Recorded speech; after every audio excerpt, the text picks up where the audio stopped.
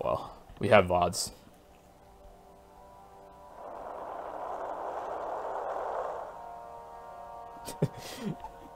Yeah, I know Charmander is overrated, but he's also got the perfect moveset for speedrunning in TND. He's gonna have access to a move that can give us a speed boost. He's gonna have access to a same type attack boost, room ranged move. Lots of ranged attacks, lots of diversity. And then the Mudkip. The other notoriously memey Pokemon has a really good move pool for this in the long run as well. So that'll serve us well. Yeah, the thing to the top. Alright, thank you, Zelnas. Probably a good thing you did that. Alright.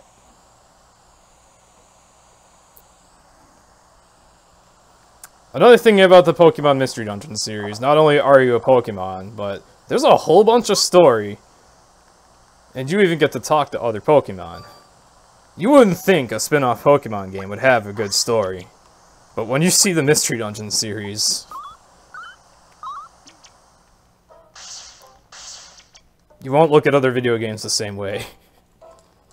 Now, the text in this one is so fast when you hold B. Like, this game gives you frame-perfect mashing, basically. You just hold B and it goes as fast as possible. And also, I've just run this game so many times, I might forget to explain the story. So forgive me in advance if I do that. There's also just a lot to talk about with game mechanics alone, which... This Mystery Dungeon game makes a lot of mechanical changes relative to previous ones. I really like that. It makes it feel a lot more polished and a lot more challenging. Right now, we've just got this Nuzleaf helping us, and he's going to be Mr. Tutorial Guy 2018.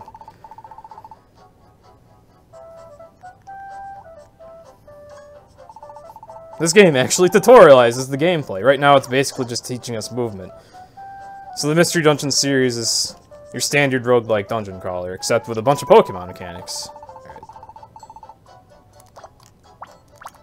I gotta adjust my settings here. Speed fast. Alright. Some attacks have range, some don't. In this game, you want to rely very heavily on range. So now we're moving way faster now that I changed the speed setting. Oran berries are way better in this game than they are in main series. They heal 100 health. And in Super, they also increase your max health temporarily.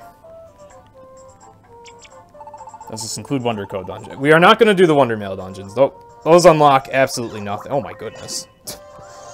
Okay, hold on.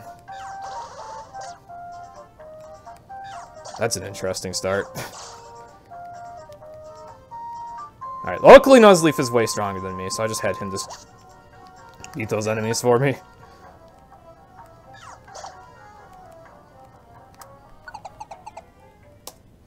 Okay. I'll probably do a safety save like once every hour.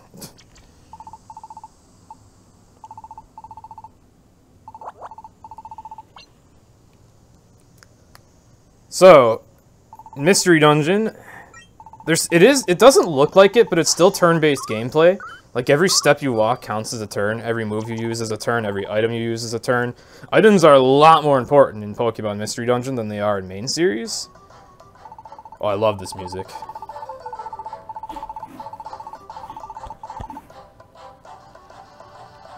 Alright. This part explains some new movement mechanics to Super specifically.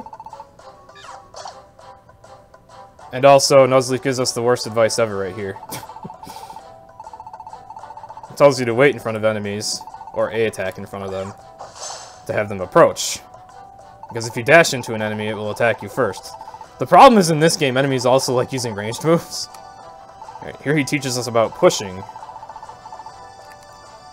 That's a new mechanic to Super, where you can actually push partners around and out of danger. So, your movement is very versatile in really tough situations. I'll be using that mechanic quite a lot. People don't like that mechanic because of how it's implemented, because it's very easy to accidentally push partners. And you do actually get hungry when you do it. There's a lot of mechanics to talk about. I haven't even talked about hunger yet. You can actually die of hunger in the Pokemon Mystery Dungeon games, believe it or not. You wouldn't think that'd be a feature in a Pokemon game, but it is. You have to eat apples to fill your belly. If you don't, you would eventually just start losing health. as you walk. Alright.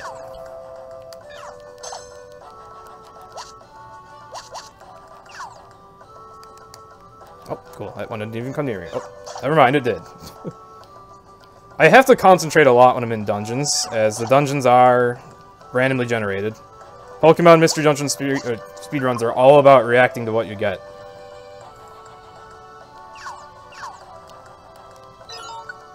There's some money. Ooh, wands.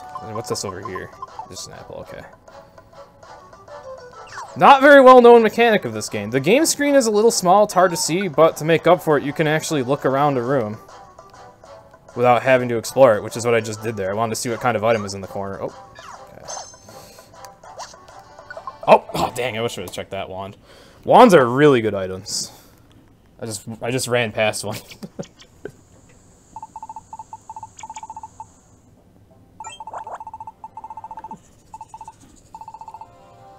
Wands are a new item to Pokemon Super Mystery Dungeon, although they are a pretty traditional item in other turn-based roguelikes, from what I've seen. They're multi-use items that let you inflict status ailments on other enemies, or in some cases, just get enemies away from you, and boy, is that not only helpful, but pretty much necessary in this game. Now Charmander's sad because he thinks the Nuzleaf is abandoning him.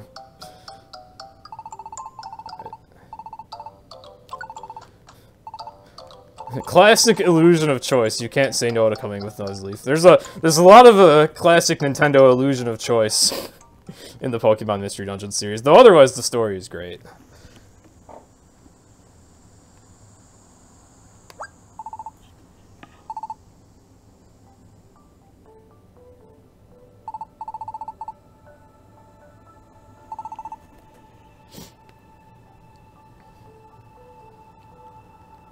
So now we'll get to see the first village. And yes, I said first village. If you've played other Pokemon Mystery Dungeon games, you might be used to there only being one village, but not in Super. Oh yeah, this game has a lot of really corny, corny puns and corny expressions. Alright.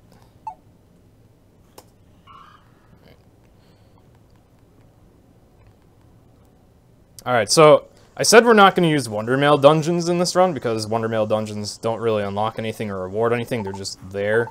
Not really a point. I am going to be using Wonder Mail codes pretty soon, though.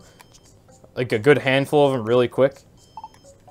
Just to make this run a lot easier, safer, and quicker. Wonder Mail codes in this game are very short. They're like promo codes that just flat out gives you items. Not really like cheat codes, just promo codes. You can use them every time you boot up a new save file, so there's no harm in it. Boy, do we need free items in this game. Especially when you want to go fast in it. This game is tough. You wouldn't expect a Pokemon game to be so tough, but this one is. And there's our partner, Mudkip. Partner in this game has quite a personality.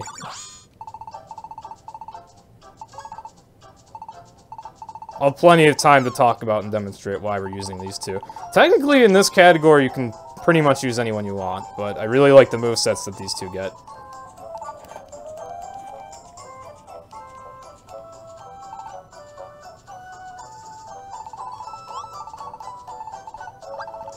So our partner here is, let's just say a bit of a troublemaker.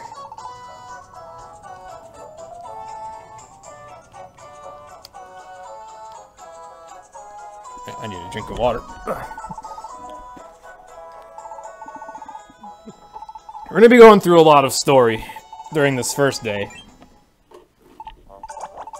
As it is, any percent for this game takes 6 hours. That's just the main story.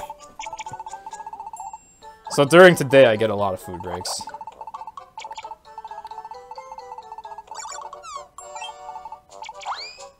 And yes, that Caracosta is Mudkip's father. He's adopted. Alright, this is probably the most boring part. Let's get this over with quickly. I'll do my best. Gonna enter a lot of codes that are gonna give me lots of really good items. Okay.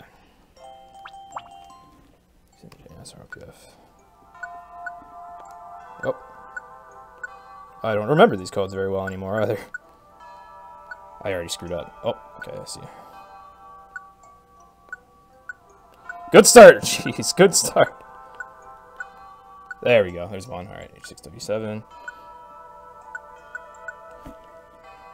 K262. I'll try to explain why these items matter over time.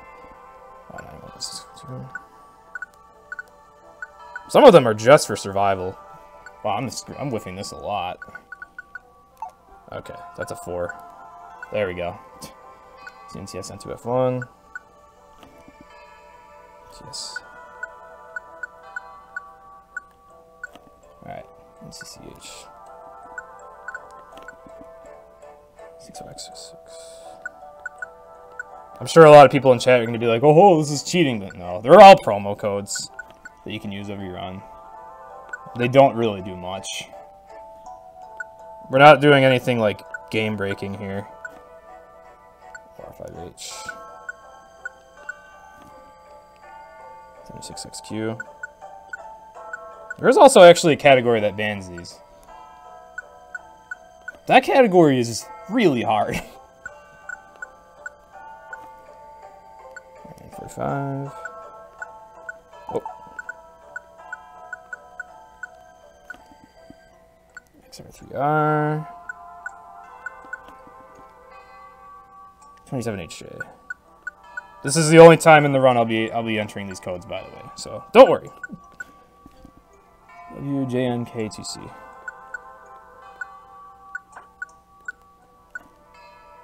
SK5P.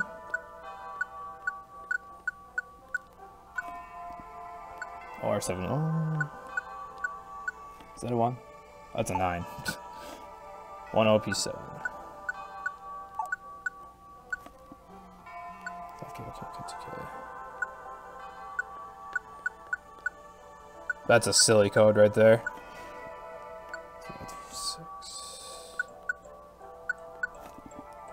446X. There are a lot of these that we enter in 100%. QXR. QXR 93P5. I'm over halfway done though, so it's okay. JNTY. 478. Jason F1T. These items are probably my most important, actually. These life seeds. CR63. And citrus berries. WCJT. 275J. Okay, OQY64. These are for run safety. 13N. 91SR. 2H5J. And there's a reason we do this so early in the run. The earlier we get this stuff, the better. Some of it we don't need immediately, it's just convenient to do it now. Alright, JR4-1. 3QS. FSHH. Oh. 6SR0. XT42. 797K. 4. 1T29. Alright, I think with that one I'm almost done. I am done. Okay. So lots of TMs, lots of buffs. Okay. So we got a bunch of apples. Whoops. And we're gonna sell them all right now. Because fresh apples are worth a lot of money. Like, a lot of money. And we need a lot of money in this run.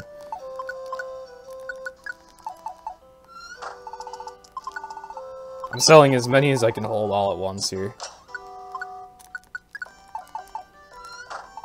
So yeah, we don't consider Wonder Mail codes cheating in the PMD series. Because they actually just make the games so much more runnable. Okay, now we have a lot of money. I'll take these revives, sure. And an elixir. Okay, now I gotta remember what I need. So, take those. Take those, take those, take those. Actually, I do not need the PP up drinks yet.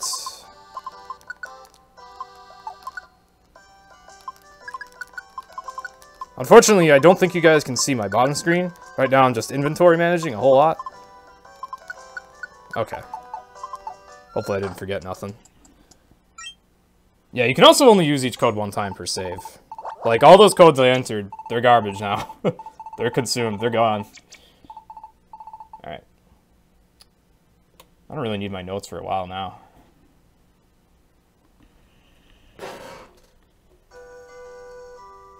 You actually do recruit Pokemon within dungeons, mind you. You just don't recruit enemies in this game. Well, plenty of time to talk about recruitment systems in PMD games. Alright, so...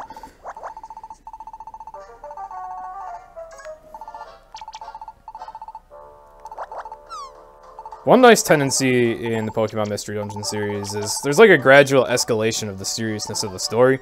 Right now, we're just going and saving a lost kid. Gumi, that is. And while I have all those buffs in my inventory right now, I'm just going to go ahead and use those.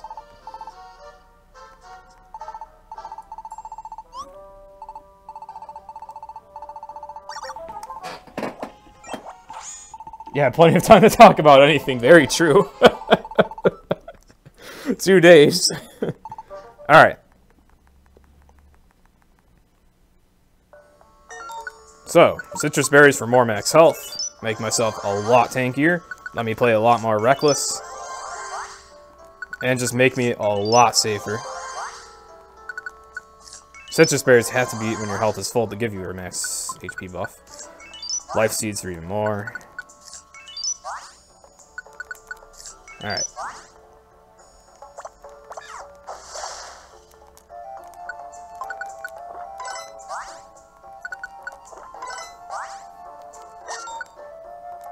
Okay, what else?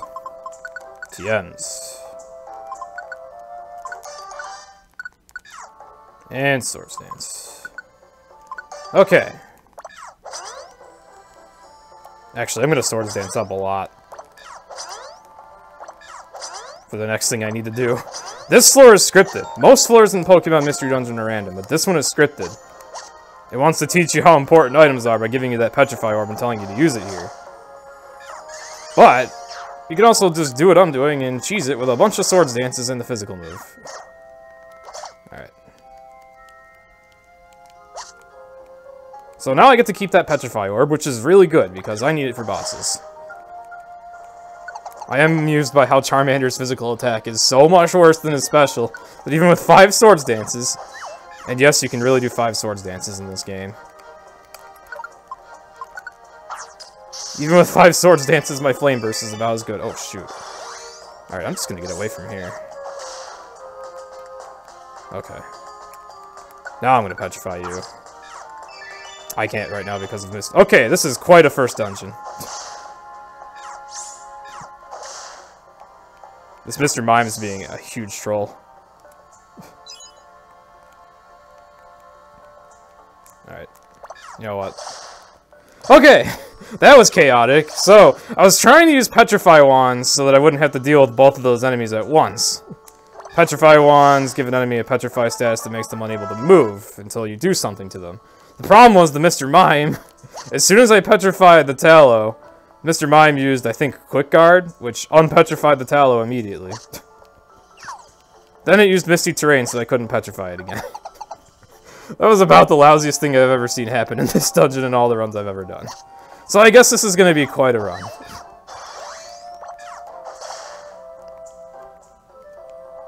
That's how chaotic and challenging this game can be, although that was especially something.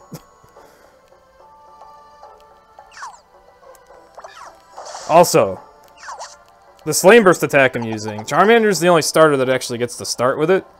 And as you can see, it's really powerful. Like, I haven't even really done anything to buff Charmander's special attack. He's just that strong outright. Alright, I'm gonna petrify you before you cause trouble again.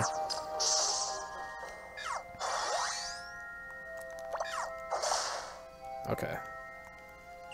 Oh. There we go. Whew. That was really chaotic.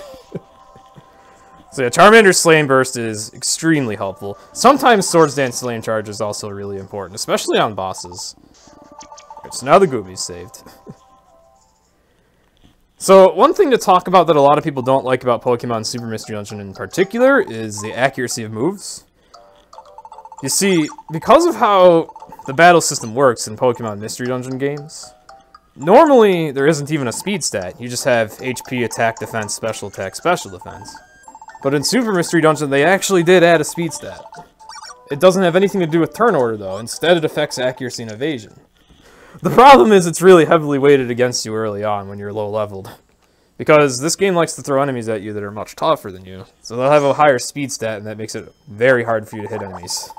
Even though Flame Burst has 95% accuracy, it's probably going to miss like a third of the time. At least in the beginning. The good news is it's really easy to deliberately boost your speed stat once you get to a certain point. And that's exactly what I'll be doing.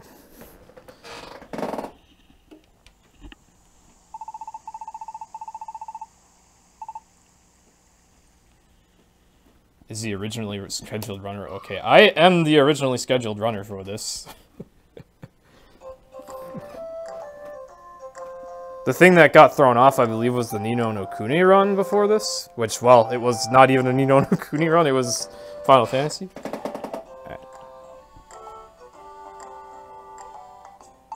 Alright, so. This game tutorializes all its new mechanics through the school, which, like, a lot of people hate.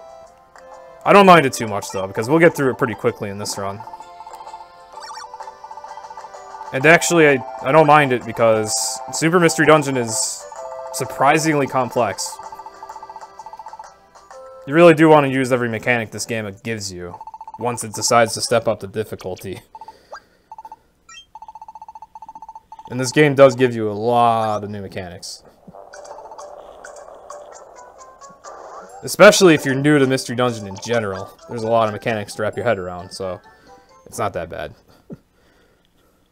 And yes, Mudkip really did just knock me out. Very good first day of school for Charmander.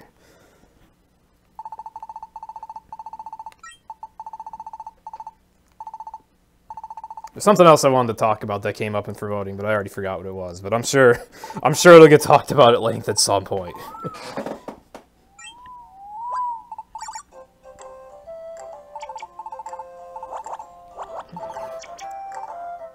So I guess they made Farfetch'd the teacher because he carries a leek, so that's like his stick. That's like his pointer. I assume.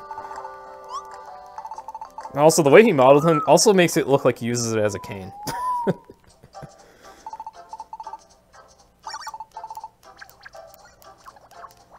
Alright, so for Voting Forest, that dungeon was basically the dungeon that says, alright, so listen up, kid. This game is hard, use items. Like, they throw that Petrify Orb at you, they throw 2 Furfrou at you that you can't tank very easily. Unless you do exactly what I just did. And then it throws lots of other items at you and lots of other obnoxious enemies to warn you, like, hey, you have to try in this game. Next dungeon, we finally get to use our partner. So then you get to experience what partner AI is like in this game. And it is both surprisingly smart and also surprisingly stupid. At the same time.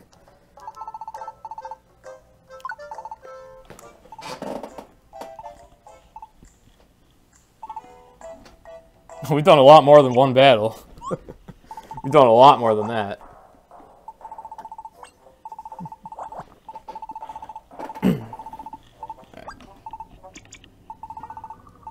And just like,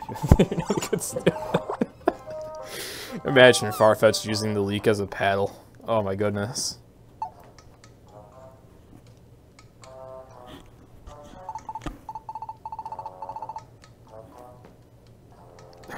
So this part, it has a pretty funny cutscene actually, but unfortunately I'm effectively going to skip a lot of it, as I'm offered the choice of going to town to prepare better for this dungeon, and just going right in. And I actually want to go to the town to check the shop for some items.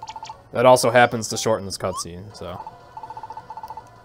But basically we're being dared to go into this coal mine that allegedly has something dangerous in it, and there's all these drillbird guarding it that are supposed to, like, not let kids in.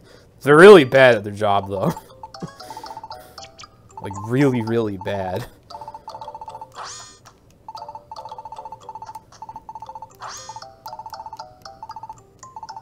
Alright.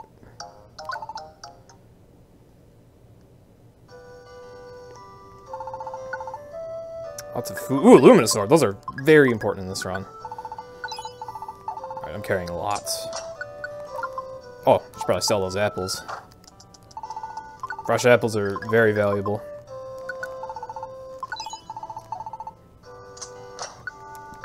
I can't remember what I wanted to use accuracy drinks on, so I'll just hold on to them for now.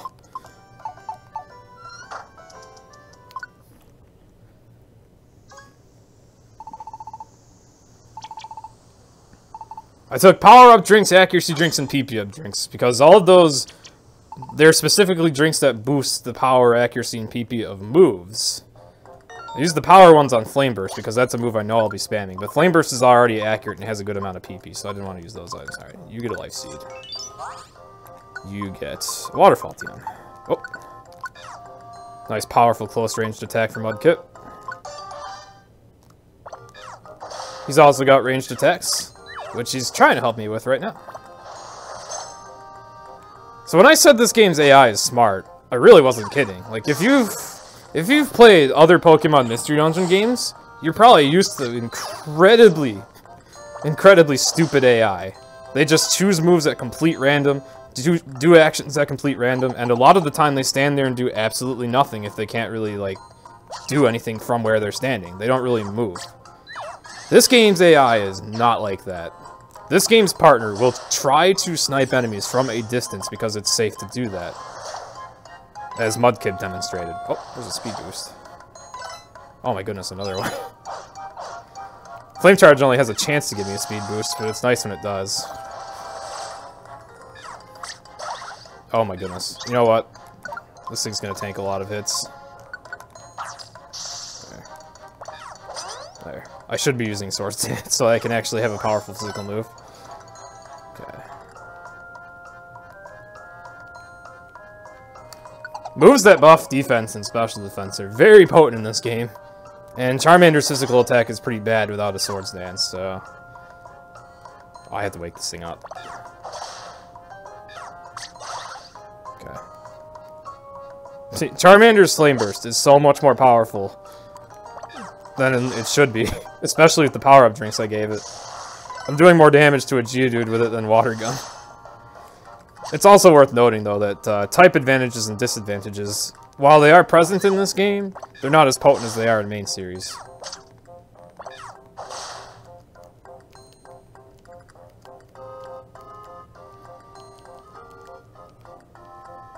Immunities exist, though. For instance, I can't hit a ground type with an electric type move. Although there are a couple exceptions to that. Oh, nice. Alright. The speedrunning miracle of PMD when you spawn your stairs. Hey there, Quill. Thank you for the good luck. Do they still spam Mud Sport and other moves? Actually, by default, status moves are disabled. You can enable them if you want. And yeah, they would probably kind of spam it, but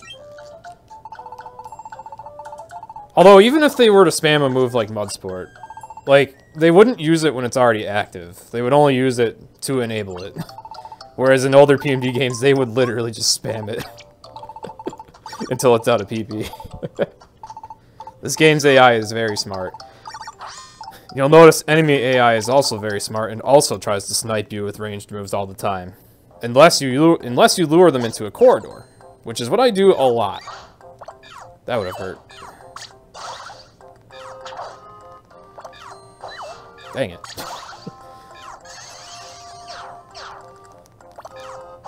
There we go.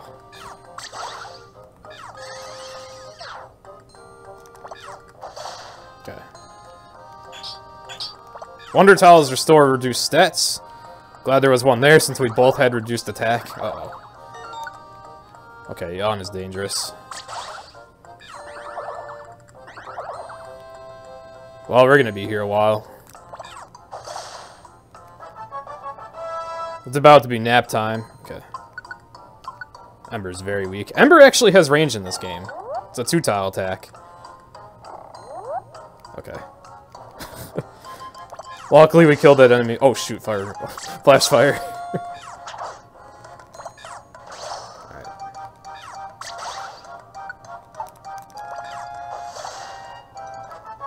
Abilities are still a thing. And that Ponyta had flash fire, so my fire move did nothing. I'm carrying too much. You know what? Just drinking elixir.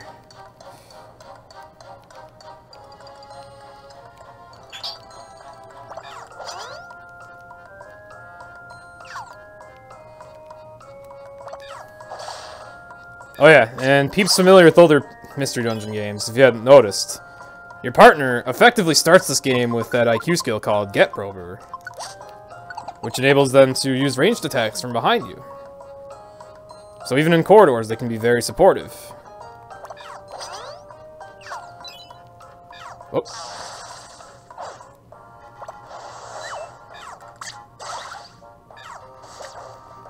Enemies can also do this, though, so you really never want to fight more than one enemy at once, ever.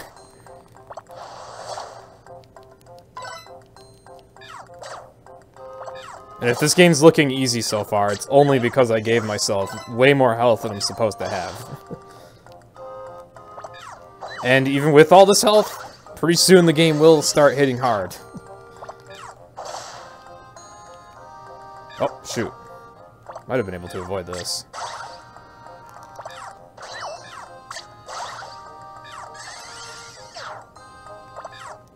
There we go. I keep forgetting I have Dragon Rage. Ooh! Right. Petrify orbs are very good to find on the ground.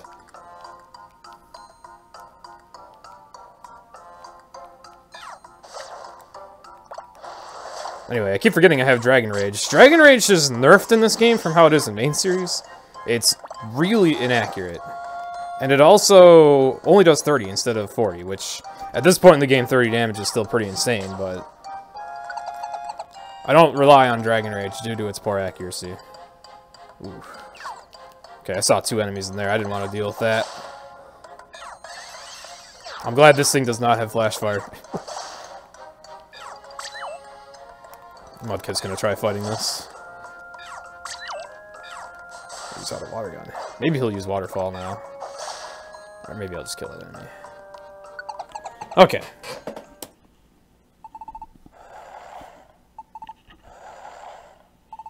Also, what was I gonna say? Oh yeah, revives are actually very common in this game. Thankfully, because this game is tough, it expects you to faint a lot. So they're much easier to come by in this game. There's tiny reviver seeds everywhere on the ground, at least in the early game. And then there's also reviver seeds in the shop. And reviver seeds are notoriously overpowered items in Pokemon Mystery Dungeon games. They heal everything. Tiny reviver seeds just heal health when you faint. Regular revives heal everything. Okay, Blast Seed. Blast Seed's also got a heck of a buff. 100 damage.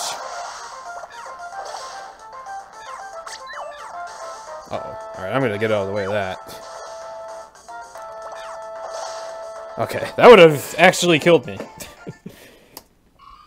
Okay. As you can see, 2-turn moves sometimes aren't that great in PMD, as you can just walk out of the way of them. Although Gabite is smart, sometimes he sand tombs you so you can't move, then he uses Dig. Then you're trapped and you're gonna take like 1,000,000 damage.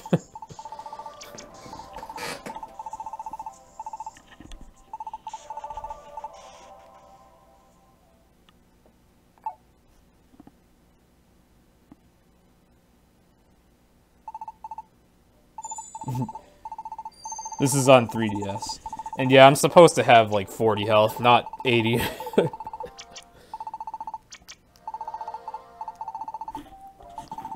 But in later dungeons, that 40 health does not cut it.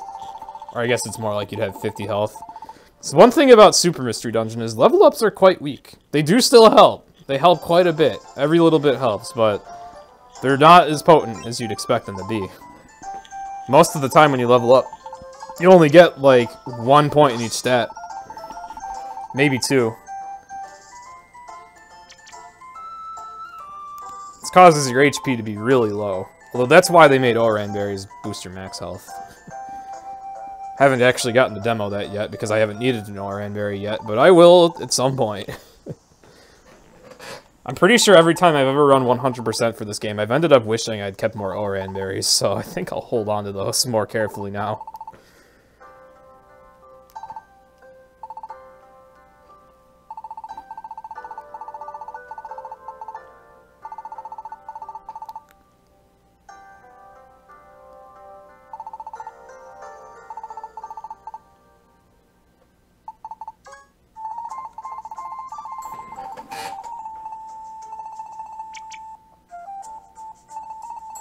Also, yeah, people in chat, can we please behave ourselves?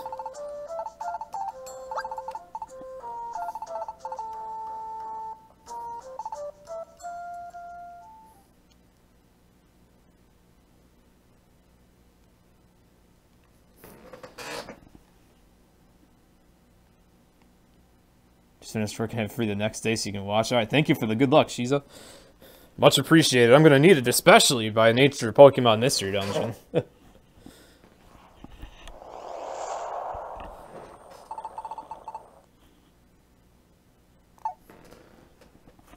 Alright. So, Drillbler Coal Mine was a dungeon designed to introduce you to how your partner works in a relatively safe environment. The enemies there can be annoying, but they're not super tough. The next dungeon is designed to introduce you to more items and more party members and also tactics. In Drillbler Coal Mine, you get your partner, but you don't really have the power to tell him to do much besides disabling certain moves. You just have to work with him. Partner AI can be very aggressive in this game, actually, surprisingly. They like to attack from a distance. They also like to pick up items for you. But we're going to change that to make our Pokemon a little more... I guess we'll make their behavior a little more speedrun friendly by just making them focus on following me. At least for now. And that'll be the trend for what I do with my partner for most of the main story. Especially since Mudkip's not even all that strong right now anyway. The thing about using Charmander and Mudkip is while Charmander starts out pretty powerful, Mudkip really doesn't.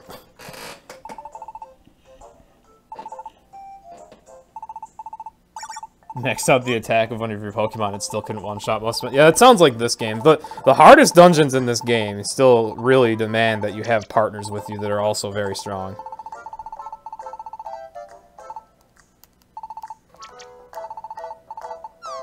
That said, don't worry.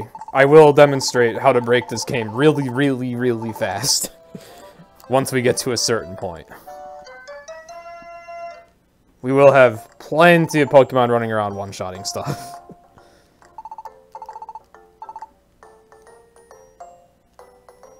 Like, one thing people say about Super is that the post-game is really hard, but it actually doesn't have to be. Alright. We'll get there when we get there. Alright, so the school actually gives you items for this dungeon, which is real nice. The only problem is they don't give you a very good variety of wands.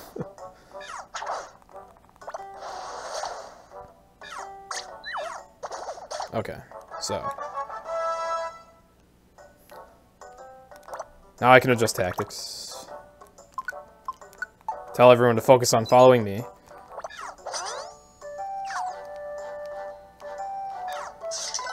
Okay. Just gonna ignore that guy. Safe to ignore enemies when you see stairs nearby, sometimes. Ooh, I don't like what I see in here.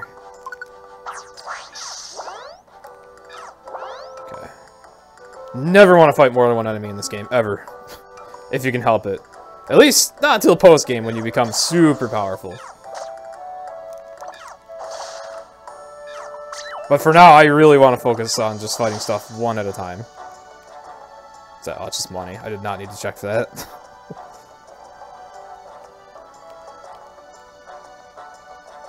Okay, that enemy luckily did not see me. Oftentimes enemies just keep going straight in corridors and they can only see like one tile in front of them.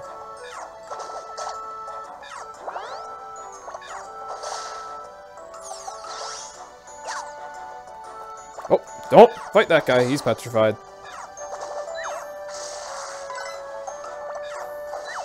Goodness, I'm getting really unlucky with stuff missing. Even given what I said about how accuracy is in this game, this is weird. Alright. More stay away wands, those are good. Stay away wand is what I waved on the, what's his name? The Tortuga? Tortuga. Stay away wand gets the enemy away from you and petrifies it so that you shouldn't have to fight it later. Very powerful wand.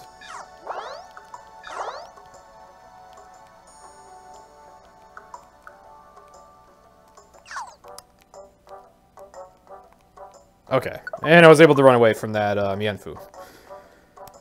Generally, when speedrunning any PMD game, you want to try to minimize how much combat you have to do by just moving well in the dungeon. So there, I just did a whole lot of running away. It can be tough to run away in this game, but then you have wands also for when you can't run. And then sometimes you just have enough brute force so you don't have to run at all.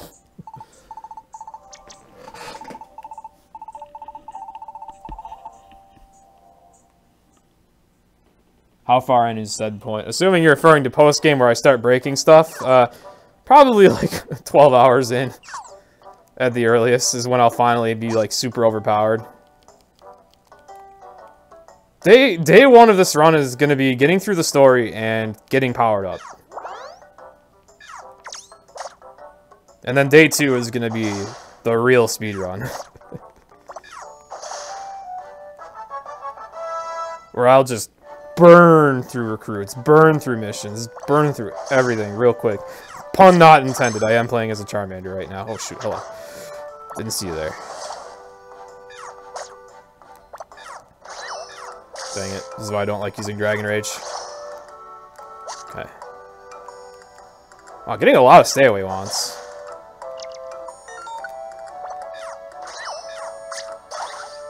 Uh-oh. Oh, I'm really glad Gumi attacked that. Okay, I'm going to use the Max Elixir, because I don't want to run around without PP for Flame Burst. That is the only Max Elixir I had on hand, as the school does only give you one, so... Okay, I'm not dealing with this. Never want to fight multiple enemies.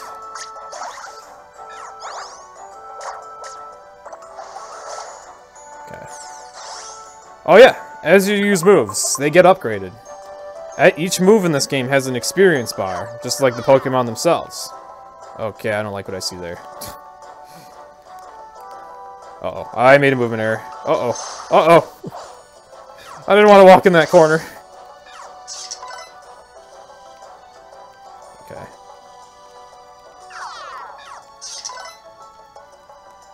Okay, we're good. I saw 2 enemies in there. I knew they were going to come after me.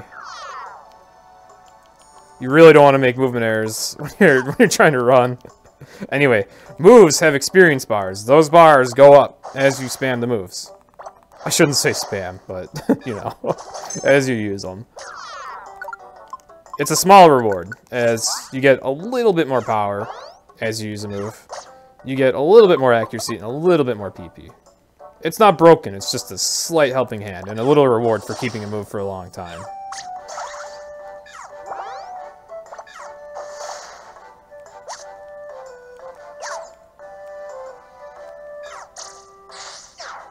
Oh shoot, that's actually really deadly. Having my special attack dropped.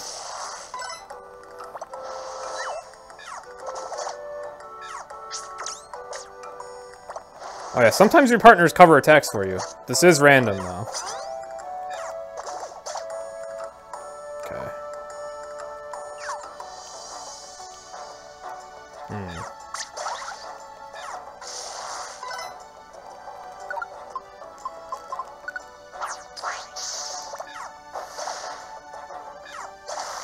Nice. Oh, had I known the stairs were in there. Okay, that wasn't too bad. Oh no, I never do this whole entire thing in one sitting. Every previous run of Super 100% I've done, I've actually always had 2 sleep breaks, although that was only because I started too late on the first day. Today I was actually able to start in the morning, and I'll be able to stop late at night, so I'll be able to do this in 2 sittings. What is my PB for gameplay timer took about 34 hours. 34 and a half hours. This run's probably going to take 35 hours on that. So, 35 hours of gameplay. I get an 8-hour sleep break about halfway through.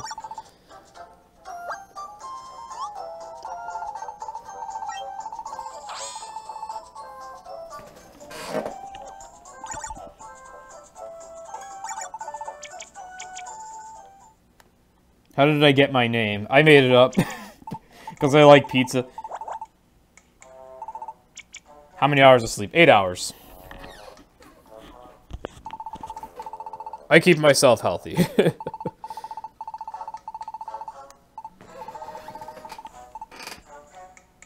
Yes, this is effectively a guaranteed RTA WR. 8 hours is as much as I need for my stamina. I will be very tired by the end of the first 17-hour period. Don't undermine what I'm doing here. It's not so easy to do it yourself. Alright, so here. We accidentally ditched Gumi at the end of the dungeon in the story, so Mudkip feels bad. Now he's asking us if we think he's annoying. And sadly, we have to say yes and make him cry. Because it's the optimal thing to do.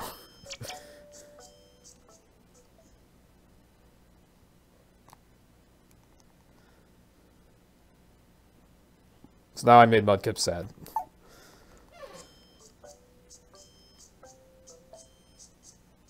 Now I have to do the next dungeon without him, but I'll get other Pokemon instead.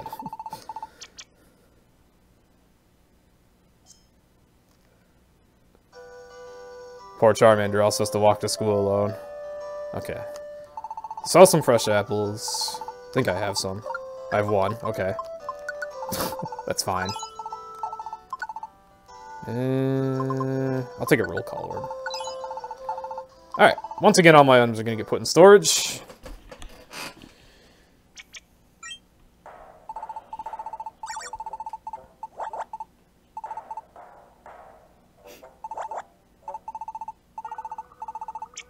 I am also going to eat a lot during this run. In fact, I meant to show it off while my camera was on during the title screen.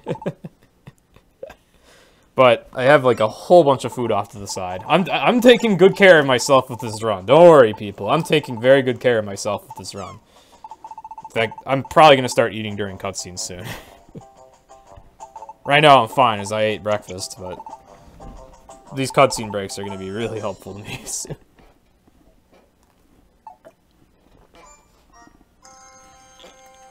Hopefully I'll be able to talk about the story too when it's got more going on. So now we're going to introduce Looplets and Emeras. Previous Pokemon Mystery Dungeon games did have equipment. They had bands, they had goggles, they had... Actually, I guess that was pretty much it. They had scarves and goggles and stuff. This game basically has that too, except they are now Looplets. The Looplets are the same but better because the Looplets also have these notches in them. Also, oh my god, I love that portrait of Mudkips. I forgot how adorable his portraits are. And all portraits are in this game. But anyway, Emeras. So your gear is called Looplets. They have these slots in them for you to put stones called Emeras. And the Emeras give you temporary power-ups that last through the rest of the dungeon. There's a very wide variety of them, and it's generally random what you get. Although the first floor of this next dungeon is scripted.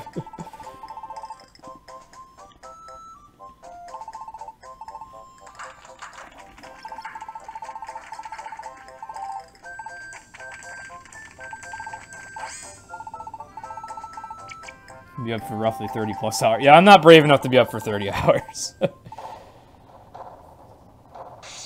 And this is still like a 35-hour run, so it still wouldn't be enough.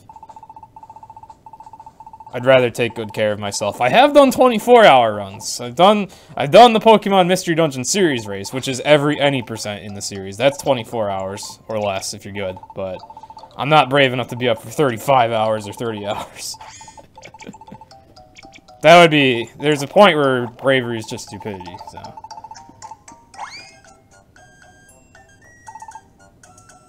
Alright.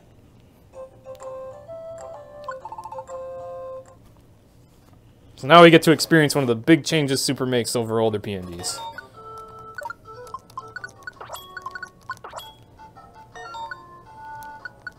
There's a Power Boost X Emerald, which just simply boosts your attack and special attack. And a Power Boost Y, which does the same thing, but when you have both X and Y equipped, you also get an accuracy boost. So now Charmander's Flame Burst is going to be very potent for this dungeon. We also have Esper with us, who is very strong with her Side Beam attack. I'll give you a Super Crit. There's a wide variety of emeralds.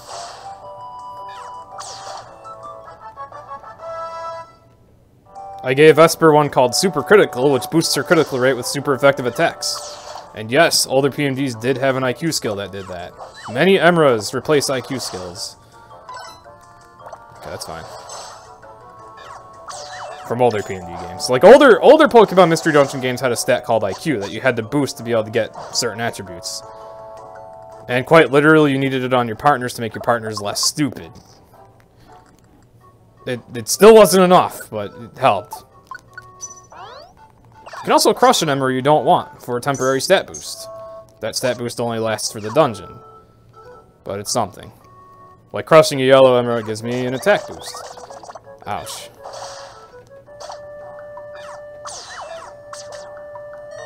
Wow, I'm actually getting beat up here. Okay. Come back. It's fine, though. I'll take advantage of Blaze. Don't get to take advantage of it for long, though, because your health regenerates as you walk. Interestingly, in Super Mystery Dungeon, the higher your max HP is, the slower it regenerates. It's the opposite in older games. But in this game, you will actually have a drawback for having a ton of health. Luckily, it still regenerates plenty quickly at 80. And you do still need to use healing items all the time because of how dangerous combat itself can be. So don't think that that takes away the need to heal. It's more so it gives you a risk reward. Do you want to run around and try to regenerate the HP, or do you just want to heal up immediately? Even more risk reward when you have Blaze on a starter Pokemon. What's this? Power Boost Y. I'll give that to you.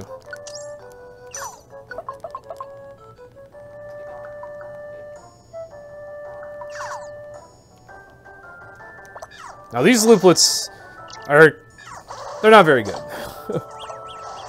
They only have 3 slots for emeralds on them, which isn't much, and also these Looplets don't do anything on their own. You can get Looplets with passive effects though, such as an attack Looplet to boost your attack, defense Looplet to boost your defense, stuff like that. And lots of other really cool special effects. Like, basically, whoops. Anything that was something equipment could do in older PMGs can also be found somewhere in this game. Right, I need an elixir.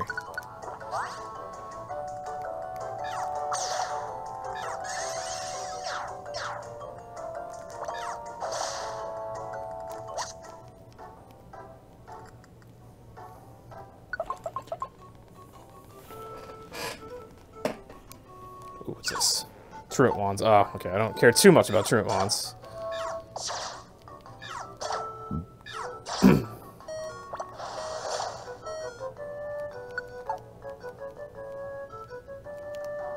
In this game, when your bag is full, when you step over an item, the game prompts you to swap it with another item in your bag. Pretty much instantly. So that's what's going on with the menu randomly opening. That doesn't matter. Don't really need any defensive emeralds in this dungeon. Okay. Don't want double speed. Oh yeah, I talked about how the speed stat exists in this game and how it affects accuracy and evasion. There's also a stat called travel speed. Moves, like Pokemon moves that tend to boost speed in main series games, boost travel speed instead in this game, rather than accuracy and evasion. Travel speed allows you to move more than 1 tile per turn. And in some cases also enables you to get extra turns when abused. Which I will be demonstrating at some point during bosses. Like, whenever the party leader gets a speed boost from a move, they get an additional turn after that. I think that's a glitch, because it's really... You're only supposed to be able to move more tiles when you have moves like that active. Actually, I'll swap this out. Okay.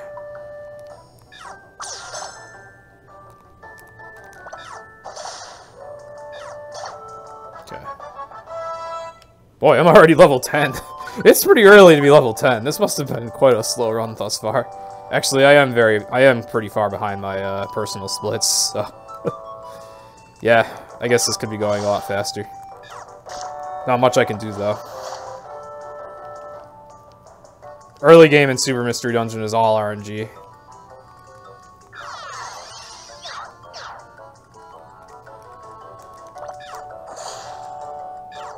They will quickly become very skill-based, though.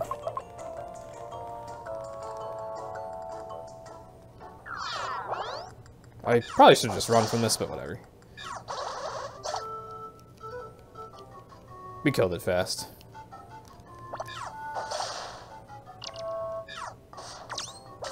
Ugh.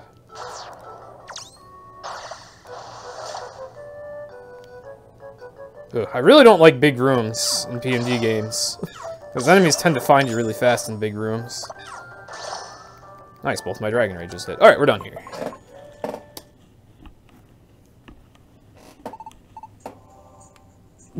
So, I'll be okay. There have been longer runs, at least longer sessions in really, really longathon. It's just that this is the only run that needed to be broken into 2 parts as far as I know. I could be wrong. I've done this run before, and I've done 24-hour sessions before, so I'll be okay. We're already almost done with the first hour.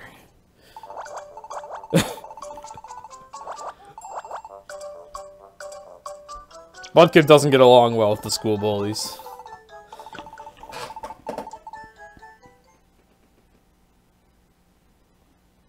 Now today's a 17-hour session.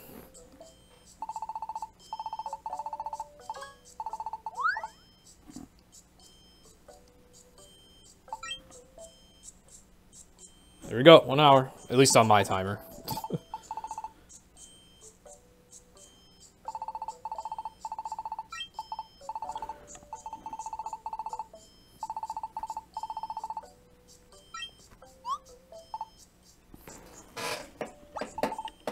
Yeah, there was Final Fantasy 12, and then I also saw the Super Mario 602 star. That's a run that sounds brutal. That run is all execution the entire time. At least I get breaks for cutscenes early on. Although once I'm done with this main story, which will probably be around the 9-hour mark, yes, it really will take that long. There won't be many more cutscenes. Oh yeah, also there will actually be a credits roll at that point.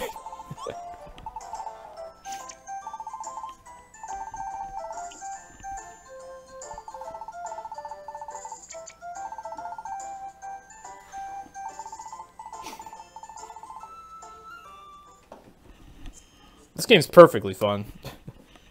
I love Super Mystery Dungeon.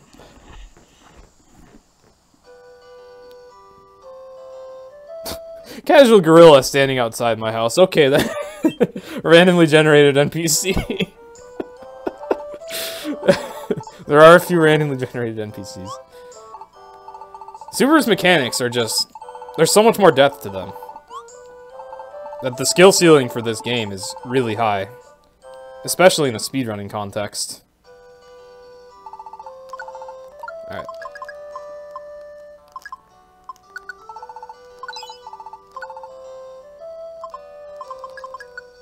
Definitely want to stock up on elixirs and revives. Alright.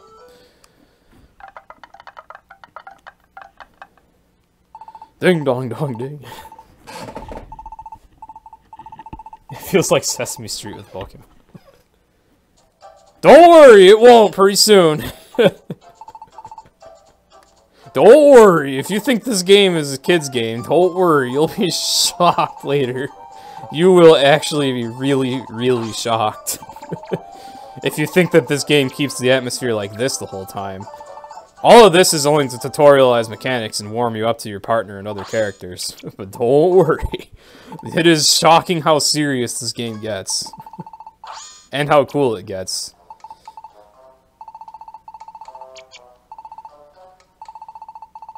It's the plot always starts out very simple, but oh man, it doesn't stay that way. Let me tell you.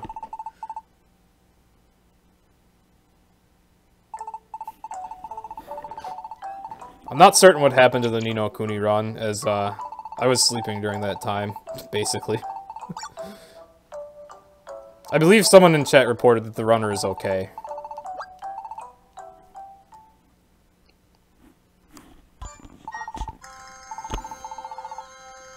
Alright, so now we get introduced to alliances. Older Pokemon Mystery Dungeon games had linked moves, where you could actually, like, literally attach moves to each other and make combos out of them. Like, you could attach Flame Charge and Tackle, and then you'd always use those two moves at once in one turn. This game doesn't have that mechanic, probably because it's really broken, but instead we get alliances, which are a lot more tactical, and still, like, very useful if you know everything you can do with them. So this is the demonstration.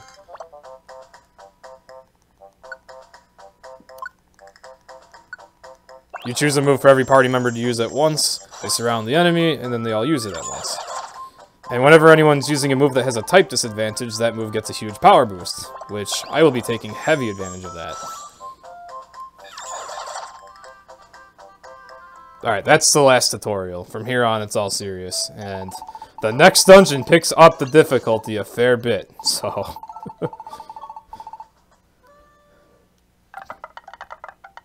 The story will still be pretty chill, but the next dungeon is where the game's like, alright, I've shown you everything, now use it!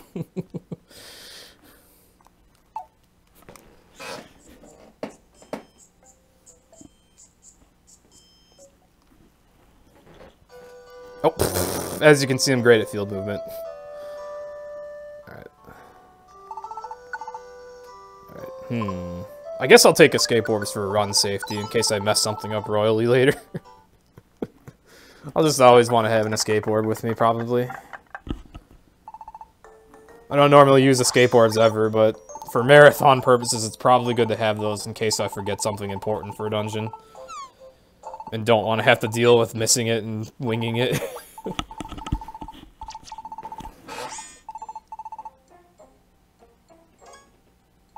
Yes, the last tutorial is beating up the vice principal. Yes. It's great.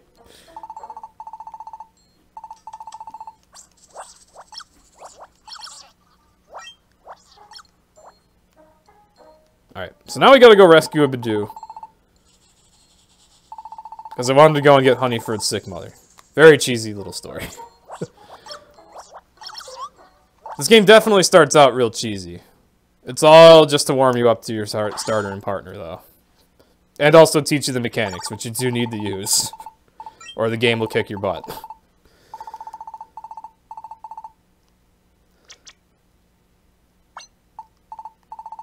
Alright, so we're ditching school to go save the Bidoof.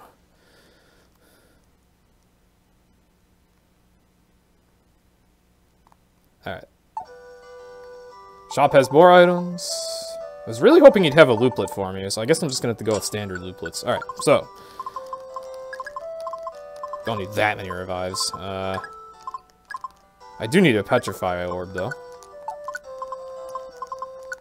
For a boss strat. And, ooh, I'd like it if I had Blast Seeds, but I don't appear to have any. Were there any in the shop and I just didn't see them, or no? Nope, no Blast Seeds. Alrighty then. Probably had a chance to grab one, but forgot how important they are.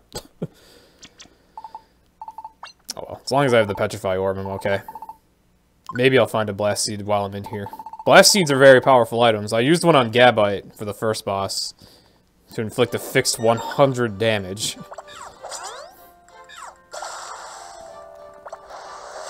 Alright, so this is the first dungeon where you get to utilize alliances.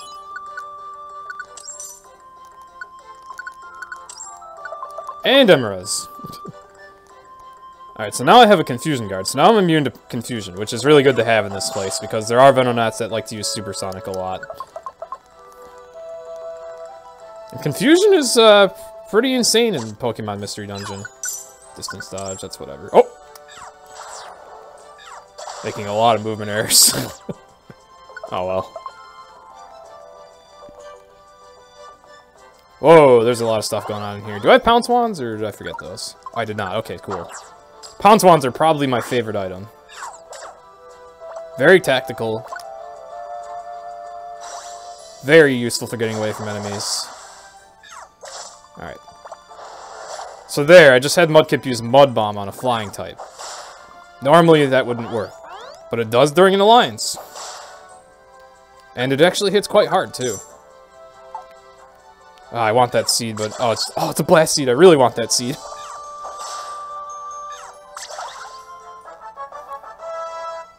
Alright, there we go. We found a blast seed. Okay. That was worth the time it took, absolutely.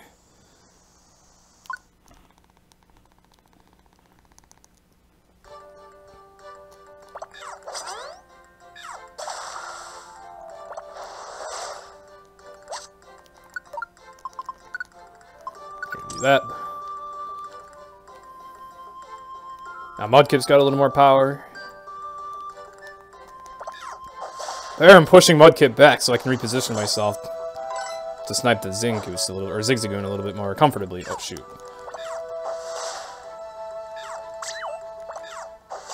Okay.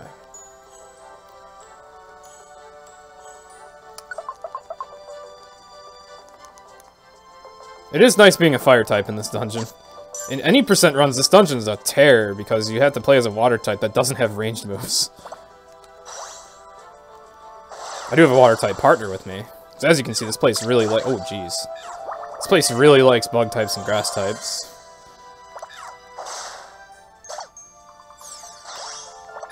Flame Burst has a nice side effect, where it also damages everything around it a little bit. Sometimes that side effect is actually a bad thing, as you'll wake up a sleeping enemy or something, but most of the time it's beneficial. Okay.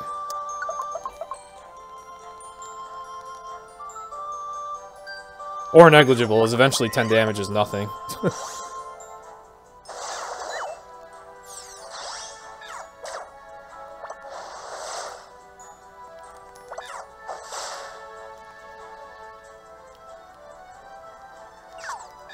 I really like to use alliances so that Mudkip can do more damage to enemies that he normally has a type disadvantage against. Like, his Mud Bomb does a lot more damage to a grass type during an alliance than his Water Gun would outside of an alliance. Oh, it's a Chesto Berry. I don't care about that. Alright, that thing won't wake up. It's so strong. Still want to stay away from it because I'm scared of it, but it won't wake up.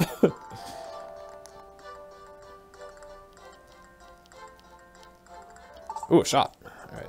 Band Seed, Raspberry, Energy Seed, Roll Call, or... Oh, and there's a Looplet here. Alright, you know what? Let me shop in peace, man. Alright. Oh, it's a cover Looplet. I don't really care about that. I would like... Energy Seed, though. Oh, I didn't want to do that. Whoops. This is really awkward now. Okay, that thing's dead.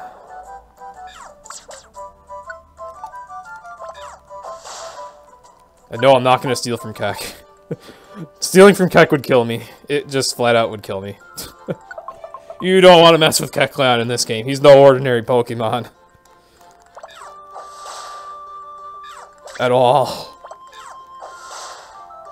Now, there you can see an enemy sniping me back. Trying to use Vine Whip.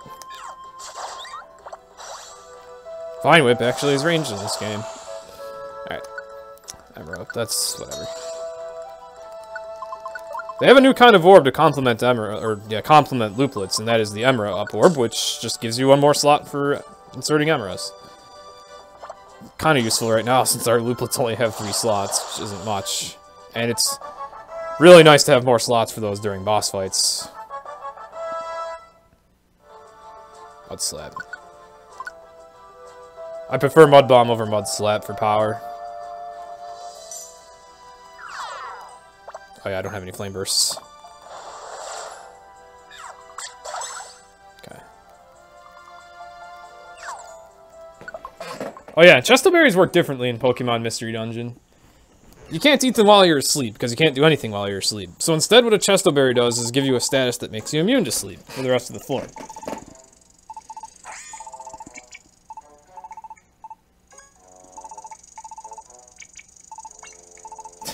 Anyone have a speedrun commentator or narrator in their life? Sometimes I have that, sometimes. Especially since Pokemon Mystery Dungeon really challenges efficiency, since you have to make up strats on the fly all the time for getting through battles. That said, this battle I know I have a strat. Petrify Orb. Now the Beedrills will recover from that very fast, as bosses in this game do heal status ailments pretty quickly. They can even heal the Petrify status, which normally can't be healed on your own. Oh boy. The Combi, however, and as a general rule, as a general rule, boss cohorts cannot heal status ailments on their own. And you know what? I'm going to take advantage of this Blaze. That was actually really nice. That actually worked out really well that I ended up at red health there. And yes, orbs work in boss fights in this game. The trade-off is that bosses heal status ailments very fast when you do inflict them. But enemy cohorts, or boss cohorts, can still be affected like pretty strongly by things like a Petrify Orb. So I was able to stabilize that fight. You don't want to have to fight all 5 of those bees at once, it's awful. Especially since the Combi spams Sweet Scent. And that is a slow animation. So now the Badoo's safe and we get a whole bunch of rewards. In PND tradition. And this Roselia gives us such good items.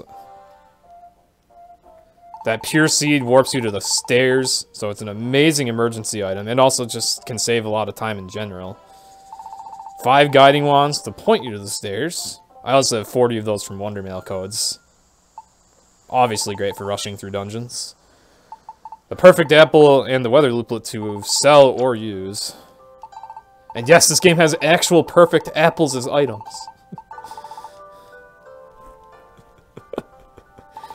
They were just like a joke thing in PMD2, but in this game they're a real item. And also now we're finally friends with Mudkip. We're actually Mudkip's first friend. And he gives us these scarves to commemorate it. And they actually put the scarves on.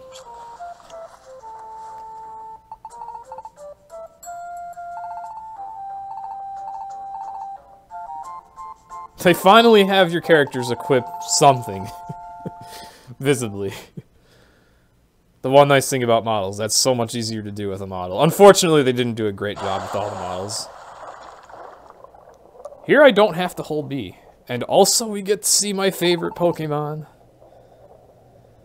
Good old Lantern. I have a lot of stories to tell about the Pokemon Mystery Dungeon community. We have a lot of silly nicknames for Pokemon.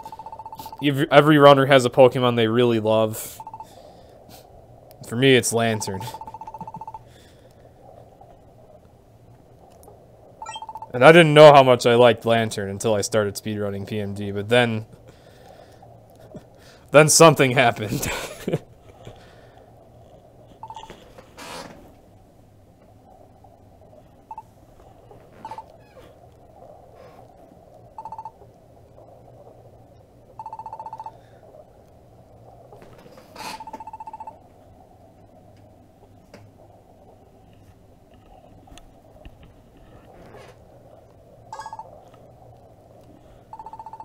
I need to get a sip of water.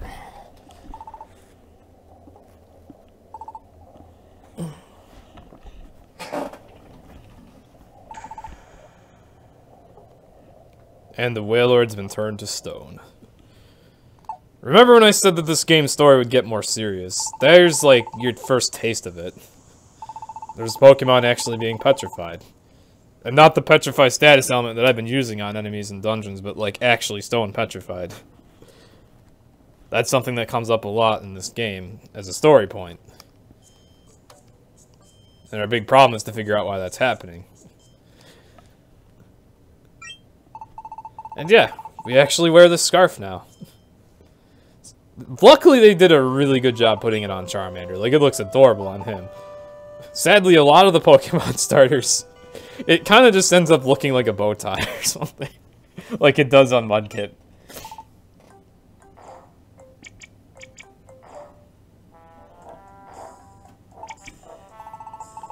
And now we get to meet the seemingly drunk Ampharos with the worst sense of direction in the world, besides my own. He calls himself the Dashing Wanderer because he actually can't find anything, so he just wanders and wanders and wanders and wanders. And that's how he became a great explorer. He just kept wandering.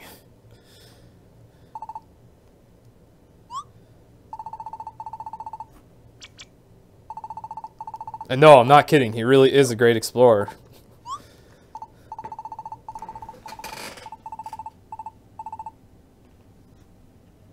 Okay.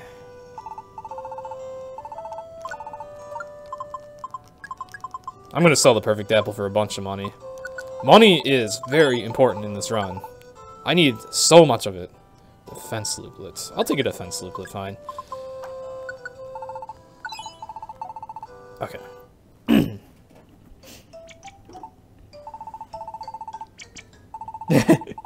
He's not. I guess he doesn't mean running dashing. He means looks dashing. Also, I wanted to point it out. That Kecleon in the background during this cutscene is so funny. He actually stares down your main characters like, oh no, I don't want to have to be the one that busts them for ditching school. And he's just like, he just turns back and he's like, thank God when they do start heading in.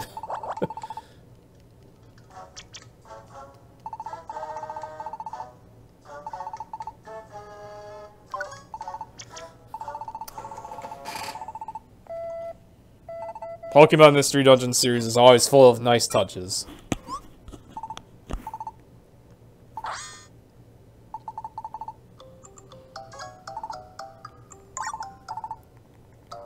Alright. So here Esper's using telepathy so we can just dash into the school without getting screamed at by, you know, derphead vice principal guy here that we beat up earlier.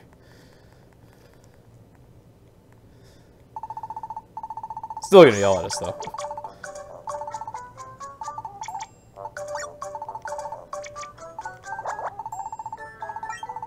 Now, as a way of finally getting you out of the school cutscenes, the game does actually give you, like, a summer vacation. That's when we finally get to start having fun with missions. That's when the game really picks up, and that's where the 100% run deviates from any percent. Like, thus far, the game's been very linear. It's been completely linear, really. But once we get to missions, that's when the 100%ing aspect of this kicks in. As in any percent runs, I would just basically skip those, but here, I want all the EXP I can get, I want all the items and money I can get, I want all the Pokemon recruits I can get. So, soon enough, I'll be doing mission after mission after mission after mission, and it'll get very non-linear.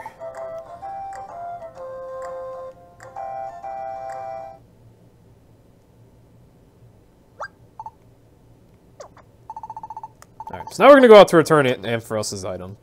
Into arguably one of the most dangerous dungeons of the story. Polyrath River is like a big difficulty spike for players. Enemies start to get a lot tankier, and there's also a couple enemies running around that can really wreck you. One of them is the notorious Heliolisk with Razor Wind, which does a lot of damage and hits everything in the room. There are attacks that hit everything in a room in Pokemon Mystery Dungeon. Oh, I want that Luminous Orb. Alright, I will deposit that. I don't need all these elixirs. Alright.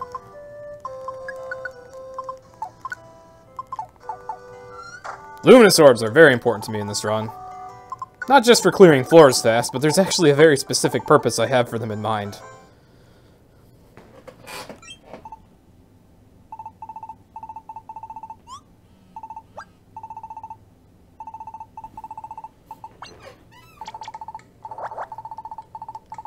Karakos is like, please don't go in there.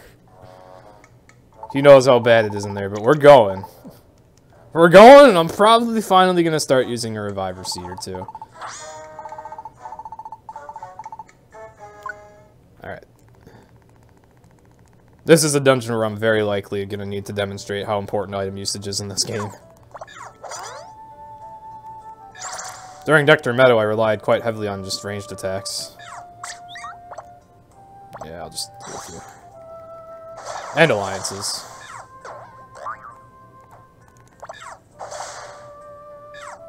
Oh, yeah, I think this thing used Water Sport, which is pretty awful for me. Okay. So that enemy took that many hits to kill. Partly due to Water Sport, but still.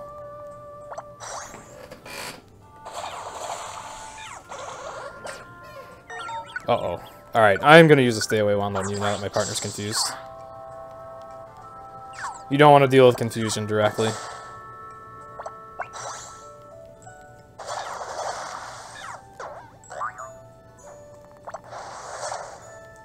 Goodness. I forgot just how weak Charmander is in this category in the beginning.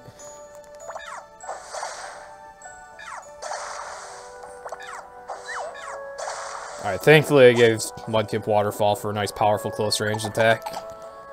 This is actually probably one of the hardest dungeons for me in this run, now that I think about it, because I don't have a lot of power yet, and I gotta deal with enemies that are really good against what I have.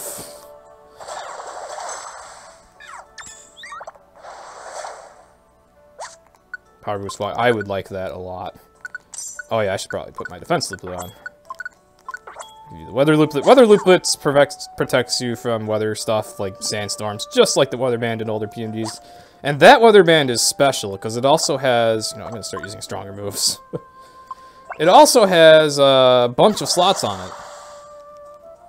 Like the icon for the looplet has an orange outline around it. That means that there's extra slots on that looplet. So that Roselia is really generous for giving us that. Uh-oh. Okay. Actually, wait. Okay. Emeralds disappear after a certain number of steps. That's what the number above them means. That's how many steps you have until they go away.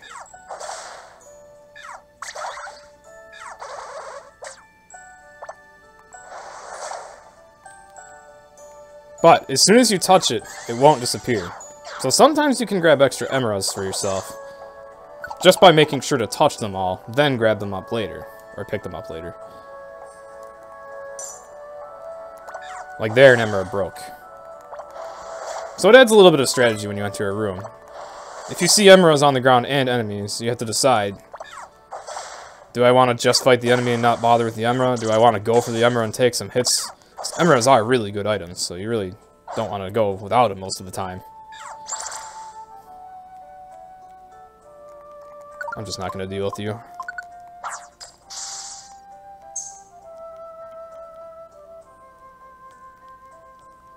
Oh. Well, I'm not getting that emerald. Didn't mean to dash in the corner, but oh well. Okay. I'm going to take an elixir for that.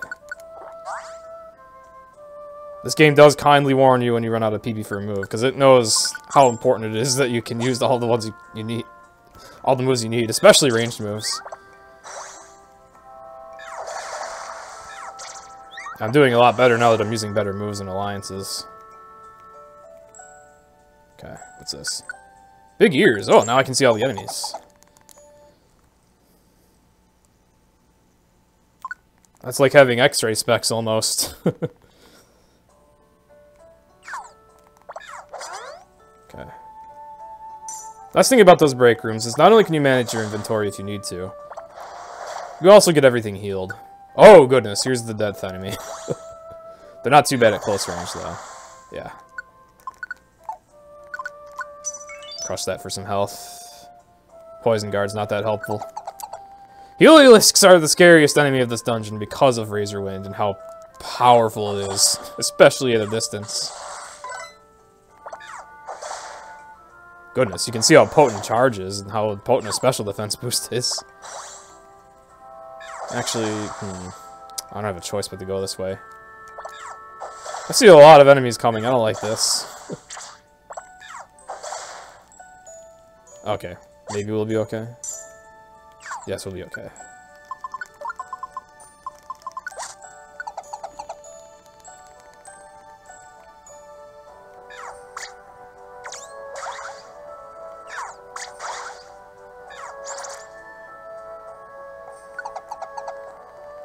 Alright, just dashing for the stairs. Oh, nice. Okay. I'll take that.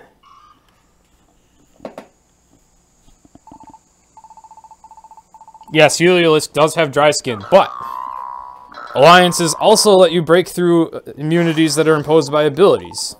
Like, normally Mudkip wouldn't be able to hit it with a water move, but during alliances you can. That's why I like to use alliances sometimes. Alright.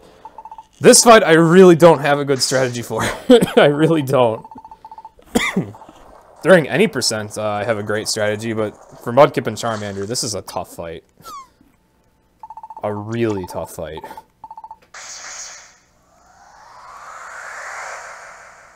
I guess get your Bless RNGs out. And that's part of the problem right there, is that Rain Dance. It will buff some of Mudkip's attacks.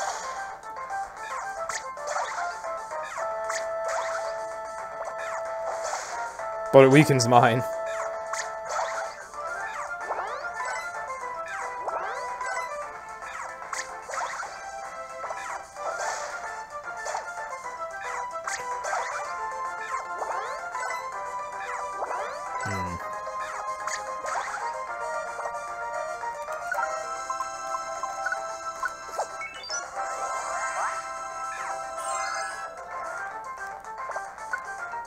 Actually, I should probably just Dragon Rage. Nice, it actually hit. So the problem with them bulking up is then my Waterfall doesn't do much damage. So actually, I'm just going to do Water Gun.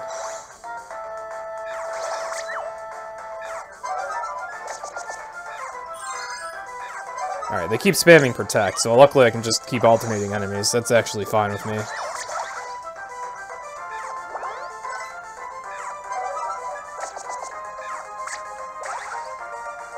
They like to use Round, too, so that it gets stronger the more of them use it at one turn.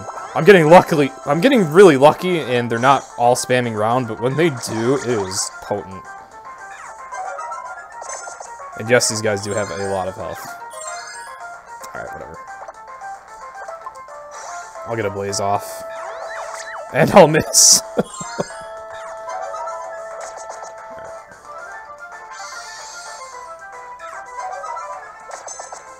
So that's what revives are for, and I do have a bunch of them. Oh yeah, the burst effect of Flame Burst just came into play there.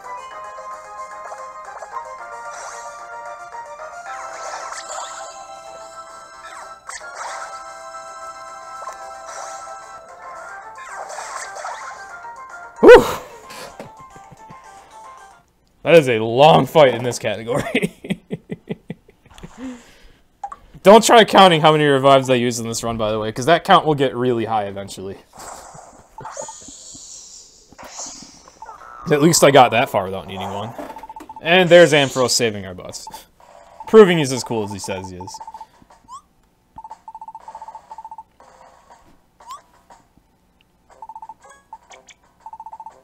And yes, there are a lot of other franchises that have had Mystery Dungeon games. Like, Mystery Dungeon as a whole has been around for a real long time, and the whole, like, it's all based off of very old roguelike games. Like, games that were made off of just text. Like, literally, the dungeons themselves were made of text characters. That's how old Mystery Dungeon is. Just lots of other franchises have been applied to it over time.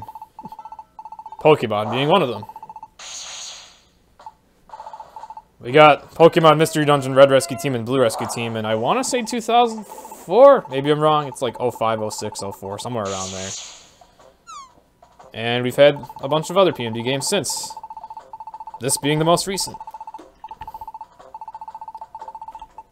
And now, with Poliwrath River done, with Ampharos giving us an Expedition badge, and the Connection Orb, which is basically this game's Facebook, and world map, we're finally equipped to start doing missions. I didn't ask for a team name, I'm just gonna go A. Where are the, it's me screaming.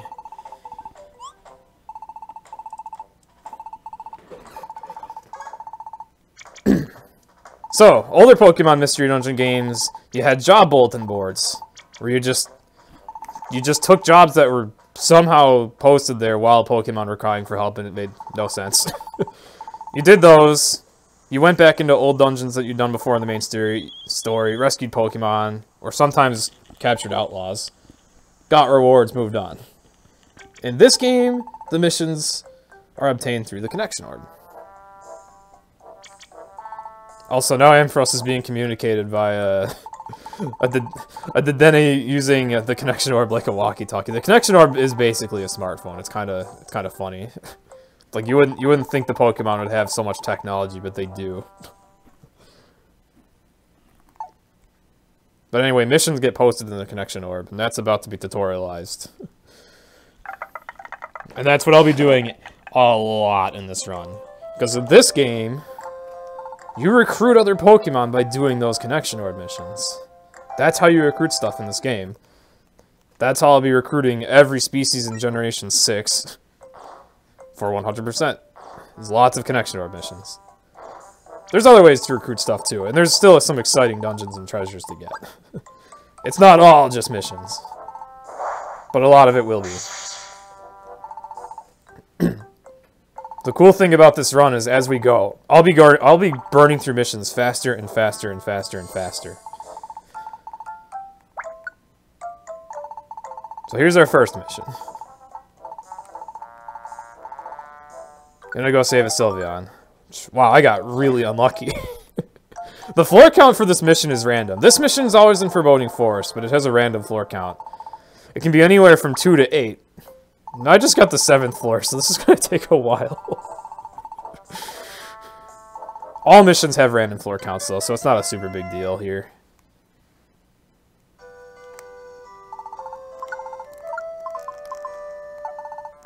They also have pretty much random locations. I'll take a quick orb.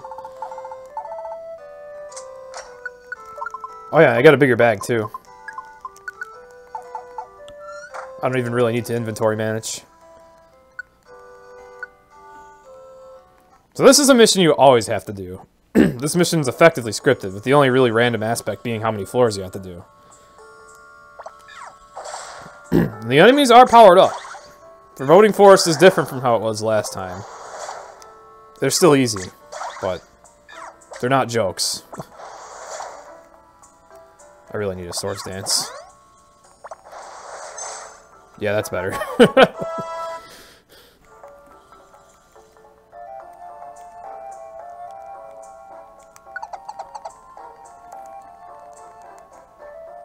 But after this mission... Oh, goodness. How about no?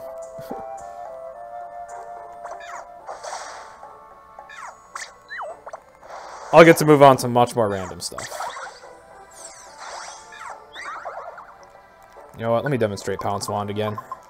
Oh, I have 17 of them. Sweet. I don't even remember picking them all up. But I'm missing a lot of other wands I like to have, so I must just be getting lots of Pounce Wands. Goodness. I love using Pounce Wands to flee from hundreds of enemies at once, even though as I speak I'm fighting like a billion enemies at once. So clearly the plan worked out perfectly.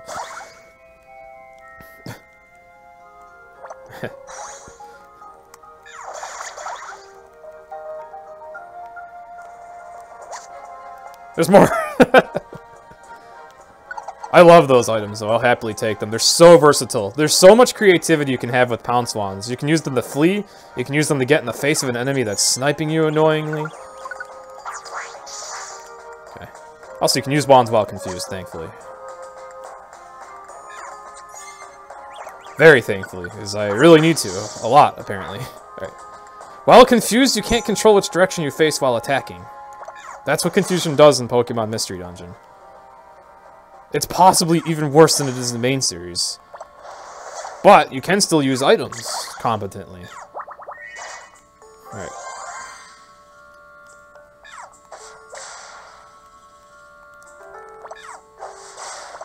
Okay.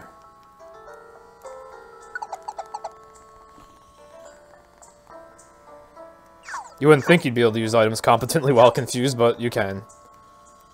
Also, in older Pokemon Mystery Dungeon games, you couldn't swap spaces with an ally while confused. Thankfully, this game fixes that, and you can. So sometimes you can just swap and have your ally do your work for you.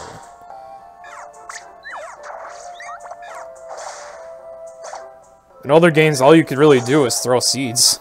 Or just die when you were confused. It was really broken.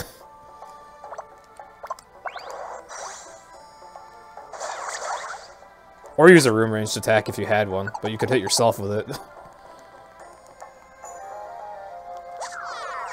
Oh, a blast seed, nice. I'm just gonna go for these stairs. I might lose a seed here. Oh, I didn't. Okay. Surprised. If I say lose a seed, I'm referring to a reviver seed, by the way. Uh-oh. I don't think I've ever run out of flame bursts here. That's something. I guess I'll take an elixir.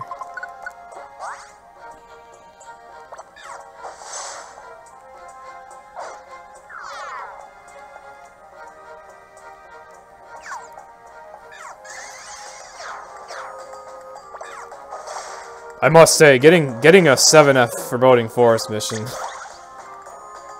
when it is still, in fact, one of the slowest missions for me to have to handle, that is some bad marathon luck, if I've ever seen it. Okay.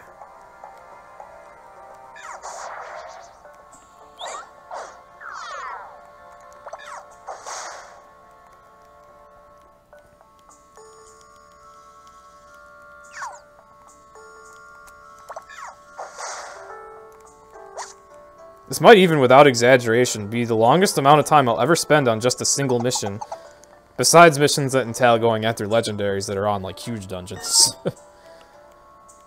Normally when I go this far into a dungeon, I'll probably be doing multiple missions at once.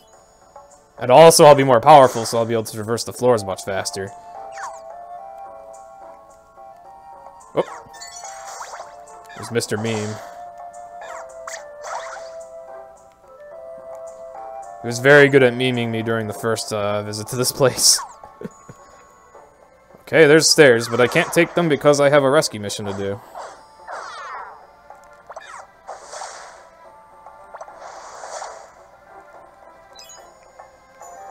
There we go.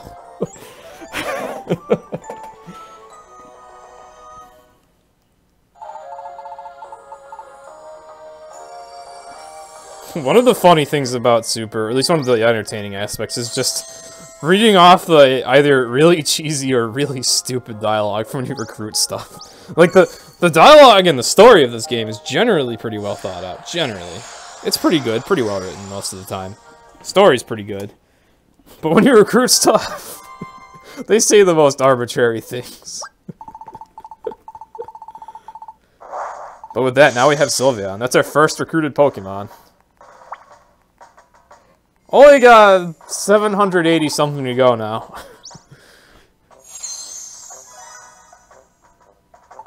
This is how you recruit in this game.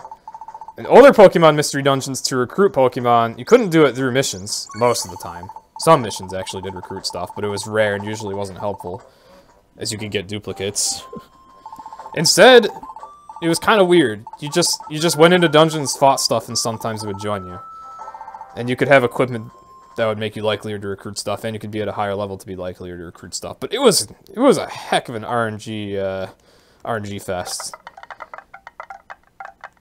In this game, they use recruitment as a way to make missions a lot more rewarding, and also it just kind of makes more sense. It's like your enemies are actually your enemies in this game.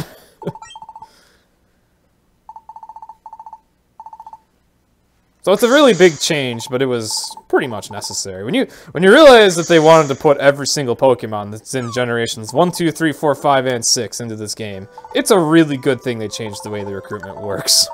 Because otherwise, this 100% run would be even longer. It's already the longest run in the really, really long-a-thon. It would be even longer. Okay. Sometimes you can recruit something just by talking to it. Like this guy.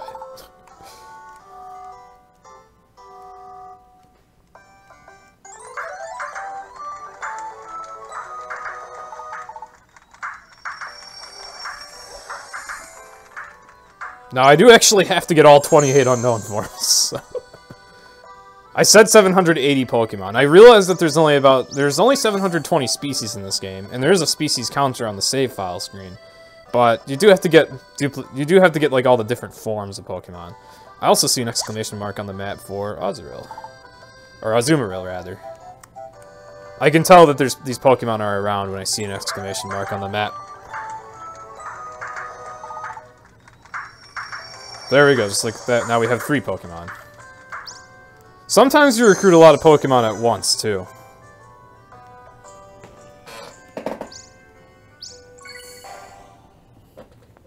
Like this. You also get a Azurill from Azumarill.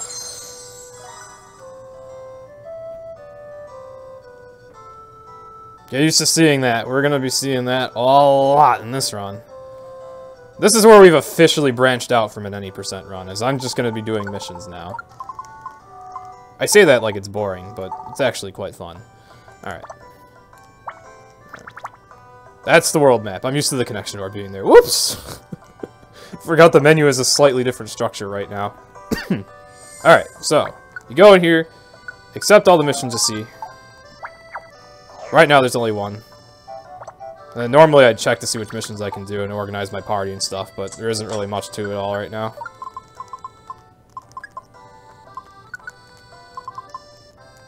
Not yet. Do I have any other wands in here? Oh, I have warp wands in here. Okay, I would appreciate having those. I like warp wands. Warp wands are like warp seeds in other P&D games. You can use them on an enemy, make them warp away, or... Actually, I guess you can't really use it on yourself. Alright. This is fine.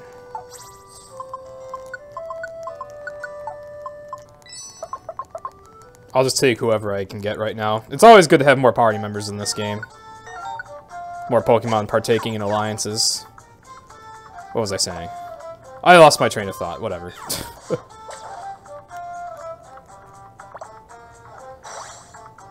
For a while, I'm just going to be using basically random Pokemon, just to have extra members with me. As you can see, the Sylveon's pretty tough, too. It pulls its weight.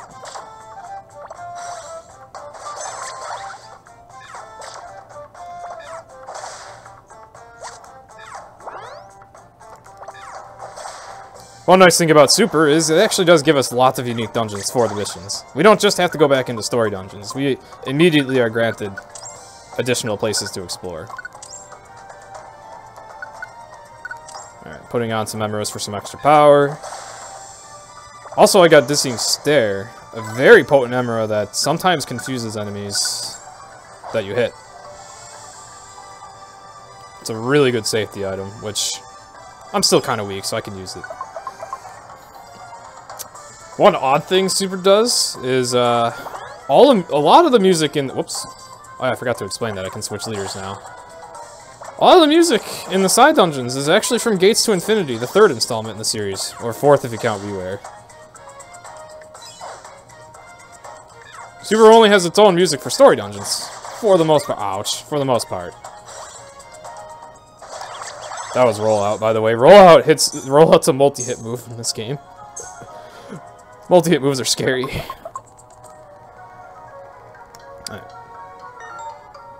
Alright, so this is where this mission ends.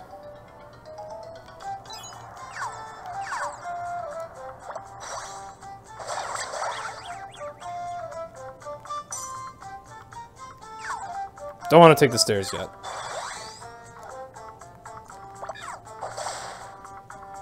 Here I'm pushing myself back into the corridor so that I know the enemy will approach me. That's something I'll do a lot. Enemies like to use ranged attacks in rooms, but not in corridors. So whenever I do that, I'm just abusing AI, really. There's Dizzying Stare, in effect. There's so much to talk about with this game.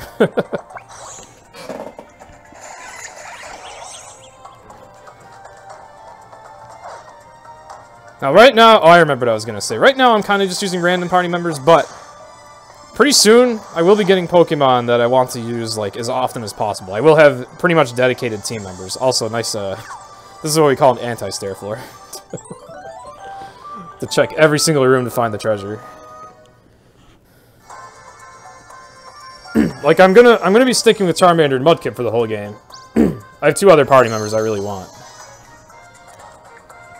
You can only take 3 Pokemon with you at a time into a dungeon, but I still have 4 mains I want to use. Alright, now we can go.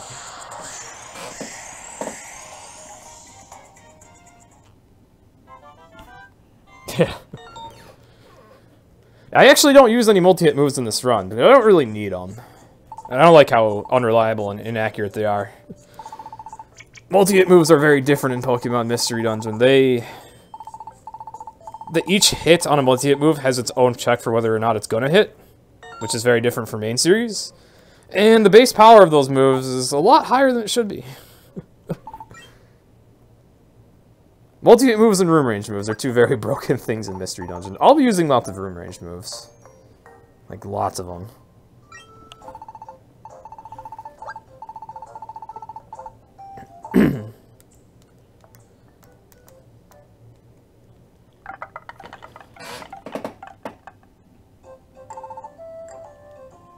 And yes, I am the only one that's actually, like...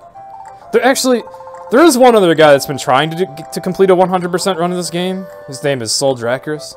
He kept having technical difficulties while trying to finish, though. He never got past the first day, sadly. But yeah, I'm basically the only one that, is that crazy and loves this game that much. Other recruitamalls have been done for other Mystery Dungeon games. There's Victini. Casually recruiting a mythical Pokemon.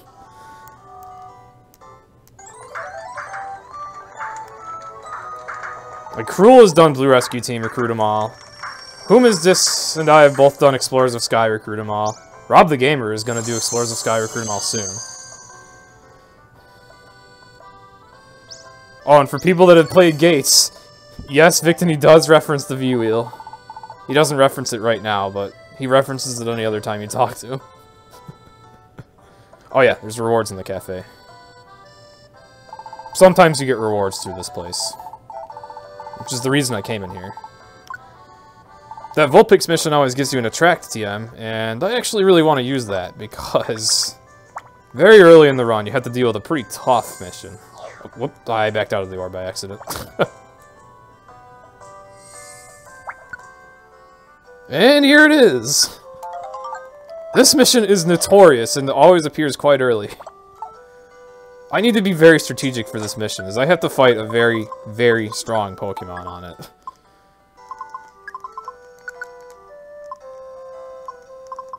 I'll take that Attract TM I just got. I have a Slumber Orb, I'll take that. I'll take some extra revives. I should be okay with what I have. Alright, and I want to adjust movesets, which we can do here. Alright, who can I take? You have Tail Whip and Fairy typing, so I think I'd like to take you. And honestly, you're probably just going to spam that. Yeah, I'll just have you spam Tail Whip. That's fine. Hopefully the Azumarill is available, it should be. This game also has an interesting quirky mechanic, where, like, you can't use the same partner Pokemon all the time. You actually have to switch them. They have lives. They actually have lives. So, like IRL, they have IRL lives. Alright. That's why I have 4 mains. Your 2 starters are available at all times for use, so they're very reliable. But if you want to use anyone else, you need to be flexible. So I have 4 mains. Because I always want to have 3 Pokemon with me. Always. It's always beneficial in this game. Partners are great in this game. I didn't want to dash that way, but whoops.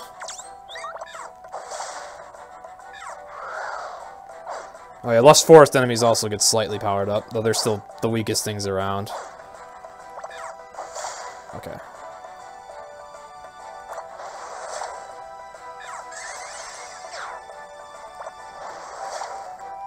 Goodness. My physical attack is so bad. Oh yeah, the Attract TM. I want to teach that to Azumarill. Okay. You know what?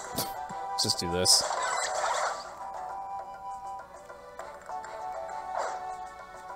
Oh, I just ditched the Axew by accident. Oh, well, he'll be okay. Axew is strong. And he didn't meet any enemies anyway.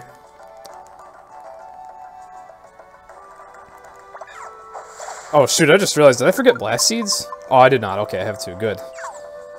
You definitely want Blast Seeds for this mission. I, without exaggeration, think I can say that the boss fight I'm about to do is probably one of the most strategic ones in the entire run.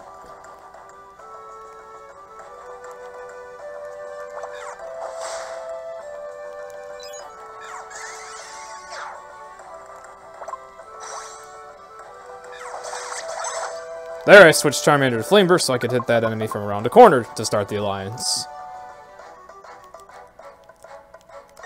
Alright, here we go. This is where the mission is. And yes, that really is the enemy we're fighting. We're fighting a Salamence. So I'm gonna use a Slumber Orb. Put him to sleep. Alright. I'm gonna Swords Dance you. Actually, I'll just have you spam Dragon Rage. That's probably best. I'll have you Mud Bomb it to reduce its accuracy. You're going to attract it.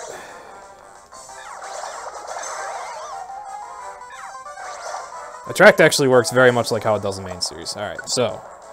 Same stuff, now we're gonna tail it. And I want that tail whip so that that dual chop can do more damage. Alright, now I'm gonna, shoot, I forgot Slumber Wands. That's kind of terrifying. Use Quick Orbs. I also didn't bring a Truant Wand. You know what? I'll just confuse you. That's probably the safest action.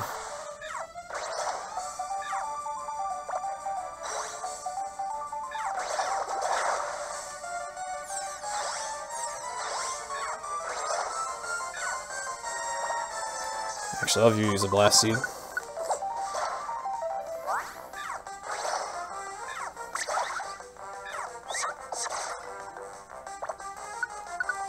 This might kill it. Oh, okay, there we go.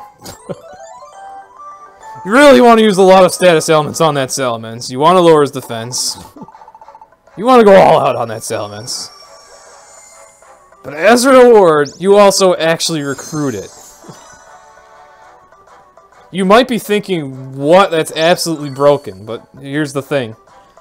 That mechanic I was talking about, where Pokemon aren't available all the time, how often they're available for your use depends on their level relative to yours.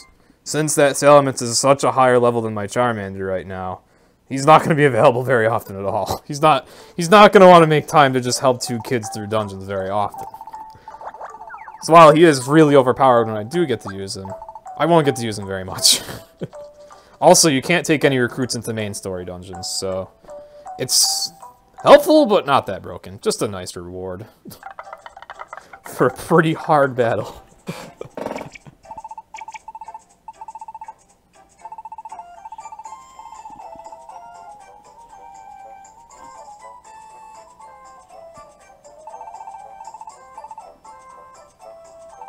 Salamence works nice. Alright. Oh yeah, let's actually do, yeah, we really do want to check the orb. I'm used to not checking the orb, but we really do want to check the orb in this category, huh? Alright. So now we finally have a choice of missions. And they're in different places, and they're both 2 floors. Alright, so they'll be really quick. Let's just see what moves the Salamence has got. Where are you? There you are. Dragon Breath. Heck yeah, that's a 4-tile attack.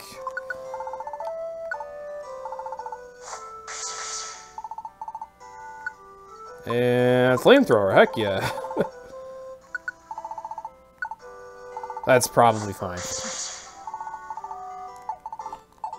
Alright. Did I pick up anything to sell in there? I did not.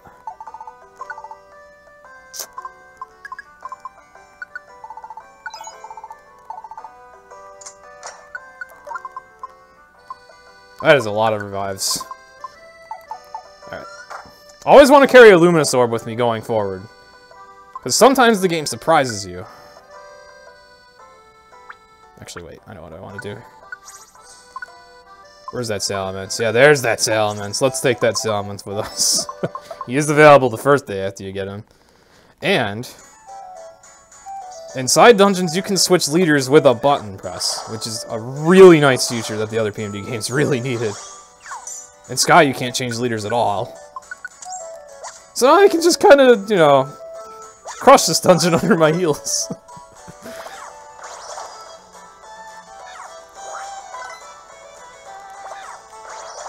This is a mere taste of power I will have later. Unfortunately, I'm only going to be doing this for 2 floors, so... Unless there's like a secret mission here. Sometimes you go into a dungeon expecting to only do 1 or 2 things, but then you end up getting extra missions. This thing double teamed. I'm not going to deal with it.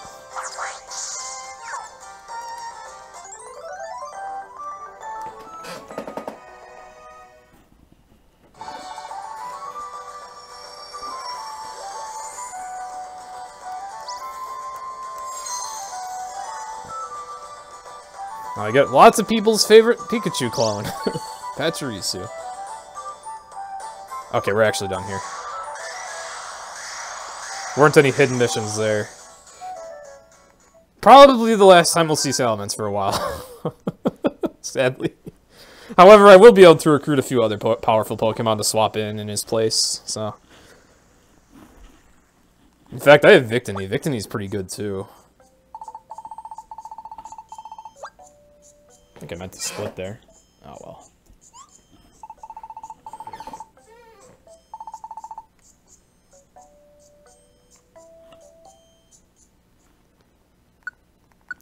Sure, we'll do a safety save.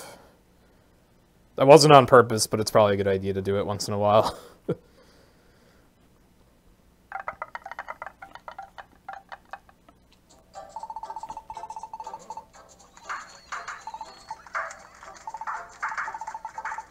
Alright, there we go. We're finally done with school cutscenes. We got some more missions, and then the story's finally going to show its serious side. Oh my goodness, I love that portrait. I love the 2D portraits in this game so much. The whole entire Pokemon Mystery Dungeon series. One of the most charming things it's got is those portraits that come up in the cutscenes. I really love how they're drawn in this game. Especially for Mudkip and Charmander, actually.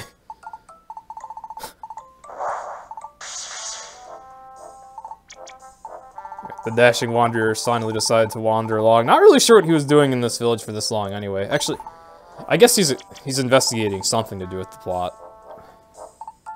Doesn't want to tell us what it is. Alright. Did I pick up any apples? I don't think I picked up anything, really. No, I didn't. Okay.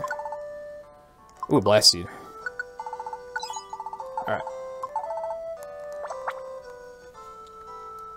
Pick up more missions. This is basically going to be a routine. Check for missions, grab them all. Then I want to check to see who's available, so I can adjust movesets accordingly. And yeah, unsurprisingly, Salamence is taking the day off.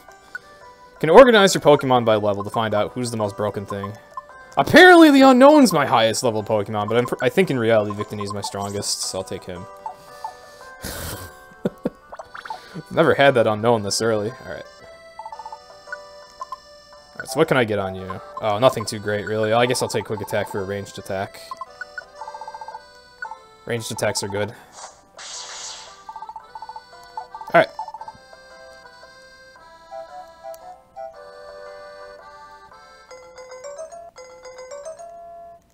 Alright, so they're both 2F missions. Okay. Here I can get Emolga, which is actually a pretty powerful partner, too. And it is the Emolga from Gates to Infinity. Just like this is the Victini from Gates. Oh, I didn't get the dialogue. Oh, well. Don't feel like wasting time trying to get it right now. One really interesting thing Super Mystery Dungeon does is take any given memorable NPC from any previous Pokemon Mystery Dungeon game. You will find it, or a reference to it, in this game. Ooh, Intimidator is really good. Actually, I forgot, this is only a 2F dungeon, or 2F mission. I really don't need to be equipping stuff. Oh, well.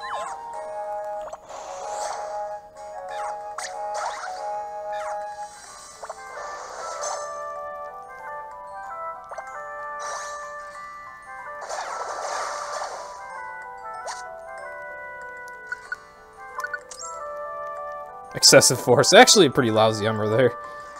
Has a pretty cool effect, though. I can barely talk. Oh, hey, we're saving the Dunsparce from Gates. Oh my goodness, I really can't talk right now. Alright. Excessive Force takes overkill damage and transfers it over to a nearby Pokemon if there's another enemy. So it's good if you're fighting a lot of stuff at once. That's an Emerald I probably won't equip much, though. It's not great. Oh. Alright, I gotta get the Emolga here. Oh, shoot, Emolga's busy fighting. Okay, it came to us, though. Forgot, you gotta be really careful about that. You gotta get your escort adjacent to the Pokemon that wants to save.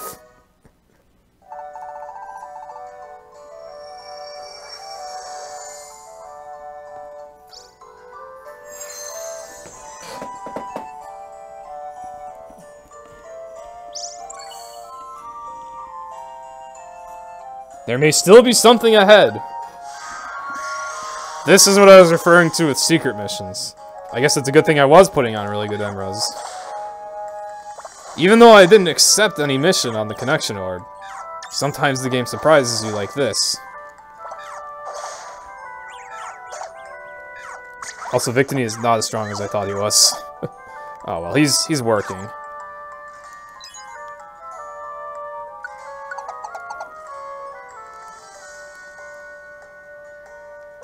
Also, we might get to see why I like to have Luminous Orbs with me.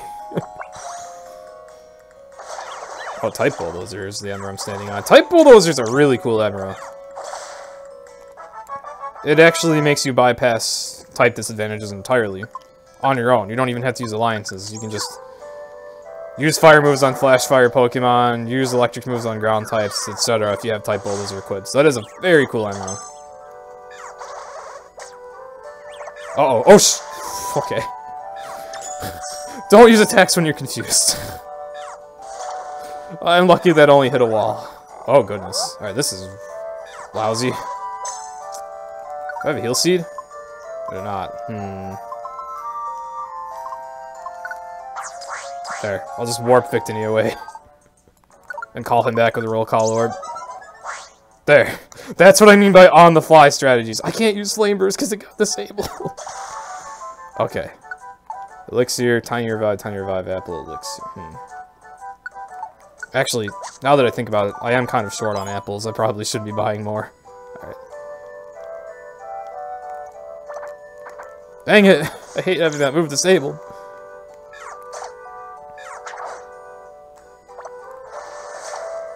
But there we go, I just got to show off Type Bulldozer. That thing had Flash Fire, but I was still able to hit it. Even when you're super overpowered, that is a very practical Emerald. Okay. This is what the game is referring to, and it said something may still be ahead. Sometimes, also I'm going to use my Luminous Orb, you will actually find a Traveler. The problem is these Travelers wander around randomly on the floor that they're on. And you can't see where they are unless you use a Luminous Orb. So, these missions are really bad without Luminous Orbs. When you find the Traveler, they heal you, and then you can actually recruit them. So this is how you get Chansey.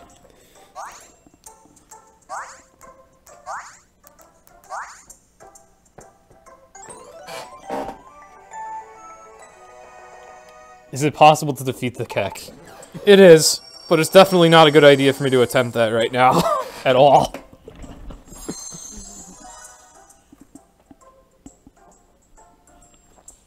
And the problem with Keck is, I wouldn't just have to fight one of them. I'd have to fight a lot of them.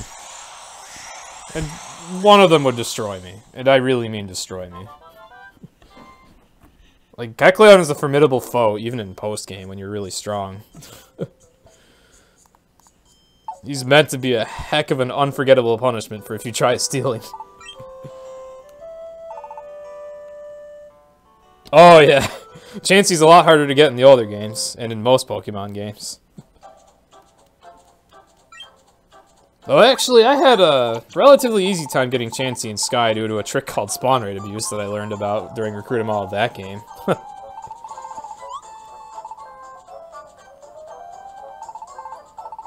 I don't know if it's worth talking about right now, but Sky has a very interesting mechanic when you're trying to recruit stuff. Also, here we learn that our partner is completely and utterly terrified of ghosts. Why would a water type be terrified of ghosts? There's a reason. Hey there, Rex. Thanks for stopping in.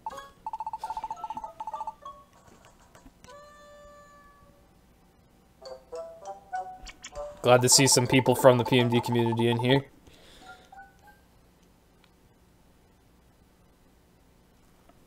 Alright. So poor Mudkip is so terrified of the ghosts and from fainting like that he doesn't even want to do any dungeons today. So this day is just cutscene.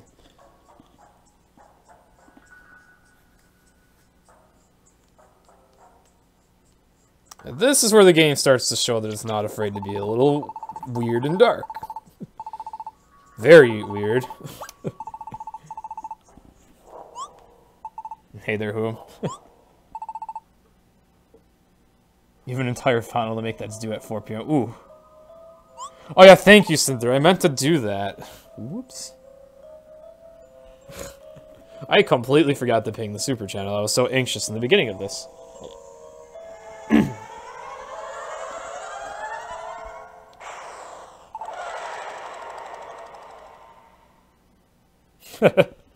Yeah, a year ago nobody was crazy enough to do that. There wasn't any speedrunner around that loved this game enough.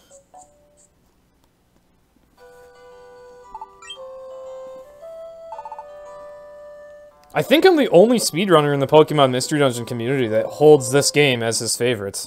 Because I just love how much more strategic this gameplay is. And I also love 100% because it's very satisfying seeing yourself gradually power up and just crush missions faster and faster and faster. Right now, my best means of crushing missions is by just taking the strongest ally I have at my disposal. But that will change. Oh my goodness, there's a lot available. Oh, Buffett! Ooh, I want to do this mission. Actually, there's a lot. This mission gives you that Dragonite down there. So I kind of want to do it as soon as possible.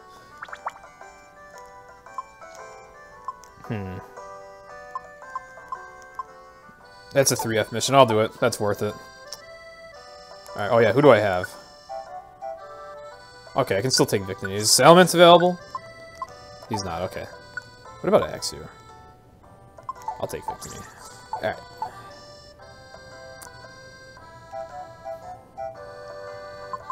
Oh shoot, which dungeon was it? I think it was this one. Yes, it is, okay. Why is Petty Little friends with Dragonite? I have no idea. But it is. And this is very helpful.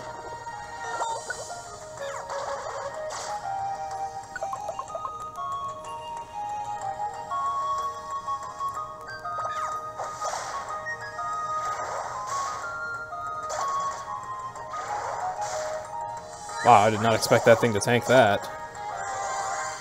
One nice thing about Super is, when you have to escort a client, they're actually reasonably strong. You don't want to leave them on their own, but they're reasonably strong.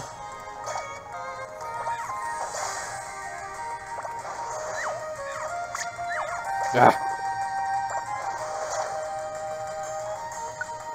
Oh, I forgot to clear out my inventory. Oh well, it's only a 3-floor dungeon. Or a 3-floor mission. Alright, let me demonstrate why I like Warp Wands. Oh, these two aren't going to approach, are they? Never mind, they're not in a good spot. Let me demonstrate why I like Stay Away Wands instead. Or just Petrify Wands.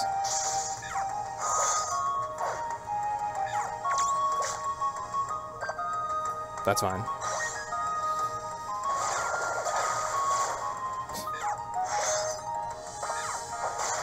Probably should have just moved on without dealing with that.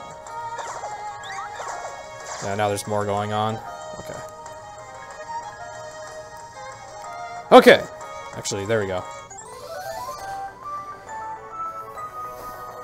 Dragonite's a lot easier to get than Salamence.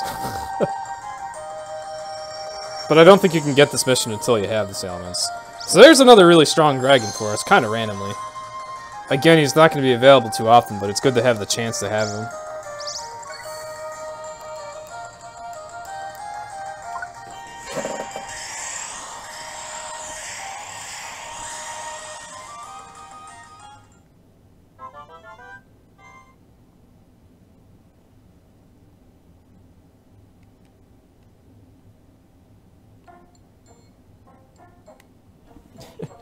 Alright. Yeah, I just... I think when a runner does a run of this magnitude, it's pretty clear that it's just because they love this game. Like, this isn't even that insane of me. I've done lots of insane runs. I think the most insane thing I've ever done was Sky Recruit 'em all, when I wasn't even when I had never even done that casually before. You know, nice 4.5 days. Rip Farfetched.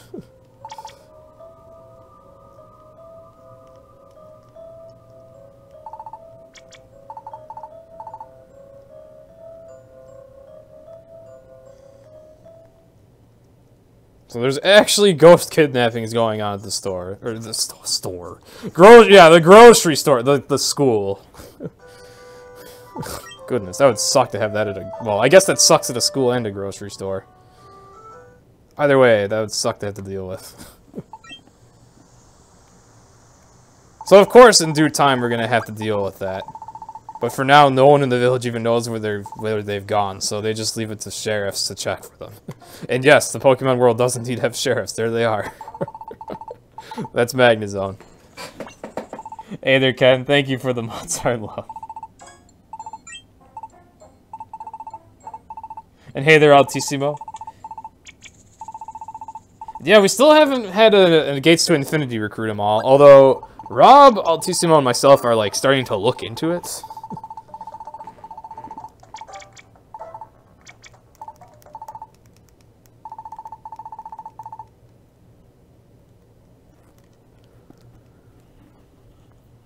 And that might be the shortest one because that game only has 150 Pokemon.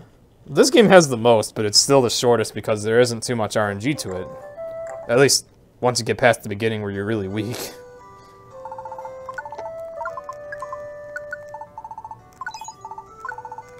Damn it. Okay.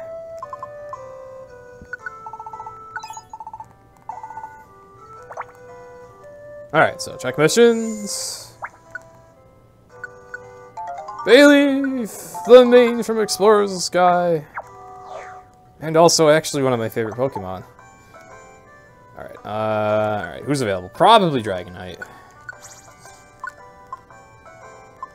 Yep, okay. Well, let's just casually take a Dragonite with us. Alright, what's he got? Why the heck would I want to use Dragon Rage when this thing is already so strong? I don't want to use inaccurate moves, though.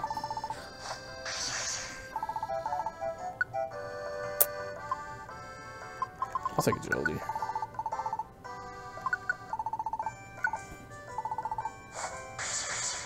Alright. Doesn't really have any ranged attacks, unfortunately. Alright.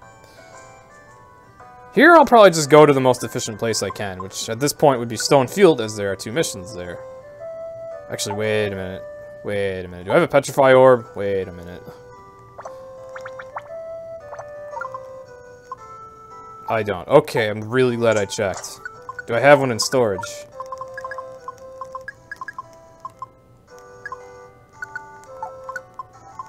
I do. Okay. We're gonna need that. Luckily, in the corner of my eye, I saw what kind of mission is coming up. That would have been real bad if I hadn't checked that. Alright. Oh, hey, I'll take that.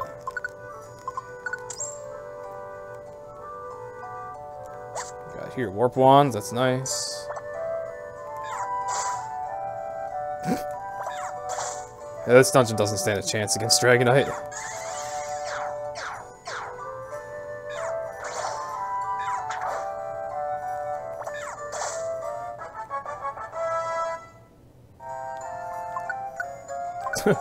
Oh, Mudkip, you learned so many bad moves.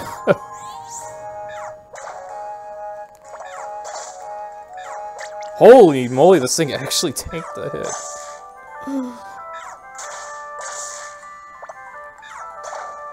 So much for this dungeon not standing a chance against Dragonite. The enemies are actually still tanking some hits. Let that be a testament to just how tough this game can be.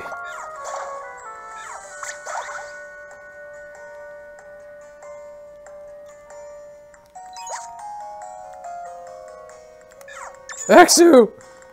I just recruited one of these. I feel bad.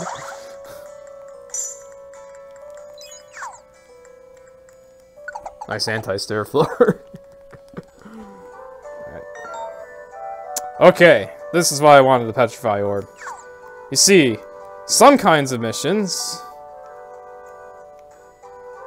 are called secret base missions, where the client says something like, hey, come to my base to check it out. Sometimes you recruit a lot of Pokemon at once, sometimes this happens.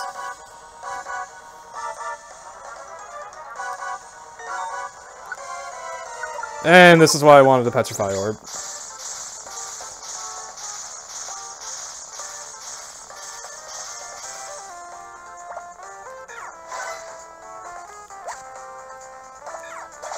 Even Dragonite would not have fun with that.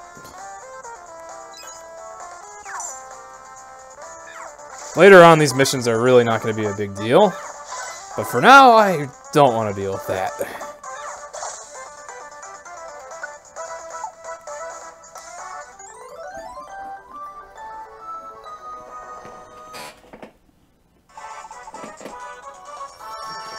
Aw, man, Cinder and Hoom got so close to building that service fish pyramid. I'm so sad. Good luck pyramiding in this chat when there's like hundreds of people here, though. But man, I admire how close they got. Alright. We're not done, though.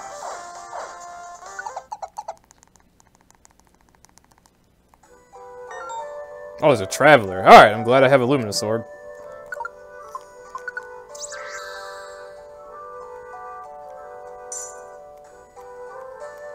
Leafeon! I don't think I've ever recruited this early in the game. It might actually be pretty strong.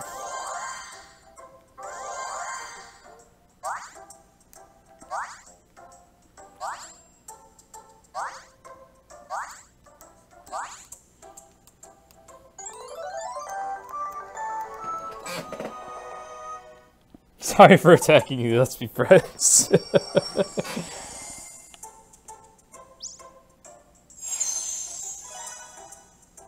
Could Dragonite have lined him up in a hallway and murdered him? Maybe, but the problem would have been getting to the hallway, and also that would have just taken so long.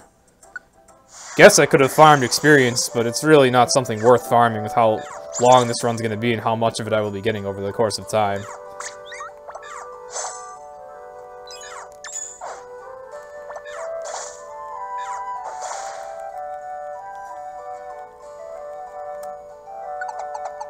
Alright.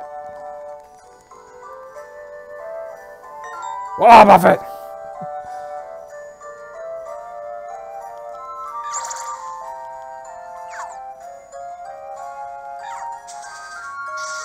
Now, the reason I'm not so concerned about using a Luminous Orb here is because at least Buffett has the decency to stand in place.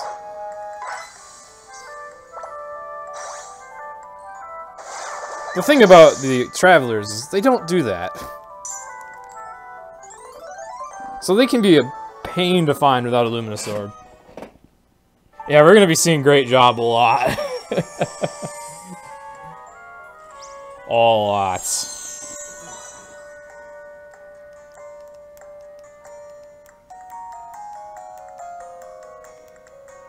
Alright, now we're done here.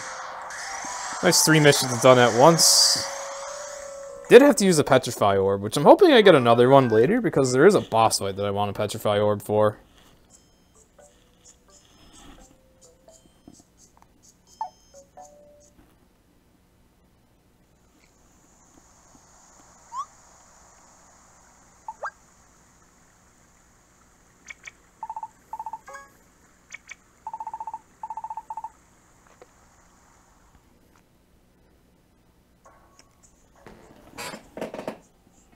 Hey there, Joe.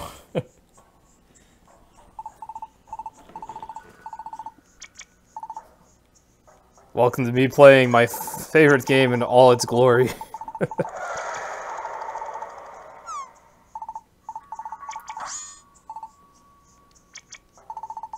Alright. So now they find the Farfetch'd that got kidnapped at the school. And pretty soon we're going to be doing a dungeon related to that. But still no one knows, like, what the heck is going on at school. So we just kind of all wander off, mind our own business, do our thing today. And we get one more mission day.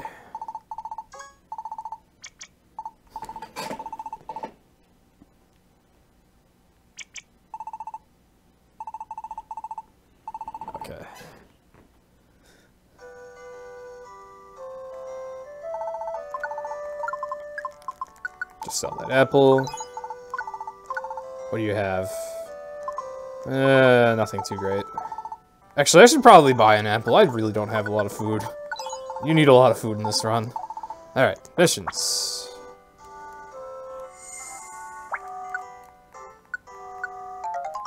Let's decide who has stronger muscles. Alright. Who do I have today? Not Dragonite. Whoop. Alright, who do I have? Not Salamence. I'll take the Emolga, that's fine. Emolga's pretty good. Alright. What do you have? Electro Ball for a corner cutting move, and ooh. Shockwave to never miss, and the Emolga can get Acrobatics, which is actually really strong in this game without even being held. That's a really good move. At least early on. Alright. Do I have a Luminesorb at all, or did I use them all? I have one more, okay. I'm lucky I've had as many as I've had. Alright. So we are going to have a battle here. I'm actually going to take your item. I'll just unequip it in the dungeon.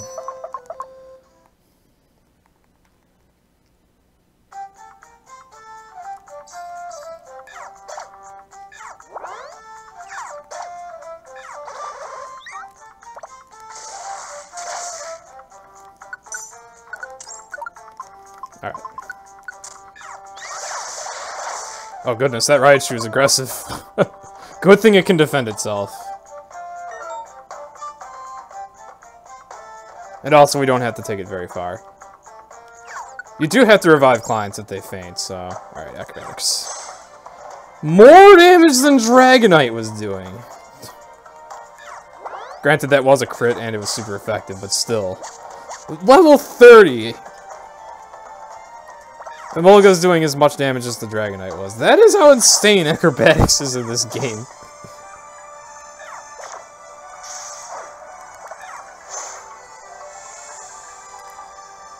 Oh yeah, that's right, he's not adjacent. There we go.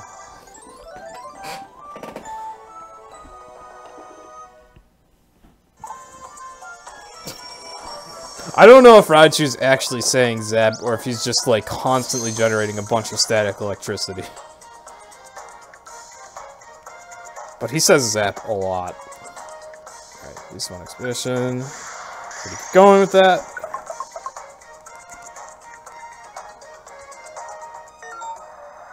Oh, this is another surprise mission you can get. Sometimes you find a starving Pokemon, you have to give them an apple. Nice. Oh yeah, I don't have any ranged attacks.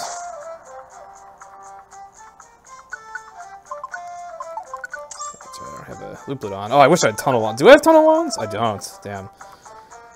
Tunnel Wands are an amazing item that they added to this game.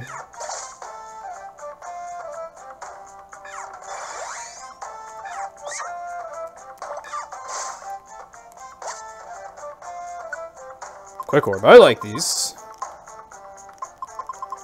I didn't want to do that. I wanted to toss the Trap Bust Orb. There we go. Okay. I would take the stairs, but here's our clients.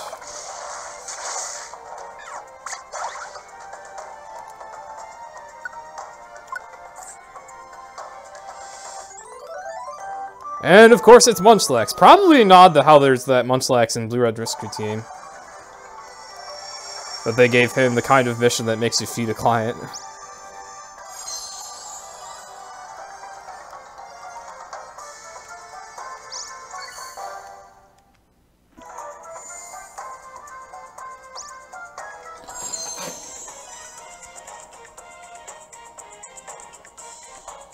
I feel like a lot of things in PMD are super broken. PMD is weird.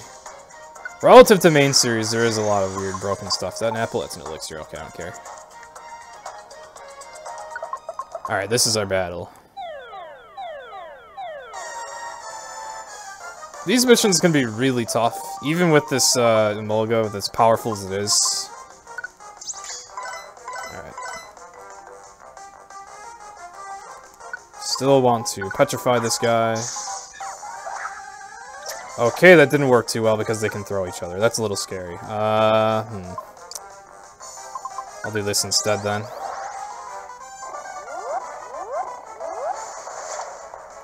And we'll just focus on the leader.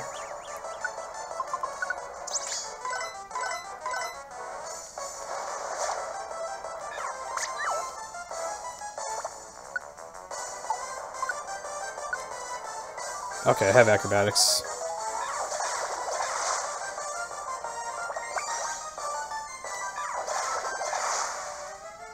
Okay.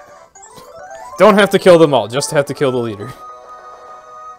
Oftentimes, these missions have enemies that hit pretty hard, so I really want to go all out with items. Like, that might have seemed overcautious, but, or that might have seemed overcautious, but I really don't like taking risks on those missions. I was using Quick Orb so that I could walk up to that topmost Machop before it would wake up. I don't know why these things are friends with the buffalo, but they are.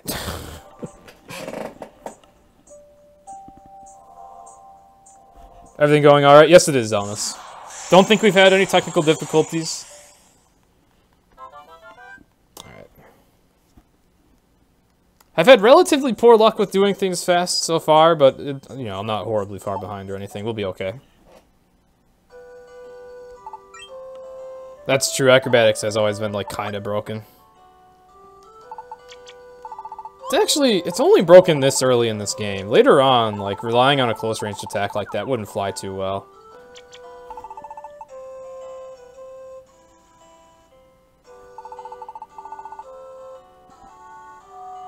Yeah, you did miss the sheep, Ken. Alright.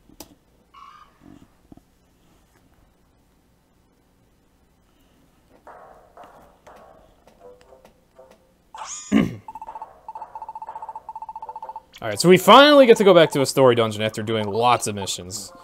Already got a good handful of recruits.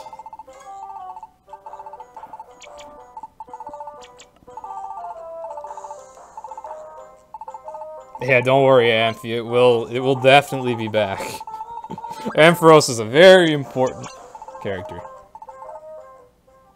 Oh, did you hear that Toto noise? I forgot to get rid of the gold split sound effect. I have my desktop audio muted though, so you should only be able to hear it through the mic.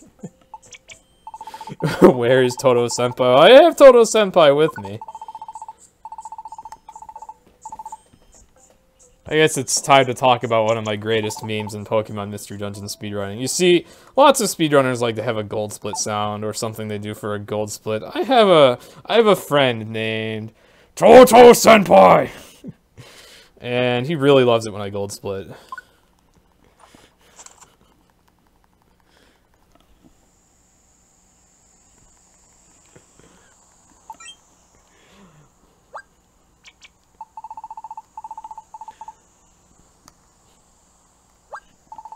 And yes, Totodile is one of my favorites.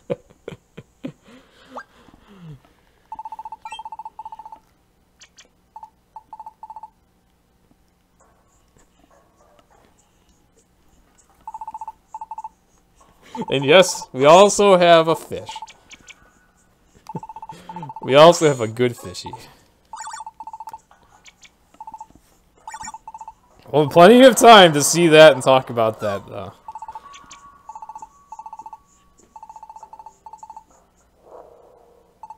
$17 estimate. That's only for the first day, too. This is actually a 35-hour run, which, at this pace, it looks like I am going to need my full 35 hours.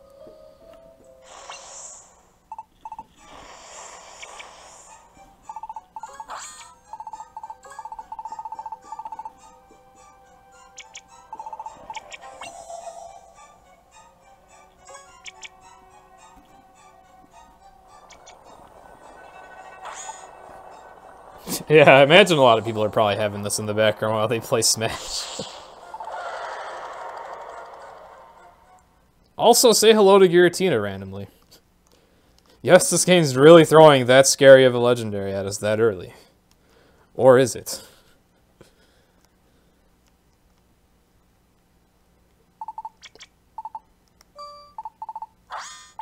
This is just this game giving you a taste of how dark it's willing to get. Dungeon. Yes, 35 hours of Pokemon. Pokemon Mystery Dungeon, no less.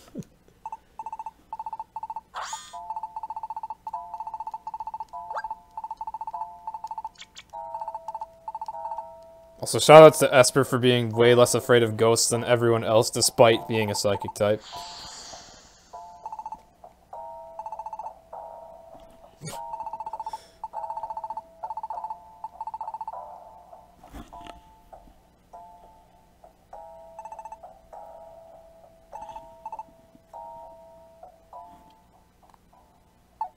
Alright. So finally a story dungeon. Don't get to take any of my recruits in here, but I do get to take these three. Now, Gumi and Esper are pretty helpful. They have ranged attacks. They're actually stronger than you'd think they'd be, especially the Gumi. Deerling, however, well, she doesn't have any ranged attacks. And she kind of gets in the way of when I want to use alliance attacks, because you can only use alliances with main party members. You can only have 3 main party members. So, I don't like her in the party very much. Oh, I didn't want to do that. I want to do this and this. Alright, what do I not need? I will need another apple. Possibly. I will take those blast seeds. I guess all I really need is an apple and a pecha berry. It's actually nice to have a pecha berry here. Alright. So, what do we do when we have too many party members in an RPG speedrun and we don't want one of them? This. There we go. Problem solved. Nothing cruel or terrible about that at all, right?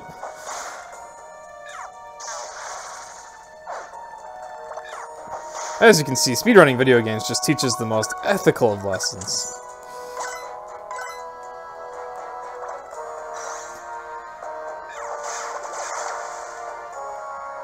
Oh yeah, I want to change AI.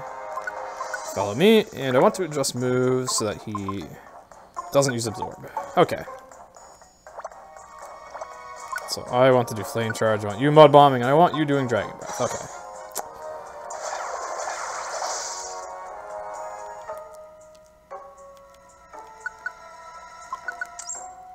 What's this? Super crit. Oh, okay. I'll take that, actually. That's not a bad Emra for me to have here. I thought Super Critical was a pretty lame Emra for a while, but in a recent No Undermail run I did, I realized that Emra is quite potent. And there's lots of things in here that are weak to fire, so that's going to help a lot.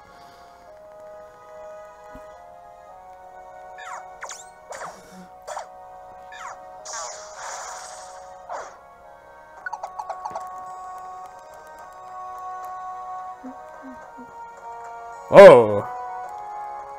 That might have been a good chance to use a Warp Wand. Although this'll work. That works. Okay, I'm not dealing with that though.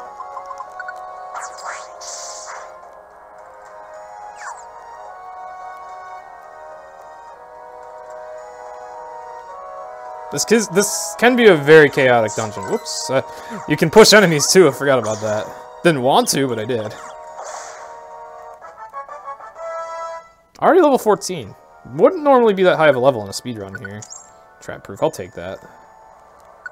There are actually traps this early on. Poison guard, that's actually really good to have here. Poisoning is very common in this dungeon. This is like one of the few dungeons where I will very happily take a poison guard.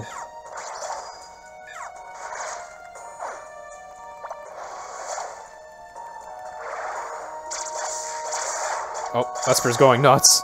Alright.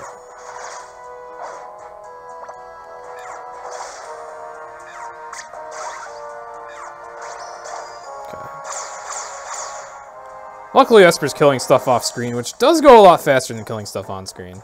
Although she's also probably going to die real fast fighting on her own, as strong as she is.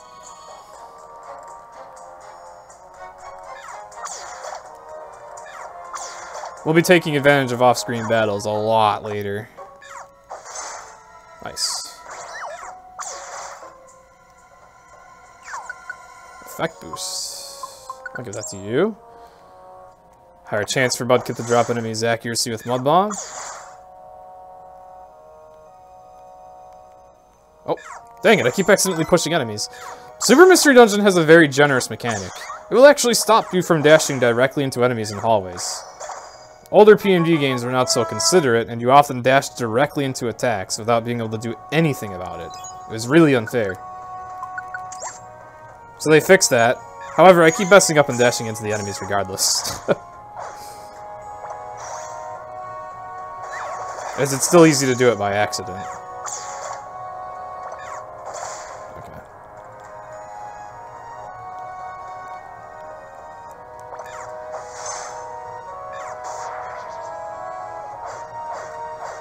Super crit coming into play, letting me do lots of damage to these things. Oh.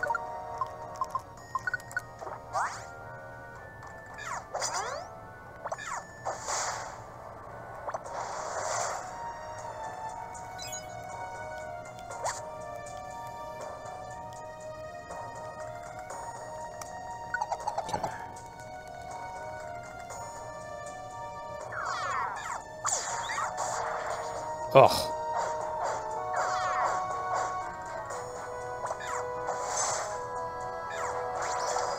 Okay. Thought about using a wand just to avoid a sweet scent there, but that worked out well. Ooh. That's expert.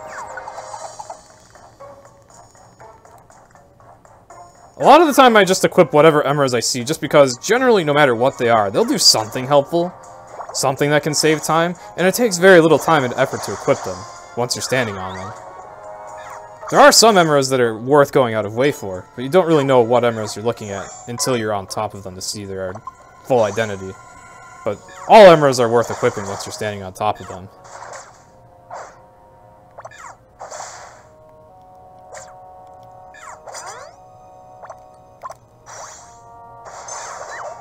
Oh, never mentioned this. Alliances make you get hungry faster. One of their special drawbacks. Linked moves also do that in older PMD games, which is why I say that the alliances are kind of like a replacement for those. Oh. Actually, let me go down first.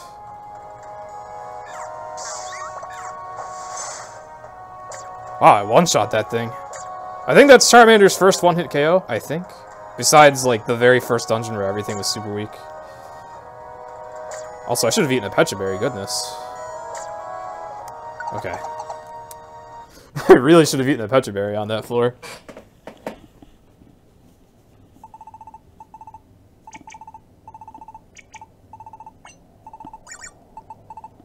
Oh yeah, Sweet Scent has the added effect of,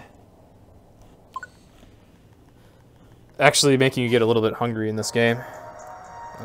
Shoot.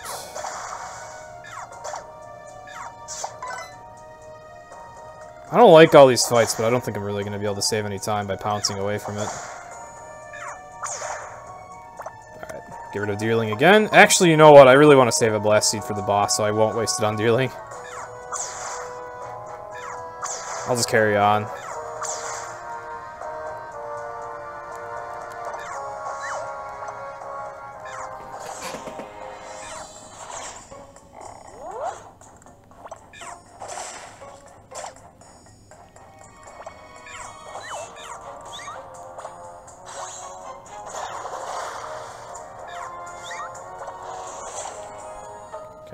I was hoping I could avoid one of those fights, but I couldn't.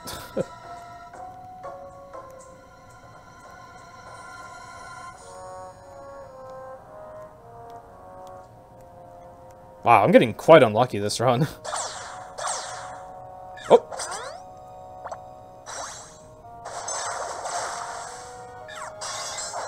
This is why I don't like having Deerling with me, though. Deerling's in Gumi's way. Gumi probably would have been able to help me in combat there. I'll just use that. Why not?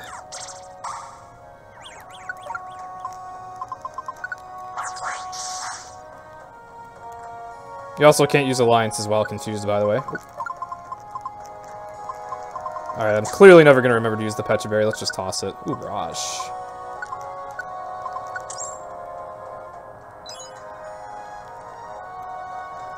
You do want to be very careful to move as efficiently as possible.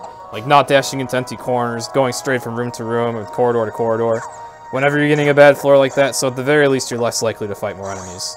Because in Pokemon Mystery Dungeon, more enemies do spawn in as you walk. So the more turns you waste, the more enemies you might have to fight. It makes getting like a slow floor that much slower. Special attack. Ooh. That's the first looplet I picked up on the ground, huh? Alright. I'll give that to Mudkip later. Right now, Mudkip has a bunch of really nice Emeras on, so... Well, that was actually kind of neat. Esper just took those things out off screen for me. And I see enemies coming, so I'm going to use a Pounce Wand here.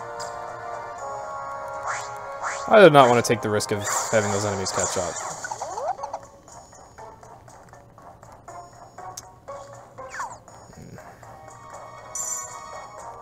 Okay. Ooh.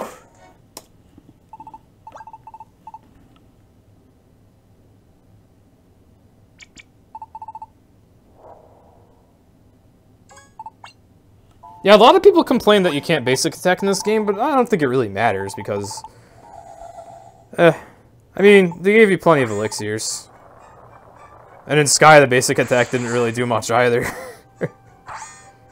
A-attacks haven't really been that helpful since Blue Rescue Team, when you think about it. But yeah, in this game, the A-button attack, I haven't even really talked about it yet. You get your 4 moves in Pokemon Mystery Dungeon, which I've been using a lot. You also get the A-attack, so that you have something in case every single move is inefficient. Or insufficient. But the A-attack in Gates and Super only caps at 5 damage, so it is a very limited use. It's really only good to finish off an enemy that you know is almost dead. It's there, but it's not very helpful. In older games, it actually had damage calculation associated with it. In this game, it does not. Did I bring a Slumber Orb? Or anything? I did not. Okay, we are about to have a very slow fight. I was going to have a slow fight anyway. Okay, well... Nothing I can do if he's going to safeguard.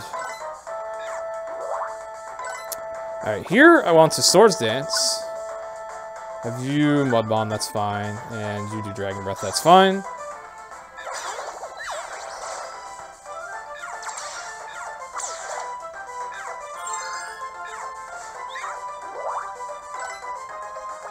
Now I want the Flame Charge, hope I get speed boosts.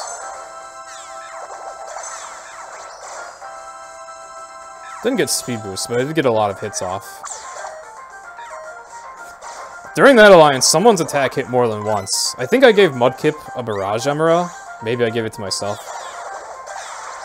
That enables you to get a double strike. There goes Seed.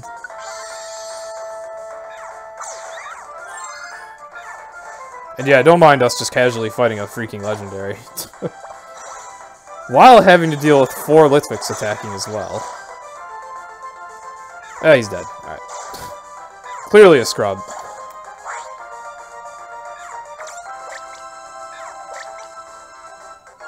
Alright, these things like to use acid armor a lot, so...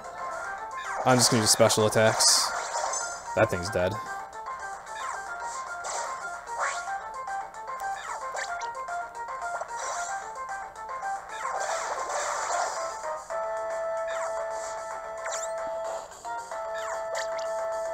Normally what I like to do in this fight... Oh, nice. That thing was almost dead. Is I like to petrify the Litwik. Kind of like what I did during the Combi fight earlier. But it's very hard to get an opportunity to do that. Because... quote-unquote Giratina here likes to use Safeguard. And when he does that, he unpetrifies all the enemies. And then you just have to fight them all head-on, like I just did. In this case, I just flat out forgot to bring a Petrify Orb, so I really didn't have a choice.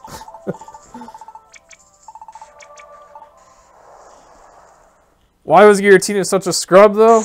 Well...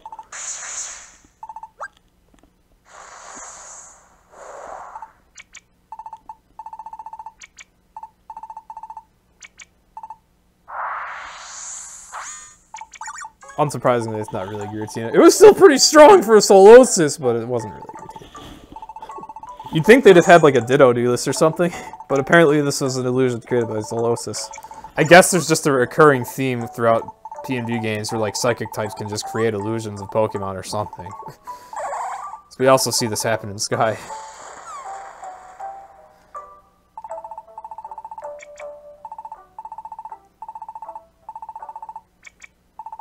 So it was the Litwick that were doing the kidnapping, because they just like to scare people, because apparently it's food to them.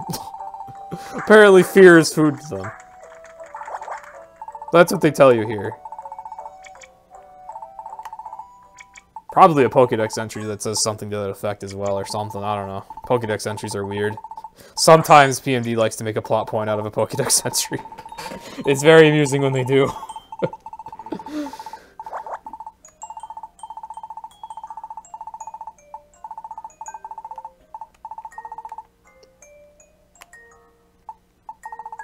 So anyway, we go through all that trouble. Save the children of the Serene Village. Solve the mystery of why people are getting kidnapped. And that's just a taste of like how dark this game's willing to get. Freaking Giratina kidnapping children.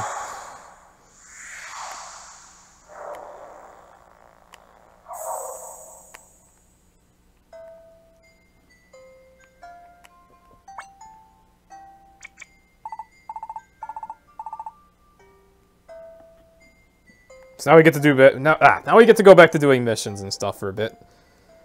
Recruit some more broken Pokemon. Level up a little bit. Also, we get scolded by Caracosta. He done caught us sneaking out.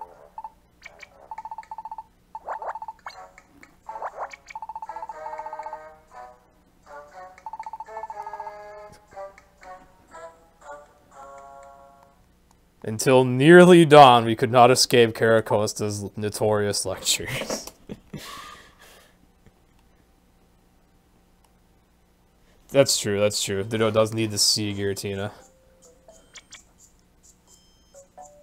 Although I think at some point in other PMD games it uses Transform, even though it hasn't seen a Pokemon. Maybe I'm wrong.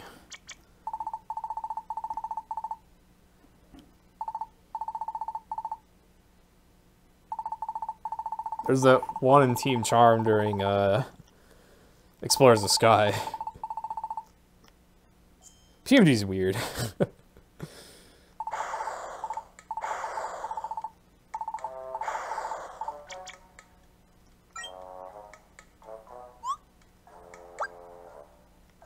So Mudkip's actually grounded for the day. So we get to take other Pokemon with us instead.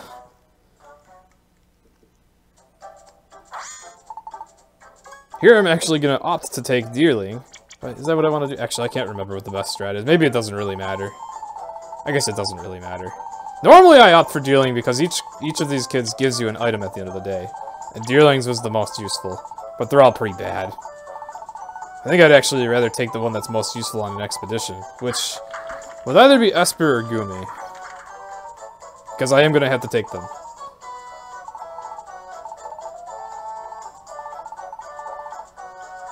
So I'll make my partner for a day, Gumi. Probably my favorite out of these 5. Alright.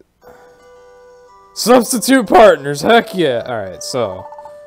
I think I have a lot of... Yes, I have a lot of apples. And I don't want this defense leaflet anymore. Blast Seed, nice. Elixirs, nice. Okay. So, back to the daily grind. A lot of missions. Cubone, Vaporeon, Houndoom. Houndoom's got another secret base mission of death and despair. And I don't have a Petrify Orb, so I don't want to do that. Where was that one?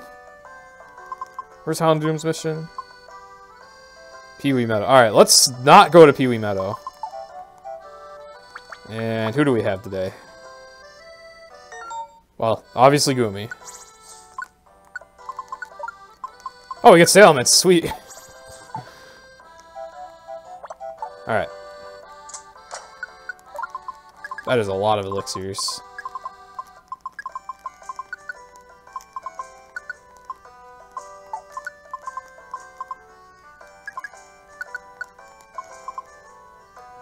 Alright, that's fine. Alright, yeah, let's not go here. Actually, I think these are both locked door missions. They take a long time no matter what when you do them.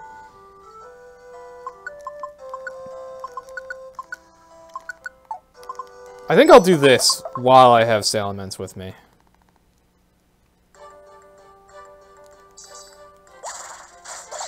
Oh yeah, Bayleef's actually not a bad fighter.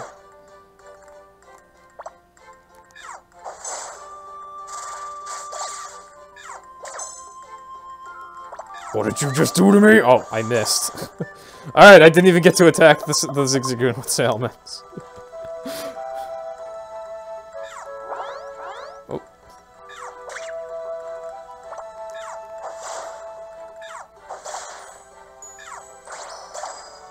Wow, nice. Special attack looplets coming into play.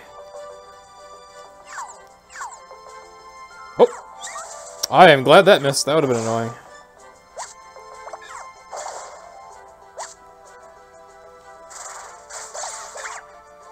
Uh-oh. There we go. Don't want anyone killing our client. It's actually very inconvenient when the client faints. Because in this game, in order to prevent them from making you lose like 50 billion revives all at once from a multi-hit move or something, which is what happened constantly in older PNG games. In this game, if a client faints, they get warped somewhere else, so that they stay out of your way and so that they don't burn through 50 revives. But it costs time, because then I gotta go find them. Alright, Petrify, or Petra, Special Attack Defense. Nothing too great here. Since I already have 2 Special Attack looplets anyway.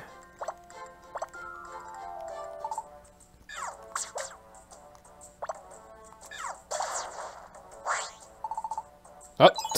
Alright, sure, Kekleon, buy the Oran Berry that just randomly got dropped. Alrighty, that man is just dedicated to his job. He really didn't need to do that, but he did.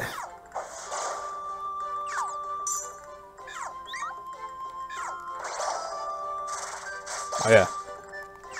Good to know. Flying types and water types can go over water. Older PMG games were a bit inconsistent about what could go over water and what could fly and stuff, but I think in this game it's more straightforward. Just depends on your typing. I think. Since Elements isn't animated as flying, I'm not sure if he's actually allowed to fly over canyons, but at least he can go over water. That water's like barely going up to his knees anyway, so... I should hope he can traverse it.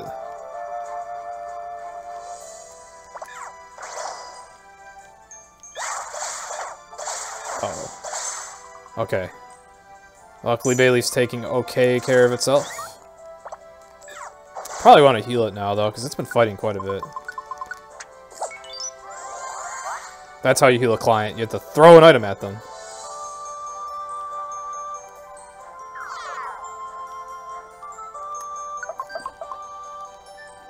Can't see their health either, so you kind of have to loosely guess it. But generally, anytime they're fighting, you want to be worried. Alright, so I didn't even mention it because I was just so used to seeing it. But the first time we were in this dungeon, we saw that locked door on the 9th floor. This mission is to go unlock it. And what you unlock is none other than another dungeon.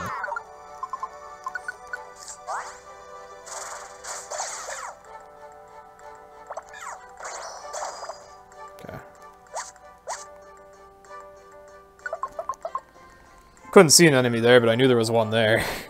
Okay, nice. Finally, a quick floor. Oh, goodness, I'm not moving very well today.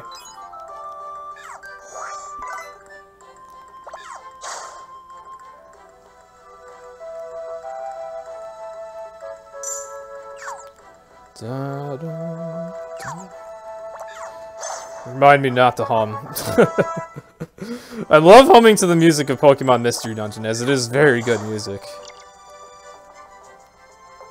Oh.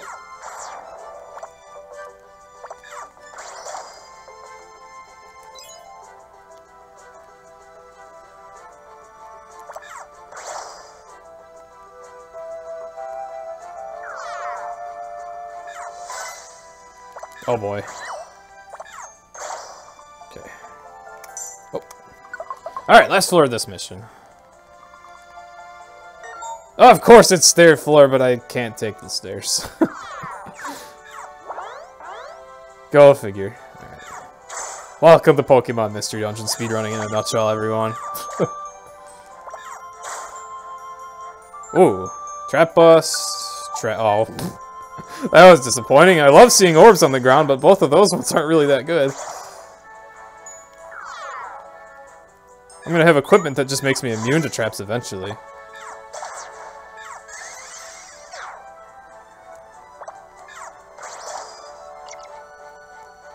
I'm out of PP for all my ranged attacks. What's this? Quick orb. I like these, and I also need to eat an apple, so... It's pretty bad that I needed to eat 2 apples in this visit. That's really unlucky. Don Pokelin, and Bayleaf does backflips. Alrighty then. There we go, that mission's finally done.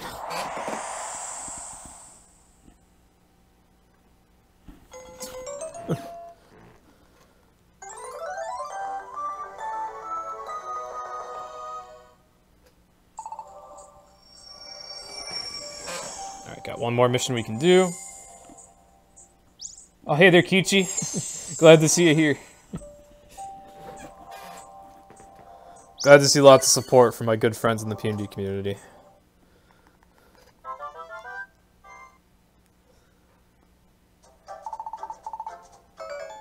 Slow wands, wee! The most useful wands. I love how I put so much thought into what partner I was going to use there, and then ultimately Salamence just, like, thrashed the dungeon, but I guess to be fair to me, had Salamence not been available, it would have been less trivial.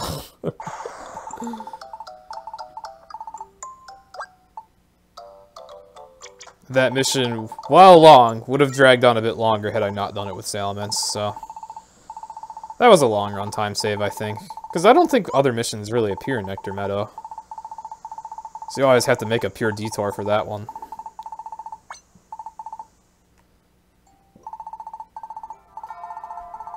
Alright, so finally getting into the real story of the game, you know, 3 hours later. That mountain, Revelation Mountain. It's said to have a really, really, really sacred thing up on top that the villagers of Serene Village have to protect. So of course that's going to be really important to the story. No way the game's going to flash something like that and have it just not matter.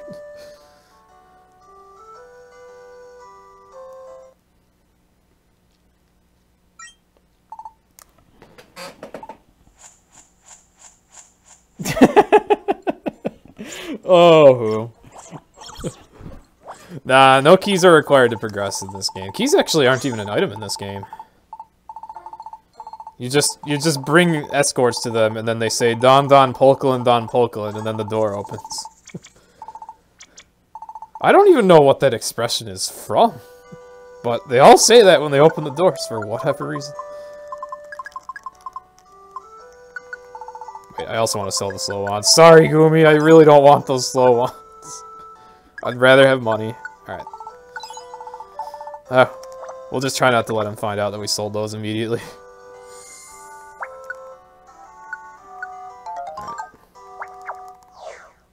Alright. Who's available today? Mudkip's back. Where is he? There he is. Alright, level... Oh, wow. It seems the strongest thing I have is a Dunsparce. These are trying times indeed. These are trying times indeed. Alright, what moves does he have? Oh, he's roll out. That can be really powerful sometimes.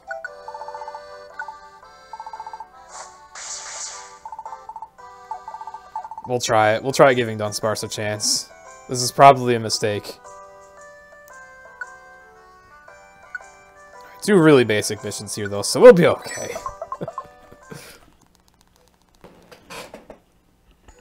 Alright, see you later, Whom. Thanks for dropping in. Rage does alright damage.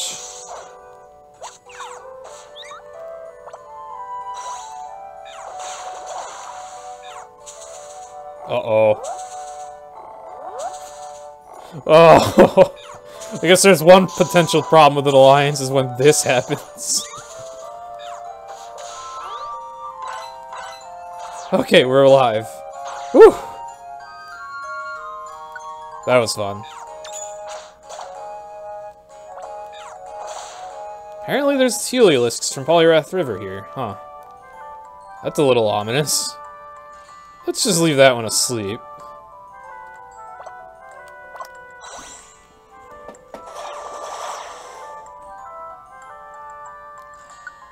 Oh shoot, I forgot to organize my items. That's alright. I'll live without an elixir. I've got a lot of elixirs in storage. I've been doing a good job stockpiling those. Oh, there's a surprise mission here.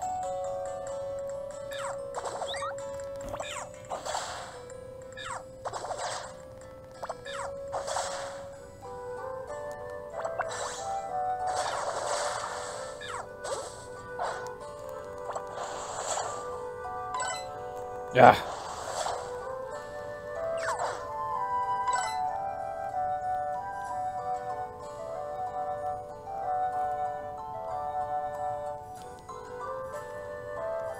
Oh wait, I'm not done here yet. Alright, so I think this time I'm just gonna play it safe and use a wand on that. Why it's nice to be able to switch leaders on the fly. Where the heck is this class? There you are. Got plenty of apples for you, sir. Psyduck, the worst starter in Blue Rescue Team, has joined the party. Yay! Don't play as Psyduck in Blue Rescue Team, it's a mistake. It's the worst mistake you'll ever make in PMD. I'm sorry if anyone in chat loves Psyduck, but oh dear, he is hard mode in the first game.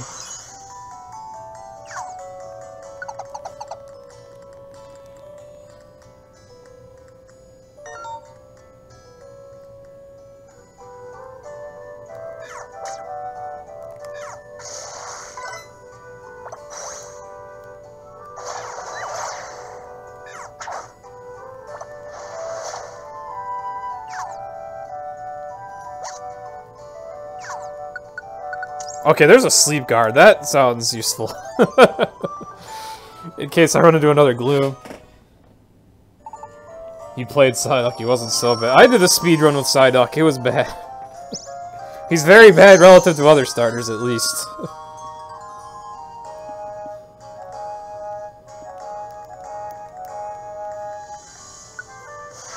We have our meme runs in PMD from time to time. I think we can call Psyduck % one of them. Talweb tackle confusion without no stab the entire time.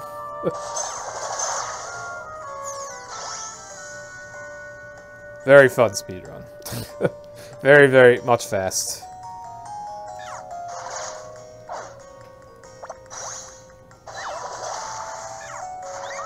How do you do this? There.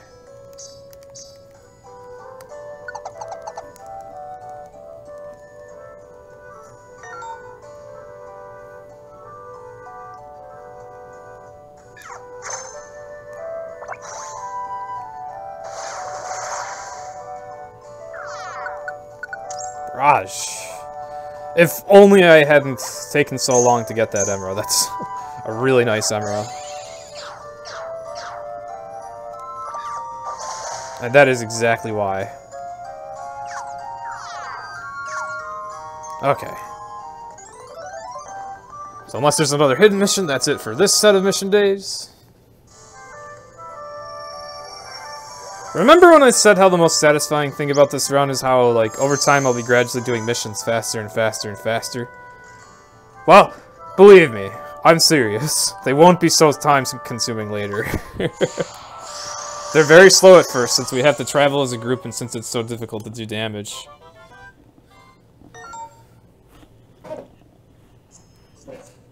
But in due time, the pace gets picked up. They really can only go fast when I get assailants with me. Pretty soon I'll be able to build parties of 3 really strong Pokemon and be able to go just about anywhere. Just about. Barring super hard dungeons. And then, after that, Mudkip and Charmander will be powered up thoroughly and they'll be able to tackle all the missions that they need to again. And then we'll have our 3rd and 4th party members, and then we'll just start wrecking house.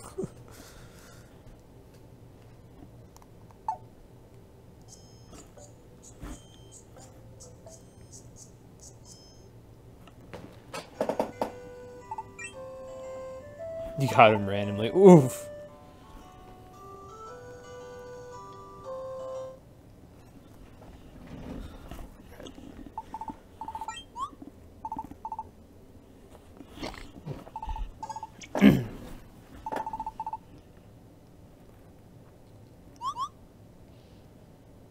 Alright, now one thing about a run of this magnitude, I am a human. I do need to take food breaks. I also gonna have to take bathroom breaks at times. I have been playing the game audio through my microphone, as that is actually the cleanest way I have of recording it. But when I have to walk away, I will disable my microphone, and so the game will go mute when that happens. And I'll probably be walking away to take a break for that. What'll be a good time? I'm not sure, but probably in like an hour or two. So, if any restreamers are here, don't be alarmed when game audio dies temporarily. There's another attract TM that we don't really need. Alright, so now we got Nuzleaf first for our next story dungeon. We're breaking into Revelation Mountain, even though we're not supposed to go up there. Special defense. Actually, you know what? I'll take that Slumber Orb, too. I'm so desperate. Alright.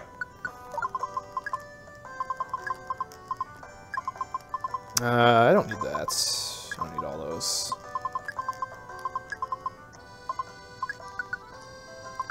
Alright, free up some space for some real good items. Alright. Oh! Go in there! Okay. Straightforward 7 floors. Nuzleaf is still a very powerful ally. We got to see how strong he is in the very first dungeon, and I just had him beat up everything for me. Yes, this is a 100% run. I'll be completing everything that I'm aware that this game acknowledges and rewards. That is, recruiting every single Pokemon.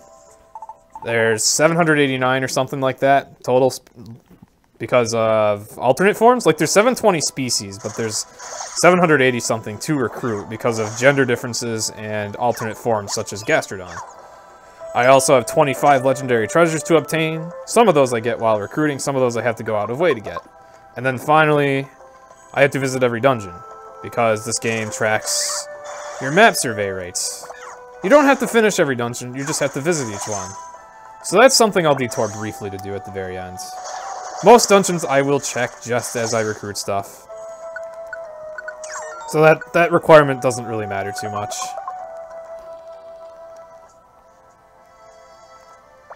Also, this is probably the closest thing to an easy break that this game gives us for a bit, especially given how strong Nuzleaf is. Still probably want to check the Samurai. What is it? Poison Guard. Oh, that's not a big deal. Yeah, between Nuzleaf and Charmander, I'm good to just crush everything.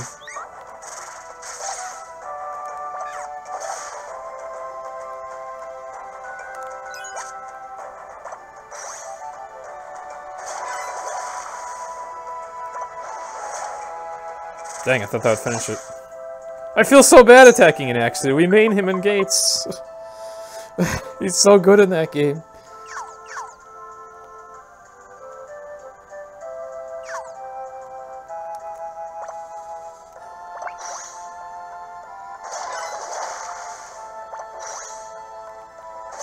So the nice thing about getting a speed boost from Flame Charge is it gives me a free turn, wherein I can use another alliance, and effectively give everybody else a free turn. There's Barrage. Oh goodness, I don't like these things. These things can steal your items. Including equipment such as my special attack looplet, which I really don't want to lose. I treasure that thing.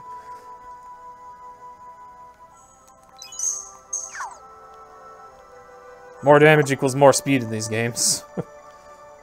Being able to end battles quicker. Okay, that worked out really well. I got lucky on that floor. I just didn't want to fight those two enemies. Oh.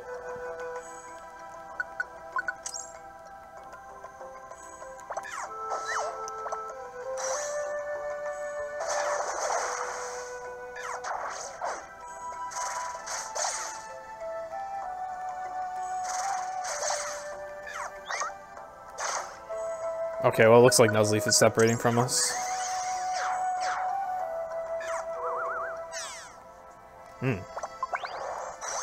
Guess I'll use Flame Burst.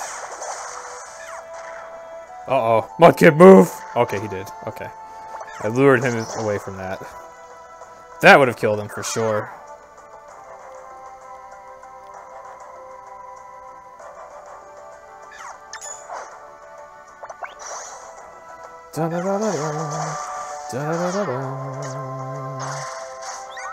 Oh, that's fine. Okay. One more floor. And we're done. Okay. That was nice and quick. I gold splitted the dungeon on my PBs, or over my PB finally. I do actually have my PB comparison up. I have two things. I have an RTA timer for the real time for this, which will never stop until I'm done. And then I have gameplay timer splits, which I pause when I go to sleep.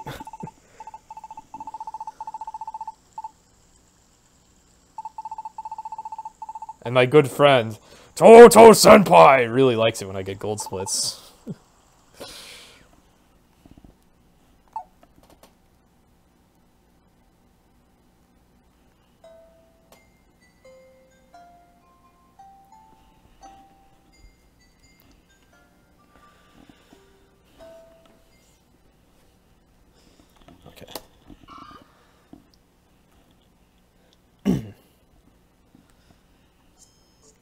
Fun fact, we do use Totodile during the any percent run of this.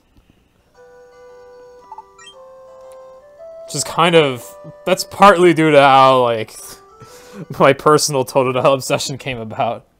Yes, I do sleep. I will be sleeping for 8 hours once we hit, like, a 17-hour mark.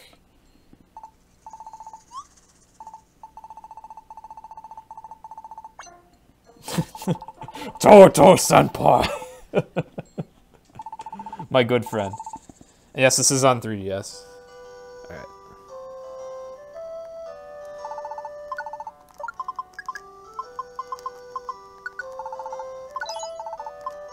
Alright. Sure. Alright, where are we going today?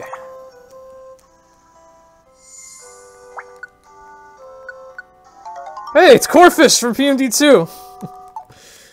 Ah, I didn't know you could get that mission that early. That's interesting. I think it's random. Well, actually, I know it's random when certain missions tend to appear. So, that's interesting.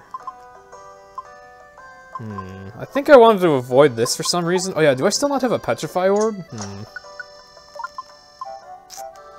don't think I do. I know what I can do, though. I got this Pure Seed here. And I have Slumber Orbs.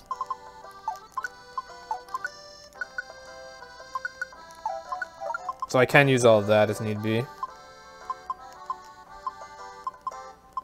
That's fine. I got 3 missions I can do here, so it's way too worth it to come here, even for how difficult one of those missions is going to be. Alright, so who do we have today?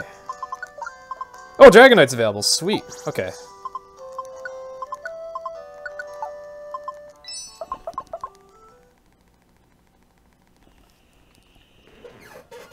How does 3DS capture work? Alright, that's something I haven't talked about yet, but is definitely worth talking about. There's really only 3 ways you can do it. Method number 1 is to have a 3DS capture card. Those are expensive and rare. I don't even know where you can get one. And if you can get one, it would probably run you about $300. It works by having a capture board put into the 3DS. Charmander, please stay with me. Okay. The second way is Potato Cam.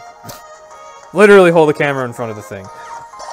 Yeah, I don't have access to either. Well, okay, I could Potato Cam, but that would be garbage for this marathon, so I don't want to do that. The third way is with custom firmware called NTR Viewer. NTR Viewer is something you can get onto a hacked 3DS that lets you stream your screen to your router. Most speedruns do not allow the use of NTR Viewer because only a new 3DS can utilize it, and it causes games to use hardware acceleration, like using parts that are a part of the new 3DS. I'm not wording this very well. But using NTR Viewer causes your new 3DS to make games run faster that aren't supposed to. Fortunately, Super Mystery Dungeon was optimized to use that hardware anyway. So to our knowledge, and I'm pretty sure our knowledge is correct, Super Mystery Dungeon isn't really affected by the use of NTR Viewer, so we can use it for runs and it's legal. And I'm using it to stream this now. That's what I'm using.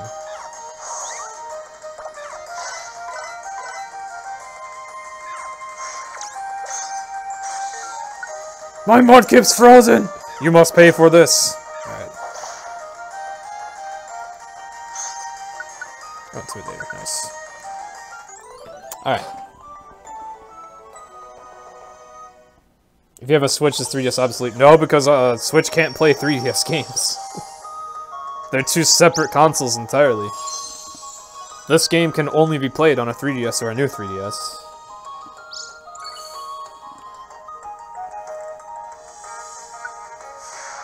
Unless Nintendo makes some kind of virtual console equivalent for 3DS games that appears on the Switch, that's how it's going to be.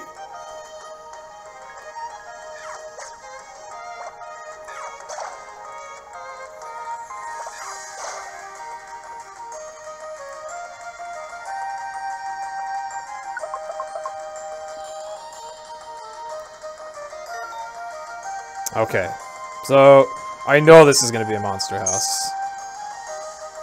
So my plan of action here is to go in a loop near the stairs. No, not really. And here it is. You also get pulled into the middle of the monster house.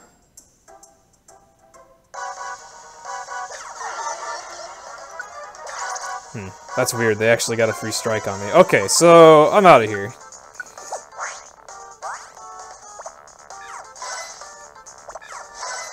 Before Charmander and Mudkip wander in there and get destroyed, I'm gonna agility to the stairs so they don't have time.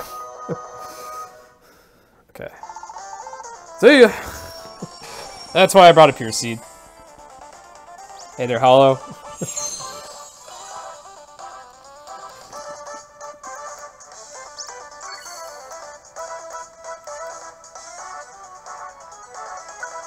Okay.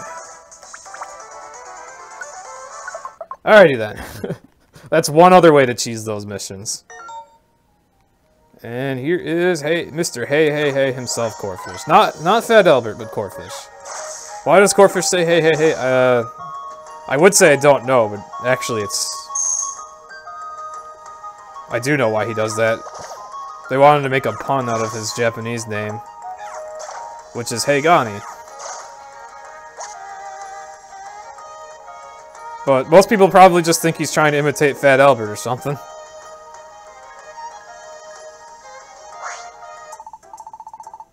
Now, thankfully, Corfish isn't going to try killing us with a monster house. He's actually nice to us. And introduces us to none other than Sunflower and Croagunk, who we would also recognize from Sky. Oh my gosh.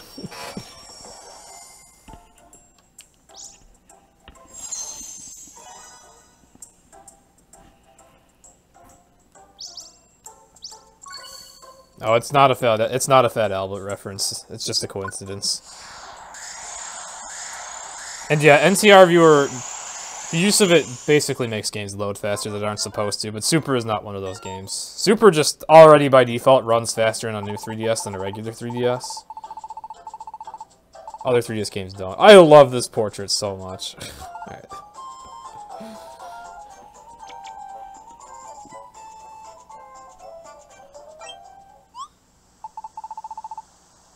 Alright, so Mudkip and Charmander, especially Mudkip, are finally getting sick of being stuck in this village. And also, if we go way back to when this run first started and we were being chased out of the forest by Behemoth, now the rumor has reached Charmander's non-existent ears that those Behemoth are coming to the village. He doesn't want that, so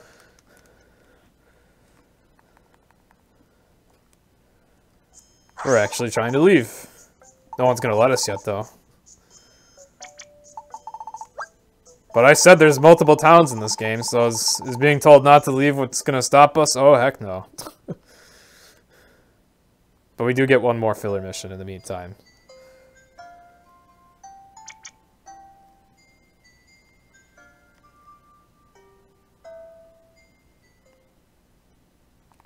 It must be very hard for Charmander to sleep without burning down this house by accident. Poor guy.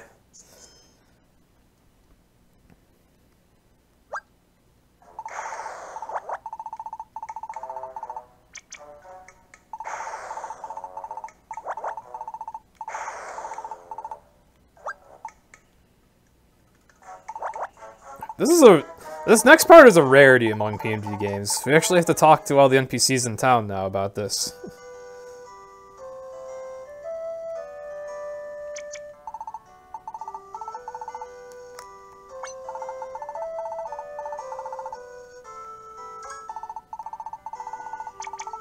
What about school? Says the teacher, of course.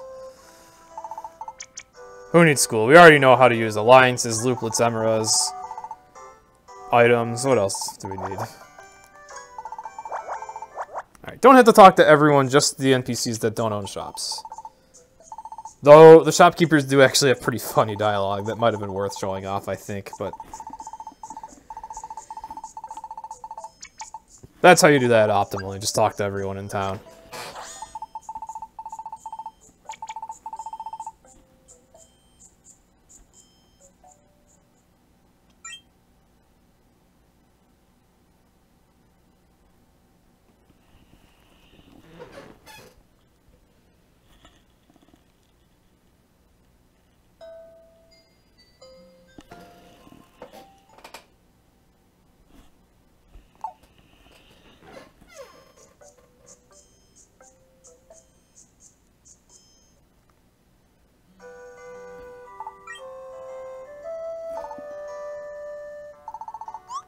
So now, even though Mudkip was all upset and angry yesterday, now he's got a big old smile on his face again.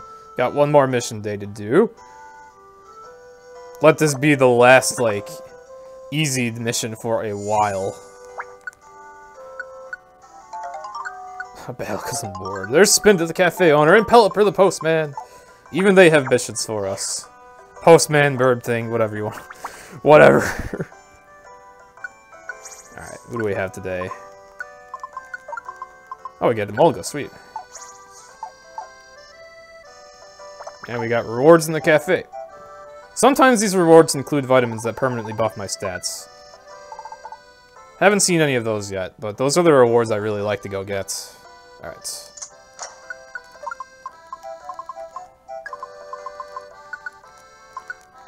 Well, I have too many Petrify wands. Alright.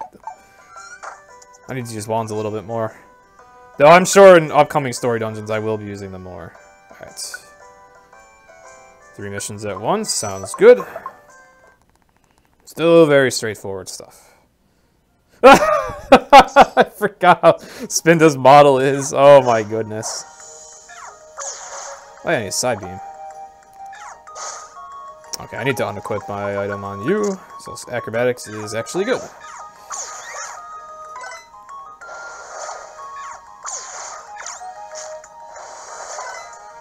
Okay. Uh-oh. Actually, I'll just keep you with me. We'll be fine. Hopefully. Oh dear, he's near 2 enemies. You know what? Let me use a warp wand. Separate all of them. Okay. Alright, so we're fighting 3 Slackings. Yeah, let's maybe use caution with this one.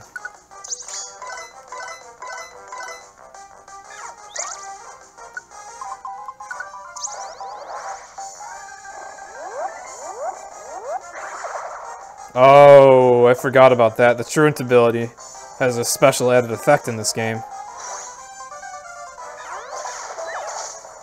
The Truant ability actually does something good for you. When you fall asleep, everything around you gets drowsy. It's a special effect they added to the ability in this game. So now Mulga's asleep. Okay, luckily the Slacking we needed to beat is dead now. Okay. That could have gotten real bad.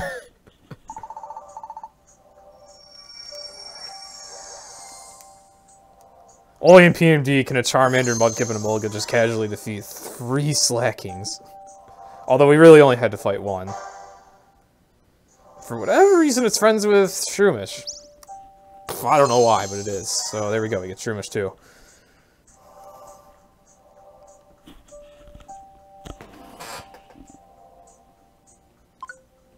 Oh wait, hold on a second. There's more to do. I love how crazy this Spinda's going because of its double speed status.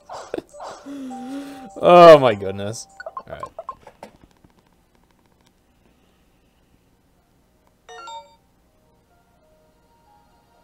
Okay. I don't know if this is Spinda's mission or not. If it is, that's interesting. Sneasel is a character you rescue in Explorers of Sky's story as well, during a mission that you discover by checking out Spinda's Cafe. So it'd be interesting if those two were, like, related in this game, but I don't think they are. No, they're not. Alright.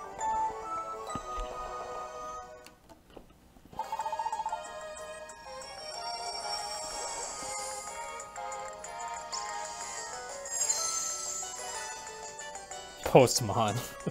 Yeah, Pelipper's a Postmon. That's a good point. I'm still not done here yet.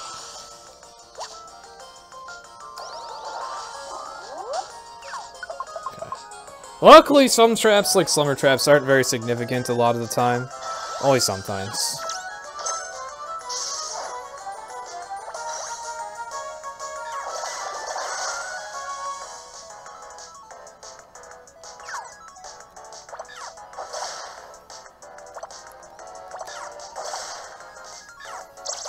Thank you, Spinda.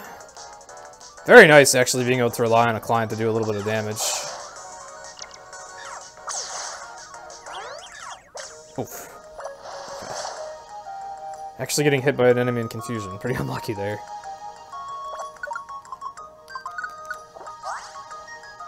Also, I should be running around as a Volga. What am I doing?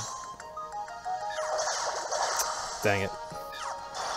So what happened there was, I tried using an alliance to pull Emolga in, but the game put Emolga around the corner, and corner cutting attacks are necessary for that to work. The game, unfortunately, isn't very smart about where it puts your allies. Oh, Spinda and Baniri are together, okay. That seems really random. Oh. There we go.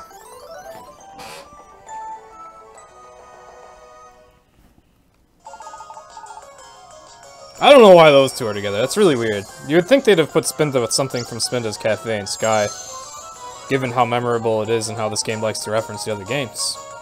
But oh well.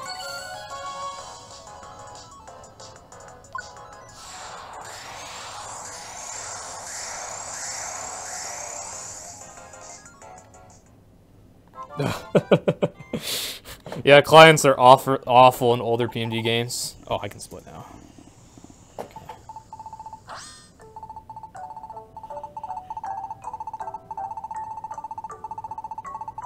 I think I'm getting a lot more missions done than I did in my previous run of this.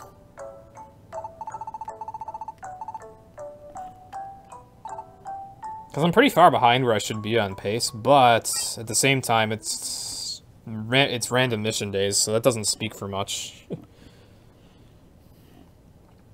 I might just be getting more done.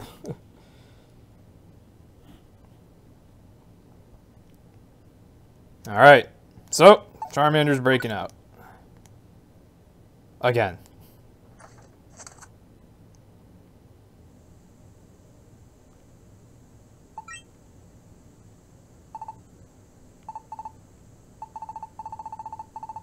Now, because of how fast I went through all this and because of how I glossed over how much like emphasis they put on your partner's personality, we're not really going to feel too much here.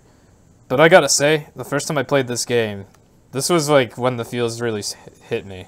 Like there's something you can't get away from in Pokemon Mystery Dungeon games. It's a serious story and there's also feels.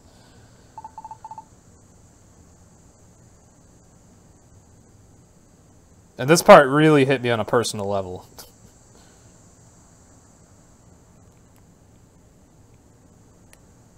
We're not sneaking out of the village without having to say goodbye to everyone.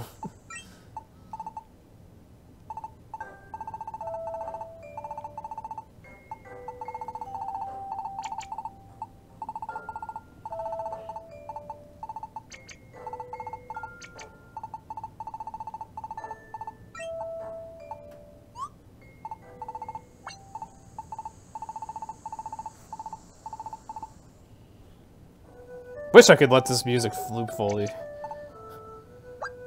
Here all the adults of the village actually have a letter written because they knew you're gonna run away. Also, I never mentioned it. They gave Hippopotas like a hilarious accent. Using diction.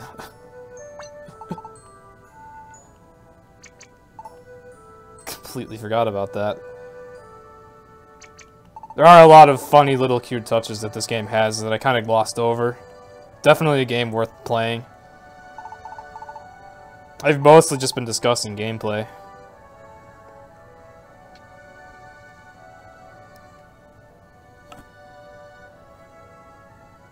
This is a good time to save.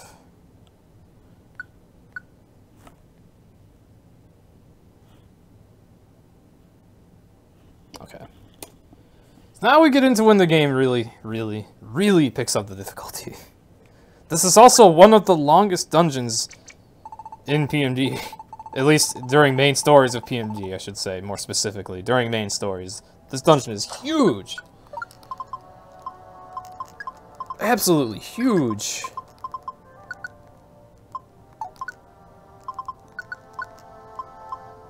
For this dungeon, I will bring my guiding wands. Which I'm not sure if I have some. Okay.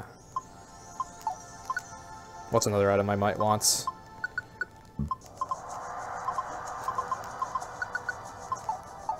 Okay.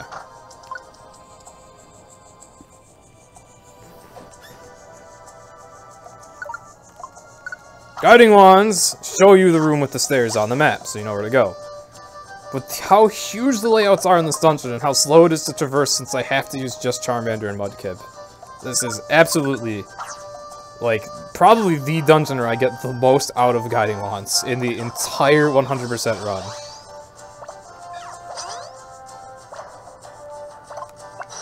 These battles also get to be just brutally tough. That wasn't too much damage, but other enemies around here do very, very significant amounts of damage. I didn't want to walk towards you. Uh-oh.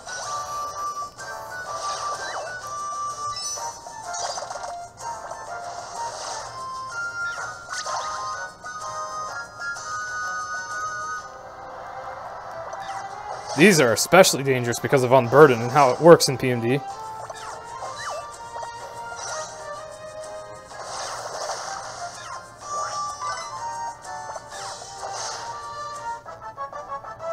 Nice to already be level 16 though, it makes this dungeon much easier than it could be. During any percent runs, this dungeon is just a terror.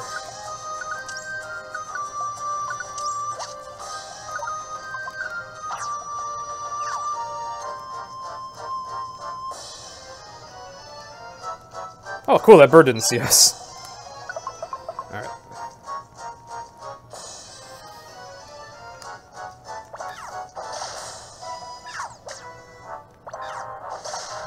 Alright, this isn't so bad. It's definitely easier to be at, you know, level 16 where you're supposed to be, roughly. A lot easier that way. I'm used to doing this dungeon at, like, level 12 or 13 or something. And even though level ups don't do too much in this game, every bit counts.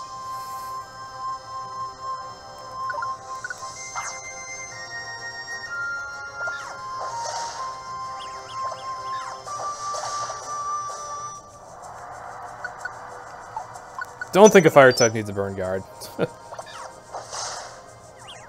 Oh, whoops. Didn't expect it to move like that.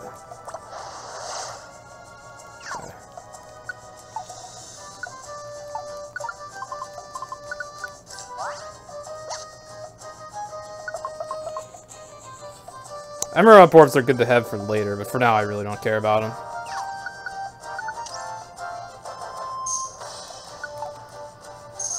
I forgot to use a guiding wand. Oh, actually, this floor has been linear so far. Oh dear, I'm not dealing with this. Nice thing about warp wands, they have AoE.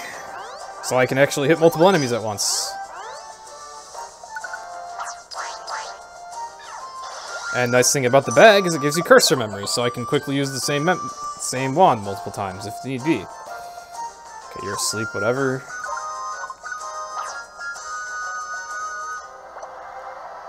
You know what, I'll view Waterfall. It's probably way better. Not much, actually. Oh.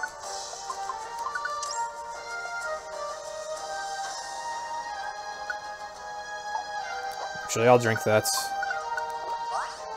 Sometimes you find sparkling tiles. Usually those have gold bars, but other times they have other items like Oran berries, max elixirs, or revives, just for survival.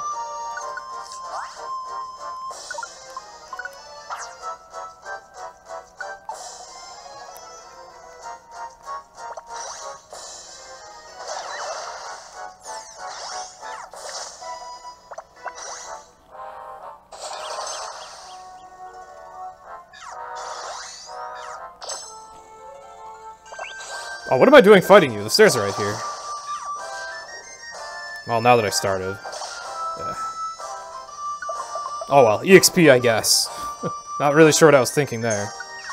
Truant wands, don't care.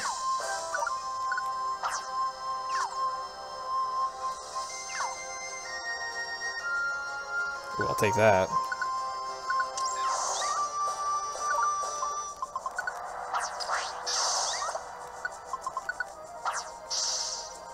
Oh, damn it. I want to see this wand, or I want to see this orb in case it's really good.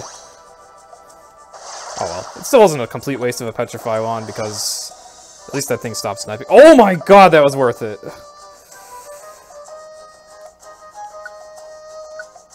That was really worth it.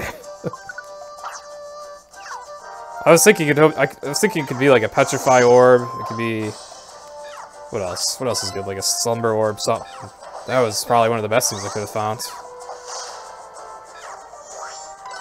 Luminous orbs are just always a speedrunning blessing for Pokemon Mystery Dungeon. Oh, I only picked up some of these. I'm carrying too many Pounce Wands. Here. Ooh.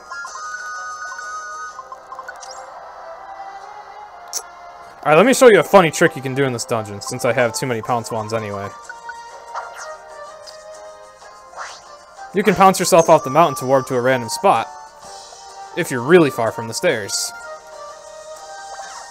This is something you can only do in the mountains, since you can...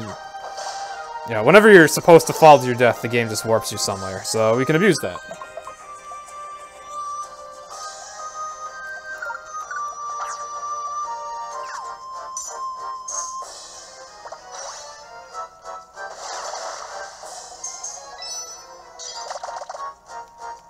Alright, you're not going away. Alright, I'm not dealing with you. We're almost done with this dungeon, so...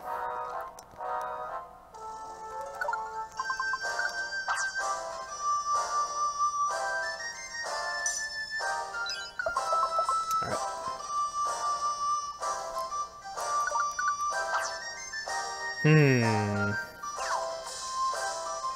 Alright, that still doesn't look like it'll be too bad to reach.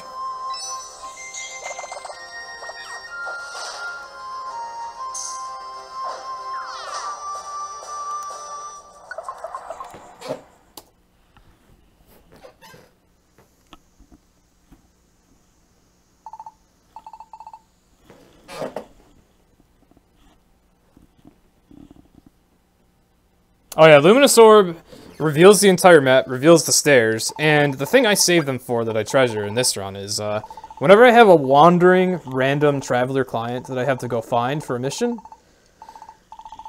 the Luminous Orbs reveal the client's location so that I can go seek them out.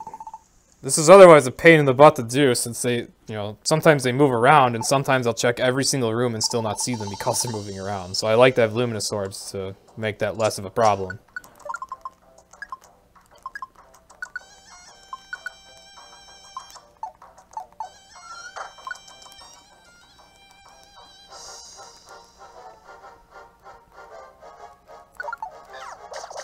Ow. Ow. You know what? Would have been a good time to use a Pounce Wand, actually. Could have made it to the stairs without dealing with that, but oh well. Like so. I love Pounce Wands. I really need to be using them more. Ouch. You know what? I want to check those wands on the ground. Oh, okay, it's just Slumber Wands. I'll take it, though.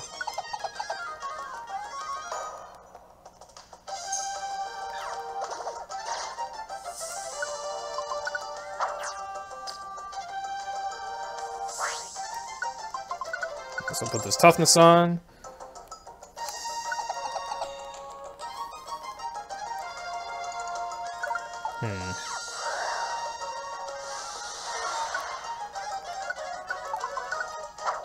Now that I'm using them, I can't stop.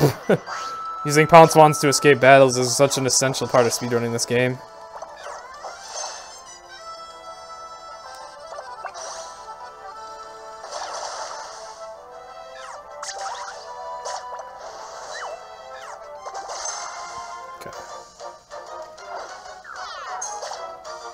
Larvatars are actually a pain to battle in sandstorms because their special defense goes through the roof.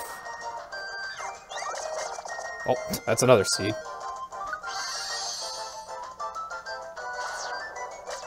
No, luckily it didn't do that again.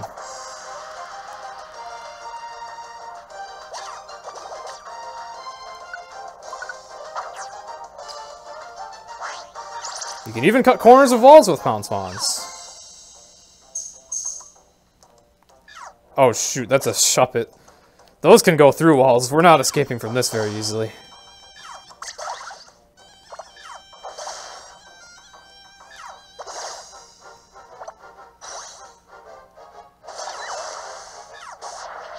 Ugh.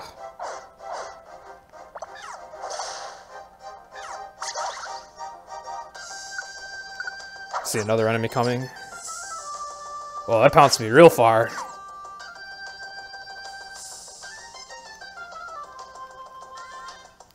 Okay, that worked out. Oh, that's a Marowak. Those are horrifyingly strong. They are rare, but they are terrifying.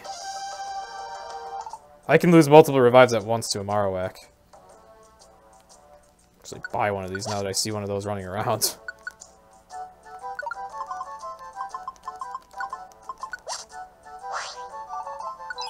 Okay.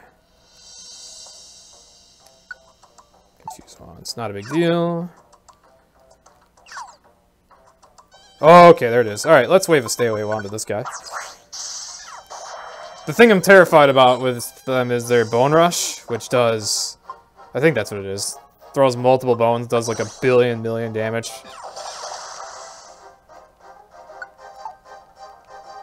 You don't want to be taking a million damage. Oh.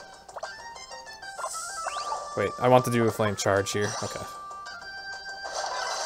Nice, I got a speed boost. Okay.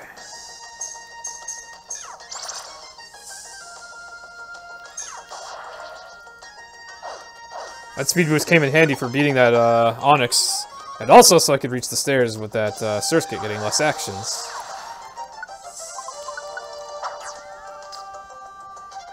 Nice. I love it when I pounce to the stairs room, it's so good. Alright.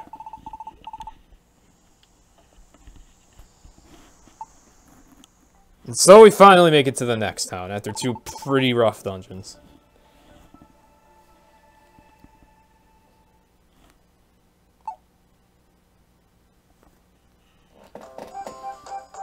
Oh, hey there, Rob. Thanks for the good luck.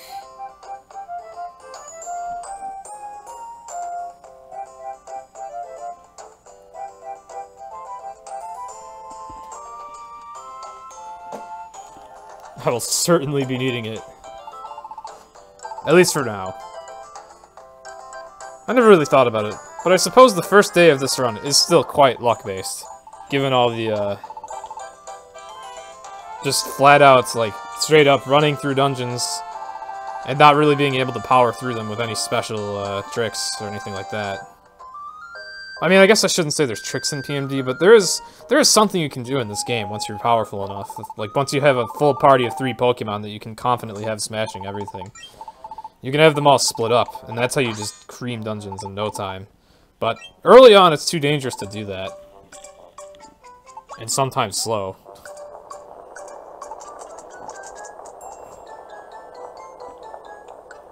Although maybe now I've got enough Pokemon recruited that are decently powerful that I could get away with it.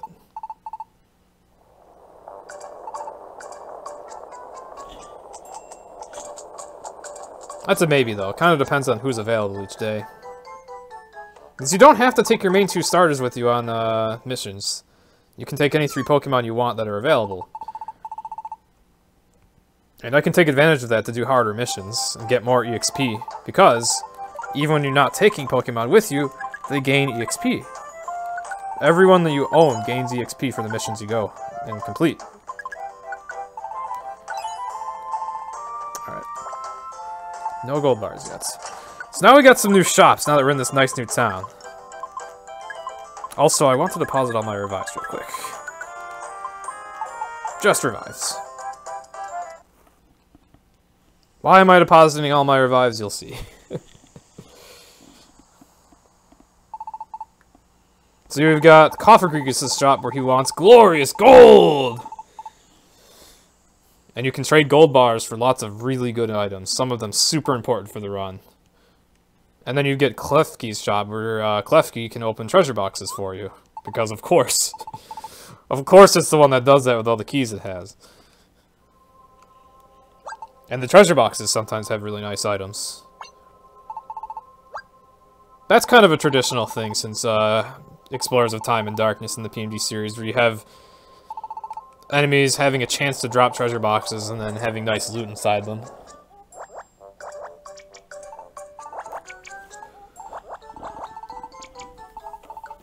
But you have to talk to an NPC and pay them to open them.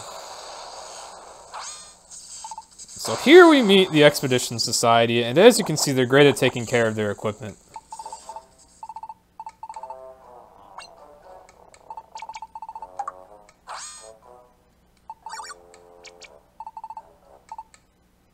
And also, they have problems with a food shortage, apparently.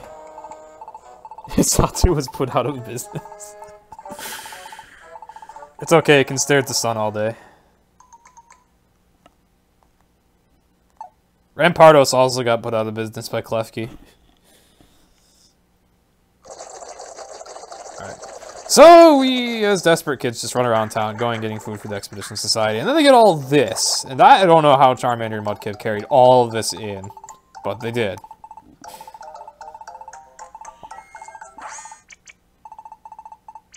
So this is the equivalent of the Explorers of Sky and Time Darkness guild in this game. Just as silly. Every character has their idiosyncrasies. And of course the guildmaster is none other than the Ampharos we see. Ampharos tells us he doesn't work here, but the truth is that he manages with style. And because we worked hard to get all the way over here, and because we've already been doing a bunch of missions anyway, we are actually allowed into the guild. That's how you get in this game. You don't just stumble in there, you work for it. You leave your hometown, trudge through mountains. You get to see this cool artwork as a reward, though.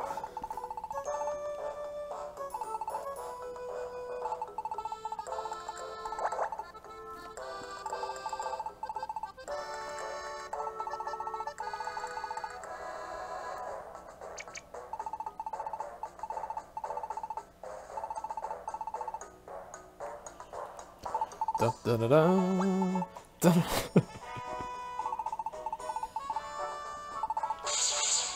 da. Someone in chat's happy to see Ampharos.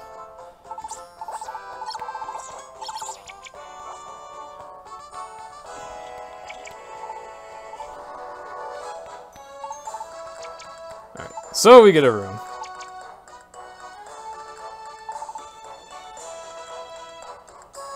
Ampharos is quite the dork around his workers. Ampharos really is, like, a character I resonate so well with. He takes everything that's said to him too seriously, and he has the worst sense of direction ever. That's literally me. I have many, many, many VODs that can prove this. And confirm this. Don't watch my Poke Park run.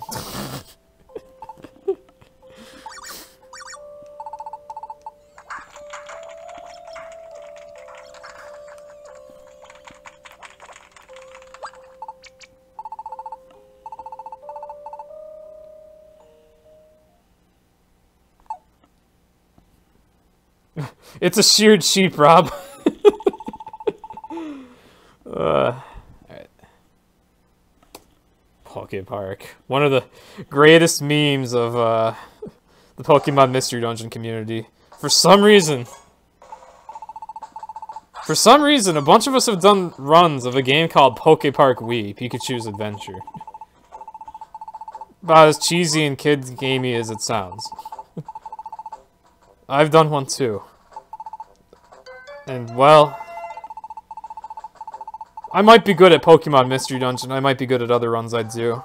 I'm not good at Poke Park.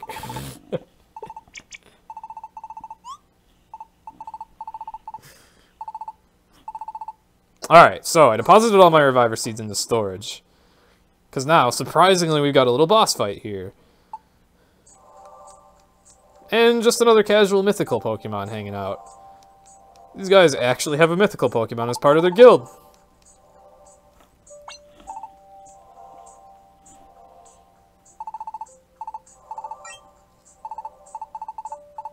This is just a classic tradition throughout PMD. You meet a sleeping Jirachi. It says something to the effect of, "I might accidentally attack you in my sleep," and then that's exactly what happens. And the fight's no joke, but you don't have to win it. Oh, I forgot that Reviver Seed. Oops. I only deposited my tiny revives. Wait, how many of these did I bring?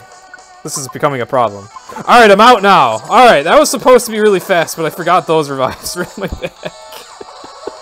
I should have just killed this thing. Alright, whatever, we're done. Alright. Good job, Cheese. Alright, luckily I have plenty of revives, so I'm not too worried about those two. It's much easier to get revives in this game than other PMDs. That was silly.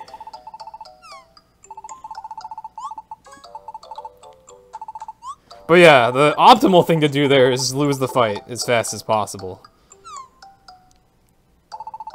Not as optimal if you leave those things in your bag.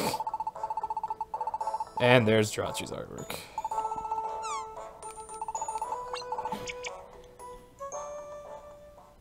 And that is how plant seeds are created. Yeah.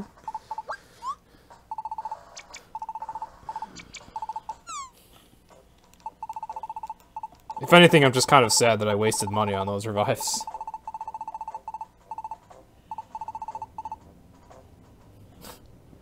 Rob with the lore on why Jirachi joined here.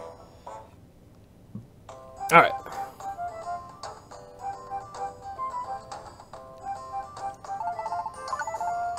Well, I guess I'll sell those plain seeds now. Just to get them out of my bag. I guess I'll buy new Reviver Seeds. Alright. Oh, I have this thing to sell. What else? Do I have a Luminous Orb on me? I do, okay, cool. Have my glorious gold looplets.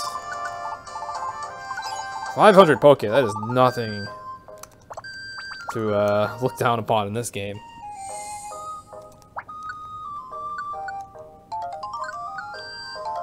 Alright. Let's see what we've got with us. Let's see if I can build a full team of really strong Pokemon. Oh, we got Salamence. We got Slacking. Ah, the Emolga's unavailable. You know what? The Spinda was pretty good. Alright, that's fine. That'll do. I know the Slacking is Truant, but Truant's not too bad to deal with, as long as he hits really hard so that he just one-shot stuff. Alright. Oh, fudge. I built a different team with them. Alright, so Slacking, where are you? Oh, Uproar is a room ranged attack. Hello. It actually does damage in this game and is actually room ranged.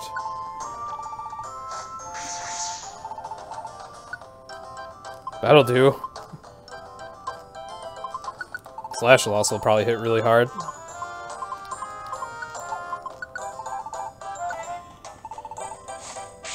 Every time he's... Alright, who else did I take? I took...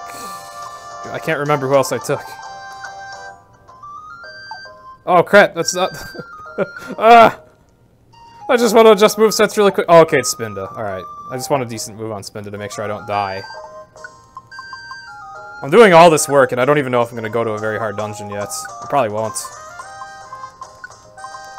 But I did want that side beam and that dizzy punch.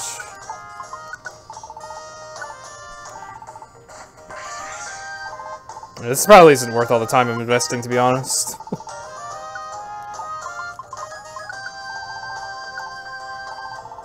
That took a very long time. You wanted to be more efficient than that in this run? Alright.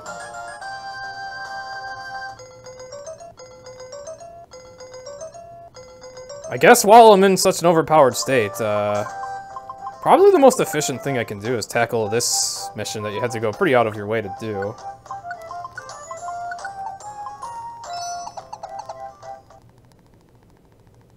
And while everyone's so strong, let's demonstrate the strat of splitting up. Go the other way, I tell all my teammates to go. Now, I'd have to keep the lily pup with me.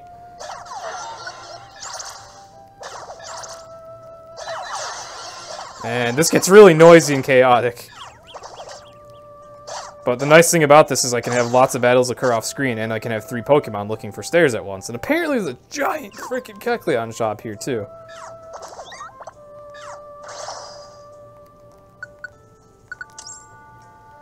I don't feel like checking it out.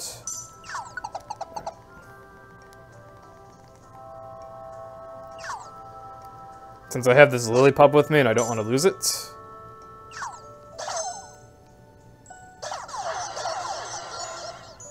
Okay, so Slacking found the stairs. I can switch on the fly even when my teammates are this far apart to find stairs quickly. This is why it's really nice to be overpowered in this game. So I'm getting a pretty slow mission over with in a timely manner.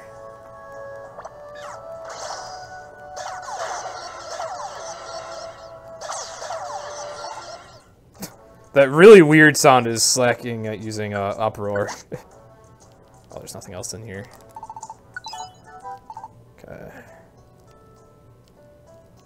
So all the sound effects from off-screen battles still play. It gets a bit noisy. Wow, that was a weird hallway. What the heck? Okay.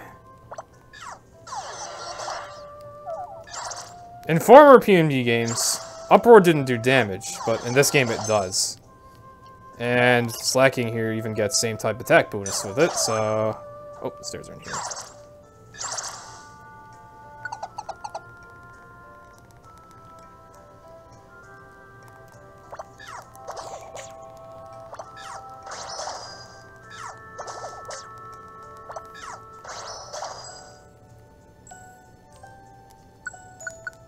I should have given that to Slacking, but oh well. Stay away from that drowsy so we don't get put to sleep.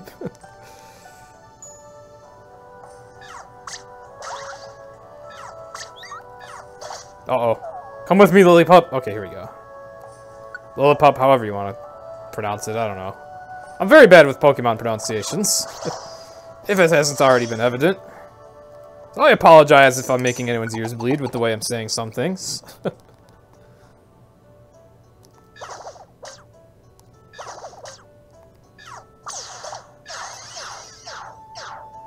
Oh, wait, I just want out of this room. Actually, wait, I want to check the sword. Okay, now I want out of this room.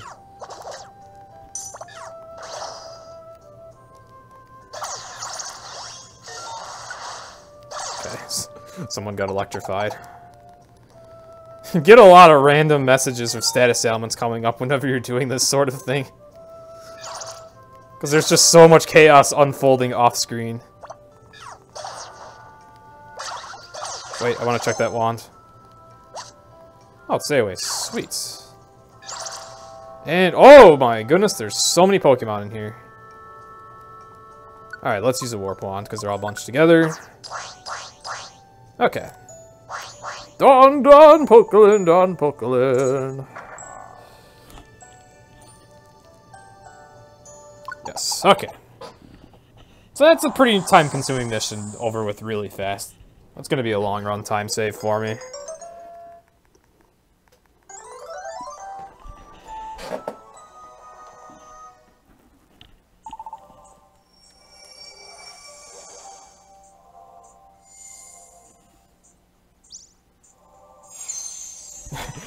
Alakazam IQ leadership.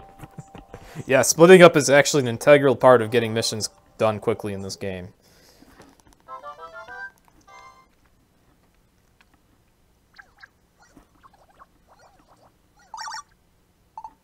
I figured I invested so much time in giving everyone a decent moveset that I'd better get as much bang for my buck out of that as I can.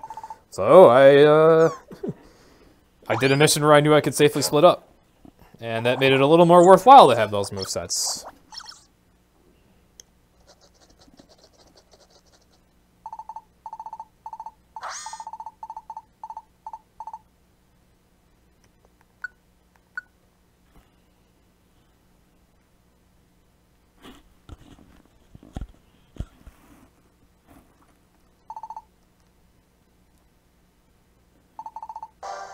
Alright, so Jirachi, the absolute genius, has already fixed the internet.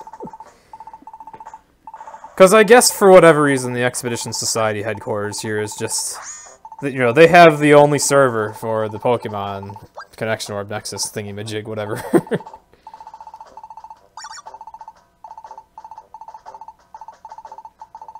Somehow rescue requests were still completed while this thing was broken, though. That makes no sense, but oh well.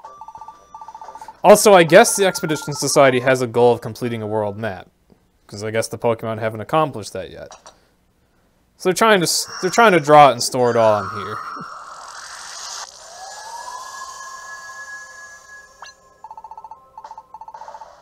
So that's like a side thing you do, and that's why the game tracks your world map survey rate, and why I have to visit every dungeon for 100%. It's like a side goal of the Expedition Society.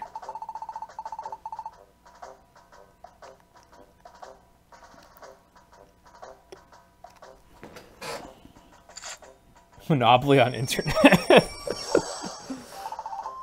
Yeah, Pokemon World, their politics aren't as well established yet. I don't know how well protected they are against monopolies.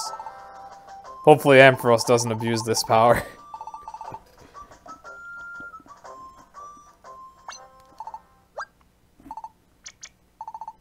Meanwhile, he still can't find his way around his own home. Alright. So, where are we going today? Who are we taking? No new missions!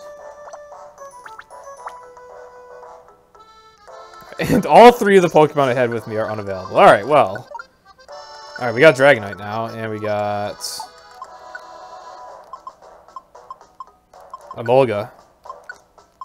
Could take Emolga and Dunsparce. You know what, screw it. That's too great. That's too great. That's wholesome. Alright. Emolga and Dunsparce from Gates on a mission together.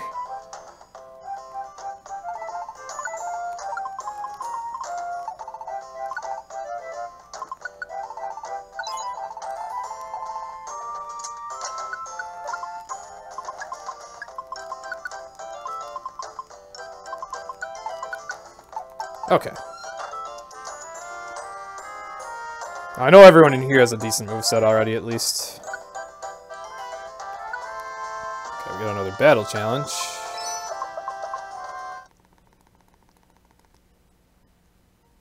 Alright, so again, we'll split up. Thrash this dungeon separately. So I want to check that orb.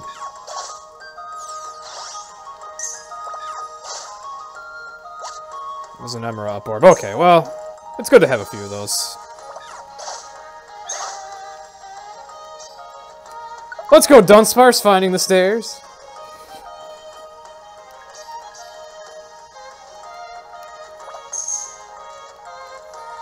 Oh, there's another Kecleon shop.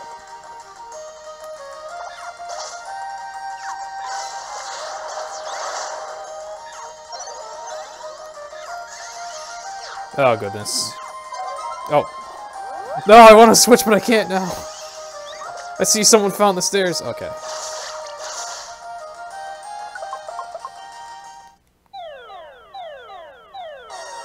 Alright, this is something we still need to work together for.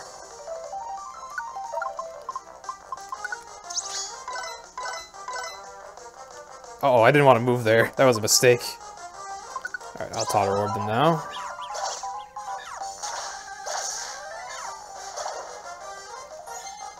I'd like to focus on the leader here. Oh, the dragon just annihilated one of them. There we go.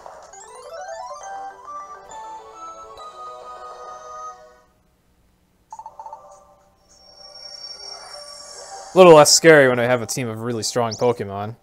Can't wait until eventually I just use a single room range move and these missions crumble beneath our knees.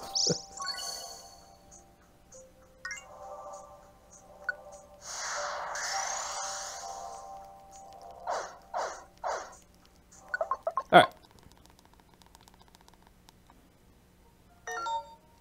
Of course.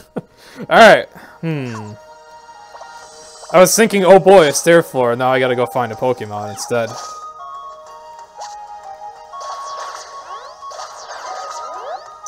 Now, the awkward thing about having to find a traveling Pokemon is, if anyone else finds it, it still won't appear on the map. Okay, here it is. I was thinking about using a Luminosauр, but I figured that this floor's layout would be small enough that I'd be able to figure it out eventually. I'd rather save my Luminosaurs.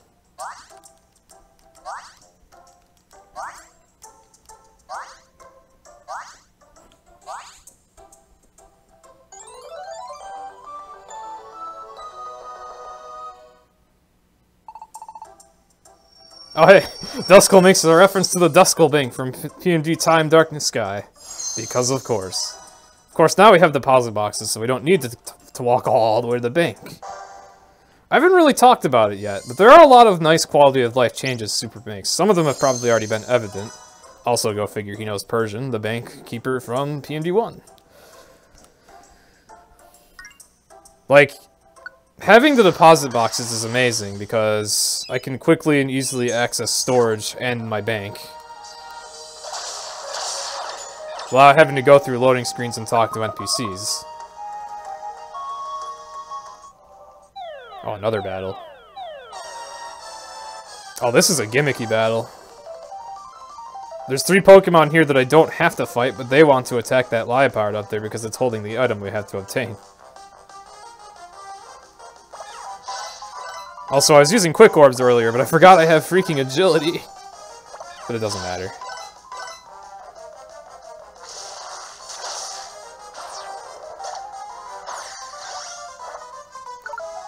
What other orbs do I have? Nothing to disrupt an enemy team. Uh-oh. That might be a really big problem.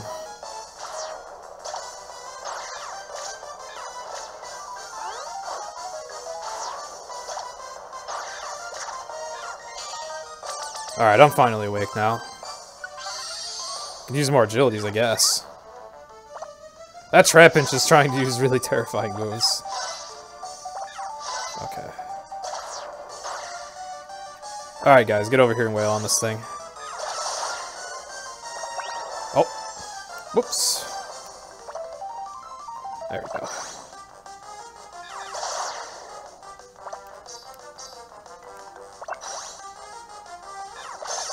I think we've got this.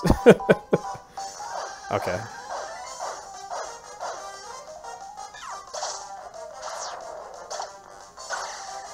Okay. It's one way to do those missions. You can also just fight everyone outright, but it's not very easy to do that. You recruit every single one involved, though. So you get 5 Pokemon out of that struggle. That mission's scary because you can potentially fail it, and then have to come back here. Alright, we're done here, too.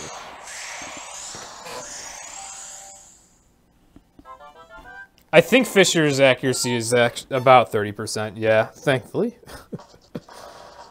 I saw the Trapinch trying to use that, and it was trying to use something else, too. I think it was trying to use Magnitude or Earthquake or something like that. I'm glad it kept missing. As soon as Dragonite got put to sleep, my immediate fear was that I was going to get beat up real bad. Or at least my other party members would get beat up while I slept. Also, I didn't even talk about rank points yet. This is something you get in every PMD game as you do missions. I'm 690 points away from the next rank. Okay, game.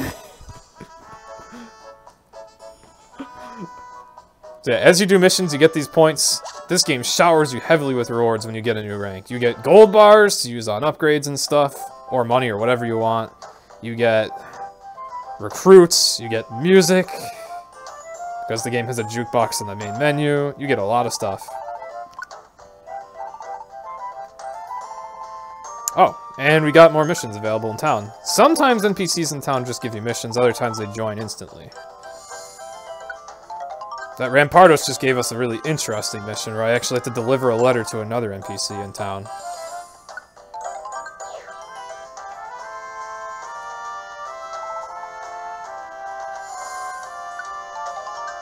There's also a mission here.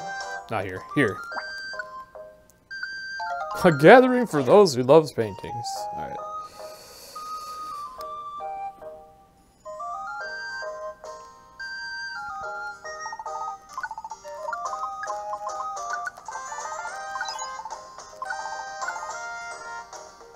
Pounce wands, I'll take those. I love those. Alright, so I have gold bars now to spend. I'm not certain what I want to do with them yet, though. I have a lot of options, but none of them are really great yet.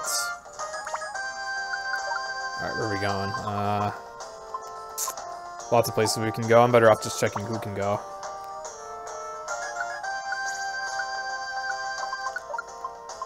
Oh, we got a level 52 B sharp now. That's nice. We got... Wow, that's pretty much it, huh? We got the Gabite, the first boss recruited. We got this Firo. You know what? I think this Firo can learn agility, and I think we can work with it. Alright, so Gabite, Firo, B sharp. I gotta adjust all their movesets. Okay, they're up top now, thankfully. This guy really doesn't have too many great moves, though. But he is level 50, so that'll work. Firo is the Pokemon that taught me how overpowered agility is when used in alliances. I haven't really abused it yet with Dragonite, but that's something you can take advantage of very easily. Ooh, Dual Chop.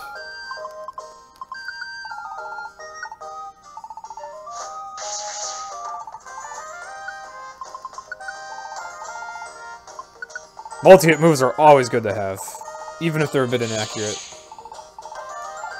Alright. Where are we taking these three? Guess we'll just go here for 2 missions.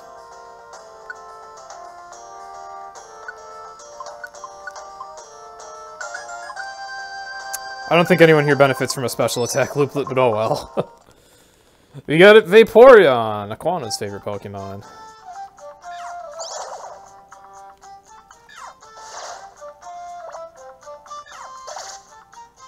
Have I covered any other favorite Pokemons? I don't think I've really recruited any, like, PMD community favorite mons yet. Unless I've forgotten something. But I'll try to call them out when we do, because the PMD community is very tightly knit. Also, wait, why am I not splitting up? I'm silly. Alright, let's do that.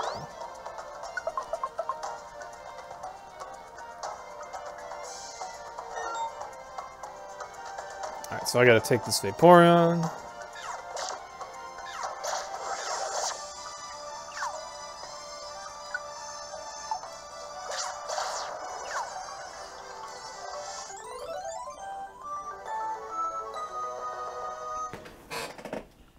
Did I get Torchic yet? Nope. Probably won't get that till post-game. I.e. after like 9 hours. Also, damn, good job actually getting a Service Fish Pyramid in there, Hollow.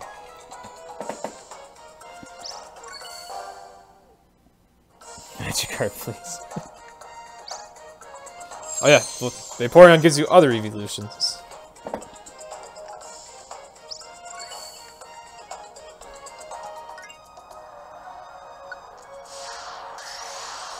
I haven't even discussed how I haven't even mentioned Service Fish yet, but it just came out of my mouth, so I guess I'd better explain it now. I was talking earlier about how Lantern's my favorite Pokemon when it came up in a cutscene. Well, let's just say, you know, there's Most people have service dogs or something. Maybe not most people, but lots of people have service dogs or service animals to help them stay sane or whatever. And well, when you run a game like PMD, you need that in your life too. And for me, that's Lantern.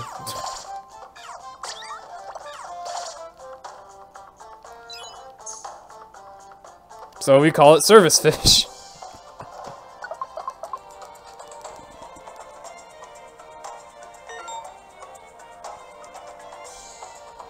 It's mostly content for why this run is so long. Other Pokemon Mystery Dungeon Recruit 'em Alls, it's mostly just, wait. Let me go back. Use the Pounce Wand there so I can get there without consuming as many turns. Okay, I knew this would be the secret base.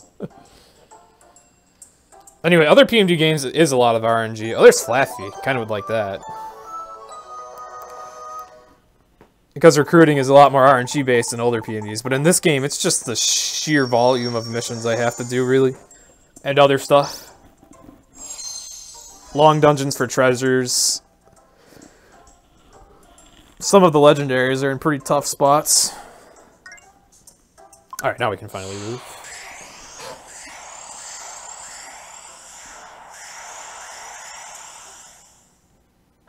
When you are doing a run this long, you need a service animal for love. Indeed, you do.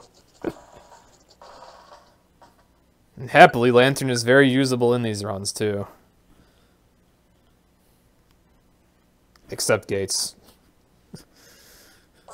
We don't talk about that. Alright, so now we got a new mechanic called Motivation. It's not the most relevant thing. The game picks 3 random Pokemon every day. If you use any of those Pokemon, they get triple experience. But everyone gets experience as you do missions, regardless of whether or not they're taken, so motivation isn't really a big deal. It would be nice if a Pokemon I wanted to use regularly became motivated, but that's really all it would do. In both of the 100% runs I've done of this game, my main 2 Pokemon, besides my starters, have never actually been motivated.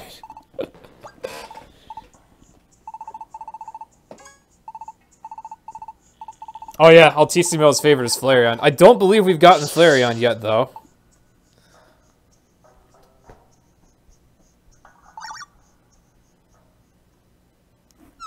Just Jolteon, Eevee, and Vaporeon.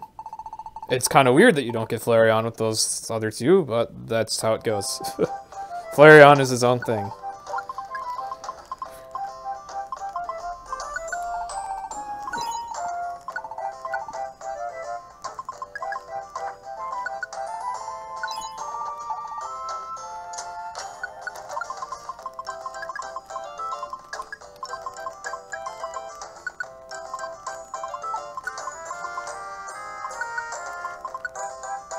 Alright, do I have... Okay, I have Slumber Orbs.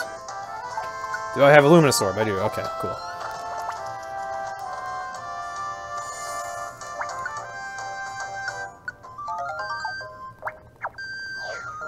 Alright, who are we taking today? None of these Pokemon. Oh, here's our motivated Mons. Alright. Oh yeah, we can take the Flaffy, I guess. Level 34. Take Fur. There's Lagging Gamer's favorite. Vaporeon, sure, that's fine. Alright. Flaffy, Fur. There's like an entire team of favorite Mons right there, actually. Community favorites. Alright. Electro Ball. Ooh, Discharge! Sweet!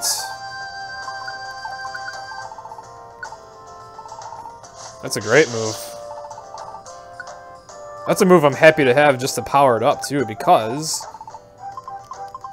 later on...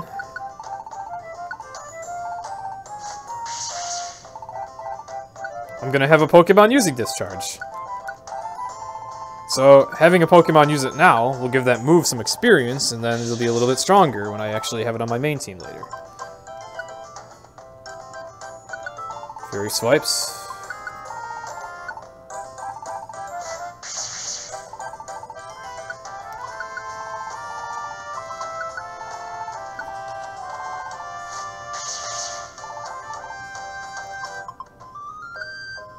Do you have Water Pulse? There you go. Okay, Water Pulse and Aurora Beam will be fine on you. It is unfortunate that by default everyone has really bad movesets that I don't want to leave them with. So I gotta invest all this time in adjusting movesets before I can really go anywhere. Even in easy dungeons, like if you have a really bad moveset, things can be very slow.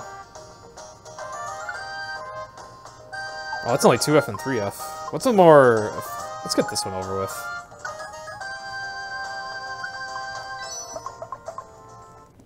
Alright.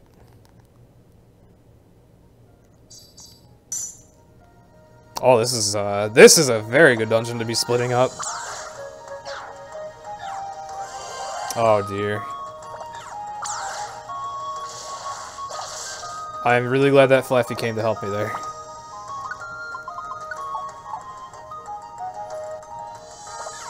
Oh, I wanted to use Aurora. Oh well, it's fine. Oh, they found the stairs, okay.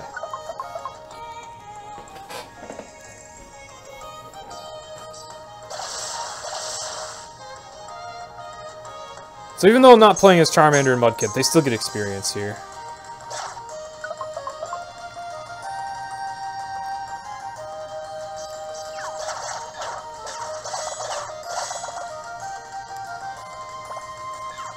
Oh, someone found the stairs.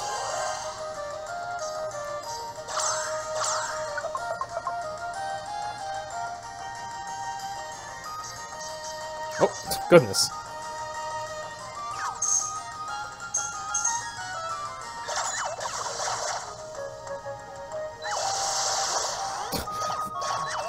Many discharges were used. So I'll just let this happen off screen. Okay. Oh, hey! Nice.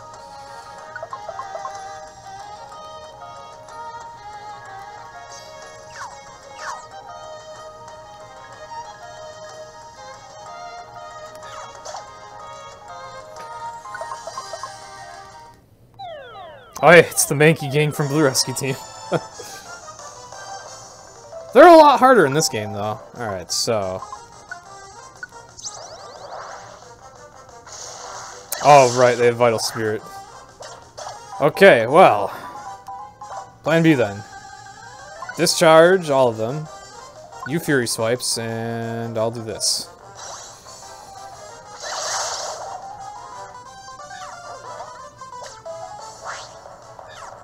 Okay, rip an apple, I guess. And rip me.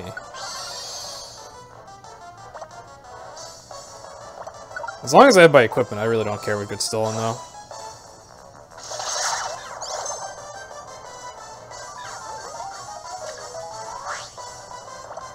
Okay, that's something I don't want stolen. Luckily, the leader's holding it, so, like, I have to go attack them anyway. Oh! Actually, now that they've stolen stuff from me, they're scared of me. Oh. Alright, I really want to pick that up before I have to go. Hope I can. I think I have a chance to pick that up.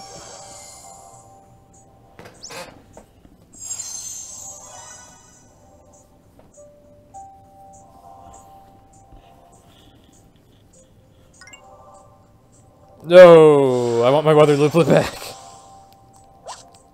Now can I leave? Yes, okay. I'm glad the game was that considerate. What's my gaming setup?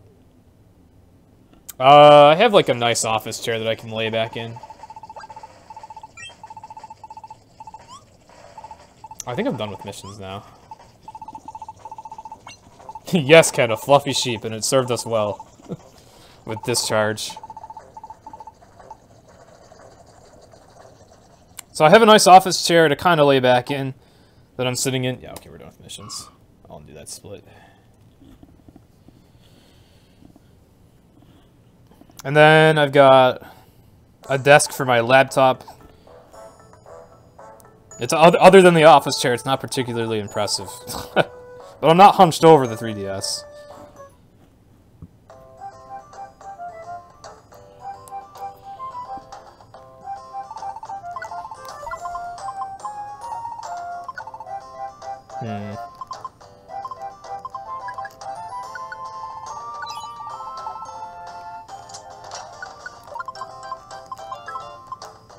I have so many revives.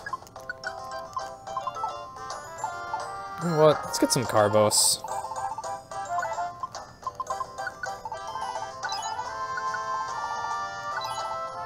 Carbos is a really good vitamin, as it boosts your speed.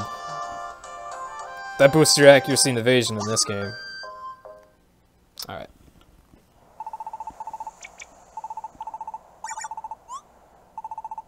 Yeah. Yeah, knockoff is a nice meme in older games. And also, trip traps.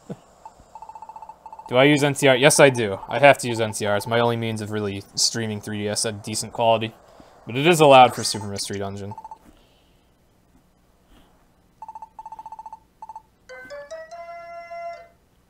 Alright, so poor Arkin over here. He's got all these nice intentions. He's trying to tell these kids stories about how he sometimes goes overseas to do other missions. So then he gets us into it and tries to take us on the trip.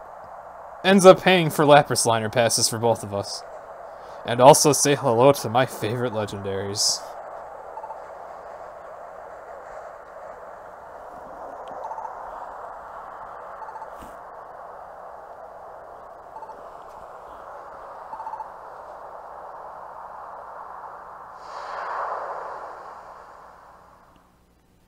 Bit ominous that the game decides to show them all of a sudden.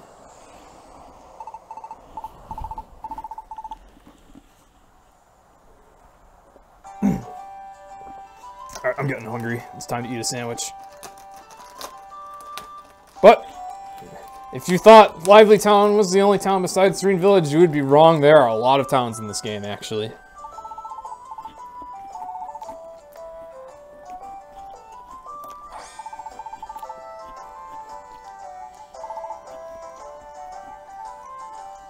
So you can get as many opportunities to check a shop as you would ever need, really, if you're short on any items. You get lots of different scenery for when you're going out to do missions, too. Lots of NPCs to talk to recruit.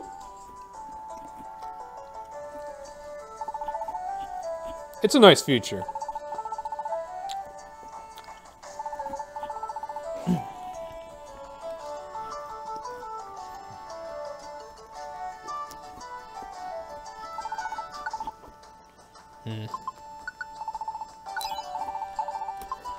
Carrying so much stuff.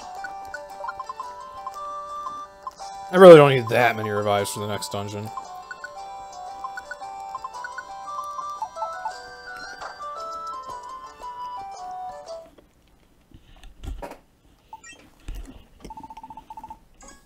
It was a PB&J sandwich.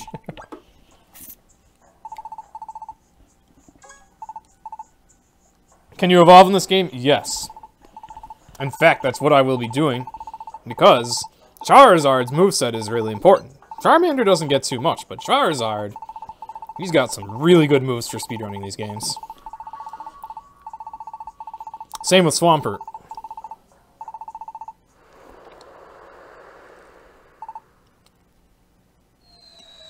Oh no, my two favorite legendaries! With Wailord turned to stone before, now Latios and Latias. You know something pretty messed up is going on if legendaries are actually being beaten. I'm gonna make sure this run doesn't die now so I can go save them.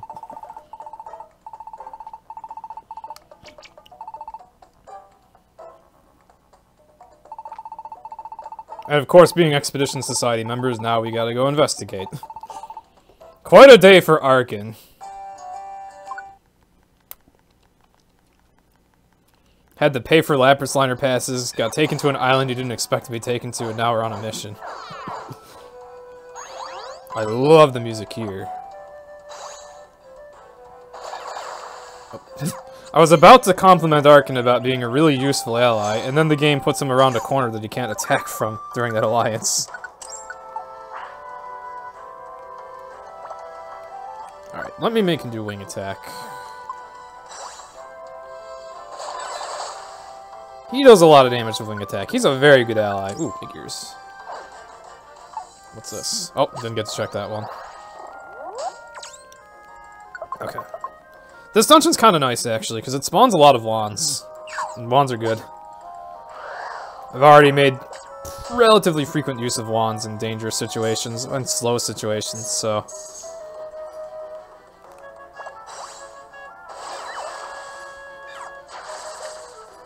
Alright, get over here, Arkin. Oh, he's still too far away. Okay, whatever, I covered it. Never mind, Arkin.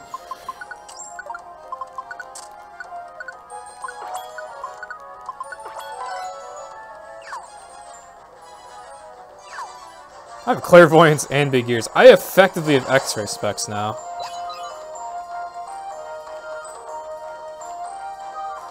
Oh dear, I don't like this.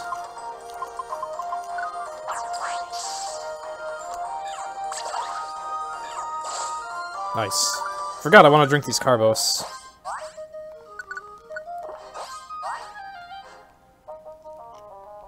It'll help me a lot later on to have done that. Being able to hit more attacks equals beating the game faster.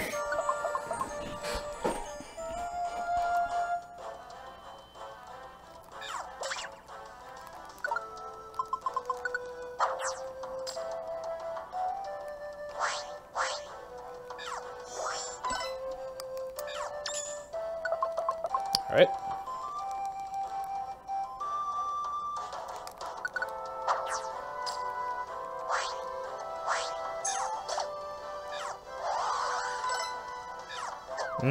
Really? Oh, jeez. Really couldn't save too much time using that, wand. I tried. That was an awkward situation. Also, I haven't gotten to show off the Emerald called Wand Expert yet. Oh, I accidentally ditched Arkin. Also, the stairs are in there, and I didn't see it. Alright, let's pounce to the bottom of this room. Oh, there's wands in here. Shoot, I want to check those wands. I was hoping this Executor would check what it was for me, but he walked right past it. Alright, what do we got?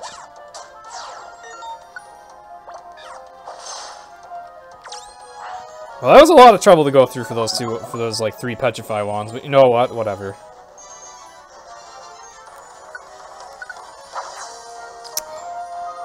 Goodness.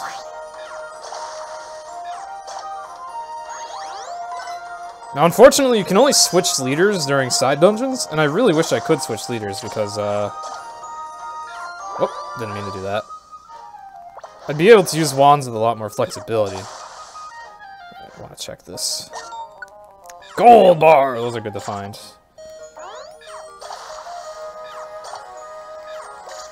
Ugh. Getting put in some very awkward situations in this dungeon.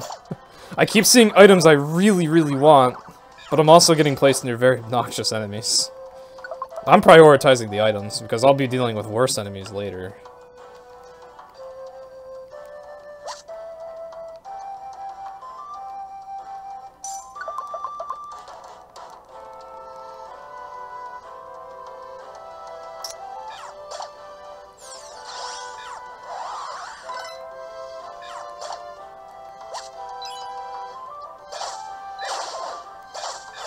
I keep accidentally ditching Arkin, too.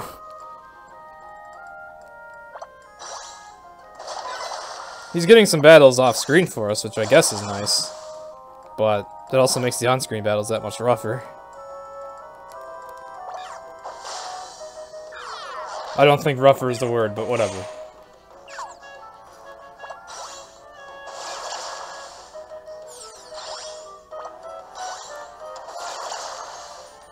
There's Arkin.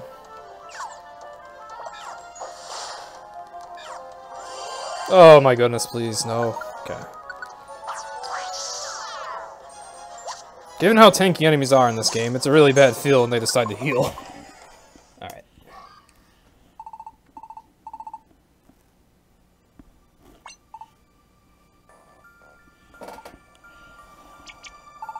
So we have to stare at the petrified Latios and Latios.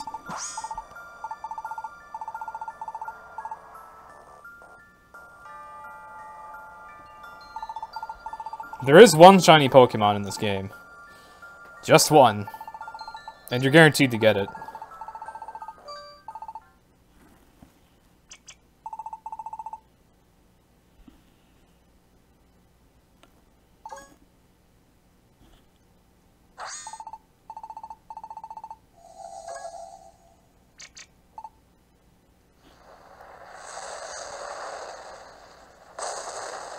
Suddenly yet another legendary. He's not too happy about the Latios and Latios being petrified.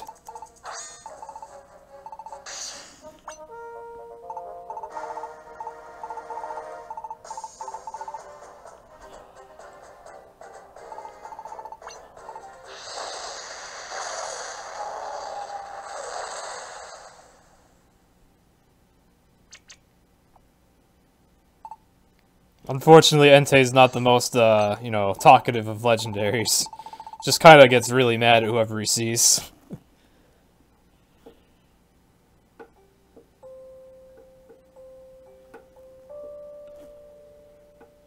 You know the game's story's picking up if those Pokemon are showing up, though. I don't know, Rob. I think he's just mad that, like, the Aeon Pokemon are being petrified in general.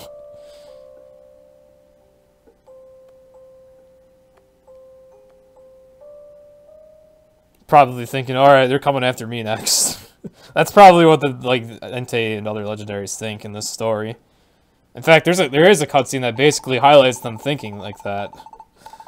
A really cool cutscene, actually.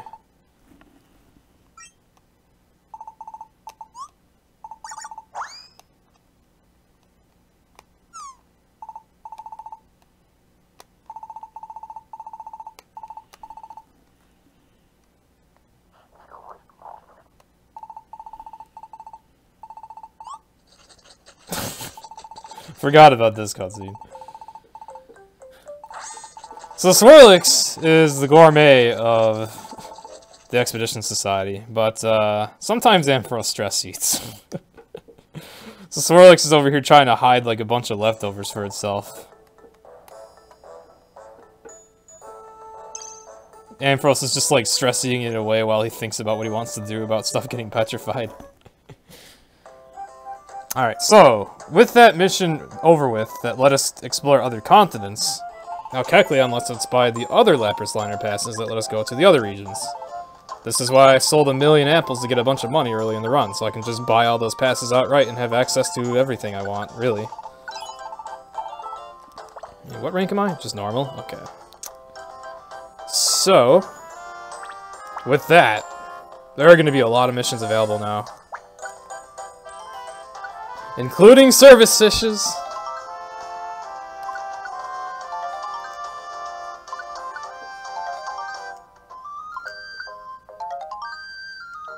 How far is this? 3F? Oh, nice. It's only 3F.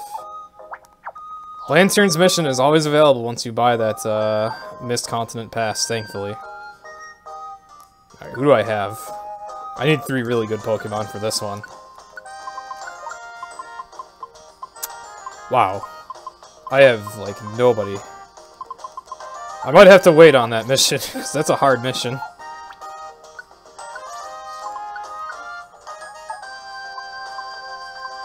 I guess I'll take the Spinda. As much as I'd love to do Lantern's mission immediately, I don't think I can do it right now. I think I'll just do, like, a bunch of easy missions.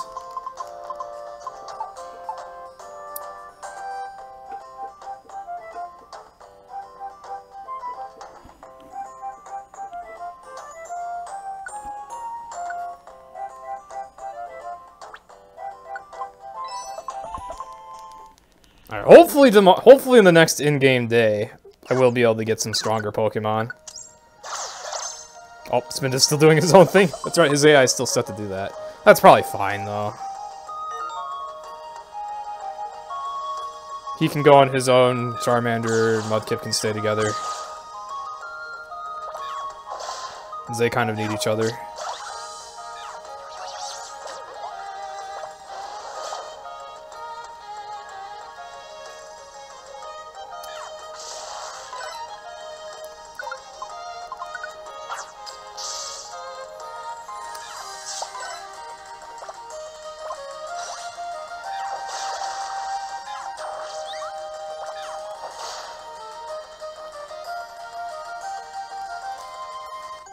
There's that mission. Hey there, Piston Box. Good to see you here.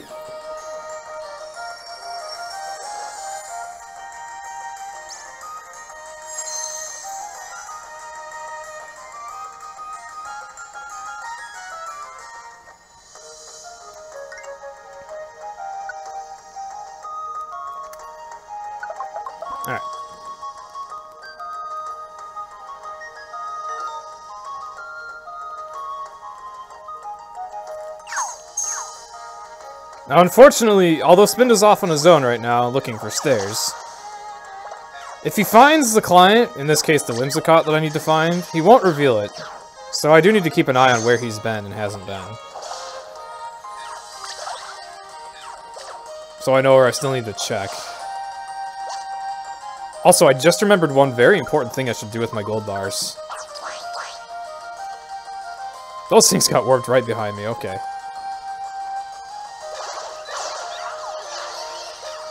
Wow, Spinda actually died. Wow. He must have gotten, like, really unlucky.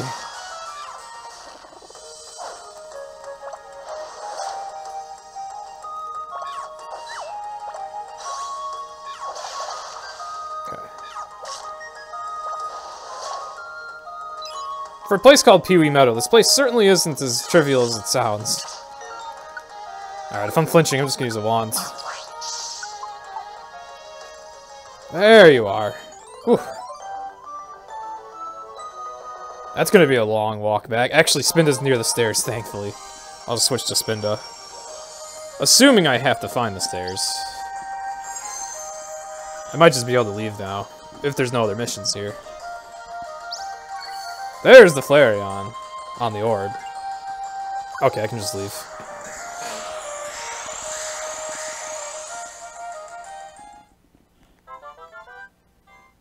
Hey there, Justin.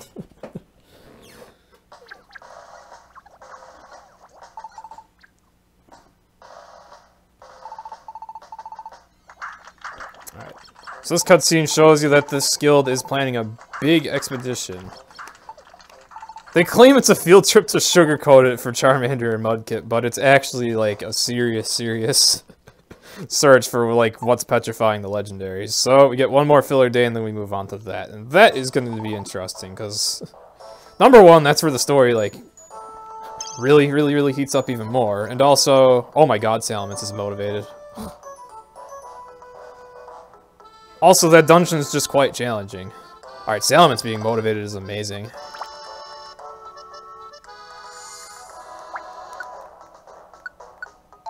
Oh, there's Flareon's mission. I'll do it soon, Altissimo. Alright, who else is available besides Salamence?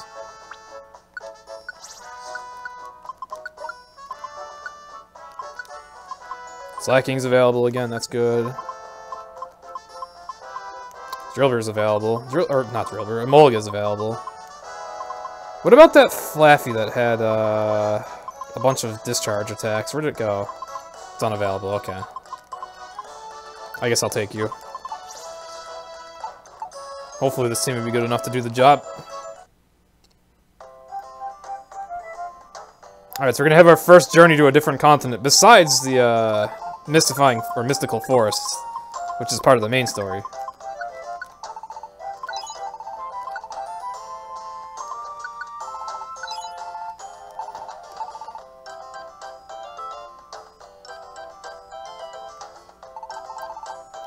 Oh, there's a protein in there. Sweet. Don't really need it right now, but I'll give it to Mudkip. Alright, how many gold bars do I have? 5. Oh, I didn't want to open this menu. Whoops! Alright, let's teach Mudkip a really important move. Oh, I only needed 4. Okay. Ice Beam. That is a very nice upgrade for Mudkip.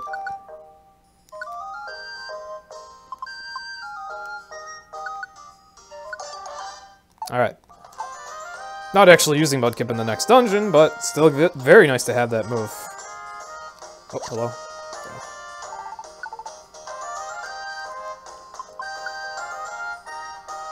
Alright, so we're finally starting to do missions on other continents. Missions on other continents are much tougher. Cape of Wonders is particularly brutal, but luckily Lantern's mission is only on the 3rd floor. And I've got some pretty decently powerful Pokemon to take, so I should be okay. Well, there's lots of Pokemon to talk to here. I don't really need any of that. Right, Elixir. Oh, I would definitely want more revives than this. Don't need Tunnel Wands for this. Got a Luminous Sword. Alright, I really just want more revives. Okay, let's talk to some Pokemon. Torchic might be in here, I think. There's Spinarak. Got a mission for us. Also, I love the music here. And the scenery in general.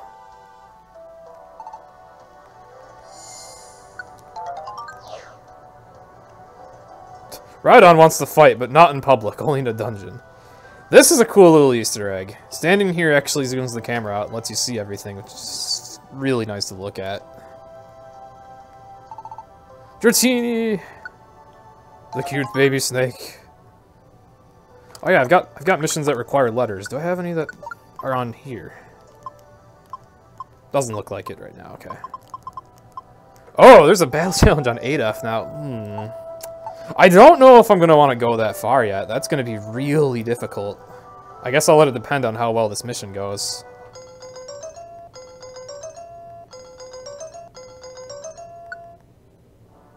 I could use Guiding Wands to get through it, I suppose. So today our escort is my good buddy Lantern. Why do I want to do Lantern's mission in particular so early, especially when the dungeon is a dungeon I know is dangerous? Also, I really don't want to split up my teammates right now. I'm just going to roll call you over here right now.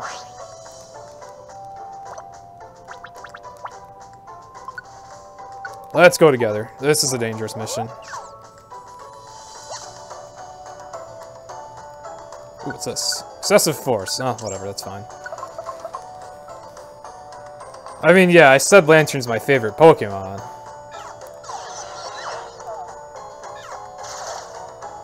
Oh, it's actually already helping us. What a good fish.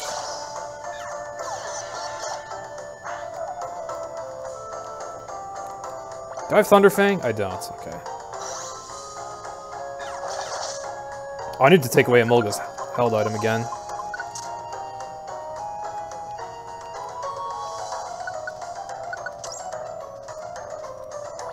I don't like this.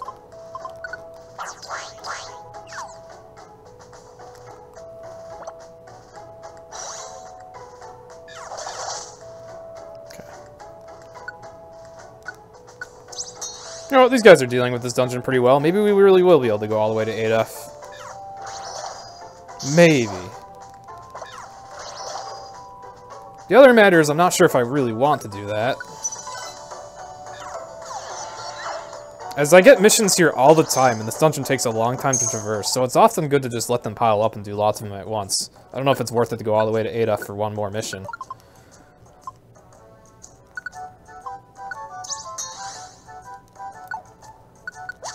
I'd like that Luminosaur, please. Alright.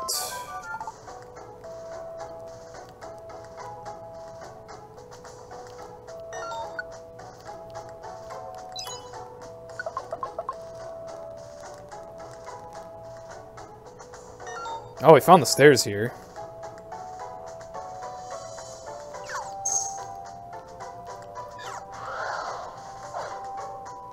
Oh, that's gonna be a long animation. Okay.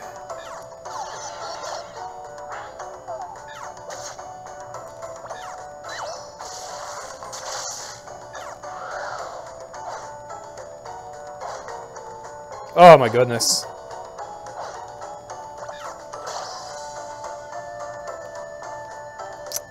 Alright. Yeah, even though I have a pretty strong team right now, I'm not sure if I want to carry myself all the way to 8F. But there's Lantern's friend, Seal. There's my service animal recruited.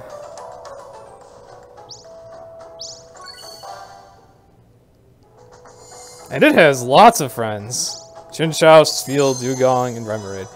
I know Eftika's favorite is Spheal, or at least one of its favorites is, so there's one of Eftika's favorites. There's at least one expedition left. Do I have an escape orb with me in case I just want to quit? I might be able to do this. I don't. I'll go for it. I'll be brave. I'll be really brave.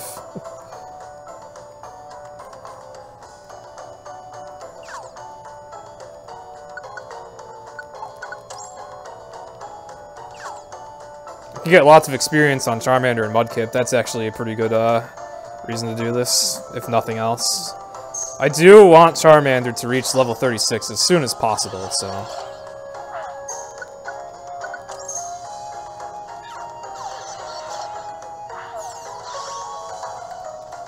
Where's Flamethrower? There it is.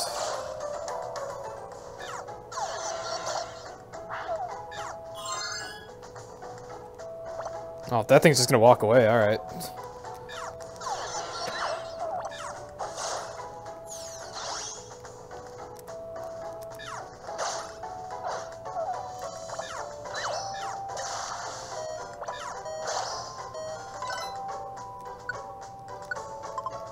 Should probably put some emeralds on slacking. Between Truant and Hammer Arm, oy oy oy, he's such a mess. Alright, no more uproars.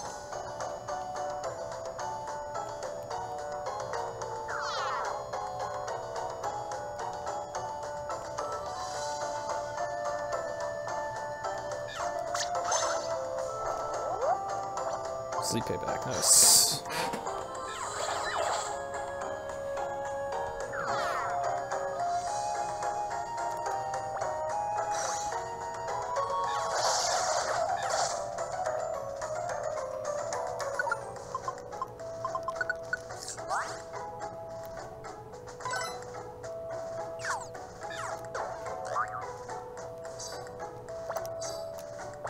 Is acrobatics in here? It is, okay. I think in terms of combat, we're perfectly safe. Ooh, Barrage. Nice. It's just the sheer amount of time this dungeon takes with these awful layouts. Ooh. Alright, I got a Wand Expert. You know what? I'll just start using Guiding Wands then, that's fine. Alright, I can finally demonstrate Wand Expert and how insane it is. For one, you have a chance to not consume wands.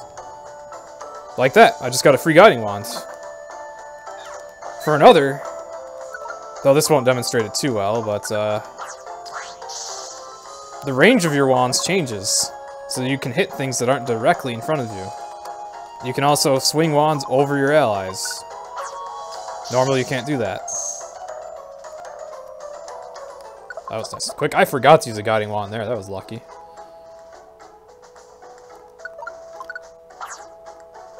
I didn't get a freebie that time.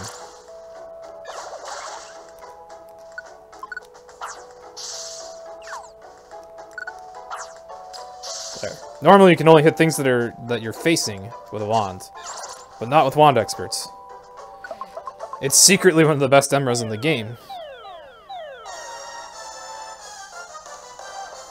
Alright, time to fight a bunch of Rhydons. Alright, here they are.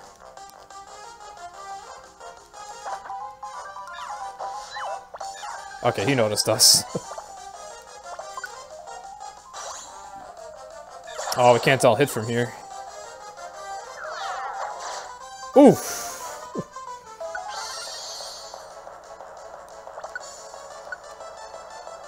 There we go. That's one down.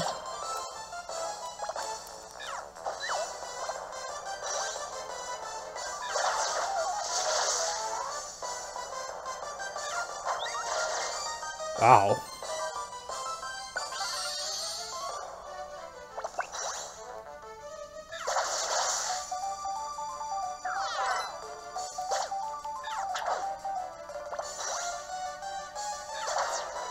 Oh, I knocked it away by accident with Dragon Tail. I didn't think that through very well. Alright, maybe let's use a different move. Ow. Damn. Alright, maybe do Fire Fang. Oh, you can't do the Alliance right now. Alright. There we go. That was very time consuming.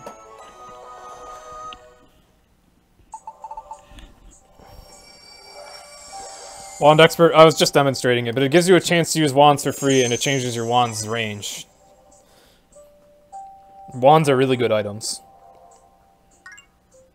Okay. This is, I think, the first dungeon I've gotten to show it off. Alright, so with that, we have my service animal of choice, Lantern, recruited. We'll get to see it in action in following missions, but before that, we have this to do.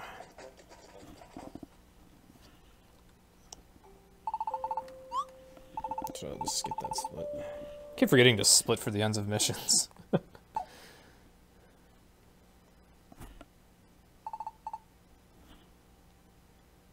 There we go.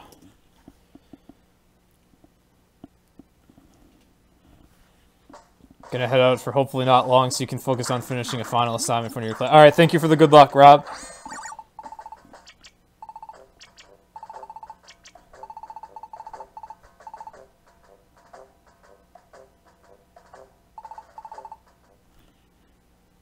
Alright. Oh, I can actually rank up right now. Sure. It's a silly time to be able to do that. I think with bronze rank, I'll be able to get a really powerful item now. Yep, Cobalion appeared. And I get a bigger bag.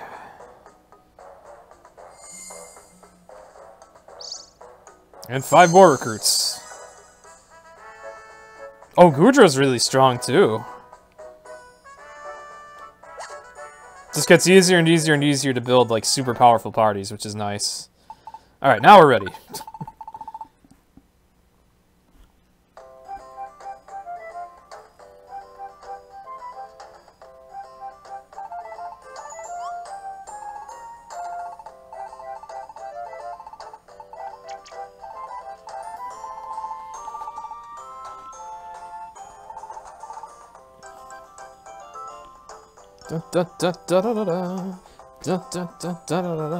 Alright, so we got a lot of boss fights coming up, and every boss fight has strategies to it.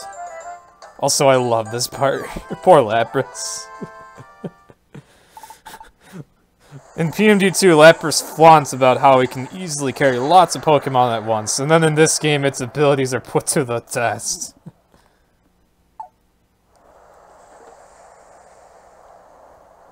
Still trying to finish your final. Good luck on that, Cindy.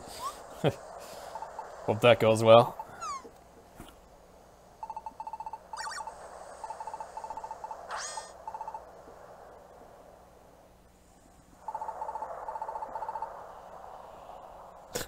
Mudkip's like, whoa, this does not look like a vacation resort. His face is just perfect for looking at that volcano.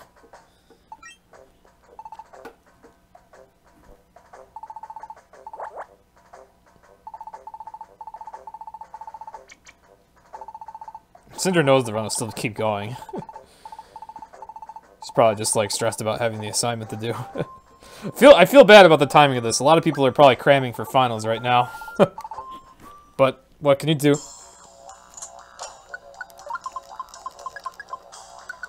Alright, do I have blast seeds? Yes, I do. It'd be preferable to have more.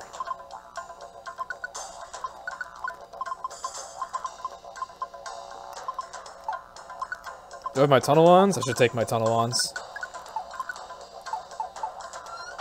I'll save just in case things really take a bad turn here, although I should be okay. Got a lot of bosses to do. You've had a great adventure today. Maybe you should take a break. No!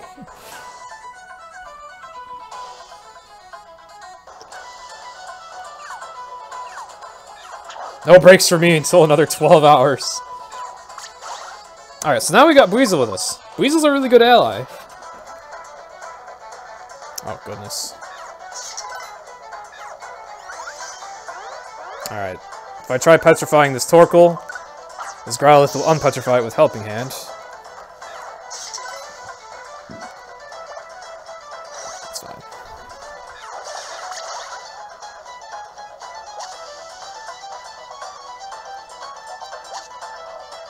Ooh, these are dangerous. And that is exactly why. There goes a revive.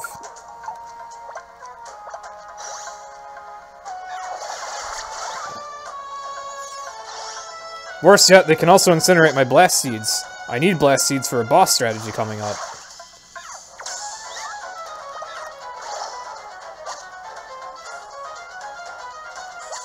Alright, well, we got the revive back. It's all good.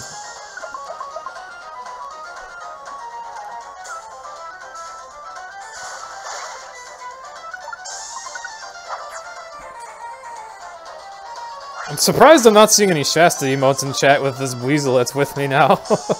Not gonna lie.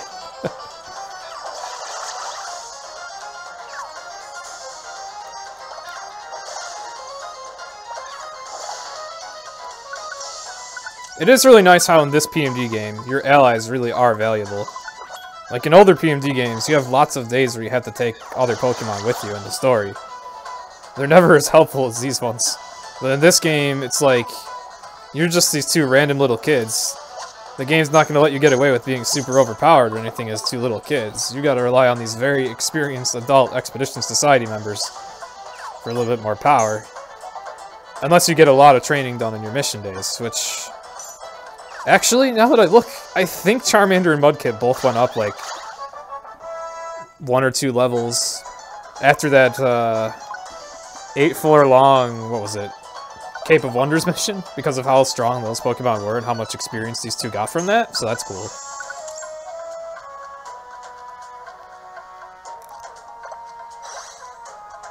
Maybe they just went up 1 level, but I'm pretty sure they went up a level without even being in the party.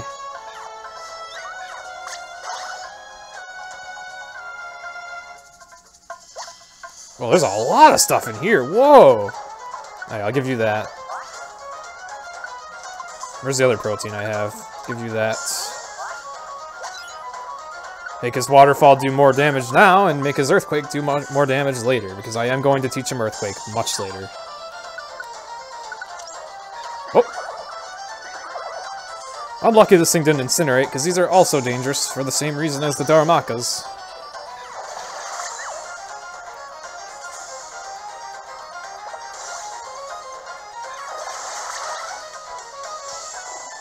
Well, I'm just kind of taking a nap in front of a Caesar now. This sucks. You know, you could have attacked me while I was asleep, you jerk. I ironically feel even more defenseless when my partners get attacked when I'm asleep. Alright. That's part 1 done. This is a checkpoint in case I die at any point, though. If I die, I'm reloading my save, because I wouldn't want to lose all the items I have with me. Probably. Although, actually, I guess I don't really have anything super valuable on me right now. Just a few guiding ones! Oh, hey.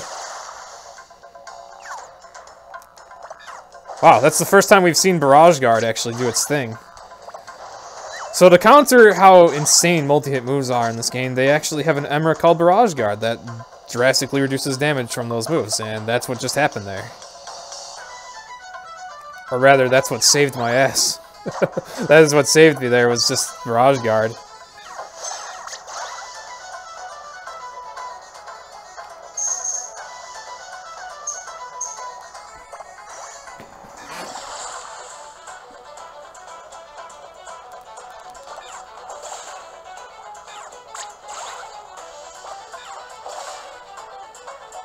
What's the difference between Revive and Tiny Revive? Tiny Revive only restores health when it revives you. Restores health fully, but that's it. Where a regular Revive completely fills your belly and restores the PP of all your moves. So the regular Revives are nice for combating attrition, whereas regular Revives are just nice for when you die, like when you surprisingly die.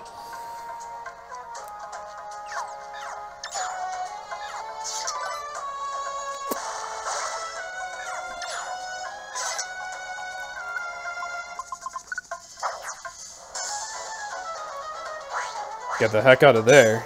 Right.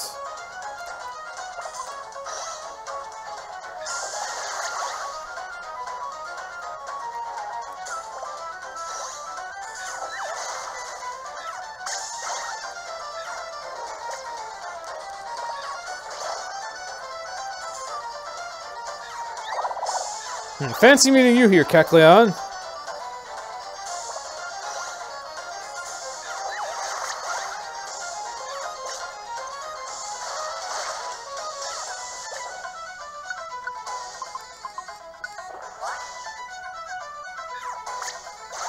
Man, there's so many enemies in here. Kecleon, why do you let so many enemies into your shop, man?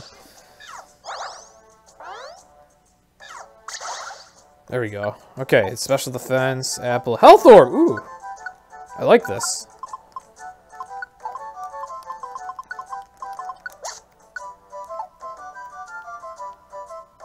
Got another health orb? Hello.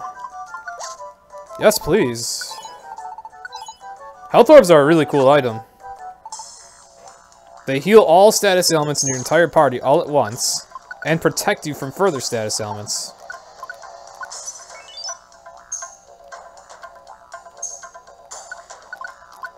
I'll give Mudkip some more health for the bosses coming up. Probably come in handy, because I don't have a Petrify Orb as I'd like to have. I have my Blast Seeds, and I have a Slumber Orb, but I don't have a Petrify Orb.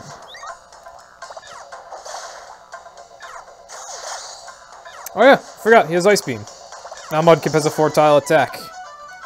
And it's really strong, too. I completely forgot I taught him that.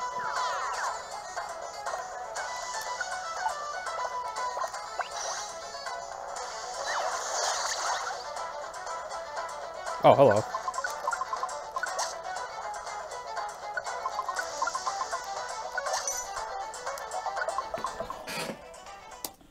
Alright. So with that, we're on to the bosses. This boss is absolutely brutal. Also, I picked up a progress device at the end there, as I think for marathon safety purposes, having those for really long dungeons will be a good idea. Progress device just lets you save the game in the middle of a dungeon. In case there's any technical difficulties that make me want to leave a dungeon, or in case there's some other issue, I can do that. Or if I just want safety because of, you know, how hard this game can be. Alright. So this is another fight where I'd normally want to use a Petrify Orb, but no such luxury this time. So we'll work with what I got.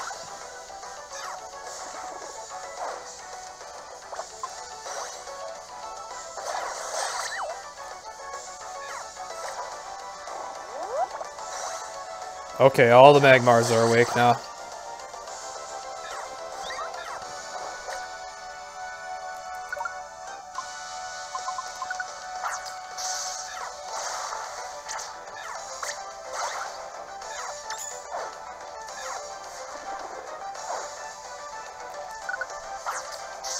Keep those two out of commission for now. That one's dead. Mudkip's dead.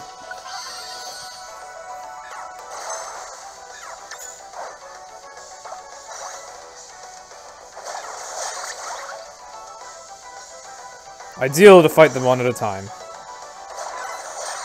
Nice, we got a speed boost.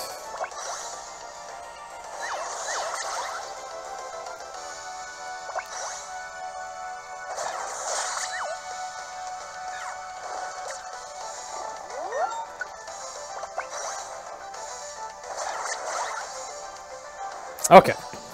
That went pretty well. For having to use a Slumber Orb, that went pretty well.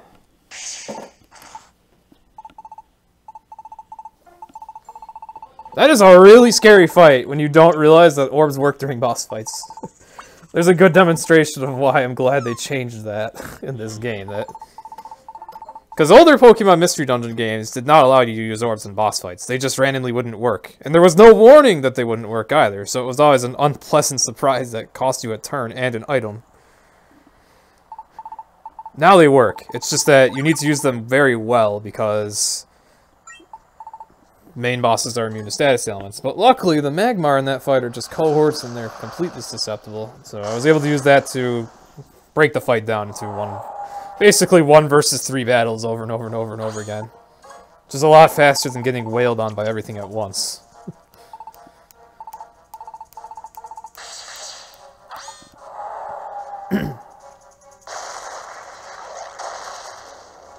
There's Weasel just showing how tough he is, breaking the rules over here. Going all anime on us. For whatever reason, he wants to fight Entei immediately. Probably not the wisest idea. He doesn't fare too well either.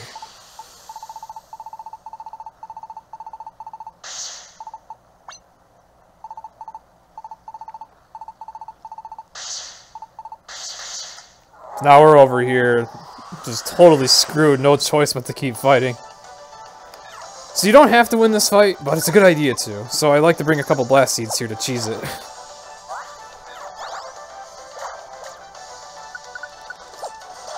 It's only gotta do 200 damage, thankfully. Thankfully.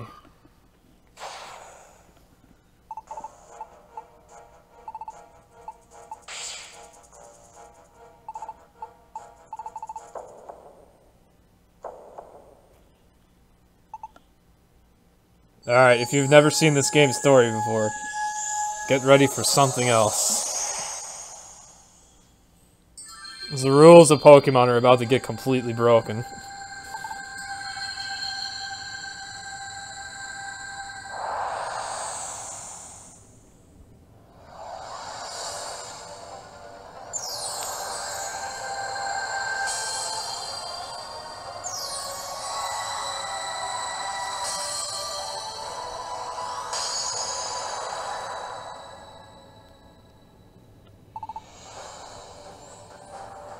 You completely skip an evolution for this.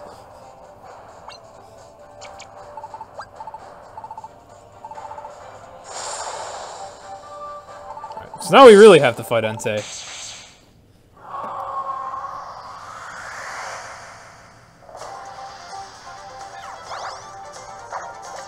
Okay. Can you please not do that, Entei? Actually, I'll do Mud Bomb, that's fine.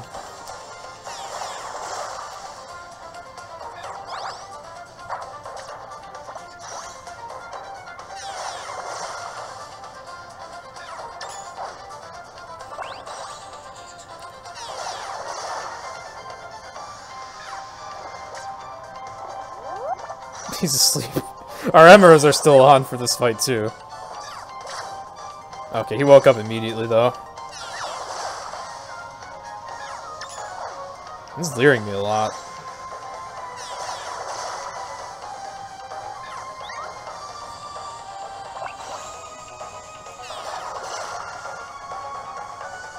There we go. A lot easier to fight Entei that way.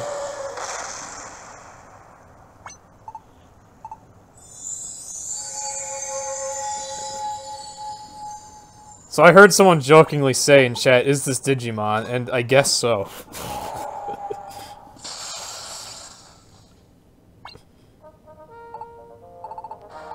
But you know what? Seeing Pokemon do that is still pretty cool.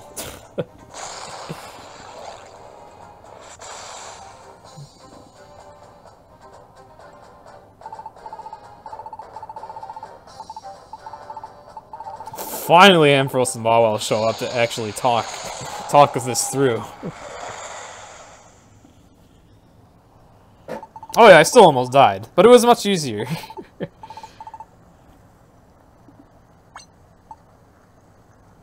Well, that's one way to finish a Pyramid Cinder.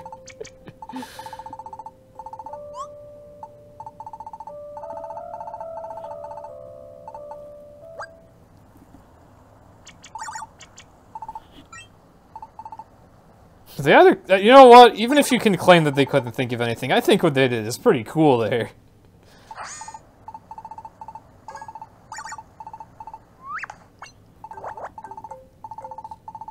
Oh, you're ascending too fast. Oh, we got a staircase of service fish. It's alright.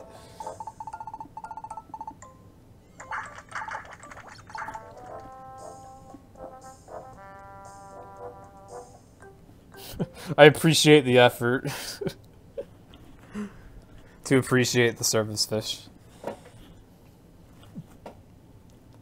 Service fish. Alright.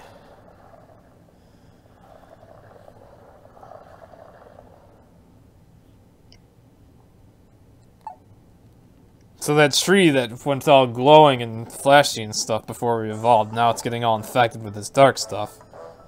That's what the game shows you there. So you know something real messed up is going on. And something knows that you're really strong. Or something like that. But we didn't see that happen. Only the player sees that happen, not the game characters. So let's just carry on our merry way. And sell a plain seed for one Poke. Actually, wait, how many apples do I have? Not a lot. I guess I'll buy these.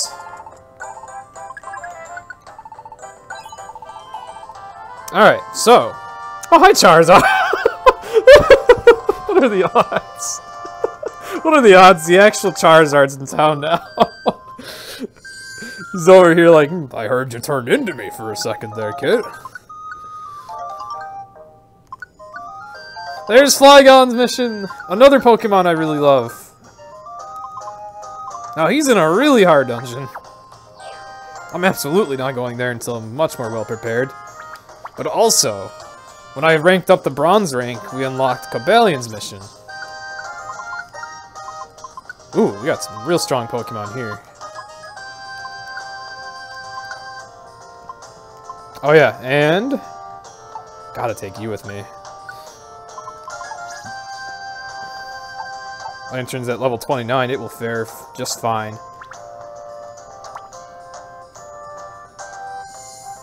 Actually gonna go back in here, look for Lantern in here. Whoop, I messed up. Doing a search by name. Here we go. And register Lantern as a favorite so I can find it in menus easier, because I'm going to be using it as one of my main Pokemon. Not just because it's my favorite, but because it's actually very helpful in this game. In the beginning, it's not too amazing, but it'll do okay. Lots of ranged attacks. It's got Stab Electro Ball, at least.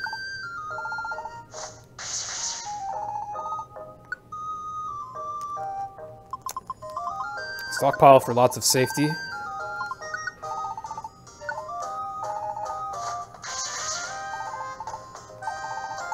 Oh, and Gudra. Can't you? Yep, you can get Dragon Breath. Nice. It would be nice if I had a Persim Looplet right now so I could use Outrage more safely. I don't really want it using that. I will allow it to use Muddy Water, though, when it's on its own. Actually, it's not really going to be on its own for this mission. I'm going to take everyone together.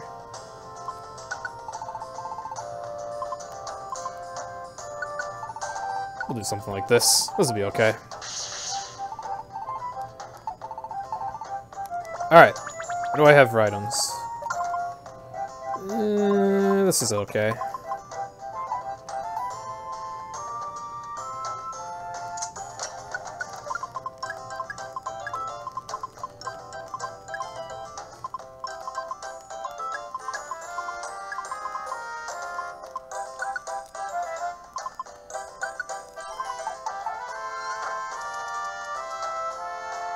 Alright, let's go beat up a legendary and get a really important item.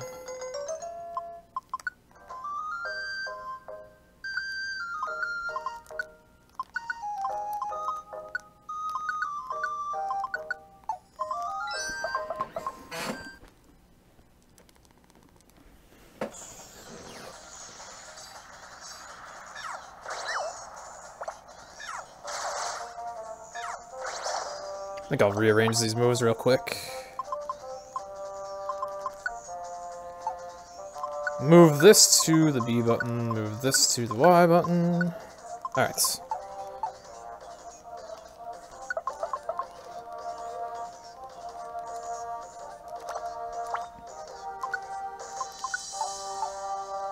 Gonna have everyone stick together for this dungeon.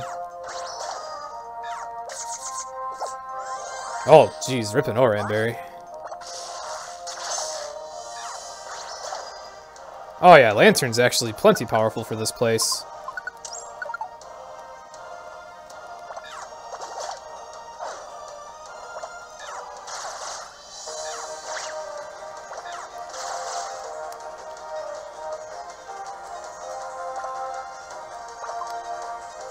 Fire Punch is fine. Dragon Breath is fine. Actually, Dragon Pulse is better. There we go.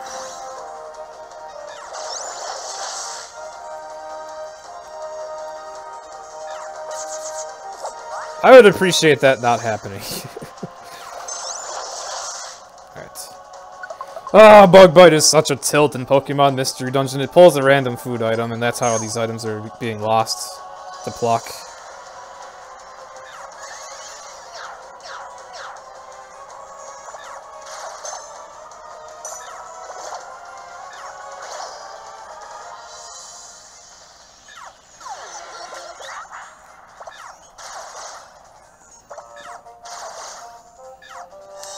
So, I said I'm using Lantern not just because I love it, but because it's useful. The thing that makes Lantern really good is its move pool, which is full of ranged attacks. Not only can it get ranged attacks, but it can get a lot of ranged attacks that inflict status ailments. So, is this thing asleep? It is not, they're both awake. Like, for instance, right now I have Signal Beam, which has a chance to inflict confusion. That's alright. That's actually the weakest of the moves I'll be having Lantern learn. It's also going to have Discharge and Blizzard, both room-ranged moves, both of which can inflict a status ailment that's great for stalling out a boss. That's really Lantern's main thing in this game, is it's a great boss killer for me. And it's also great at surviving on its own because it gets lots of room-ranged moves. I can also teach it Surf if I want. Oh yeah, I forgot I was going to be using Stockpile for safety, I completely forgot about it. Oh well, it's alright.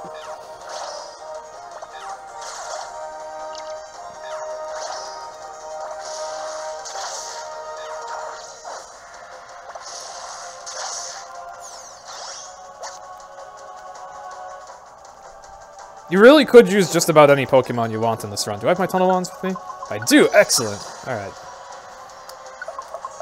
Nice thing about Super, if you have Tunnel Wands, you can make your own path to the stairs. That's a Looplet with an Awakening in it. Huh.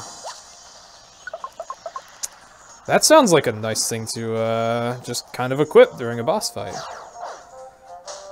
I'm gonna get to show off a really interesting mechanic.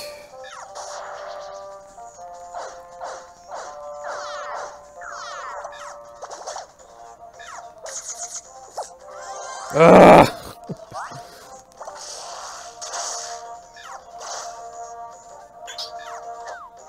Oh dear.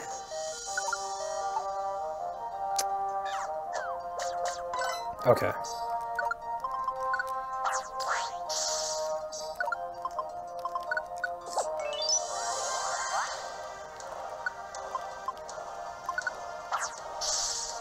Oh, there's sparkles. Oh, there's 2 sparkles. Oh, there's 2 gold bars. Excellent. Want as many of these as I can get.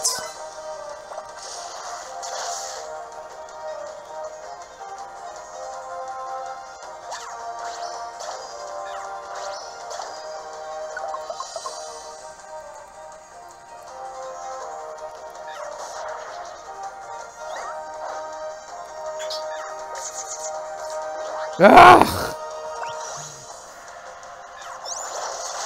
Press F in the chat for several food items.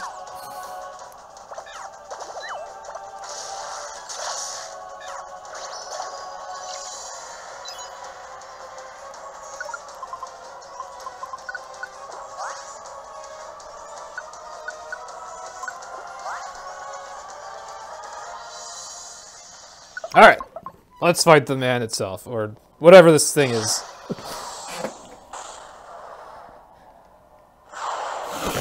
Oh, you guys the answer to that. Alright, Mr. Cobalion has a really good item for us. Dragonite has a really good move for boss fights. Agility. Lantern and Boudra get a free attack. Got some paralysis on him. Now let's demonstrate why agility is broken in alliances. Dragonite uses it. You do Dragon Breath. You do Electro Ball. And it's still not Cobalion's turn yet. And it's still not Cobalion's turn yet. Alright, now I can attack.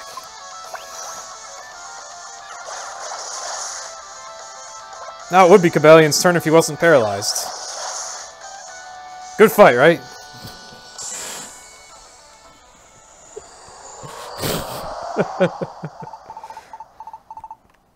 Those 3 did a great job on that.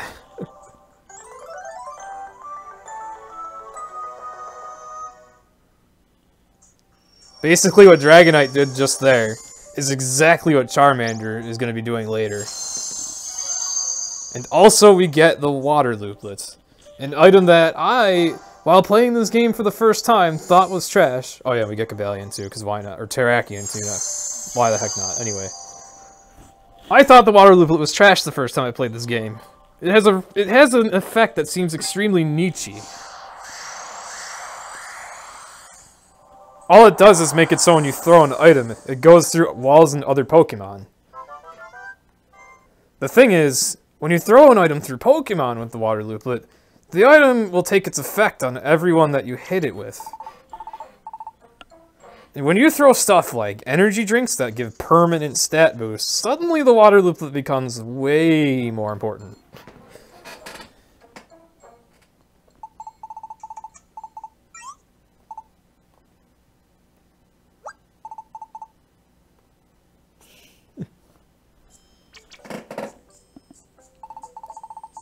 Common trend throughout speedruns. This boss would be dangerous if it got a turn. To be honest, I'm very surprised that Cabalion didn't even get a single turn there. That paralysis that I got from Dragon Breath was actually quite lucky.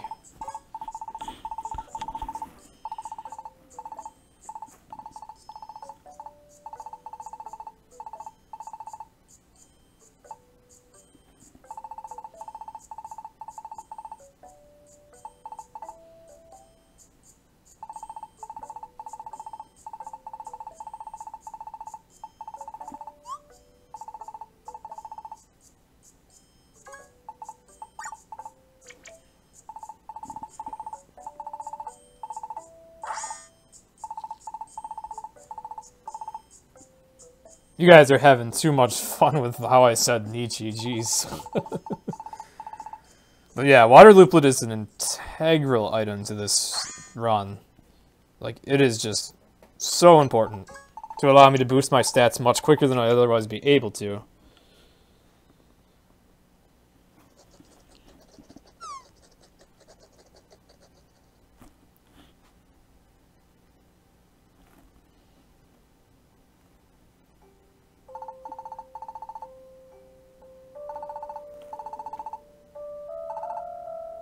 It's pronounced neat. Oh, okay, well, I guess that's why everyone's having so much fun with it, because I'm an idiot. Alrighty then, well.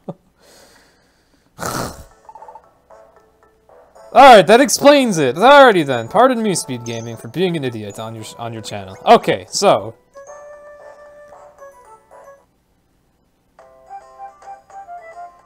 Anyway.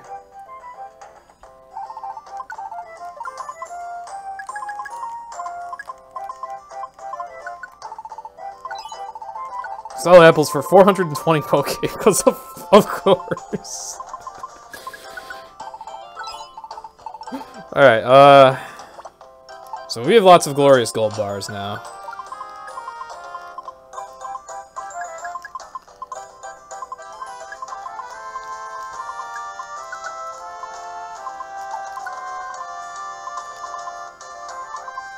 Let's see. Do I have any Lumisorbs on me right now? I do, okay. I could use like a Slumber Orb or something. I guess this Totter Orb's all I've got.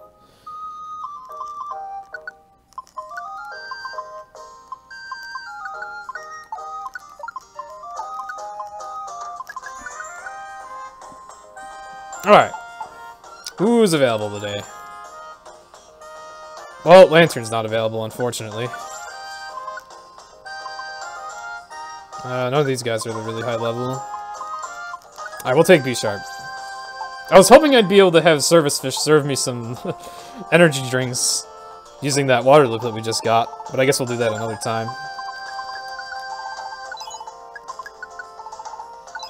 So one of our many uses of gold bars is to get these energy drinks from Cofagrigus. Oh! No, I didn't want to talk to you! No! Okay. Might as well sell this gold looplet too.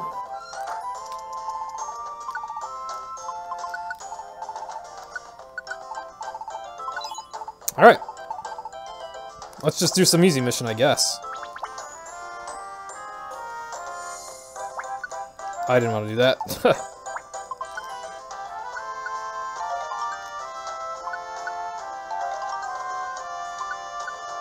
I say let's do some easy mission, I guess, and then I open up the connection road to see a bunch of really hard missions. Yeah, let's wait on those.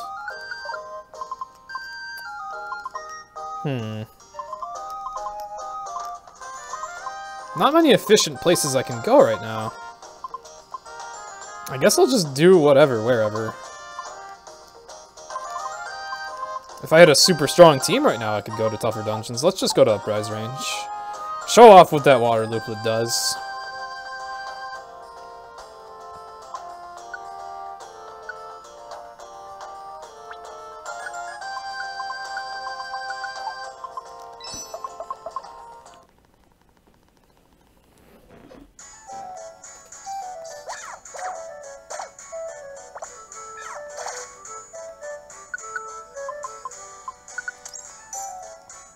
Okay, so got the water looplet on this guy, and let's serve some drinks.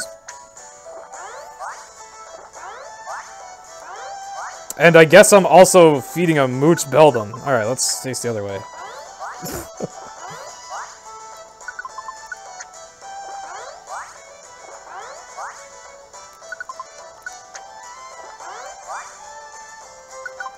Oh, the drawback is once in a while the drinks miss.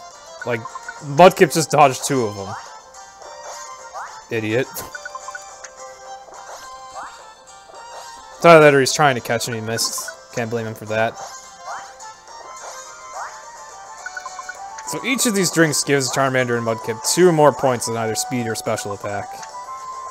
That makes an insane difference during the main story. And is just remarkable, remarkably helpful with just making the 2 of them more useful on their own overall.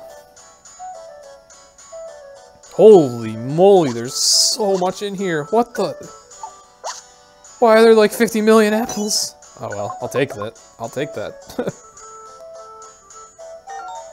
Oh, there's a traveler here.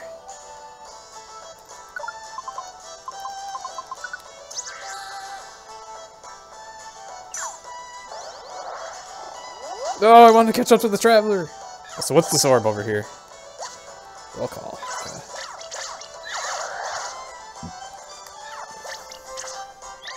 Ah!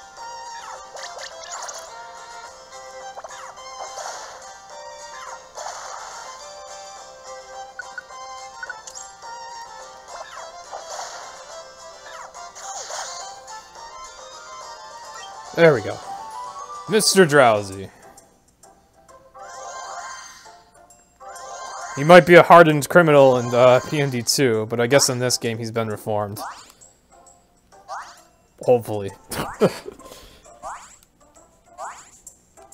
How are things? Things go okay. I got Service Fish recruited, I got the Water Looplet, which is a really key item. It's basically a Pierce Band. Really important item for buffing up your stats in this game.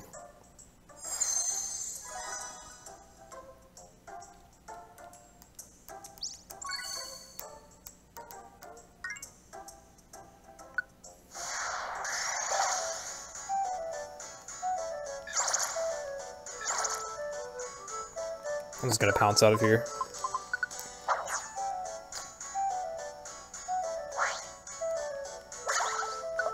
Okay. Gonna get Wise Cash's treasure. Oh, this gives us a lot of really good recruits, actually. I kinda wish I would have done this mission earlier.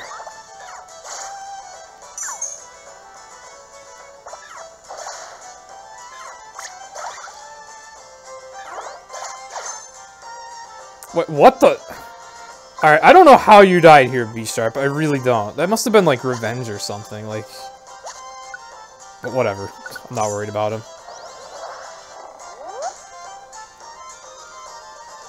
How did he die here?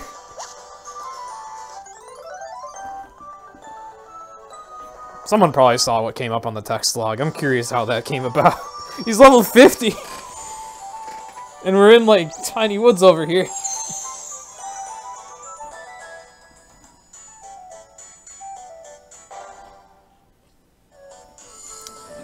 Look who it is. It's Team ACT from Pokemon Mystery Dungeon Blue Rescue Team and Red Rescue Team. And a random Seviper for whatever reason. Ignore the Seviper, I guess.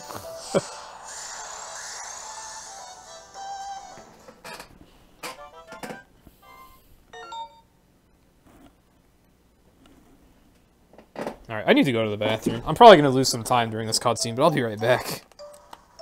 Right, I'm just going to clip my B button down. Ugh.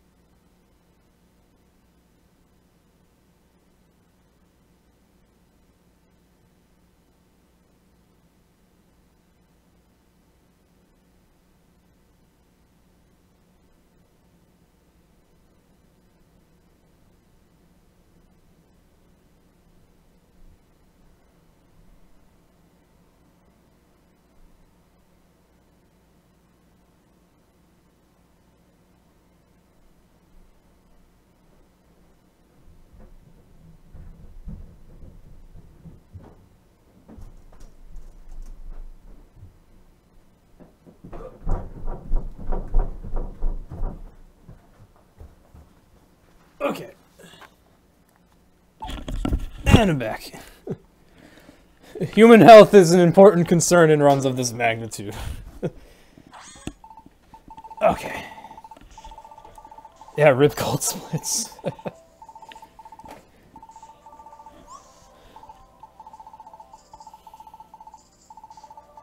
We're gonna have to take time losses to that later anyway, because later on I won't even have cutscenes to cushion me.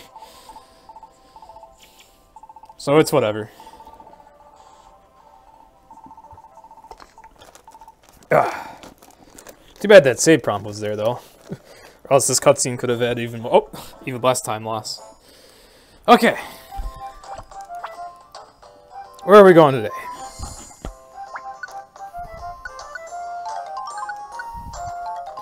Oh, we got a mission for Verizon. Verizon Wireless. Alright. Actually, who do we have available today?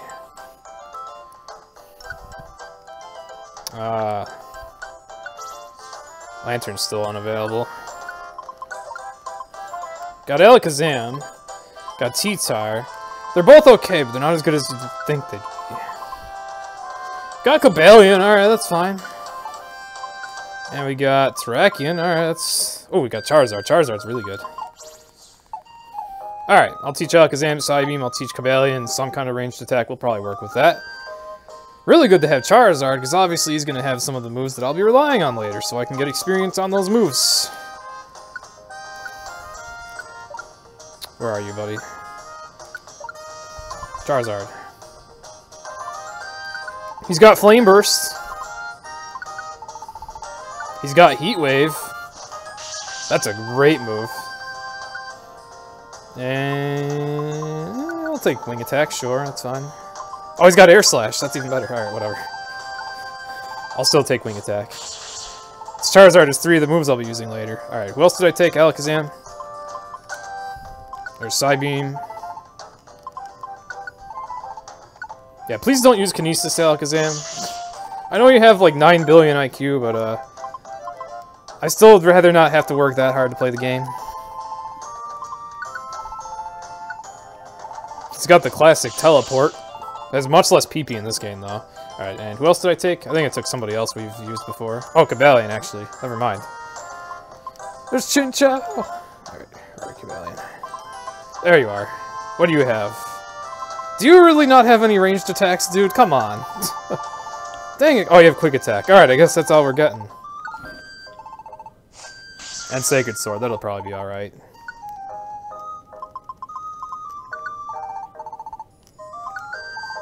Alright, let's work with that.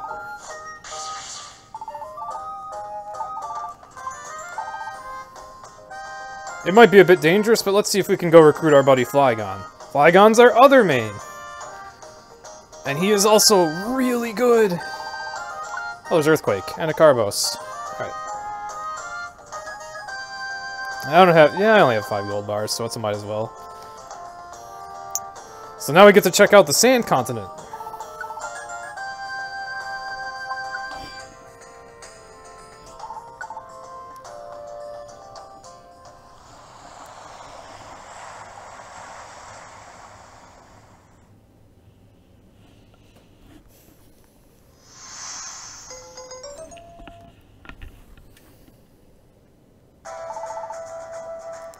A friend in need is a friend who only knows Splash.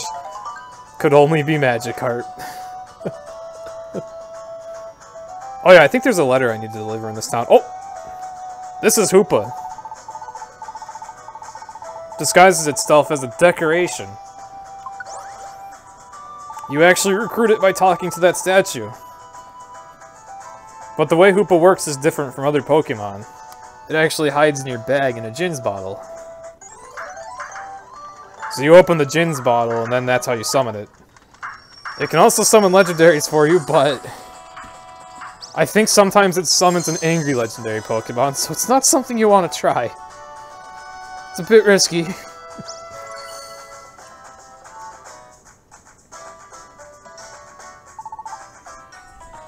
I'm gonna have a sandwich while this is going on.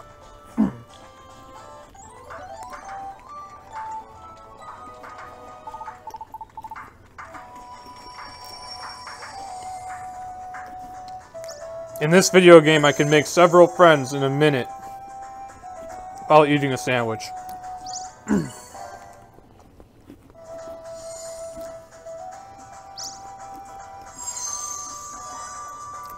Gibble!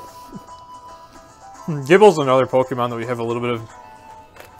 that we have some memes for in the Pokemon Mystery Dungeon community. There's a letter delivery.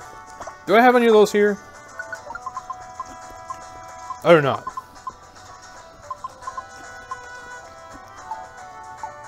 Just gonna do Valley of Strong Winds. Oh, there he is! Ooh. Wow, I've never seen the Lucky Looplet before. Oh, and there's a Persim Looplet. I was saying I wanted one of these earlier. And he has a Resilient Looplet that I also really want, but I can't afford right now. Unless I have something in storage I can sell, but I don't know if I have anything that worthwhile right now.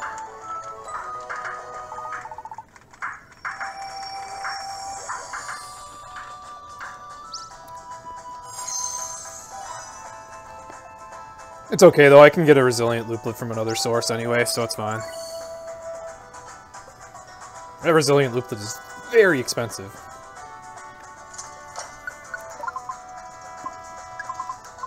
Oh, I have apples to sell. I guess I can do that.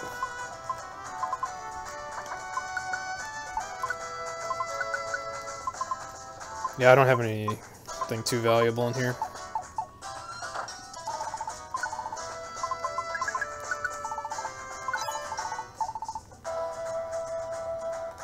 Alright, this will be a very time-consuming mission, but it is to get one of my mains, so it's kind of worth it.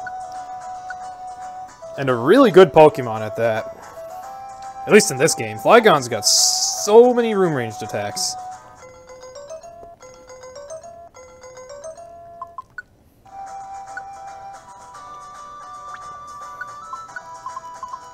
Alright, I will give you the Persim. I'll give you Weather. Actually, I'll give you the Weather. I'll give you Persim, I'll give you Special Attack there. That's a good... And I'll deposit this Water Looplets. Alright, let's go. This is a tough dungeon.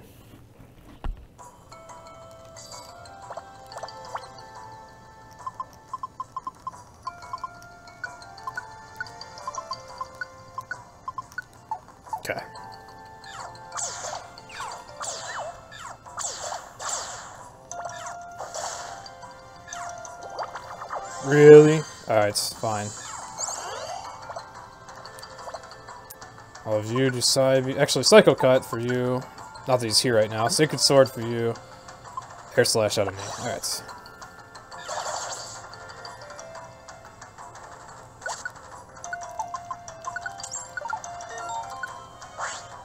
And I guess we're traveling separately. Actually, maybe these three can handle it. Some Pokemon here are dangerous, some really aren't. There's also Cocoons here, so it's not all bad.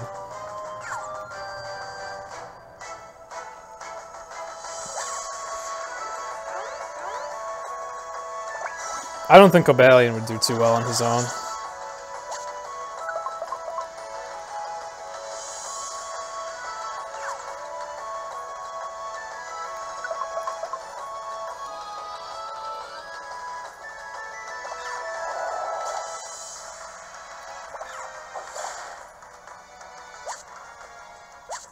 Oh boy, a Burn Guard for Charizard.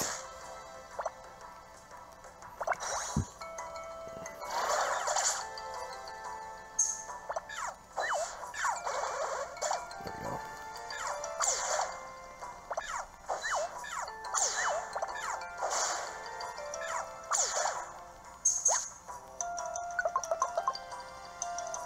Maybe it's good we're staying together.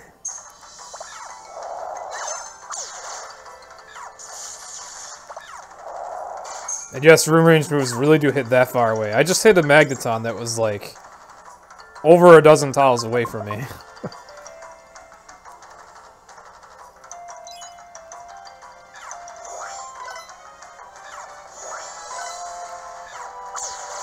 Alakazam, that Kakuna didn't deserve that. It was just trying to sit there and praise its defense, man. Oh, I didn't want to swing at nothing there. Okay, there we go.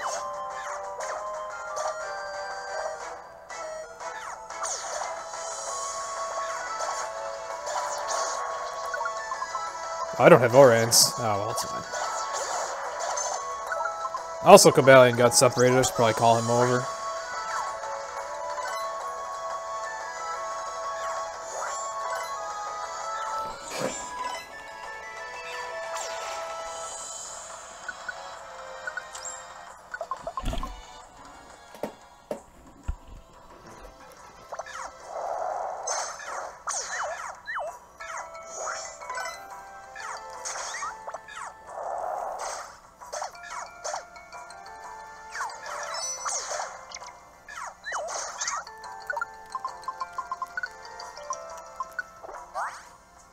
Give him an elixir so he doesn't run out of PP for Psybeam. Because that's like his only good move right now.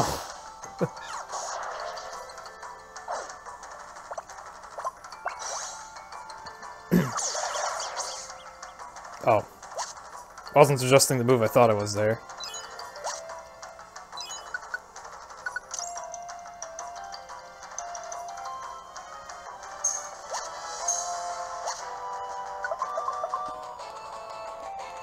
Actually, these three are making pretty quick work of this place.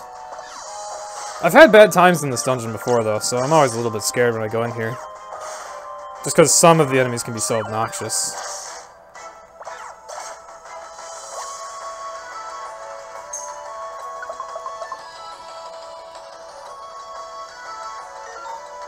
Oh, there's a random mission here.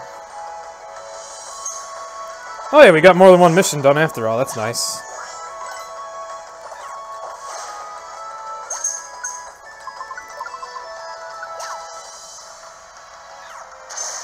Ow.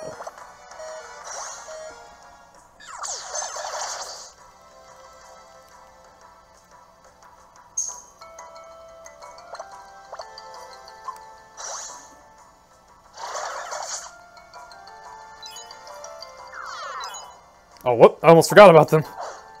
Luckily, this game is nice enough to warn you before you do that. Alright, let's feed the Ammonite. Oh, here it comes Twitch chat. We got Ammonite. You know what to do, Twitch chat. You know what to do.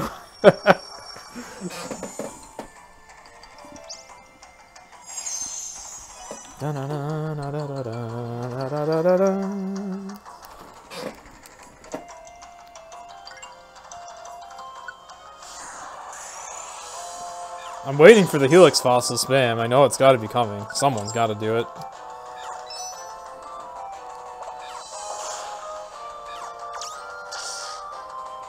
There it is.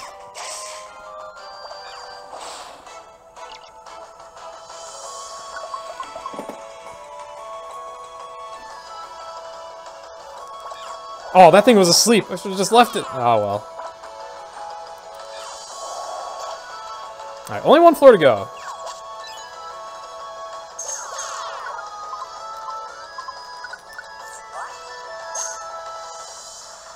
Oh, I guess I'm going to be coming back here later, huh?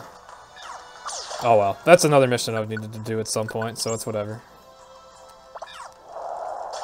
Can't actually do an exploration mission and a locked door mission at the same time, so it's forced inefficiency.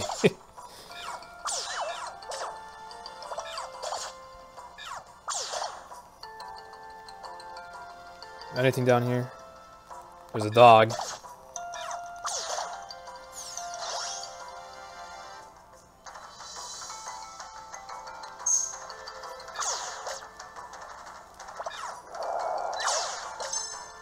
Ah!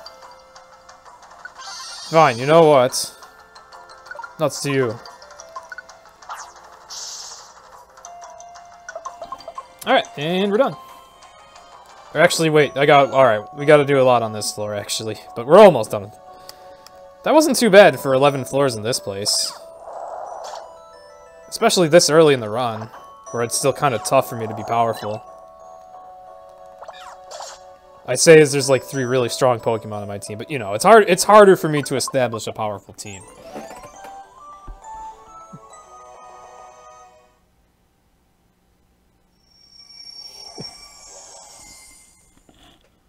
Flygon! With that, I now have all 4 of my main Pokemon.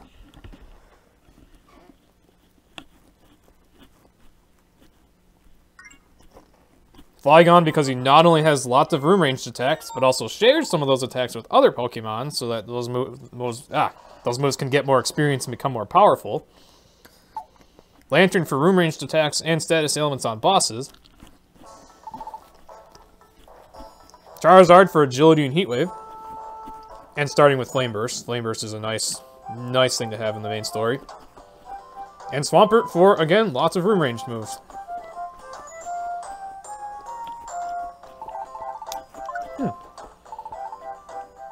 Oh yeah, I haven't mentioned this yet. The vitamins I will focus on purchasing will always be calcium and carbos.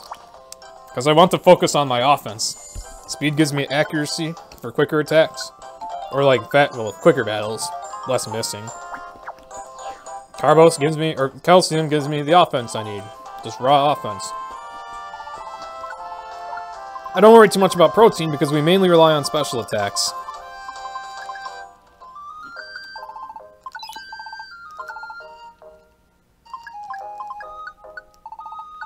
Oh, you know what? I want that big apple, too. Heck yeah. Alright. Who do we have today? Still no service fish, damn. Oh, I can probably take Flygon with me somewhere today, though.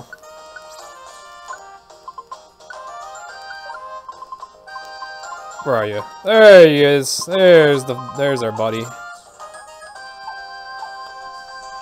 know what, I'll do more water looplet stuff, I guess. Welcome to Glorious Gold!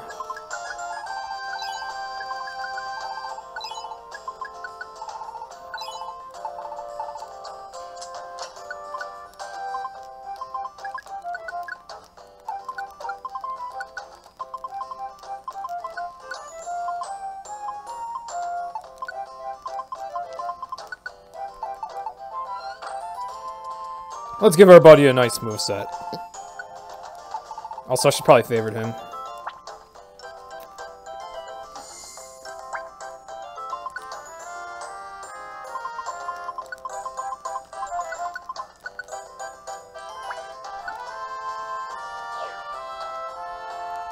There we go.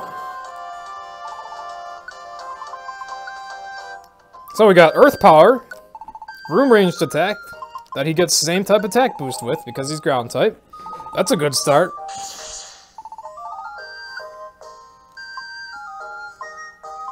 Hyper Beam. Oh my goodness, I need to show off how funny Hyper Beam is in this game. I need to. I need to show off how hilarious this move is.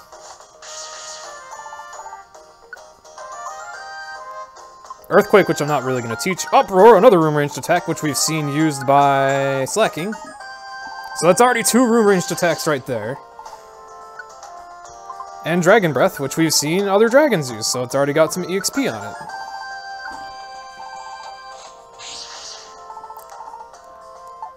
Alright. I guess since we got 2 missions here, let's go here.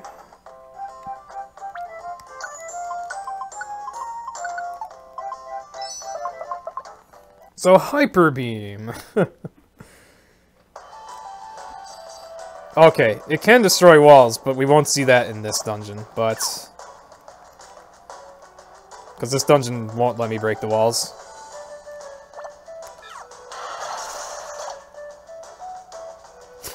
There's Hyper Beam. As ridiculous as it sounds. I won't be using it all the time, but I love this move.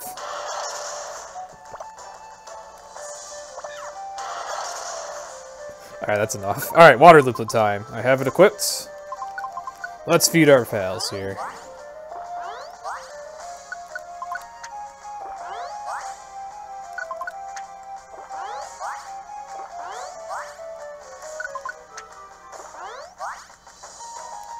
Charmander, stop dodging the vitamins! They're good for you! Charmander! Dude!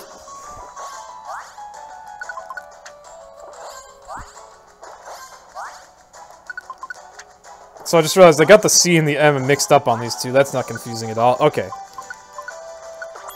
Back to gameplay. You know what? Fine. You dodge that, you get a Hyper Beam, mister. So Hyper Beam causes an explosion. Now you do need to be careful because that explosion can hurt an ally. Like if I use it right now on the Shroomish, I would also hurt Mudkip. I don't want to do that. Won't hurt yourself though.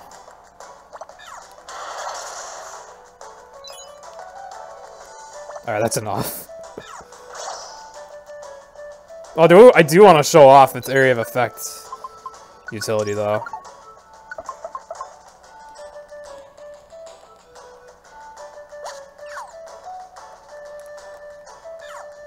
This is a safe distance.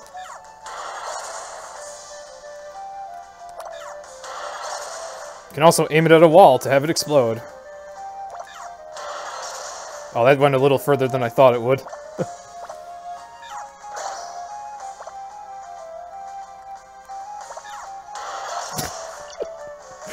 Maybe I should use this move. The problem is the AI is not very smart with how it uses Hyper Beam. It gets really dangerous really fast. Because of how it can harm allies. That's why I don't really use it normally.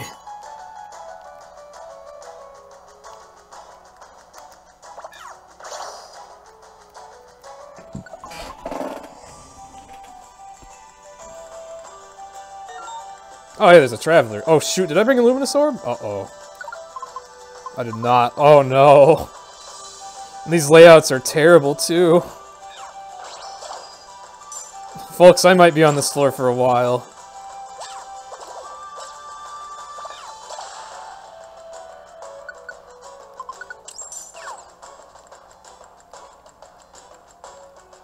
Alright, well, it's not in any of these 3 rooms right now.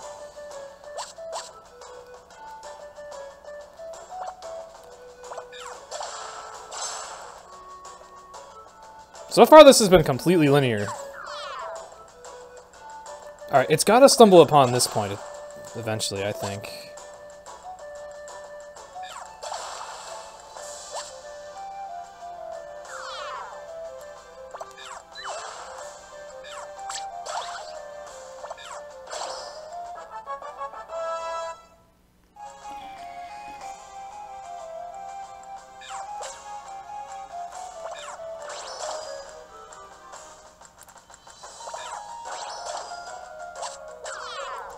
Alright, I don't like just camping out here.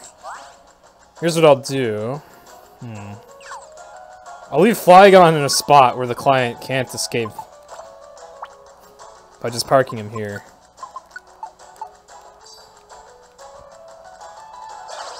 I'll go look for it now. There you are, okay. Now I wish I could use Tunnel Wands or Hyper Beam here.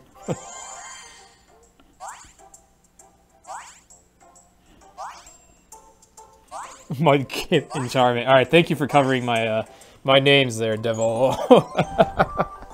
See, it was all on purpose, clearly. More sandwiches. It's funny, these cutscenes are for healing my party, but I also heal myself IRL by eating during them.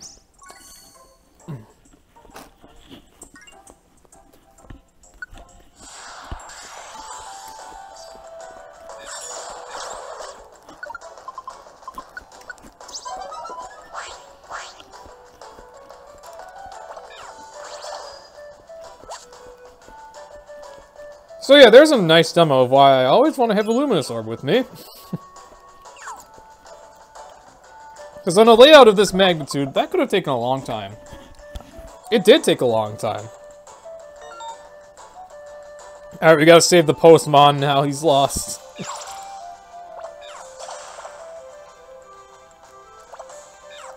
Oh yeah, I got my PP for Hyper Beam back, hell yeah. Destruction!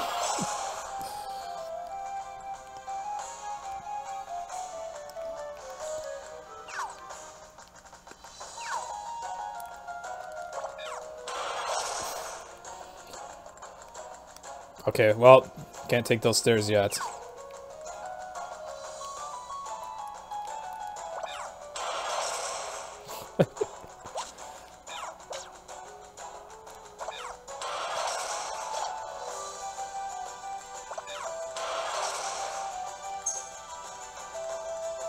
Alright, Pelipper, we'll save you from the Hyper Beam spam.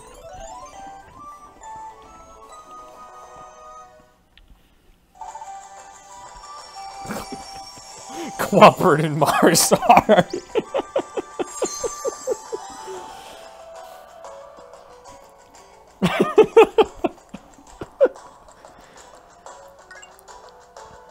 Alright, we're not done here yet.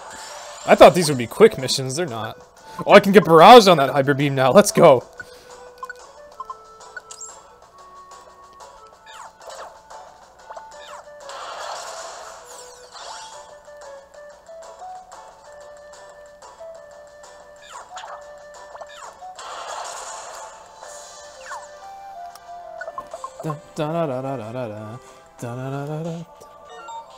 Oh, it's Hydreigon from Gates. Hydreigon, Hydreigon, whatever you want. There he is.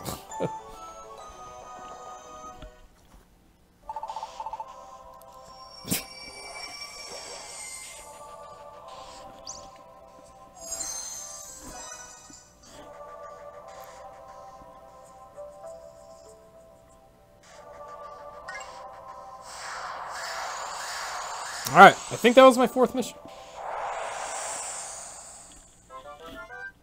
Or fourth mission day, rather.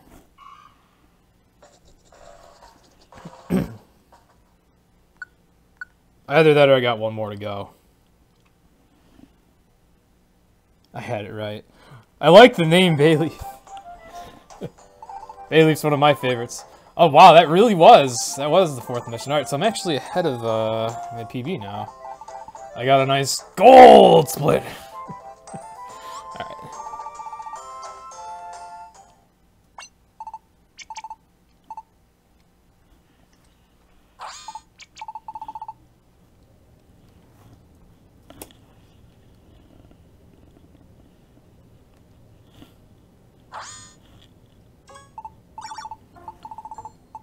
And in the distance there was a Toto. It's a combination of Beyonce. Oh.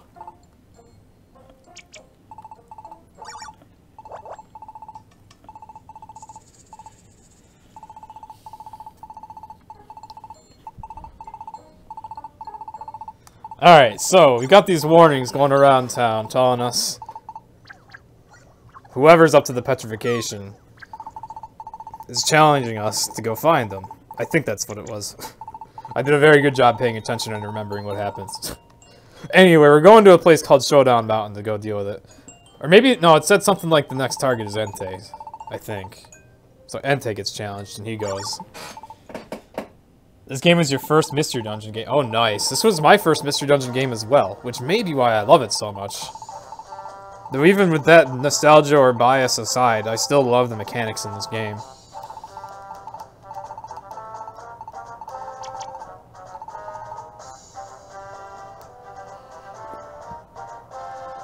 Alright, so now that I've given Charmander and Mudkip each, like, a bunch of Carbos and Calcium, I'm gonna be so much more powerful than I'm used to being in this dungeon. I'm used to being weak for main story dungeons from all the any percent runs I've done, but we're already pretty thoroughly powered up now.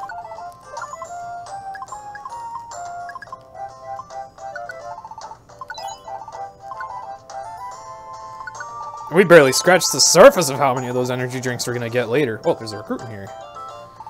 Doug Trio. Oh, he just has a mission. None other than Leafy Highlands. Kind of wish I could have gotten that mission earlier. That's a lot of elixirs. Don't have any food, though.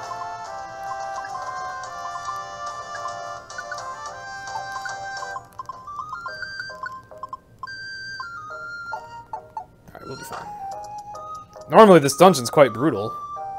I think we'll be okay.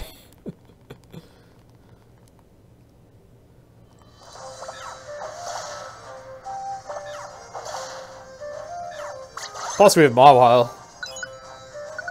Now I have a guard boost, which is actually a really nice Emera. Basically cuts damage in half.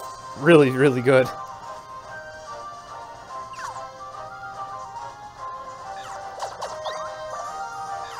Now, one thing to know is only my special attack has been boosted. Not my physical. So I'm probably not going to be relying on Flame Charge too much, as it's just a really inferior attack at this point.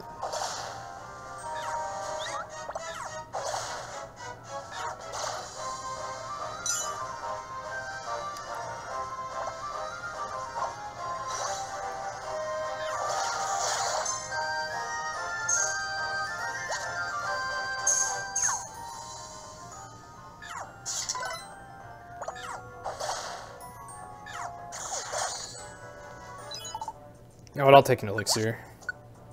I'll take a pure seed, hello!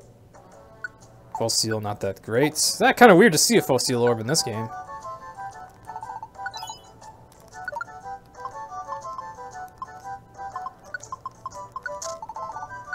Okay. Oh, there's no other...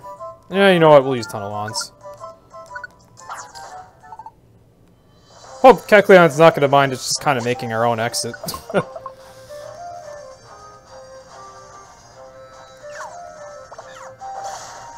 You'd think he'd be like, alright, you're gonna have to pay for that property damage now. And we would just sit there with our fiery tail between our legs. Like, oh no.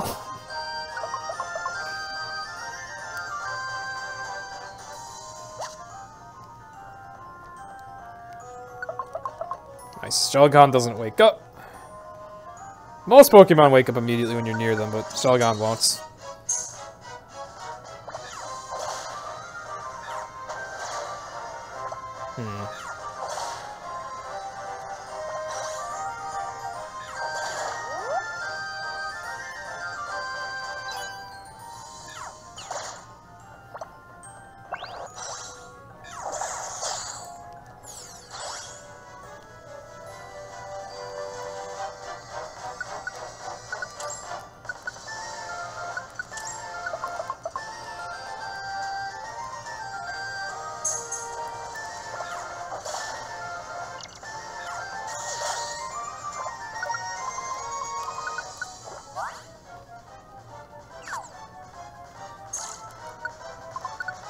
Oh, I don't like this Emera.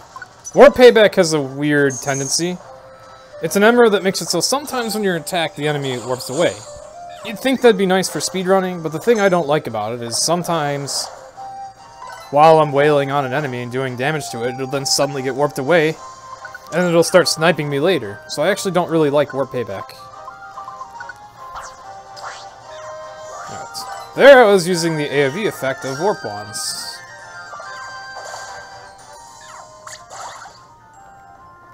I was hoping I'd hit both of the Pokemon, but that worked.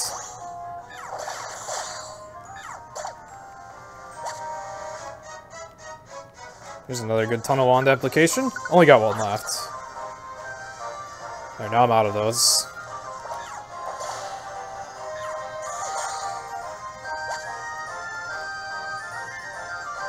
Yeah, Mudkip and Charmander with Ice Beam and Flame Burst are just doing so much work on their own now. Ooh, Guiding Wands, excellent.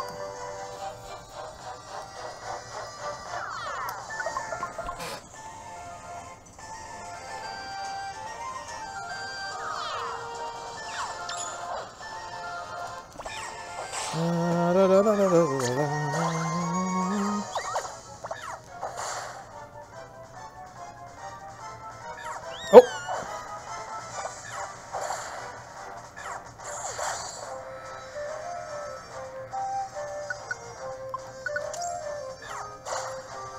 Wow. Mawil's still a little bit better than us.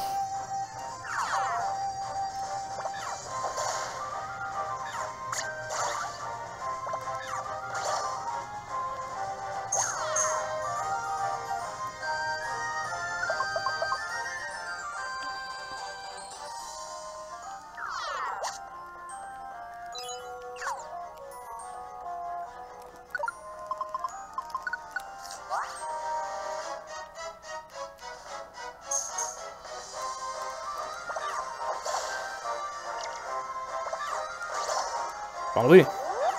Thank you, Bunnelby. Normally, I don't even like to keep Bunnelby with me, but at this point, Mudkip and Charmander are just, like, so good on their own that having Bunnelby around is not even really an obstacle.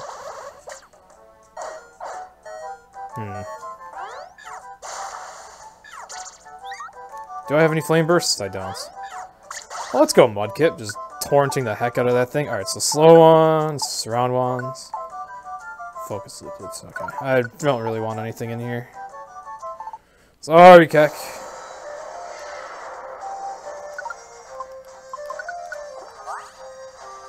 So, Mr. Probopath here is not the smartest enemy, he just did it right there. He likes to use gravity, but then he also likes to use Magnet Rise, which you can't use when you use gravity. Why does he do that? I don't know.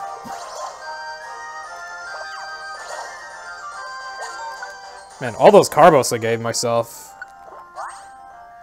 they're really paying off, as now I'm actually able to hit stuff with Dragon Rage. Normally very inaccurate.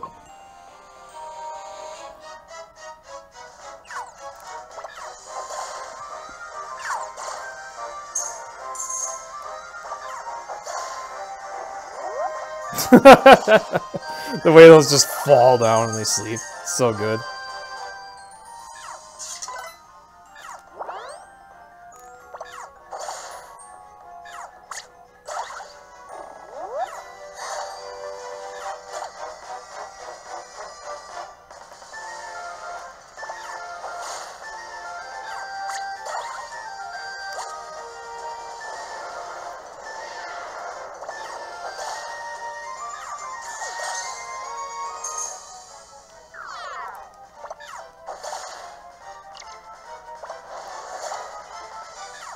Yeah, my attack stat is still pretty lame. There we go. Alright. Oh, nice service fish pyramid hollow. Good job, dude. You're assuming the 13-hour difference between this and my record is sleep and food and whatnot? Yeah, basically. It's not a 13-hour difference. It's like an 8-hour difference, but yeah. I think my record is 43 hours long or something. What was it? Or was it less than that? Whereas now I'm going for just 35, or not 33. I'm sorry. Record is 47 hours, I think. And this run's probably going to take 43 hours. That's what I meant to say. It's like a 4-hour difference. This run's meant to take like 43 hours. Because I can do this on less sleep if I do it in 2 sessions. Yeah.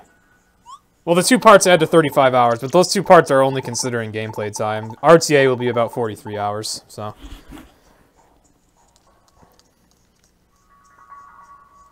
It's really a 43-hour run. It's just that for 8 hours of it, I do nothing.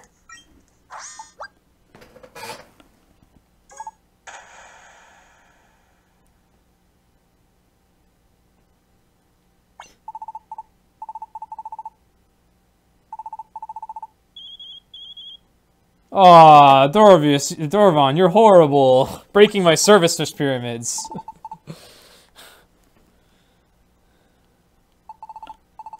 You don't know how much that service fish means to me, clearly.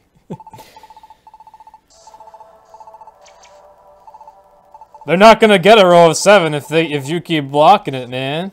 You keep ruining it. You're killing the party.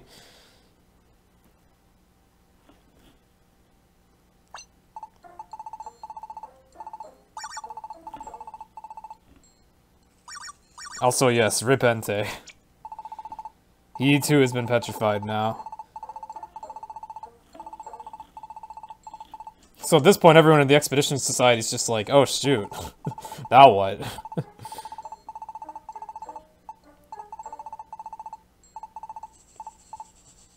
Mawa picked up this stone tablet that was left there that I bought other than the crocodile we saw.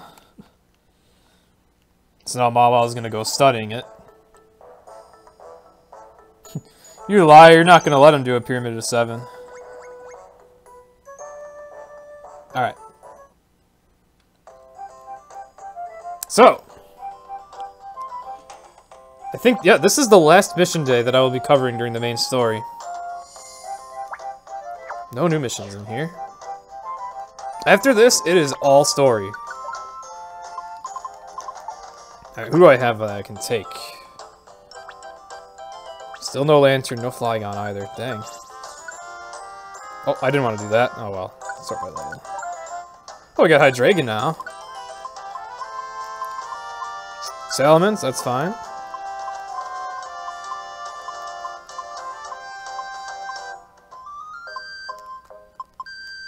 You know what? Emolga's fine, whatever.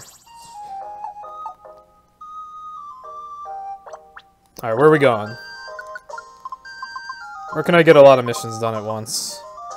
I don't want to go to Cape of Wonders, although there are 3 missions there. That's pretty good. Maybe I will go there, actually. That's 3 missions. That's a good deal. Did I check Kecleon yet? I did not. Alright, take those.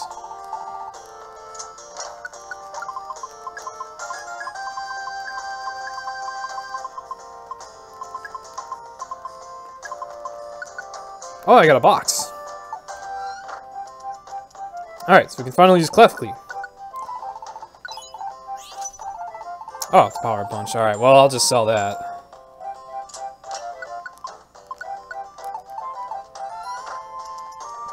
General rule, you want to get as many missions done at once as possible. Also, I think pyramids are dead in this chat. I think this chat is just... I don't think this chat's gonna let it happen. This chat doesn't respect my service fish enough, unfortunately. I think pyramids are just dead.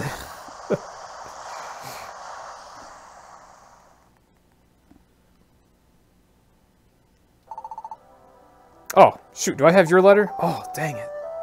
There's a letter I had to deliver to Roserade at some point. That thing is hard to find. It can be anywhere. Speaking of letters, do I have any others? There is. Sandshrew. I think he's always around here somewhere. Not down here. There you are. That's a free recruit.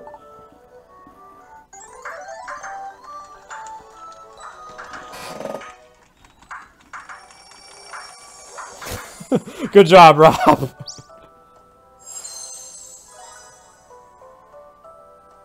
Good job, Rob.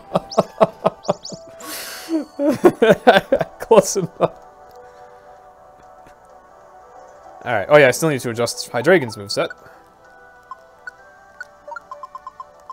I saw him. That's Drodigan. There you are, okay. Dragon Breath. Oh, he can use Outrage if I give him the Persim Looplet.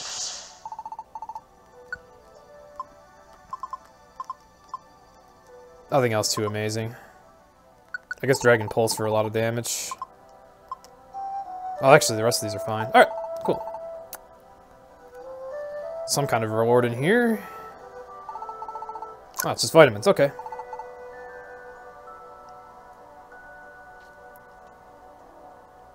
Alright, do I have food? Because you definitely want food. Oh, I want more than that. I'm glad I checked.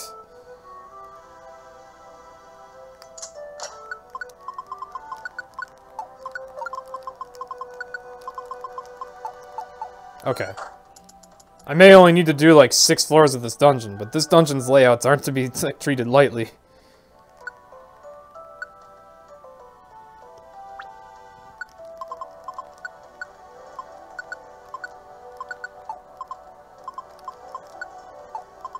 I have a basculin to escort now. Alright, gonna take away Mulga's item as always.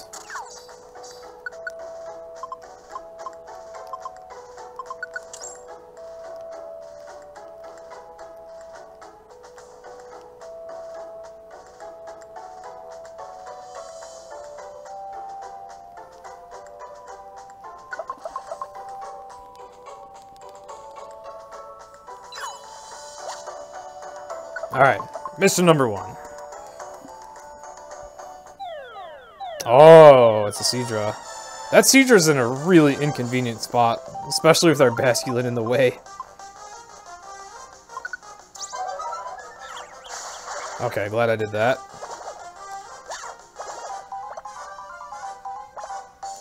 Hyper Voice. Actually, do Outrage. Do Outrage. Do Fire Fang, that's fine. I will do Acrobatics.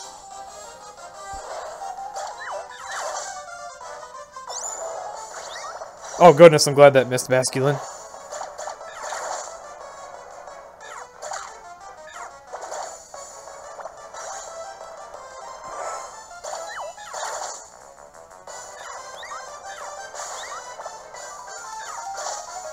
Okay, I kind of figured it was almost dead.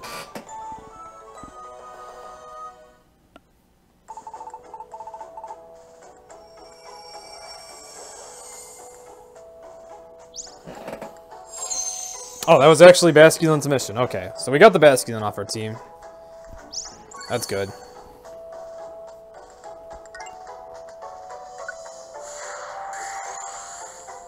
Now that thing's nice and safe.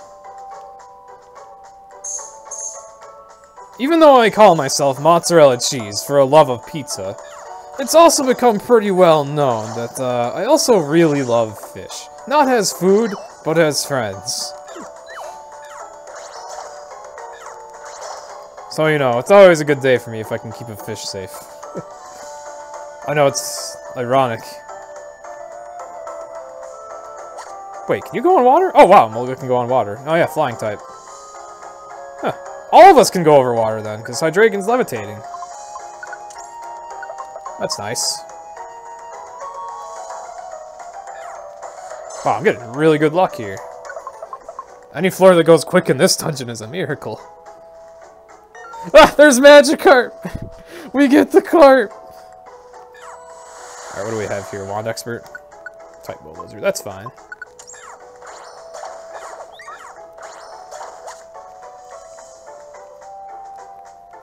Can't avoid waking you up. Sorry, Slowking.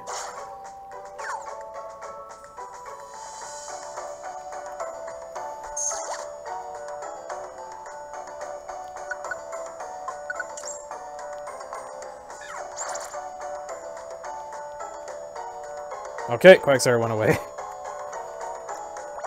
Why not? It's going away.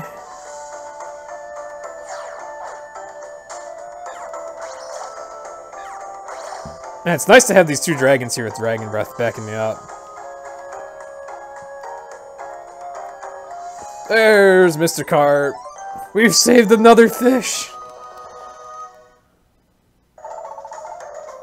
Magikarp never loses.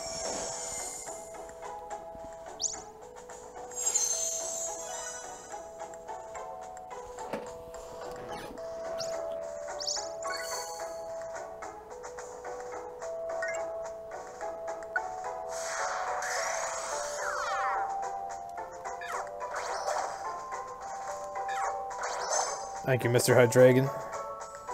So somehow in this mess, I still haven't found stairs yet.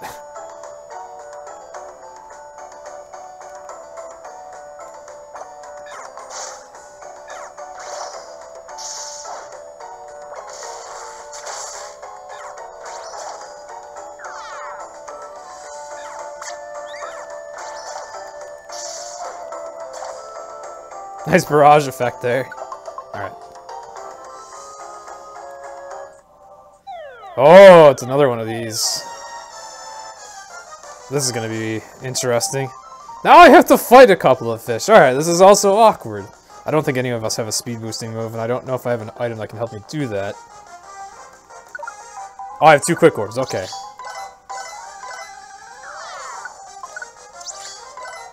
Amolga's definitely getting hungry during this.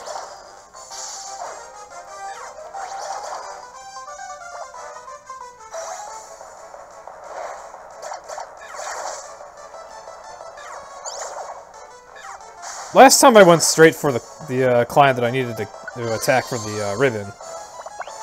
It kind of gave me a scare doing that, though, so I think I'll do it differently this time. You know what, since I'm about to run out of belly, I should probably just use a standard revive.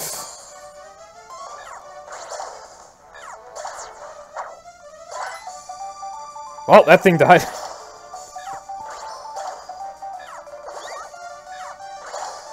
Alright, there we go. This is free now. Oh, it's not dead, it's just in the water. Alright, well, it's out of commission, pretty much. Where'd it go? Uh-oh. Never mind, we have a really big problem now. It actually escaped to the water and then found the client.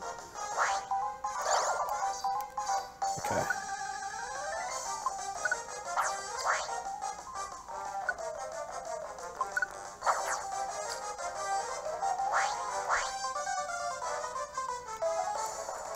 This is interesting.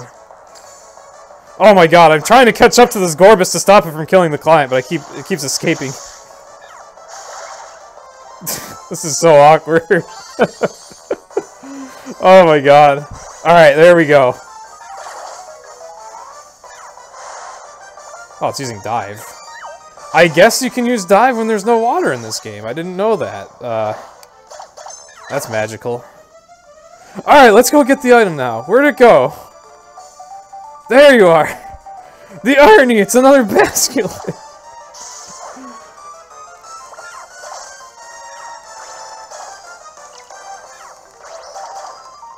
Oh, that was a mess. That was such a mess. That was such a ridiculous mess.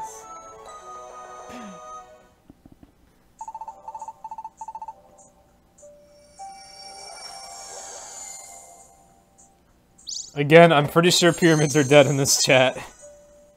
Except for that nice small one that Hollow managed to make. Good job, Hollow.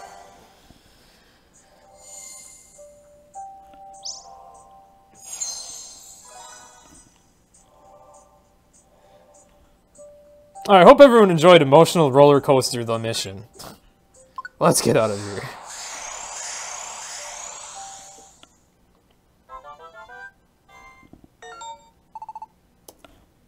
Alright. So from here, it's main story until the credits. It's gonna be a bit confusing. We're gonna have credits rolling, but even when that happens, we'll still not even be close to done.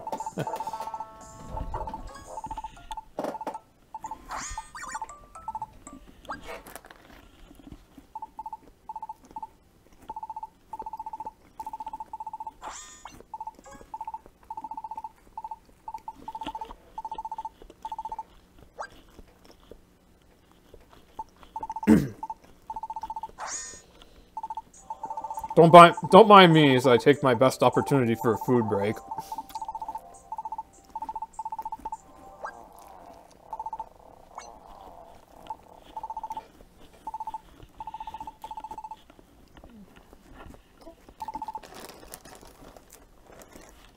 Just like the guys in game.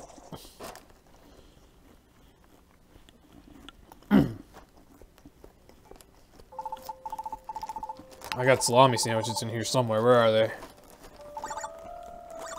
Ah, there's one.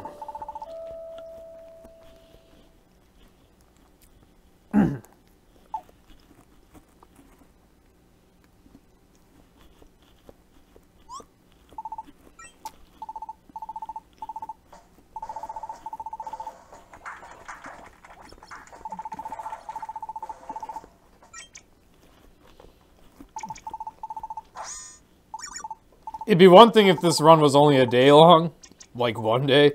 But since this is a 2-day long marathon, I have to spoil myself a bit here.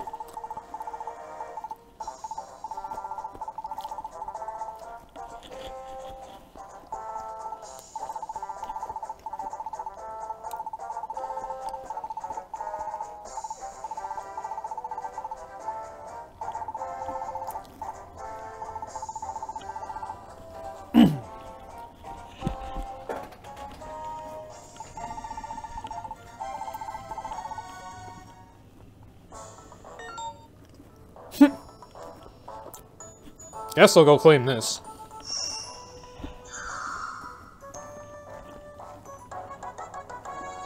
Spoil how? Just with food.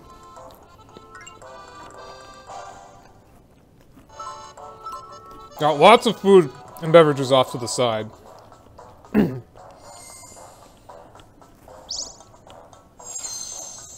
Hey, look at that. We recruited the second boss.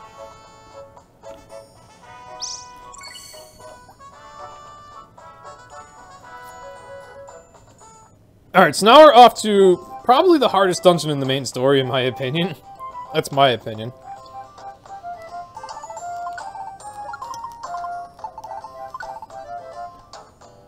Nothing too great in here. I guess I'll take this. I'm gonna start needing to stockpile those. Got more gold bars, but I don't really need them right now.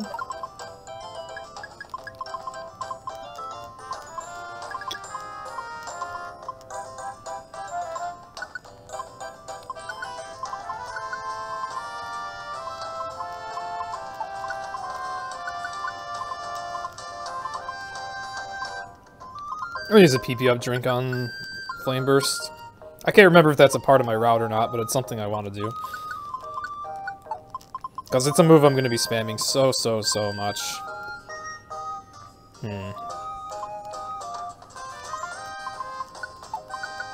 I don't have much in the way of orbs that defend me.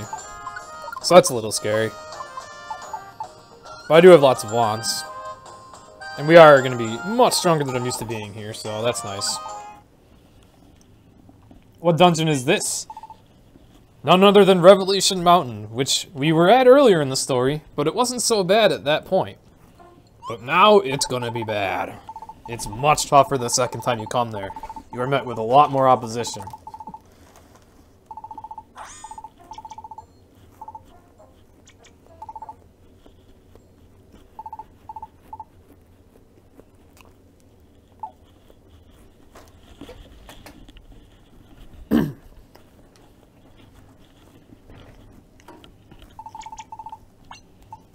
Well, I have a timer that I pause when I'm sleeping, so this run would take roughly 34.5 to 35 hours.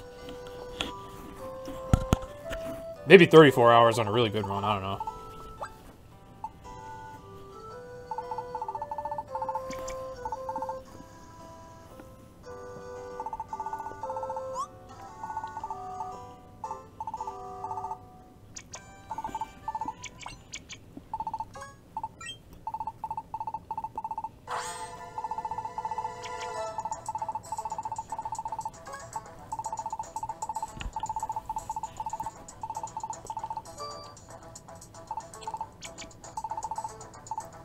Now, even though I said this is a really difficult dungeon, I probably will be alright with how strong Mudkip and Charmander are and how many times I've been through it in the past. But it is a dungeon that I like to use a lot of powerful items on.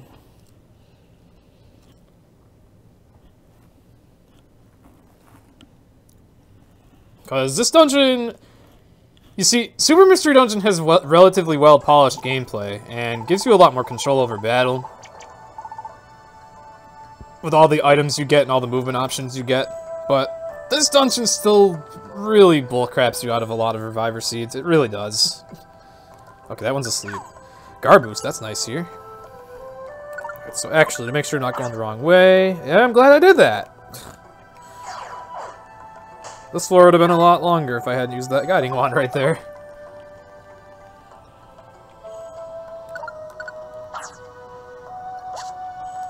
Ooh, effect boost, sure. Effect boost makes it worthwhile for me to use flame charge. Oh, hi, Chadot. Care to take half of our money for doing missions? Right. Oh no, I'm sorry, 90% of our money. Emerald board. You know what, whatever. Da da da da da. Da da da da da. Alright, fine, I'll just petrify you.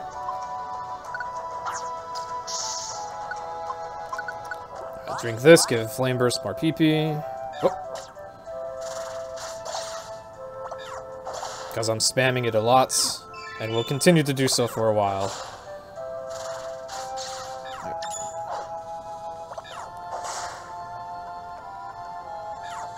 Whoa, okay.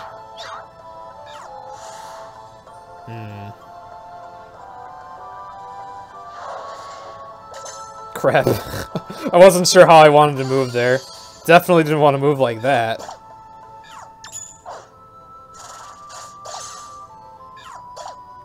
So Noctowl used a move called Sky Attack, which is it's a 2-turn attack.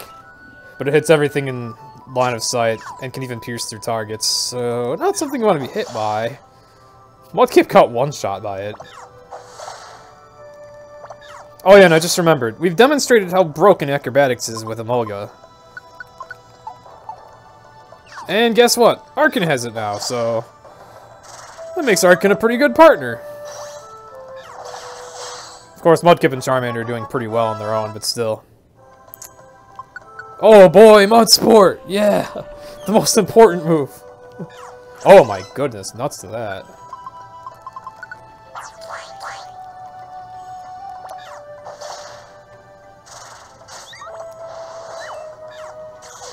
Da, da, da, da.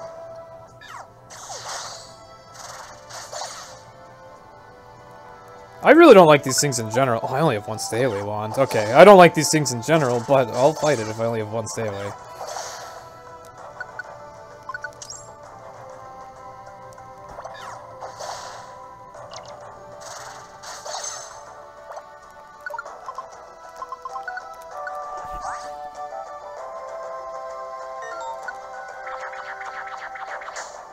Oh, I have a Persim Looplet on. I didn't even notice. That's nice. I'd probably rather have my special attack Looplet, though. Even though Persim was somewhat helpful there.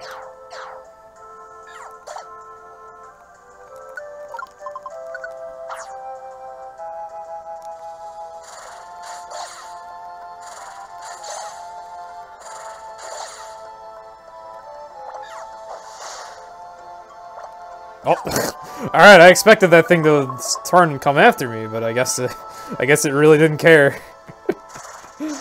Just kept on moving after taking a bunch of damage from fire out of nowhere. Oh, that's quite a distance.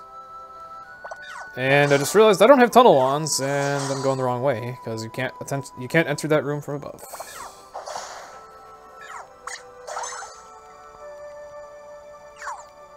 Okay. Oh, if only I had a room ranged attack right now.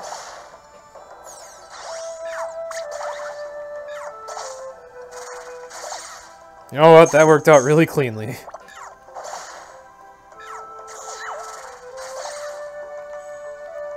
Forgot to use a guiding wand, but found the stairs, so cool. Along the way, we get some cutscenes as we go through this dungeon. Previously, these guys stopped us from traversing this mountain any further, but now even they've been beaten up.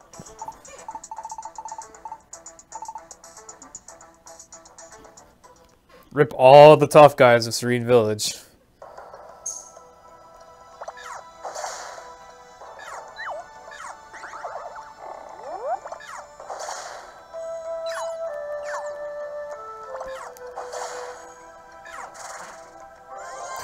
Alright, you know what?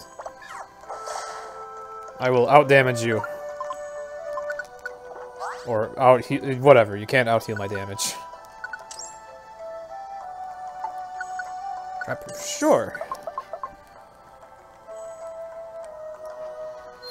Alright, so health floors are awful. So I'm just gonna eat a Pure Seed.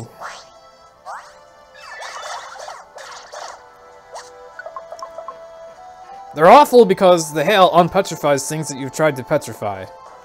That's not fun to deal with. Oh, goodness. There's a lot going on right now, and there's a lot of enemies around me in all directions.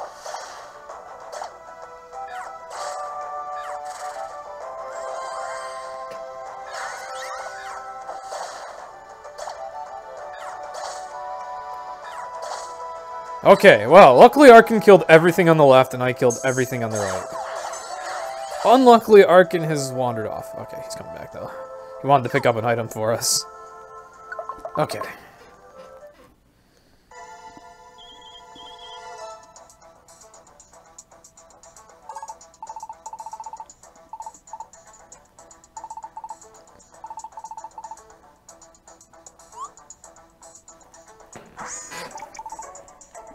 Oh, Rob, you got so close.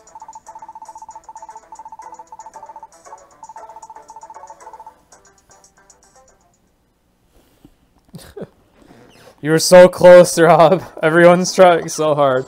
I'm glad to see the support for Service Fish and myself, though. Alright.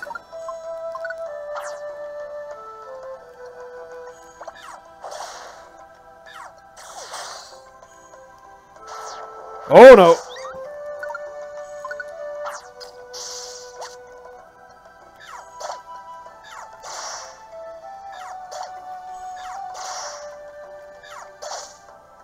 Look at Arkin just taking on his evolution to the face, almost destroying it in one hit there. Alright, I only had one pure seed, so I'll just guiding on this floor and hope this floor doesn't okay, the stairs are like right there.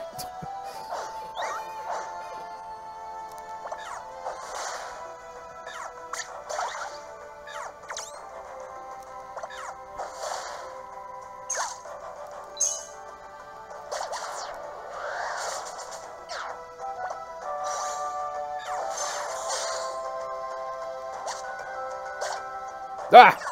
Okay, luckily no other enemies were chasing me there. Hard to see in hell floors.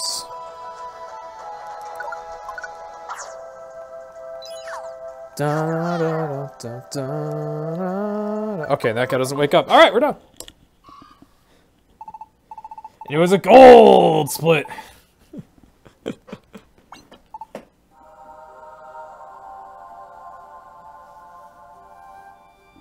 Yeah, you can say Archen or Arkin, I don't really know. It might be Archen.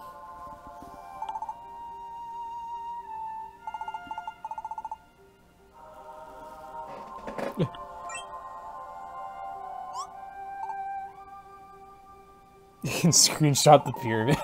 Alright, Rob did the pyramid and Twitch just wouldn't let him. Alrighty then. And yes, Toto Senpai likes gold!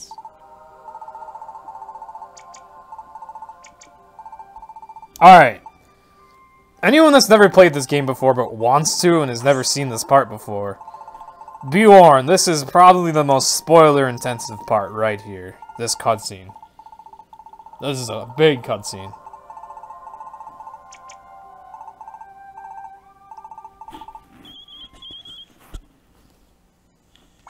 This is a great game to experience casually, so be warned. And I'm kind of just rushing through the text, but it's still going to be clear what's going on. And eating a sandwich.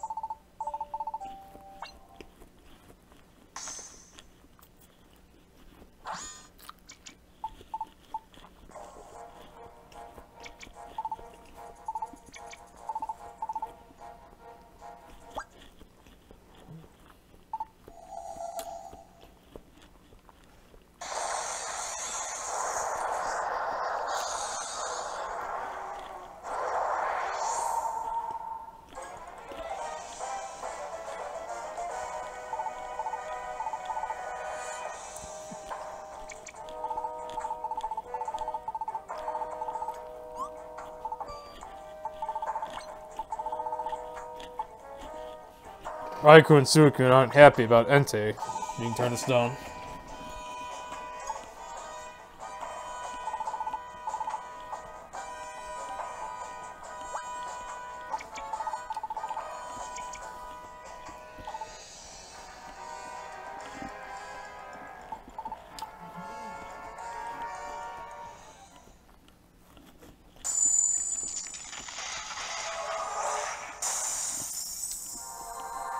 Anyone else think of Chrono Trigger when they see that giant dome?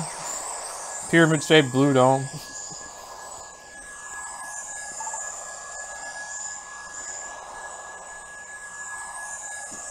There aren't any weapons under there this time, though.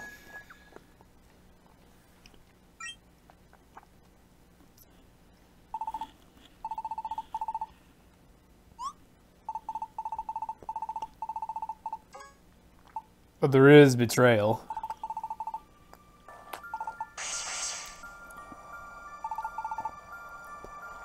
Every PMD game's got to have some crazy plot twist, and every PMD game's got to have some part where you're on the run for a while.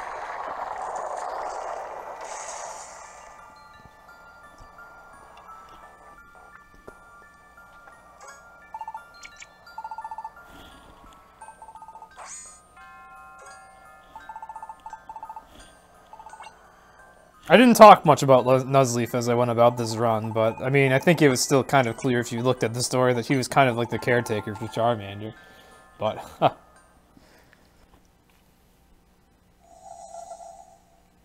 he didn't really care about you.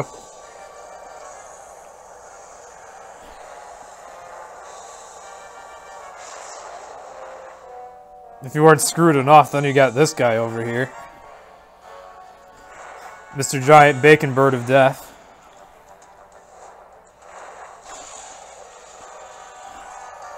Well, Red had a plot twist. It had the part where you're on the run. Every game has one.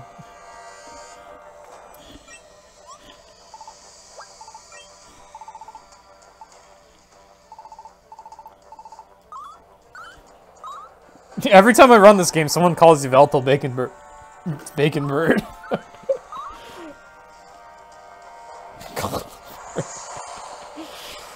Cuddly verb.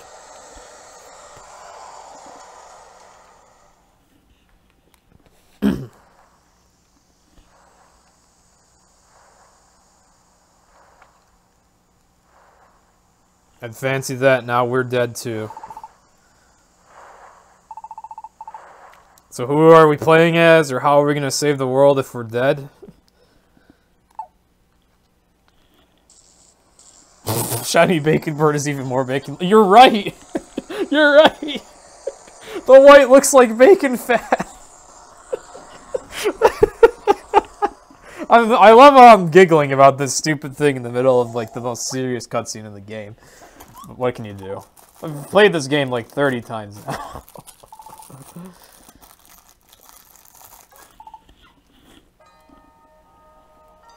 Oh, I just want to open these Pop-Tarts now. There we go, they are open. I'm not great at opening these things with one hand.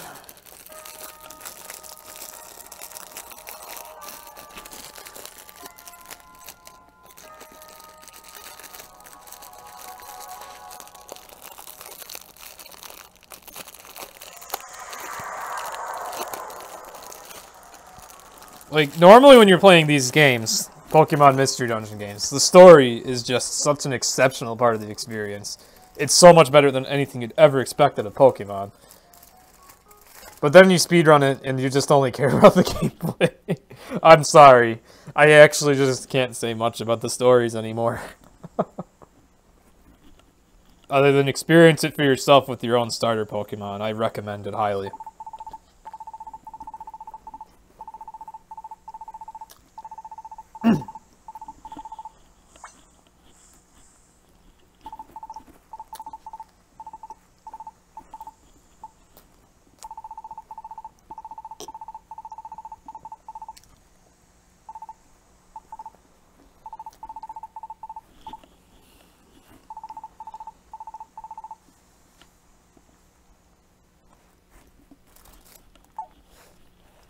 I gotta play now.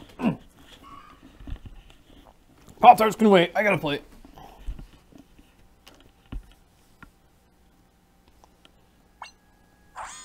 Sorry, it's only strawberry Pop-Tarts. Sorry to disappoint, Joko.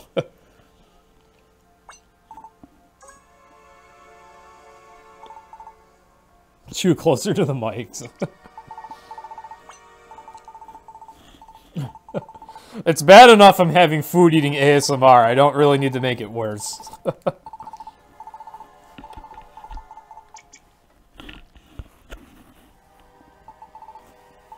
Come to think of it, I opened that wrapper really close to the mic. I'm sorry if no one can hear anymore. But I needed food.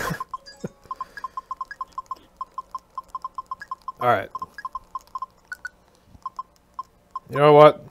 This is probably fine for an inventory. So, we're in hell now. These dungeons are tough. Especially this one because I had to do it as solo Mudkip and Charmander. Normally it's a little tougher than this, but, you know, being level 21 and having, like, a dozen Carbos and Calcium already, pretty helpful. Goodness, my physical attack is... That thing also had a defense buff, but still, wow. Ooh, that's nice.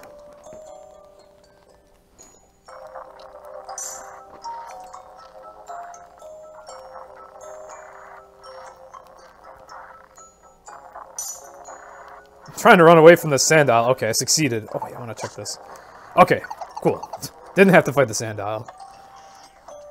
Oh, this floor looks pretty lousy. Ah!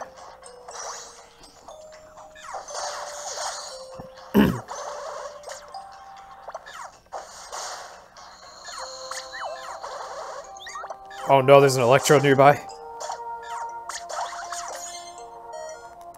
Get over here, Mudkip. Oh, these things are awful to deal with.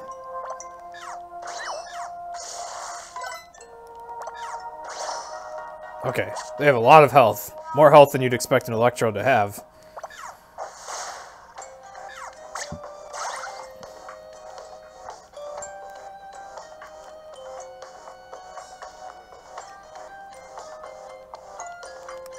What's this? Powder Orb. Alright.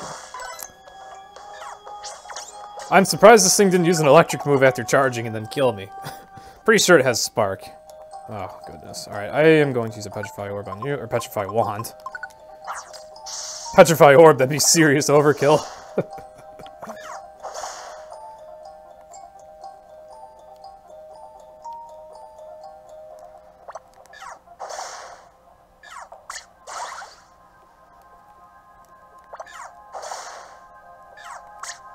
Yeah, Charmander and Mudkip are doing pretty good.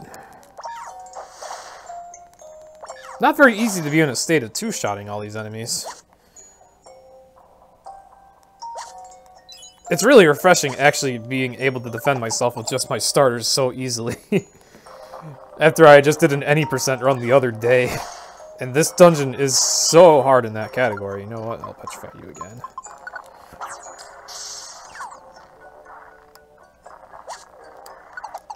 By this point, I'd be just severely underleveled. Well, I'd also be done with the run by now if it was any %, so eh.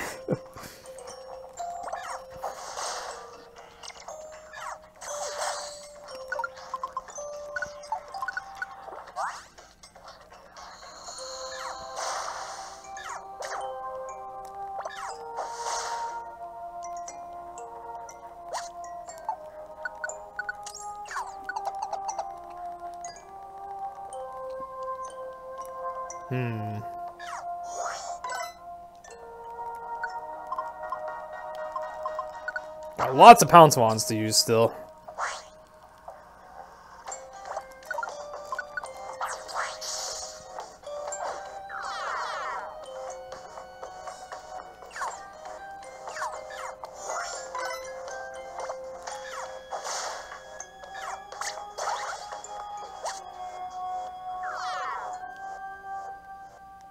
Sweet, both of those kept going that way.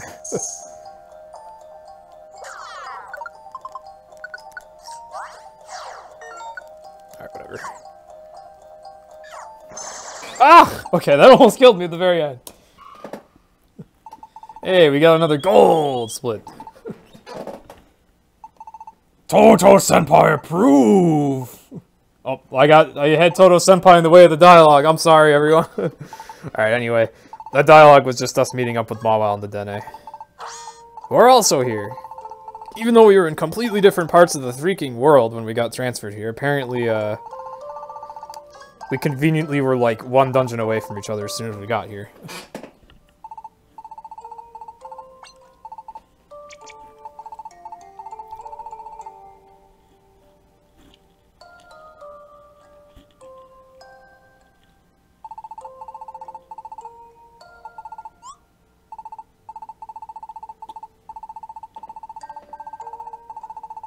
How come I don't have Toto Senpai on the team?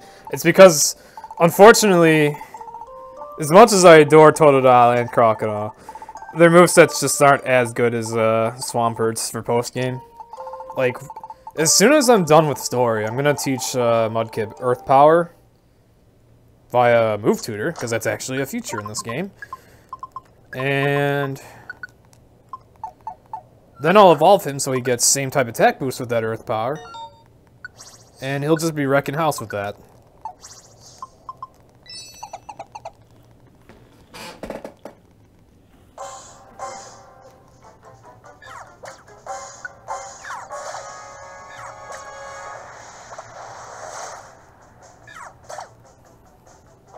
Oh, I forgot about the gimmick of this place. Say hello to Ditto. You don't want to check Wanzo orbs in this place, because they might actually be Dittos in disguise. Oh, crap. Mudkip, get away from this Dedenne. Okay, it's fine. Thankfully, everyone healed just then. So, Ditto likes to create a lot of chaos. Disguises itself as an item. You step on the item, it turns itself into you, and when it turns itself into you, all of your party members become confused by this. Okay, luckily that was a real confused one, but you know what, I'm gonna tell you to follow me.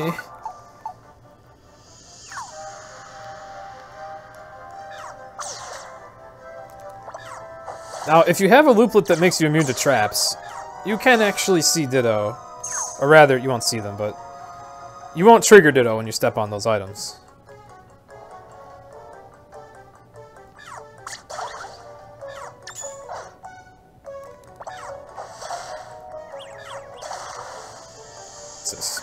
Lullaby. Sure. You know what, I want to check this middle room. Okay, it had nothing.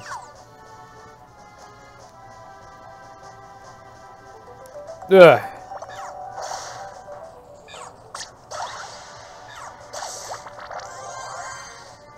You know what, I usually bring Blast Seeds to get rid of the Dedenne.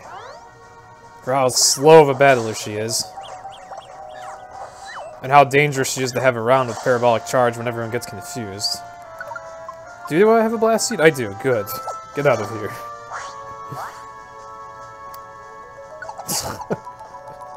I think Dedenne demonstrated every reason it's not really great to have on the party here.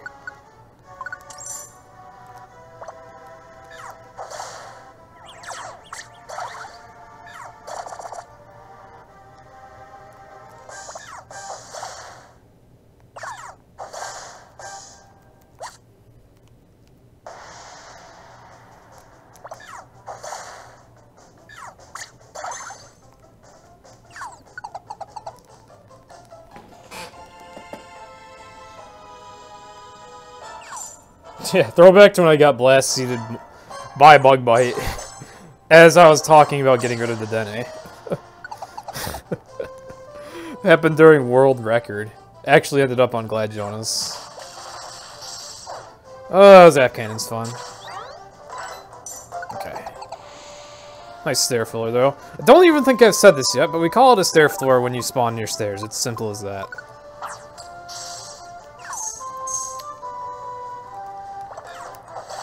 Probably pretty obvious. Always a great blessing in PMD running. Unless it doesn't matter, like when you're trying to do missions. Then the game just taunts you, because you always get a stair floor under those circumstances. But it does you no good.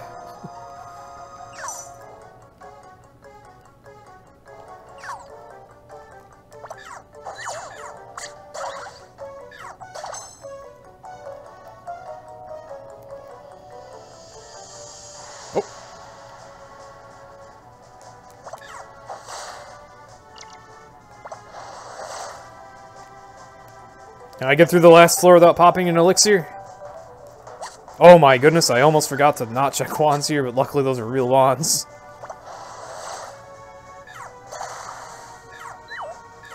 Oh, Mawile, you tried so hard. Alright. Alright, don't check that orb. Thank you, Mawile. There we go. Okay.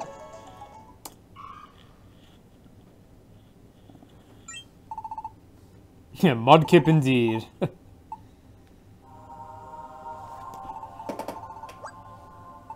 Yeah, Ditto has gotten an insane buff from previous PMD games. Transform works the way it's supposed to. It confuses all your other party members in addition. He can disguise himself as items. He is far more of a threat. In older Pokemon Mystery Dungeon games, Transform was hilariously broken. And not a good kind of broken. It just like flat out didn't work for any good. All it did was change your appearance. That was it. And it was the only move Ditto knew. So he would just end up struggling after transforming. But in this game, it does exactly what it does in main series and more. So Ditto is quite the threat. And alone makes dungeons have a big gimmick. There's a few other really gimmicky Pokemon in this game too that we'll see as we go about the run. Like the Deebas always spawn in groups of 4. And whenever you wake one up, you wake them all up. That's their gimmick. Delphox and Braixen always have wands, and they will wave them at you, and sometimes that's terrifying. Like, imagine getting hit by a stay-away wand, having seen what I've done to other enemies with those. It's not something that you want to experience. There's a few others, too. Delibird teleports around and throws presents at enemies to heal them.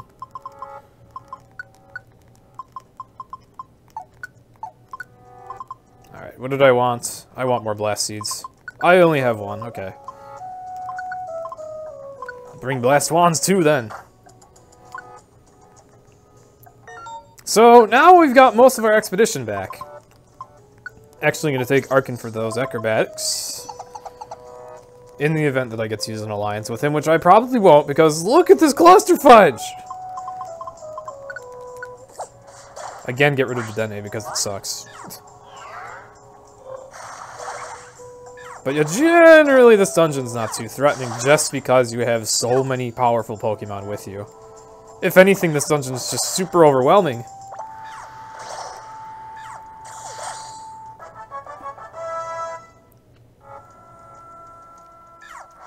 But like the previous two, it's quite short, only 7 floors.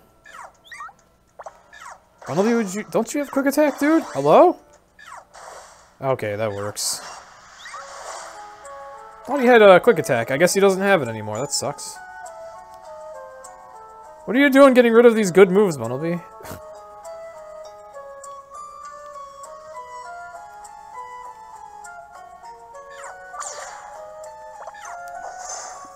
Wow, I just one-shot that thing.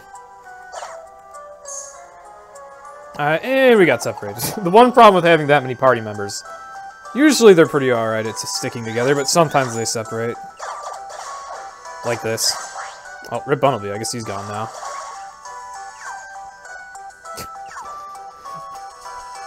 We're dropping one by one. Some team we are. Okay.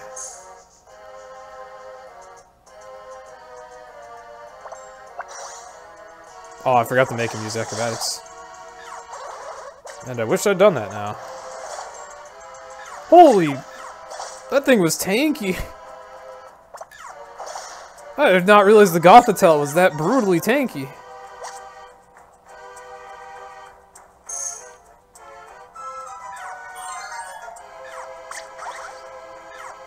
Guys, it used Protect. I would think Expedition Society members would know what Protect does.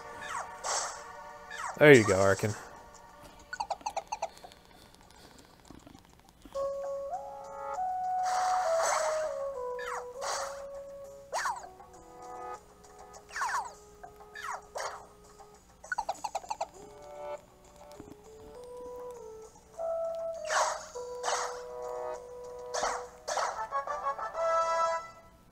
It's very strange to me being level 21.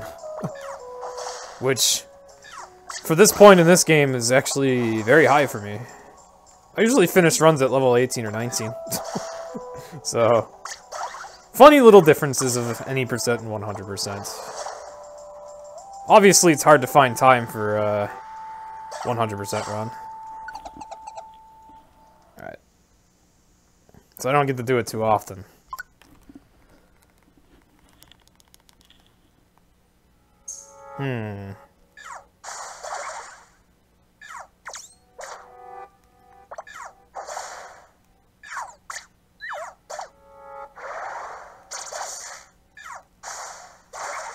There.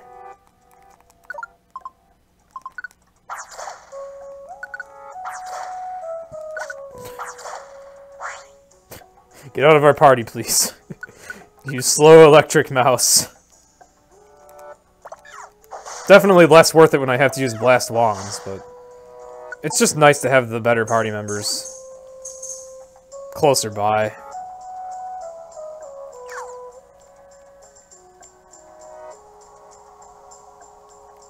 Sorry if anyone in chat likes the Dene. Or however, you know what? I'm probably not even saying its name even remotely correct, but whatever. It's not worth making a fuss about. There's so many... That's the word I'm looking for. There's so many controversial, I guess, Pokemon pronunciations. It's like, I've actually given up on trying to do them right. Confuse wands, alright.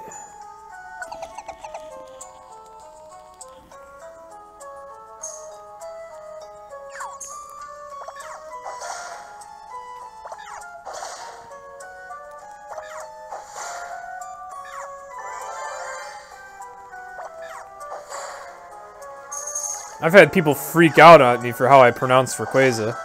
Which, I pronounce that Pokemon's name differently, like, every time I say it, by the way. I can't make up my mind on how to say it. Why do you have so much health, Gothitelle? Holy. That is a strange amount of HP.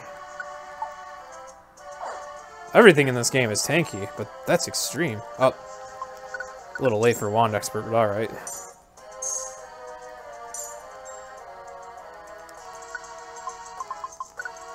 I can do this.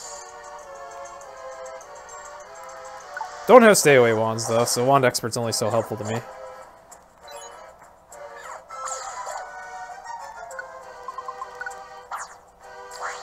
Okay.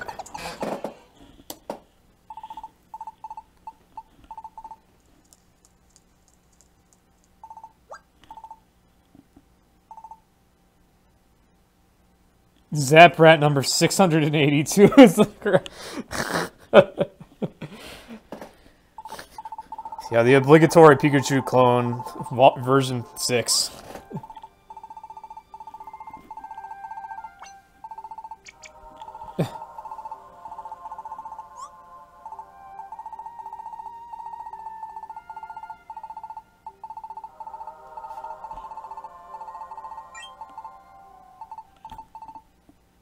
Oh, there is someone in chat that likes the Dene. I feel kind of sorry for them now. It gets the crap end of the stick in how I treat the partners in this game.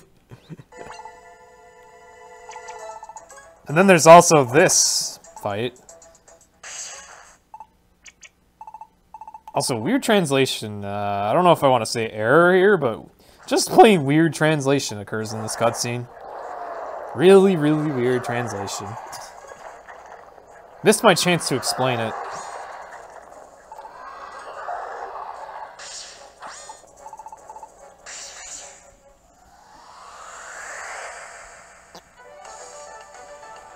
Oh, actually I thought... Okay, we do get her for this fight. So, meet the non-Pokemon entity Void Shadows.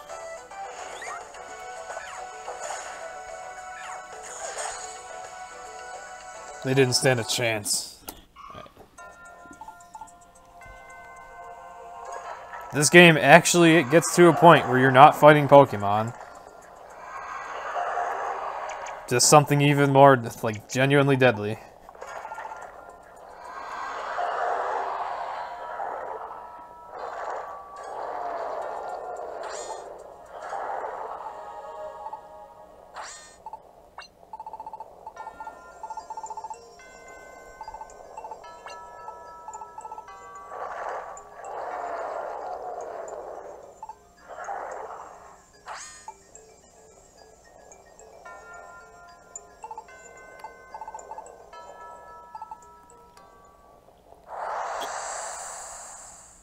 I like how everyone in chat's talking about Pikachu clones now. Meanwhile, we're nearly getting swallowed to death by Void Shadows.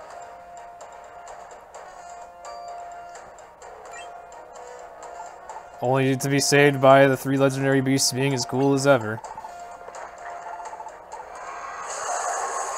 And apparently they have the power to teleport or something, or they just carried us and ran fast. Who knows? I mean, they definitely run really fast in Johto, so I guess I can give that credit. Will we be fighting you? No, we won't be fighting humans with... No, we won't. There aren't any humans in this game.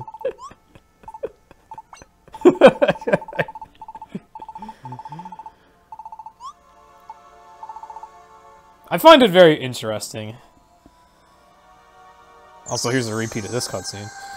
I find it very interesting how you actually have non-Pokemon enemies in this game. It's like, it shows that something else is trying to mess up the entire Pokemon world. It's like all the Pokemon have to be concerned for that.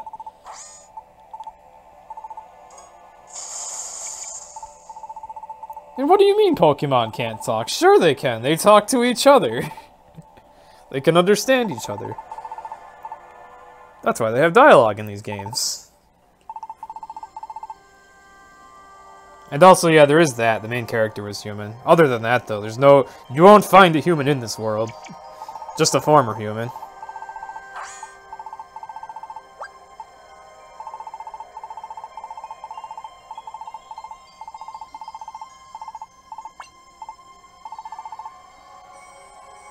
Alright, so now that the legendary beast saved us, our lives are theirs, as they see it.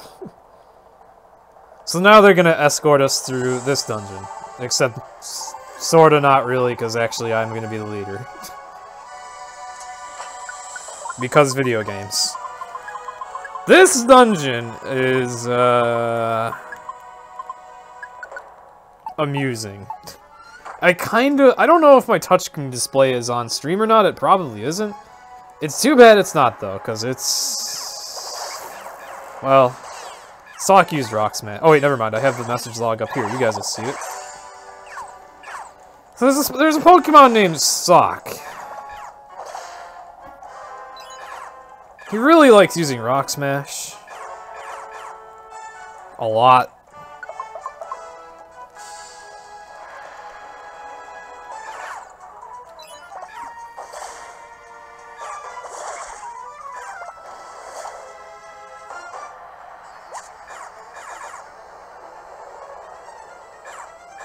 Oh, goodness.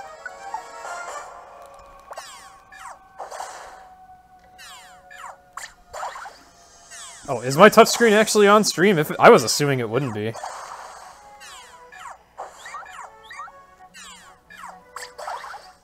Sock Smash. Oh well, I'll just keep playing as I have. Normally I keep the message log on the bottom screen, because this actually helps me read messages faster and it keeps my top screen less cluttered, but I figured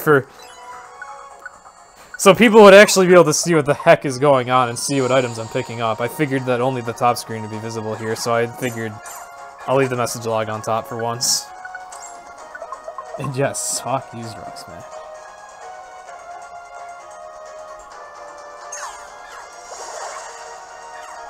If it's just, yeah, the touchscreen is just a map, basically. I'll keep things as they are anyway. You guys wouldn't be able to see, you wouldn't be able to see the message log on it anyway. Sock used Rock Smash, Sock used Rock Smash, Sock used Rock Smash.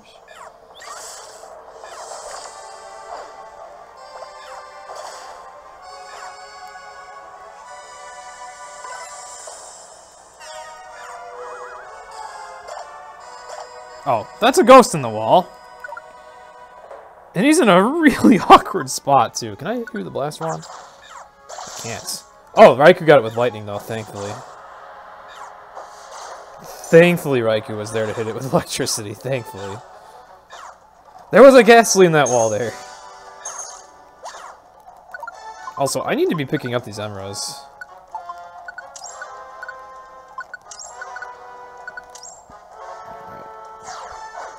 Emeralds are pretty important for the upcoming boss.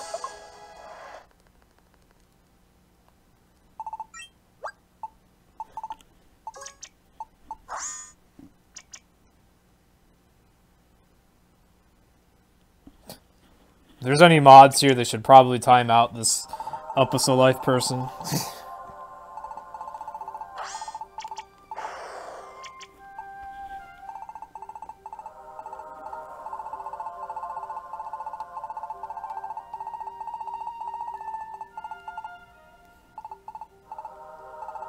Yep, ghosts can go through walls in Pokemon Mystery Dungeon.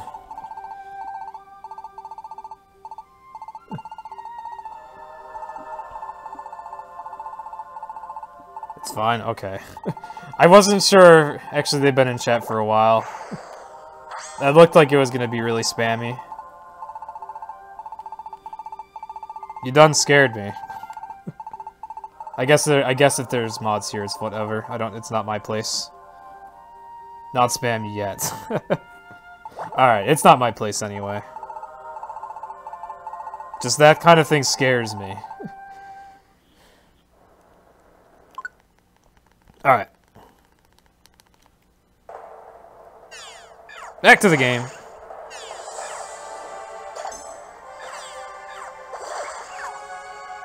AKA complete chaos, because that's this dungeon.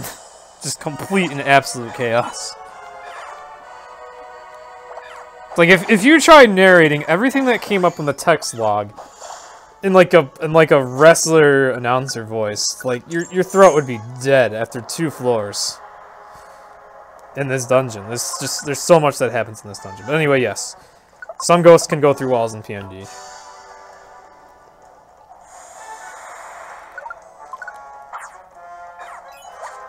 Okay. Sandstorm floors are very unpleasant. So we're going to try to rush right through this, and luckily I got a stair floor, okay. Whew. That went pretty quick for how tedious that dungeon can be with how crazy it is. Found an awakening in this dungeon. Yeah, that's a good place to find one. Oh, I had one picked up at one point, and I forgot to demonstrate how it works. Oh well. I'm sure at some point I'll get to demonstrate it. It's really cool.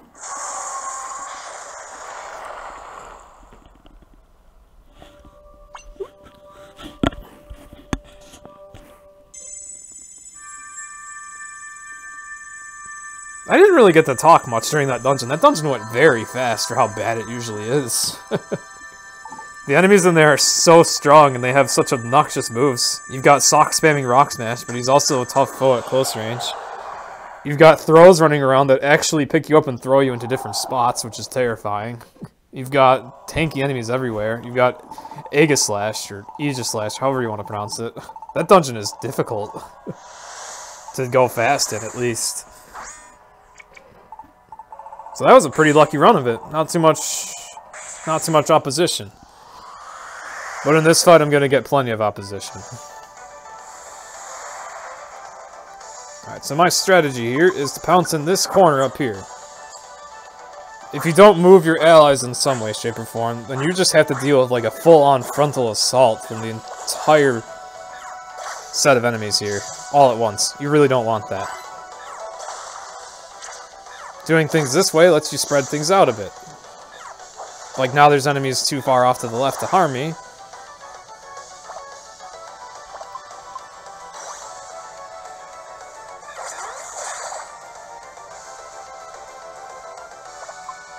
Hopefully we get a flame charge bonus here. We didn't. Alright.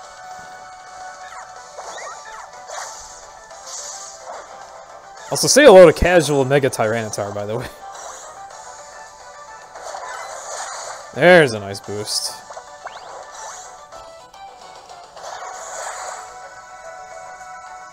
That's why I have Flame Charge. It may be much weaker than my Flame Burst, but when it gives me extra turns during alliances, then it's incredible.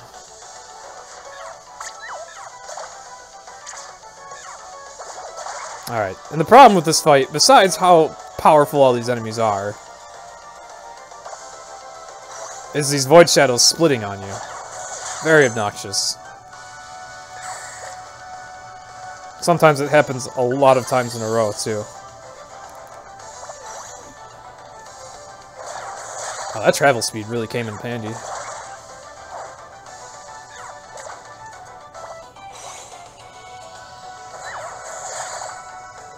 Alright, there we go. Oh, 2 moves upgrading. Alright. 2 Mega Gengars, a Mega Tyranitar, and 2 Void Shadows that split constantly dealt with. The Legendary Beast helped, but it was mostly Mawile and Charmander getting Flame Charge bonuses that really... or speed bonuses. So now we can finally escape from hell. Which is the whole entire reason we went through this Socks Used Rock Smash dungeon.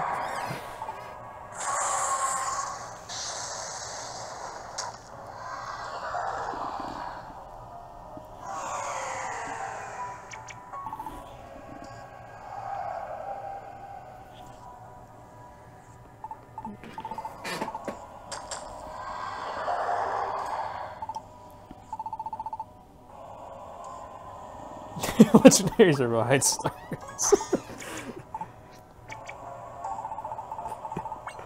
Imagine calling the 3 legendary beasts cowards.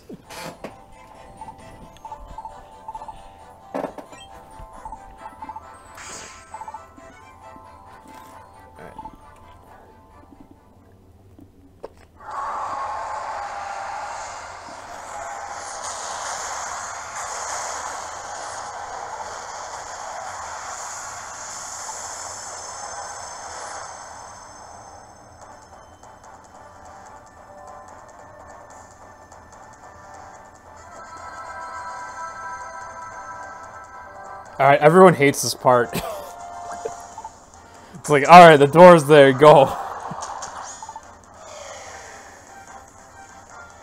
But our good old heroes want to talk for a bit. Because this is a great time to be doing that.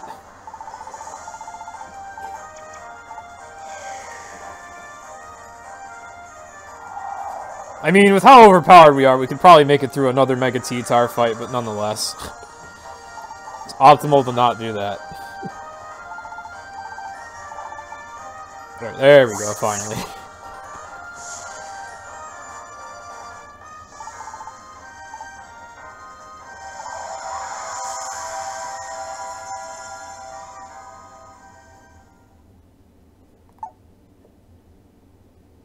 And we're back, finally.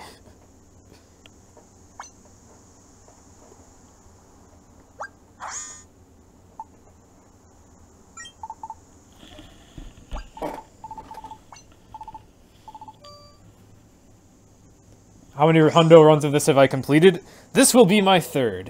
I've done this 2 times before. Both in relatively quick succession. And both alongside Blue Rescue Team Recruit 'em All, done by whom is this? Because we wanted to keep each other company while we did our monster runs.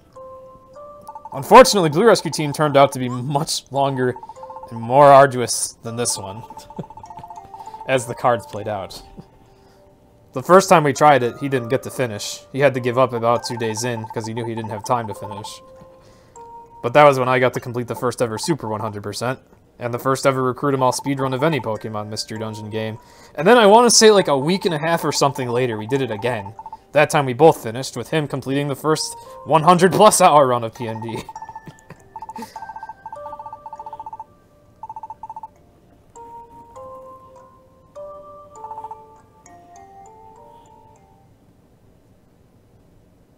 As I believe he did take just about 100 hours. Or maybe it was 110. I think it was 110 hours. Alright, Deca, cool to hear, man.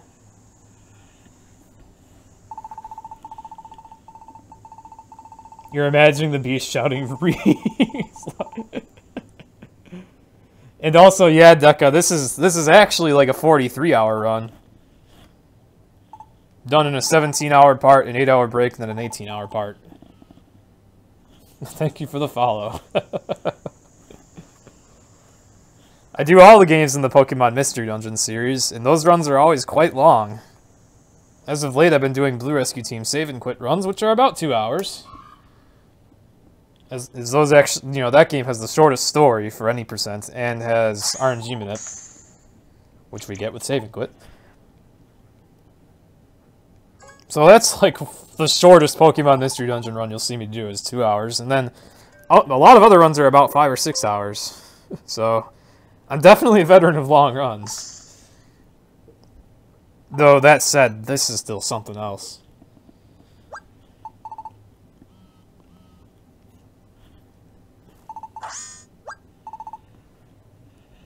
Kecleon's sticking his tongue out. And Koffagrigus crawling. Oh my goodness. It's so great.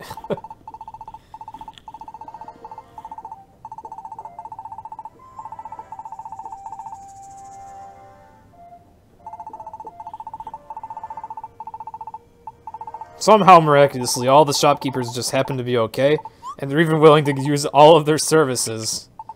Though they'll still charge us the normal amounts. But we get one more chance to shop before doing the last several dungeons. Alright.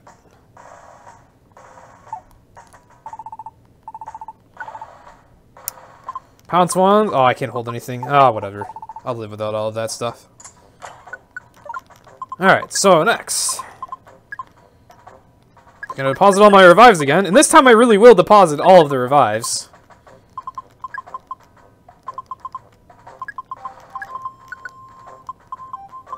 Alright. As, once again, we have a fight like the Jirachi fight. Any advice to get through a long run? Yeah, what Rob said, taking breaks is absolutely a good idea. During my first Sky Recruit 'em all, I must have taken a dozen breaks out of sheer frustration or just needing to look away. And while today I have cutscenes to give me a break from playing the game, like all the time, tomorrow I will need to take just full-on food breaks where I'll just put the game down and chill for a bit and talk to chat and eat. I'm going to need it. Because once I'm past the story, it's there are no more cutscenes to give me breaks. It's always great to take care of yourself during long runs.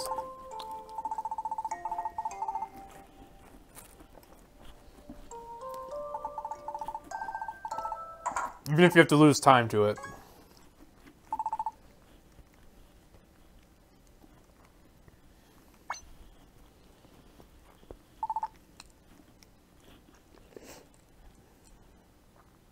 Alright, so, similar situation to the Jirachi, quote-unquote fight.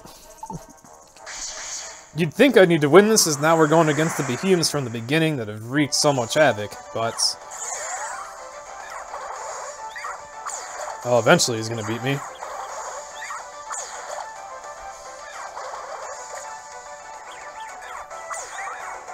You can do it, Behemoth, I know you can. There you go. He took his sweet time. Yeah, he's totally the one that lost that fight. Absolutely how it happened.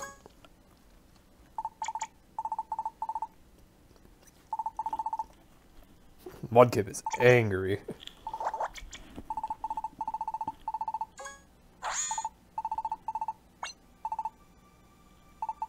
How am I going to PB if I'm not at your PB? Wait, what?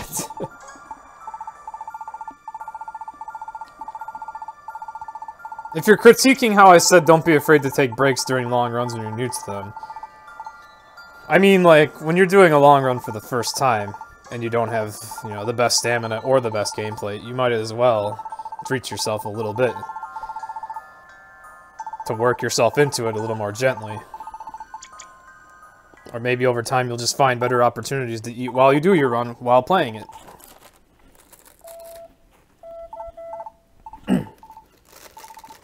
Come here, Pop-Tarts. There's one more of you in here. Okay.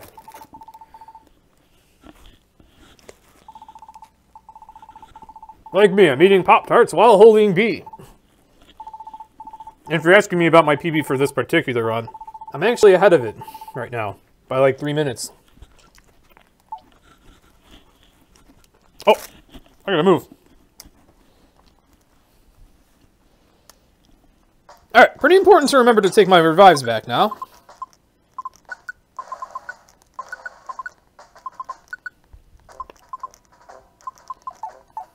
Alright.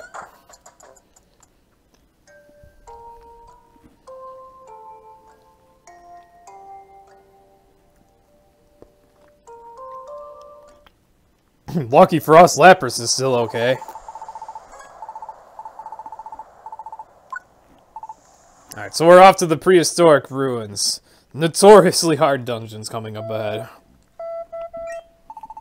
I've said a lot of dungeons would be really hard, but I think Submerged Cave and Prehistoric Ruins are still gonna stand out, even with how strong Charmander and Mudkip are right now.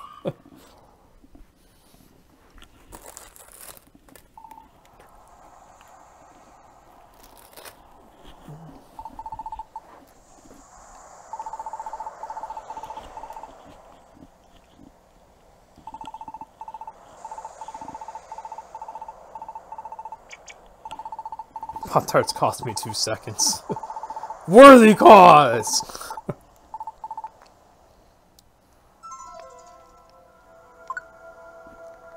I love the music here, but this dungeon is terrifying. Especially to a fire type.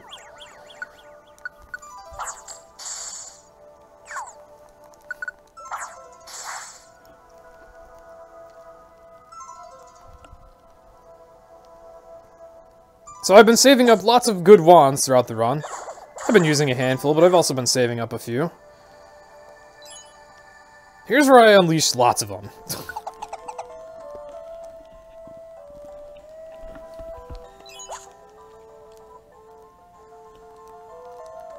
Sky Pancake! Oh, this is another meme to talk about. Mansign is Sky Pancake to the Pokemon Mystery Dungeon community. I don't remember who called it that. It might have been Flango. But I know we started calling it that while we were doing our Sky Randomizer tournament matches. Because its sprite is just so large in the other Pokemon Mystery Dungeon games.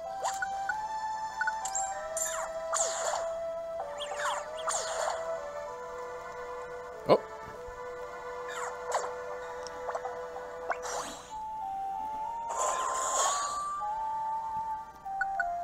Now, this dungeon's full of Pokemon that are a bit frail, but they have extremely hard-hitting ranged attacks. Now, fortunately, in corridors, they don't use those ranged attacks much. But as soon as you enter a room, they go all out.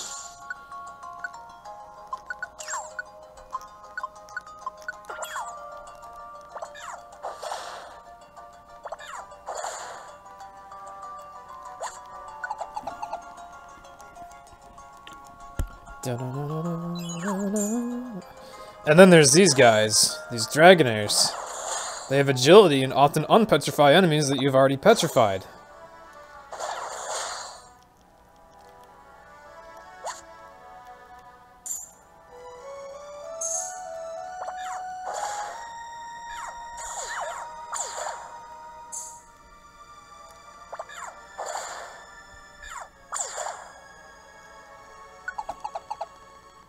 So basically anything you meet in a room in this dungeon, you want to petrify it. But if there's a Dragonair around, you need to get out of the room.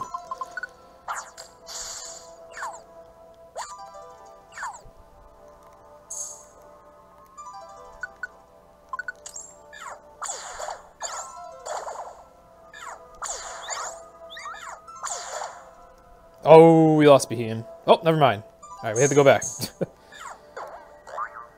Ah, Splash, the most potent of moves. Slow ones, alright.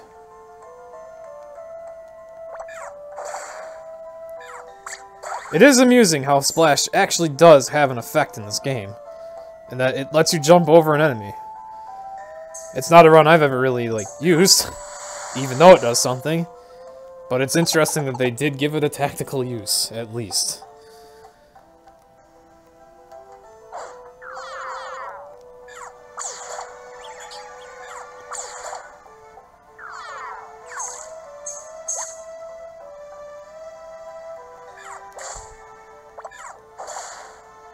Sky Pancake, be nice to my mudfish. What's this? Tiny Revive. I need to eat an apple anyway, so that's fine. What do we have here? Alliance Expert? That's fine too.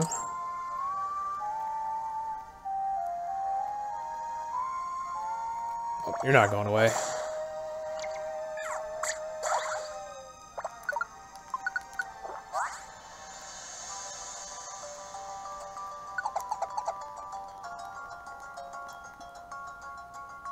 Ooh, what do we have here?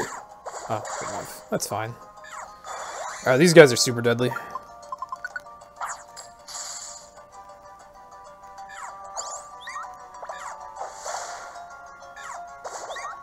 Wow.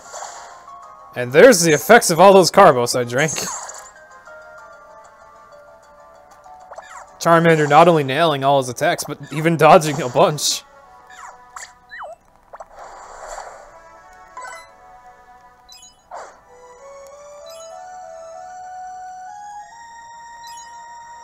Oh, the stairs are in here. I didn't even see it. Alright, luckily that guy doesn't wake up. Can't even remember what it's called. I really can't remember what that Pokemon's called. And I usually love water types too, but... Okay, please don't Bullet Seed me. Maybe I don't want to deal with that, especially when this guy's in here too. Okay, what do we have here? Totter Orb. Alright. Oh!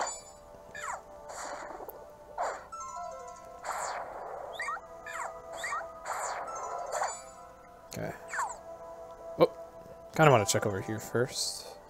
Oh. Rather not fight two enemies in quick succession.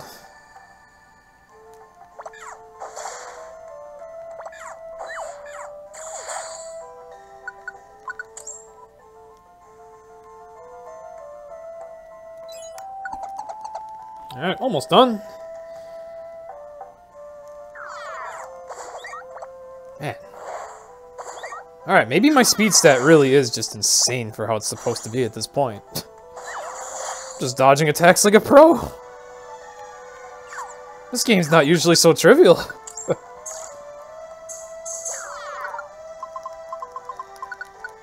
I guess that's what happens when you have like 20 more speed than the game expects you to have. Don't worry though, it won't remain that trivial. Oh goodness.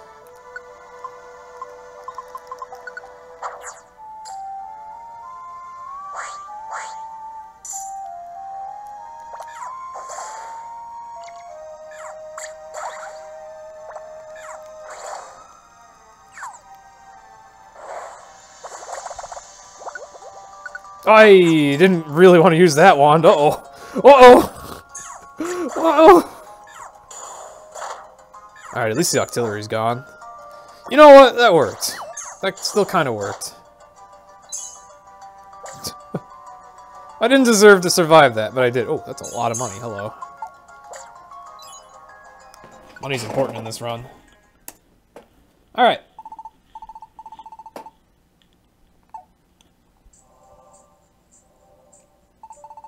I ran past distance. Oh, I'm so stupid. Okay. I didn't even realize I put on distance dodge. Well, there you go. That's a really good emerald to put on in there. It still holds also that I have like a lot more speed than I'm supposed to. I guess that shows you that I don't really pay too much attention to what I equip or the text. I just let stuff happen. Also, usually even with distance dodge, I don't dodge that much.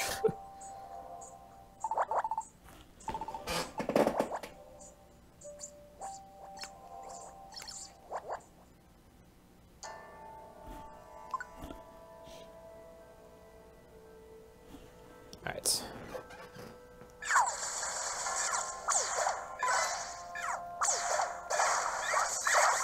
Oh, I expected them to follow me. Oh, did I change Mudkip's tactic at some point? No, I didn't. Alright, I have no clue what's going on here. Oh well. The enemies died. You're about to die.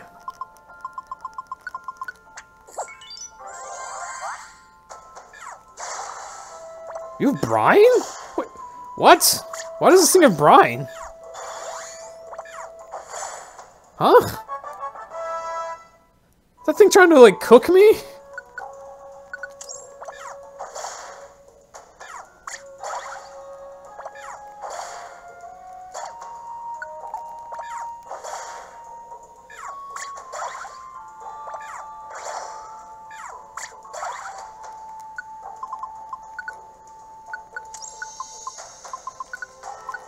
I had that protein in my bag, like, the entire time.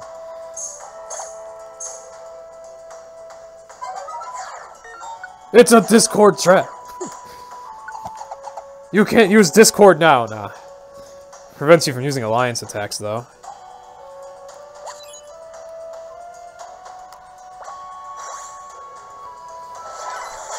And also prevents you from switching leaders, so Discord traps are actually really bad in post-game.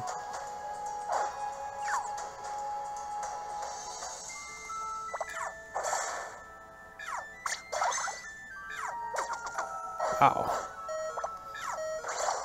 Okay. Okay, these things are super tanky.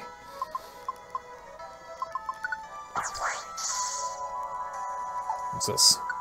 Type bulldozer. Alright. That's nice.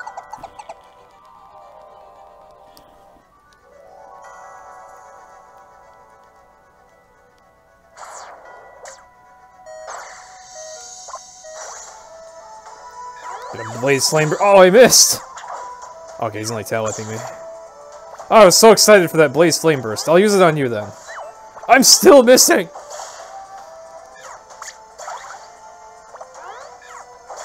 There we go.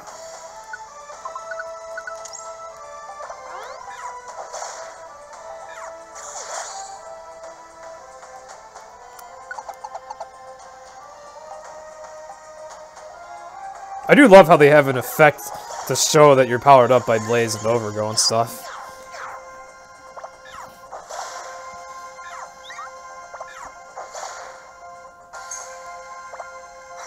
Just makes it feel that much cooler to be using it.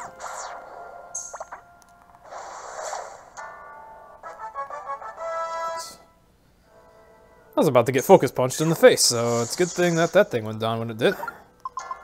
I forgot to bring food to this dungeon. Alright, that might be of concern.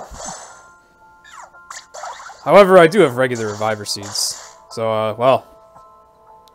There, we'll just use that.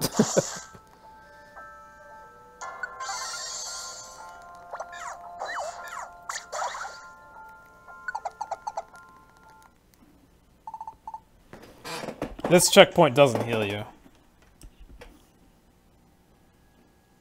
Yeah, why does Hariyama have brine? I have played this game so many times, I feel like I've never seen it use brine. Probably because I don't often play as a fire type, but still.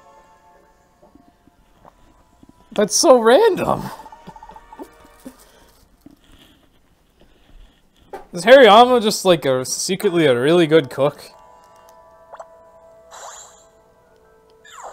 Like, I just think of cooking brine when I see this thing using brine. I don't know.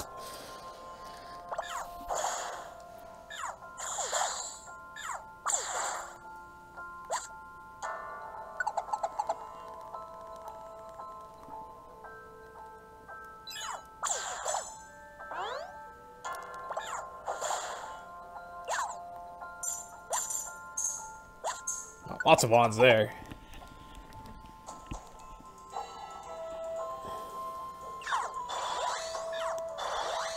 Why don't I just make both of you go away with this, so I can check this wand here. Lots of wands, that was super worth it. Oh, that feel when you get an Oran berry from a sparkle, that's so disappointing. You can get such great things out of sparkles. You know what, Lana demonstrates pushing enemies here. Oh my god, that 1 HP survive.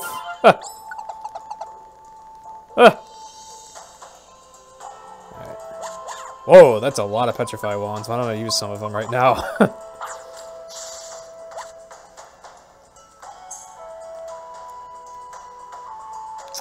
How about we just don't go in that room and hope that that wasn't where the stairs were located? Emerald swap trap. That's a weird trap, but it just kind of helped me. Status mirror is not that great, but power boost X, I'll take that.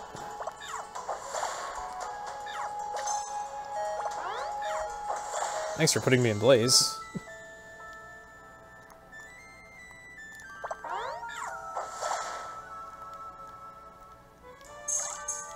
So the stairs were in there, go figure. Oh well.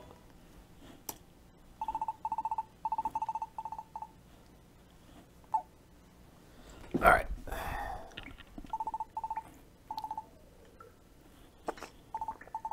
There's a lot of cutscene here. This is a good time for me to get up and stretch and get some more water. So as much as I'd love to narrate what happens here, I'll be back.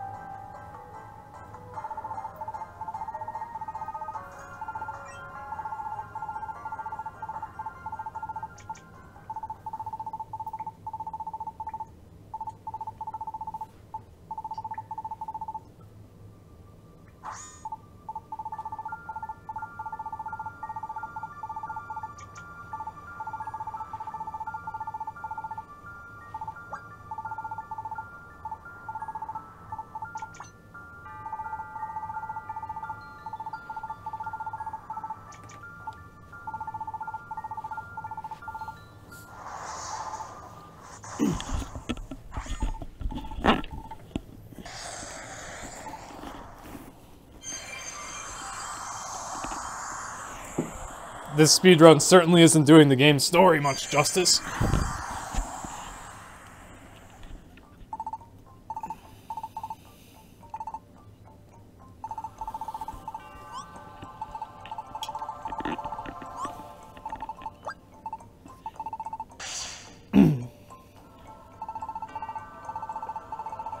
Got a few citrus berries from this bar. Yeah, you can get citrus berries.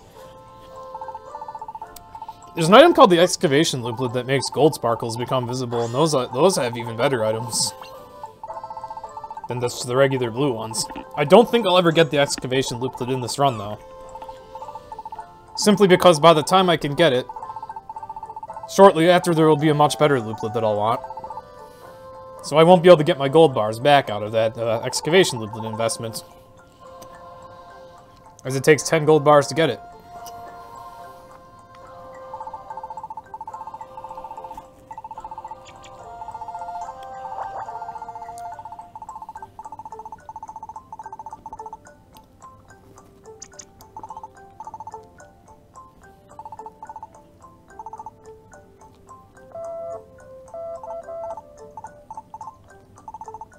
Not sure what you're referencing here, Bailey.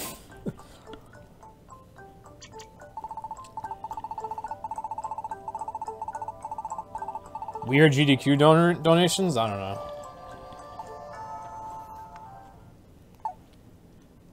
I'm such a cute Charizard. Okay, that's an interesting compliment.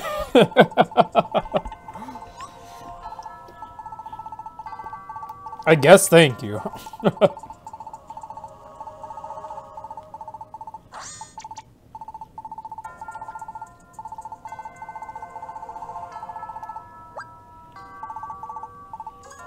Oh yeah, don't mind Esper just being like a freaking double, triple, quadruple agent over here.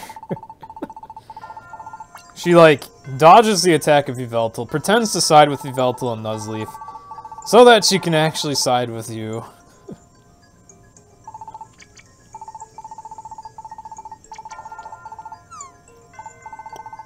While she's siding with you, Nuzleaf thinks that he's got her on his side. But she also temporarily tricks you into thinking that she was on Nuzleaf's side. She confuses the heck out of you and contributes to the story going at like 1,000 miles per hour. Esper's your fave, no joke favorite Pokemon. Really, Hollow? I thought it was Chikorita. Quite the contrast between the two of them. But then again, I guess the same could be said of my favorite two Pokemon.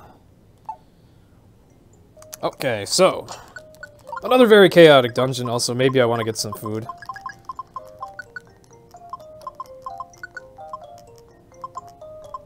Some food in-game, that is, as I've already eaten plenty. Plenty of eaten food in real life, but I need food in-game. Yeah, don't worry, Speed Gaming. I do more than just consume food constantly. Okay.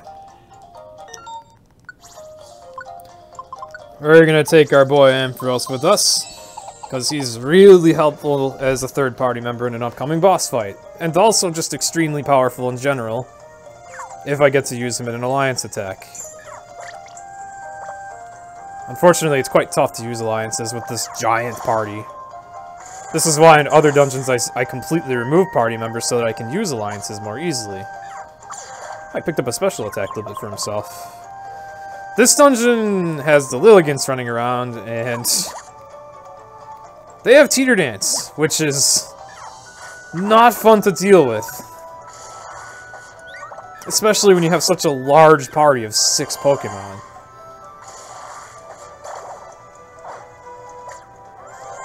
And also Leech Seed just to be really annoying and slow.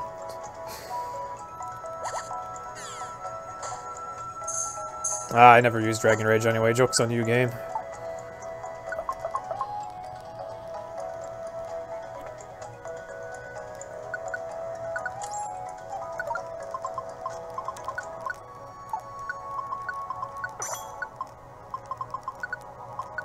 Okay.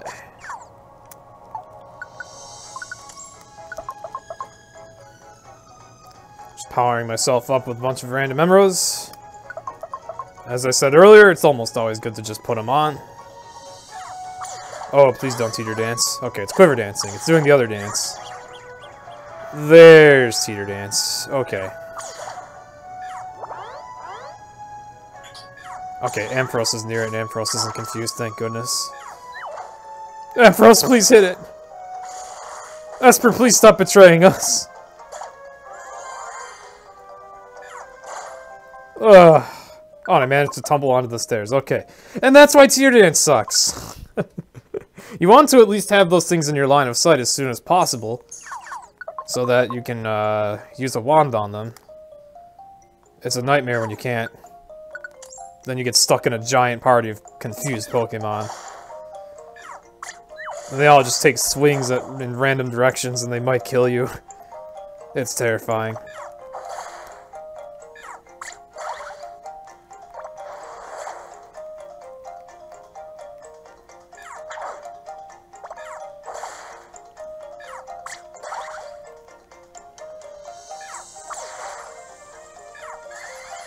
I should have let Esper keep doing what it was doing there. Right. Another gold sparkle. Oh, it is a gold bar. Nice. Not gold sparkle. Silver sparkle. Whatever. Ooh. Ooh. Ooh. Ooh. Ooh. Glorious gold. Glorious!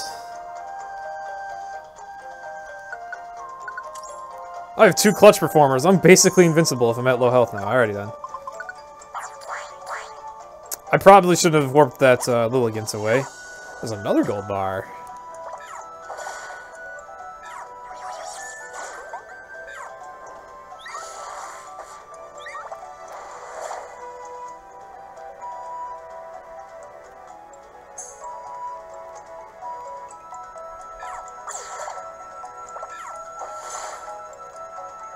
Oh, crap. Okay, this is why I like at least being near it when it does that. Okay.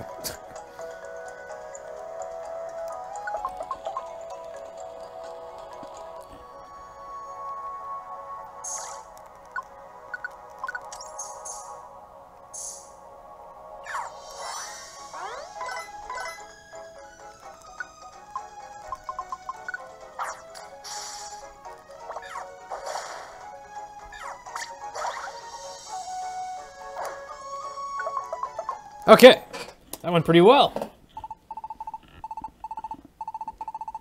17 hours for part 1, yes. Welcome to the really, really long-a-thon. We don't play around. Pokemon Mystery Dungeon games are no simple task to 100%. Already through with 8 hours.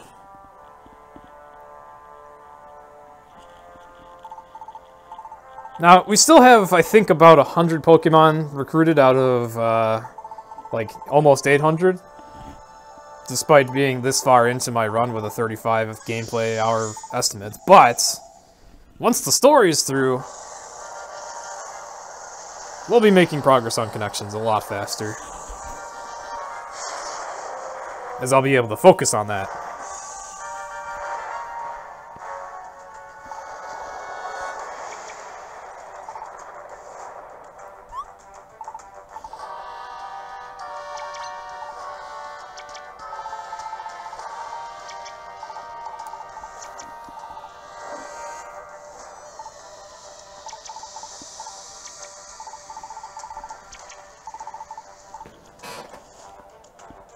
So, many people have complained about the difficulty of this fight.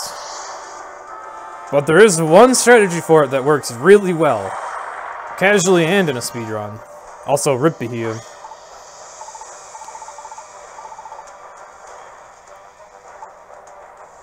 It involves a trusty item I've been using a lot.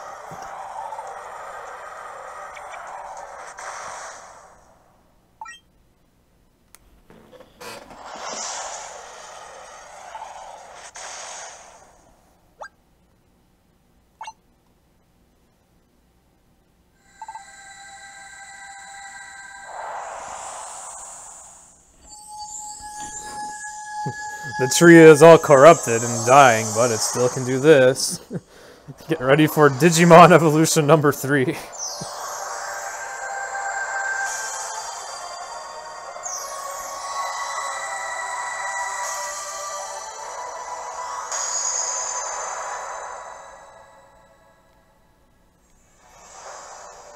Or at least I think that's the 3rd time you see the cutscene, since it replays in the future.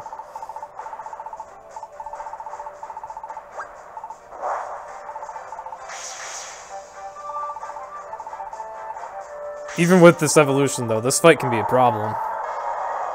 You have a lot of offense to deal with here.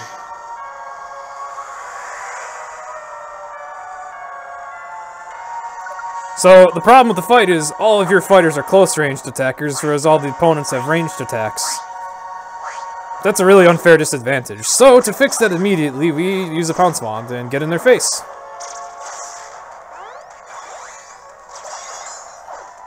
Now it's a more even battle. In fact, now it's in our favor as we have more Pokemon with us. This also stops Yveltal from using Oblivion Wing, which is the worst move he can use, so that's good. We also want to get rid of Yveltal as soon as possible, and I just got a speed boost, so that's great. Wow. We did a really good job of that! We did a really, really good job getting rid of him.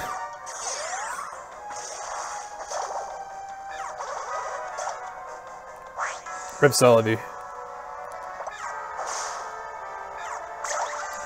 I have now defeated Nuzleaf. Alright. Okay, that was probably the fastest Yveltal fight of my life. Oh my goodness. That was so clean.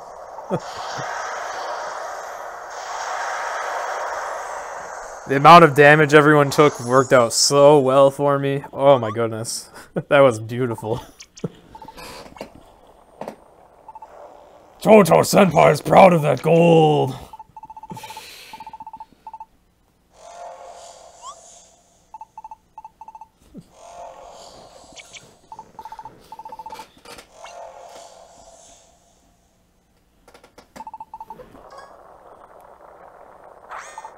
And yeah, one of the toughest things about that fight is how Yveltal has Oblivion Wing, which can hit all of your allies at once, and heal it a lot. That's brutal. But when you get in his face, he's less likely to use it. Then the only problem is when he uses Roost. Or Snarl. Snarl is also pretty bad. But I got lucky and he did the easiest thing possible, which is Hone Claws. Also, yeah, rip the Tree of Life.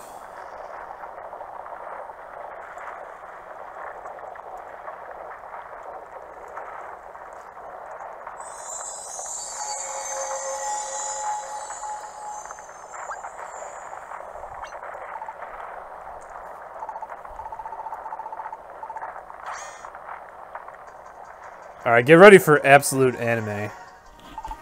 And absurdity.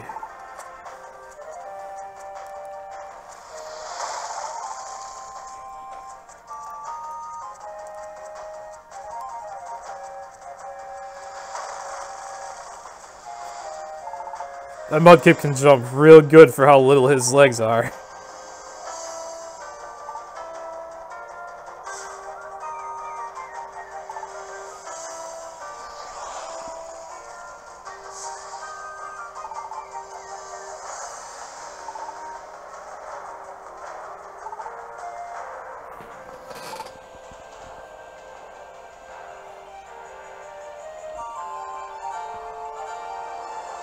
Oh yeah, and Charmander was jumping up there too, because why not?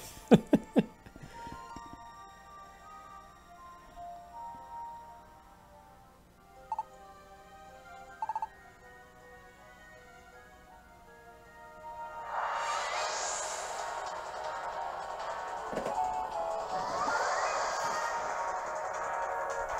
they make it look like you're gonna have to do the final dungeon as a solo partner, which would be very interesting.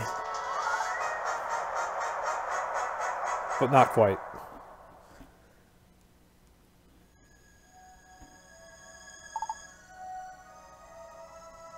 How does Mudkip survive that fall? Anime. How does Ampharos survive breaking that fall? Anime. I don't know what else to say.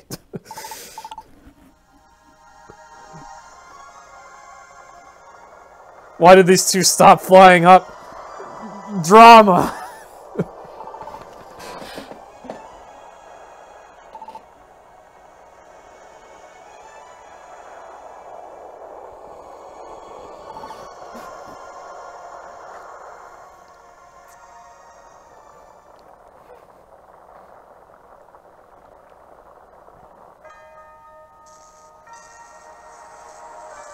Alright, so this mean guy named Dark Matter, who talks like a deranged scientist,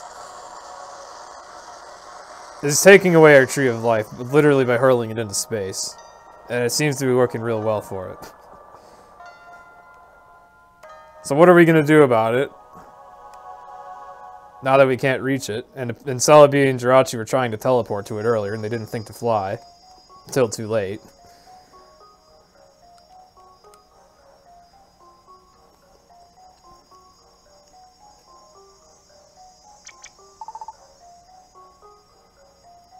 Oh, there's still one Pokemon that lives in space.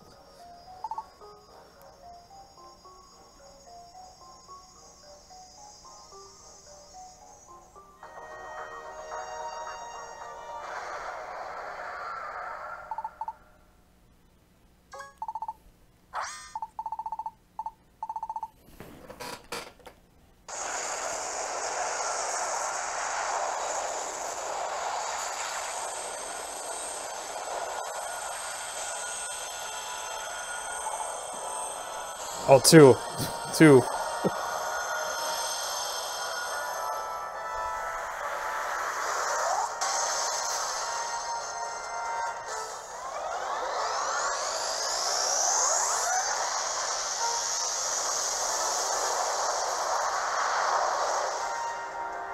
Have more anime.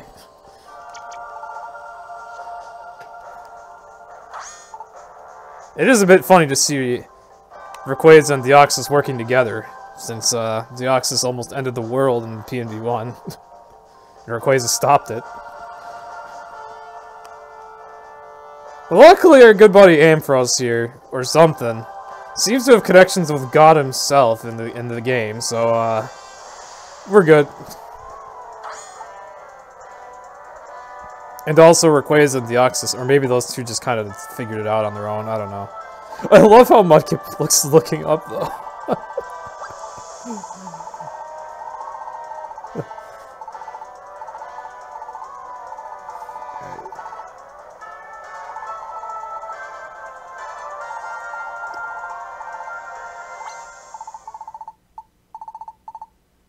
That cutscene brought to you by anime. Alright, so finally the last chapter of the story. Besides the epilogue.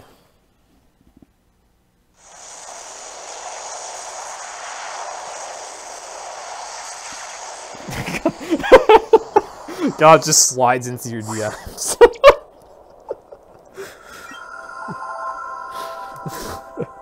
Oh, you need me to teleport these guys here? Alright, cool.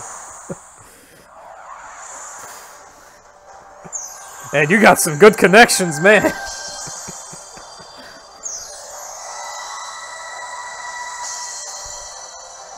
Speaking of, it's kind of funny. Arceus will be the last connection we make in this run. It'll be the very last thing I do, is get it.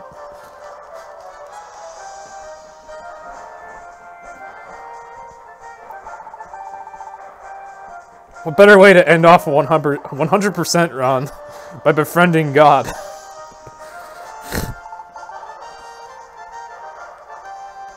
You done real good.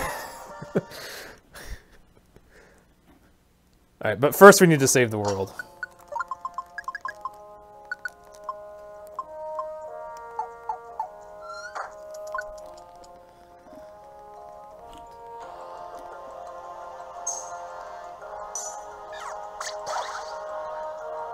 Dude, I wish I had Heat Wave. I feel like I should have it now. Okay. Swampert! Alright, are you done attacking things now, buddy?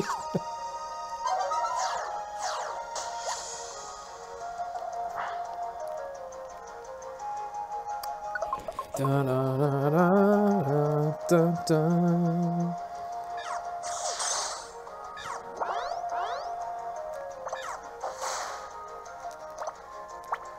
You do have to reset tactics and move settings when you have an evolved partner, as the game kind of treats it as if it's a completely new ally.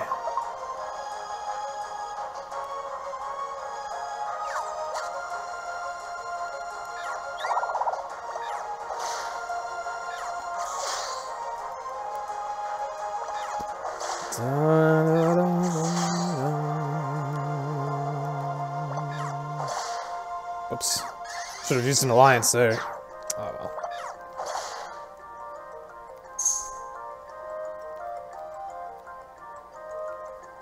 Actually, wait. I'm so used to Heat Wave. I can't run around in a Charizard model without Heat Wave anymore. You guys will see why this is soon.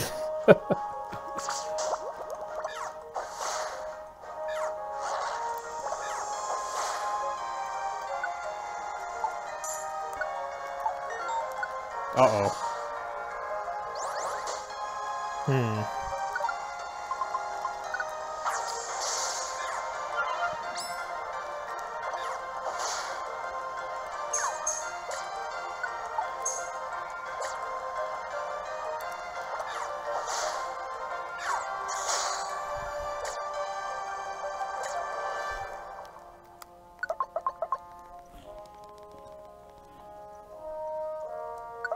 Nice. Didn't have to deal with any of those enemies there. Oh goodness, I'm pouncing out of here. Silverwind is not fun to deal with. That room there also did not look fun to deal with, and I'm kind of glad I just got to glide on through it. Oh no. Please no.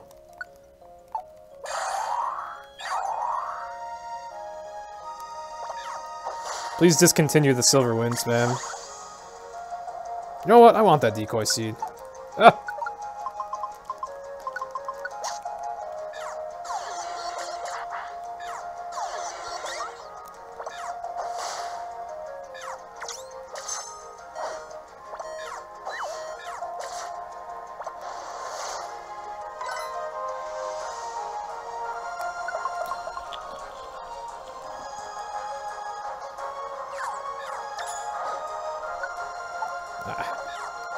I don't need any more revives right now.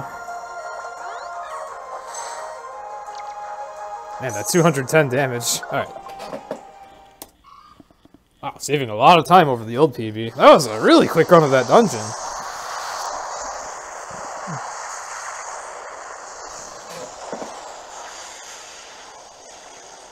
I got another glorious gold splits to make Toto Senpai proud.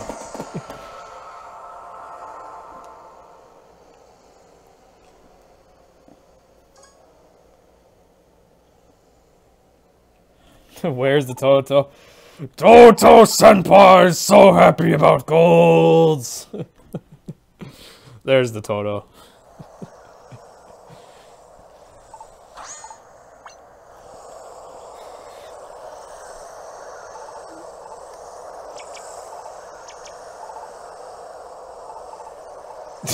Those powerful Pokemon are trying. They're trying.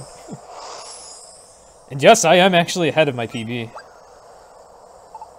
Is the final boss's type based on what starters you have? Nope. The final boss starts out typeless, and then as each phase progresses, its type changes depending on the type of the move it was last hit with. Before the phase switch. It will switch to something that resists whatever you used last on it. That's how its type is determined.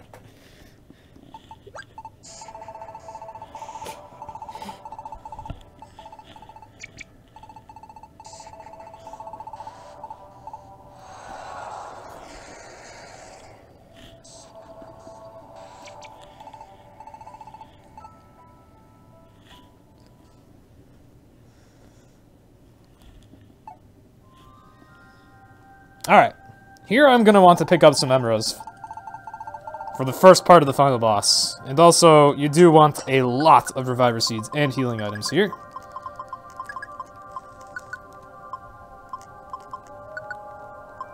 And pound swans.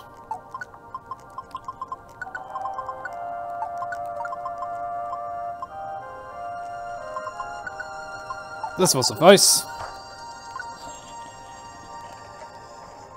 Kecleon confirmed. You know, based on the description I gave, I guess you could mistake it for Kecleon. Alright, this looks like a real awkward spawn.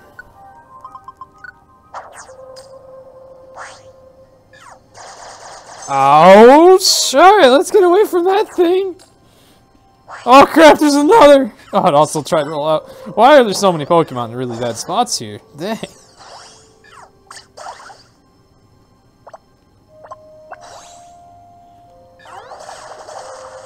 Okay. Whew. Oh, I'd like that progress device. It's worth a lot of money.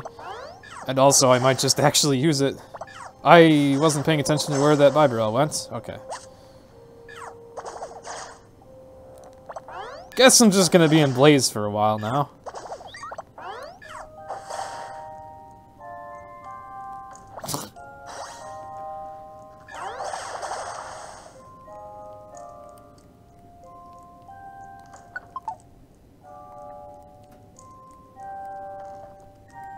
Okay, I'm glad that strat didn't work.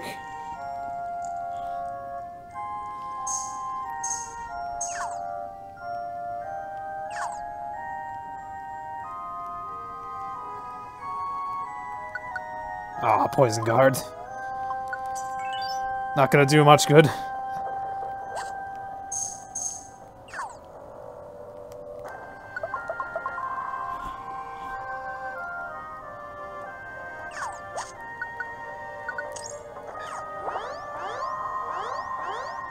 Alright, prankster.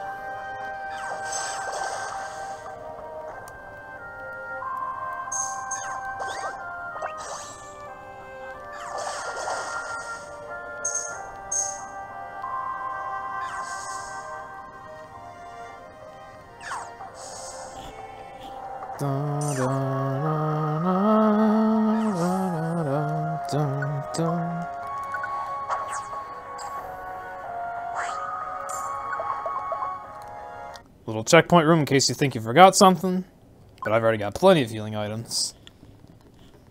Unfortunate that it's there though, because now we don't get the full loop of this ominous music. At least not till later. This music is used in another dungeon.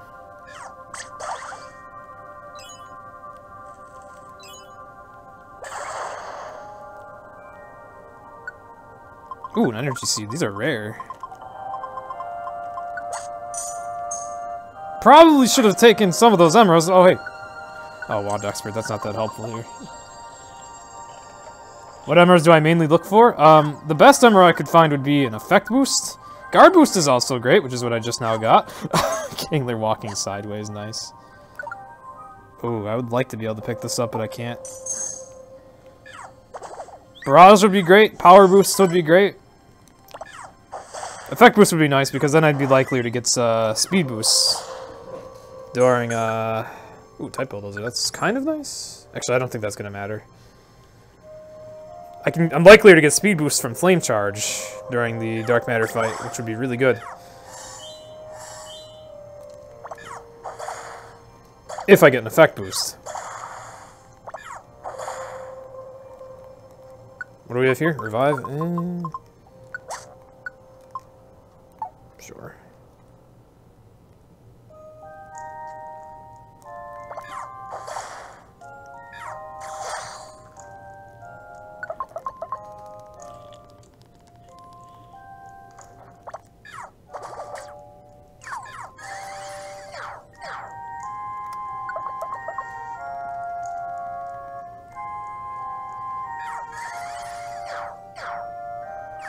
That's the last floor.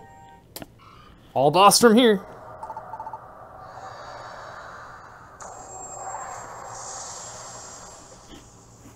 And we're dead. Nah, not really. We get pulled into a special alternate reality, I guess. It's either an alternate reality or some location in space for which, for no apparent reason, we can still stand.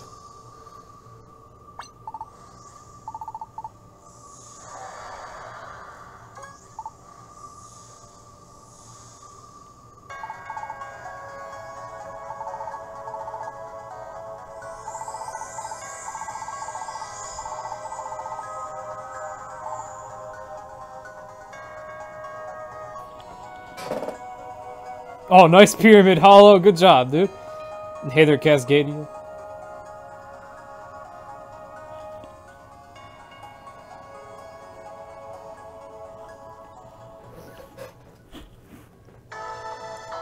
Alright.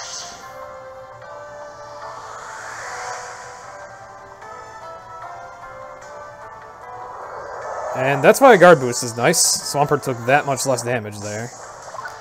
Actually, I'm gonna Swords Dance. You can do basically.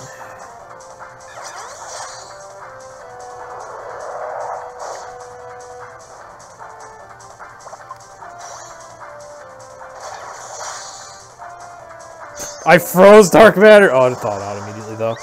In the event that I were to successfully freeze it for one turn, that would actually be really good because then I could thaw it out with a fire move and damage it still. So it would just lose a turn. That's a boss strat that I take advantage of all throughout the run, actually. There we go!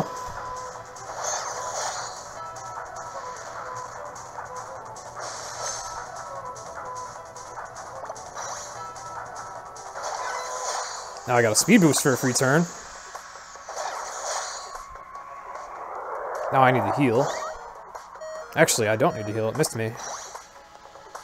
And I don't care about healing Swampert. Another speed boost.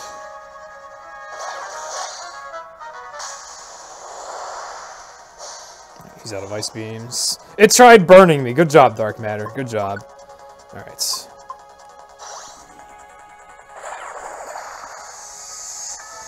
Wow, that was excellent. That was really excellent. I stole a lot of its turns.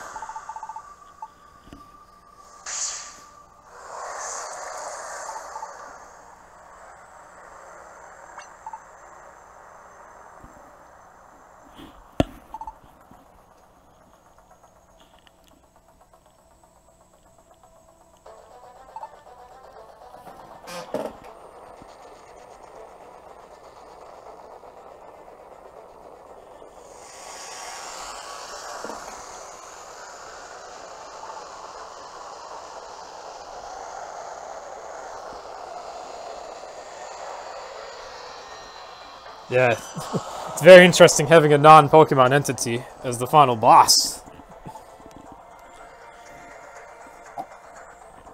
It's that much more of a threat to Pokemon as a whole.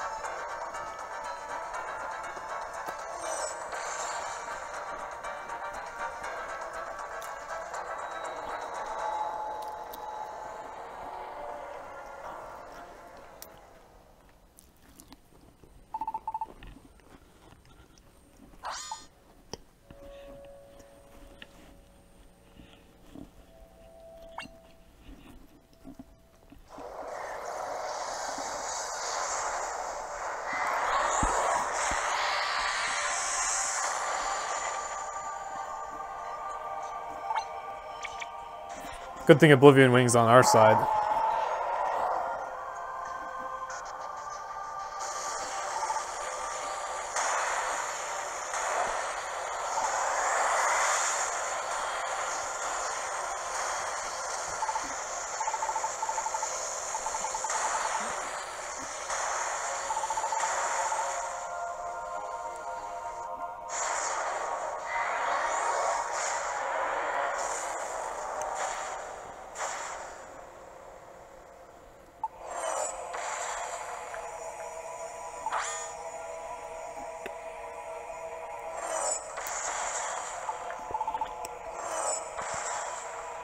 It's World of Light all over again.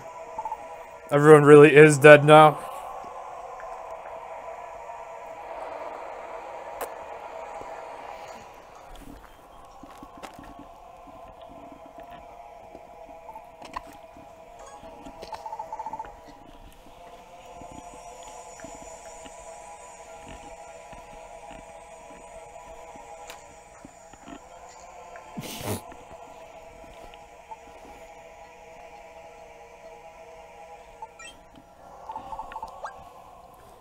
Meanwhile, Kecleon's still just chilling in a dungeon shop.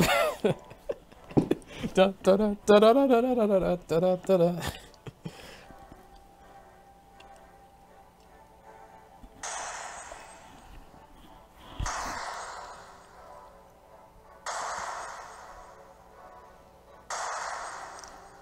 Charmander forgetting that his physical attack sucks. But he's still trying his best.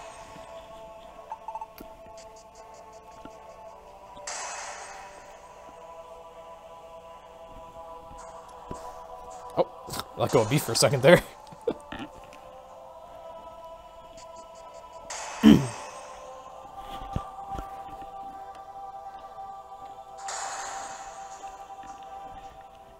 Is he saying man?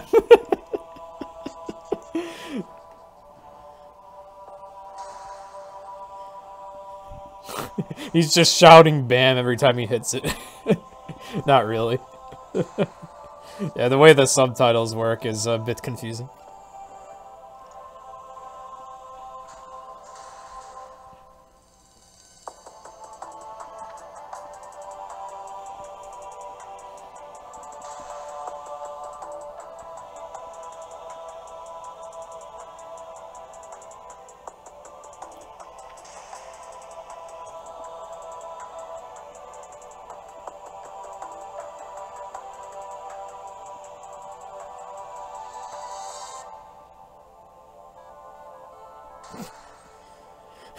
That Pokin Charizard emote. Yeah, we're gonna have plenty of time to spam that soon.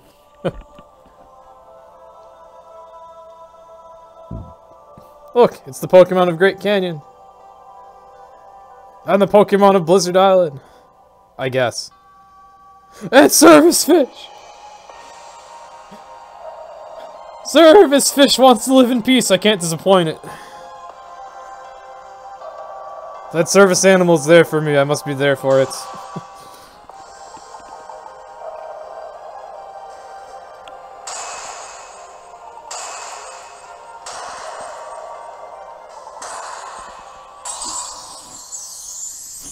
Alright, get ready for one of the greatest final boss scenes you'll ever hear.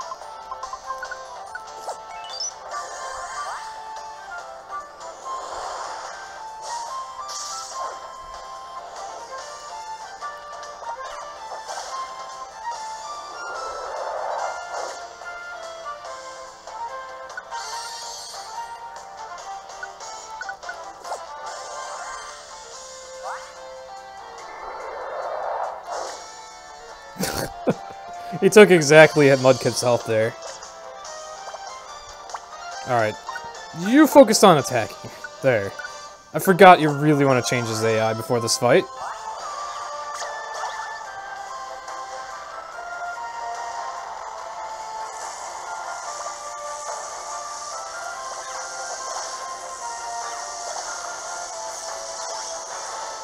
Wow.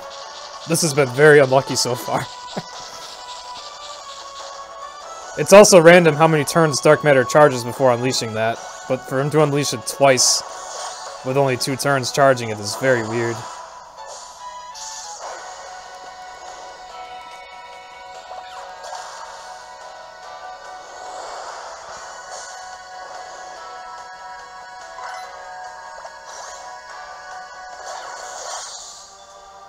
Okay, we're finally done with one part.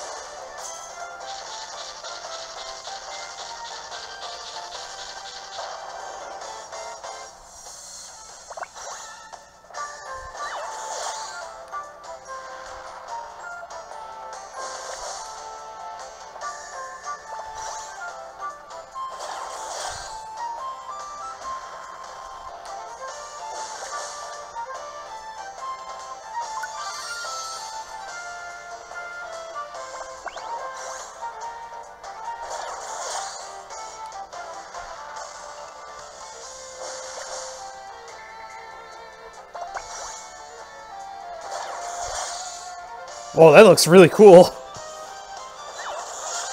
Oh, missed my fire move, damn it. That would have been nice and in my favor if I'd hit a fire move to bot it. Alright. Finally got a speed boost. I don't know if it's still going to be my turn, but if so, that'd be really helpful. Oh, it is. Cool.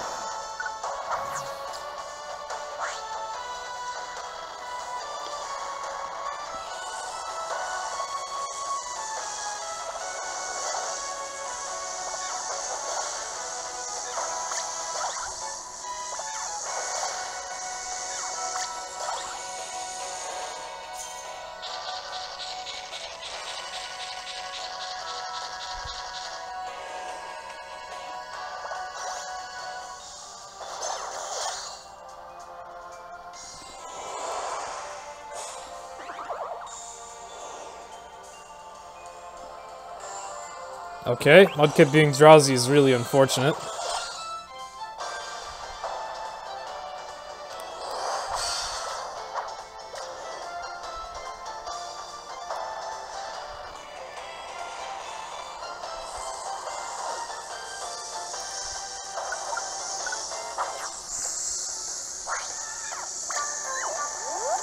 He's asleep in a spot I need to move. Okay. Oh, the timing.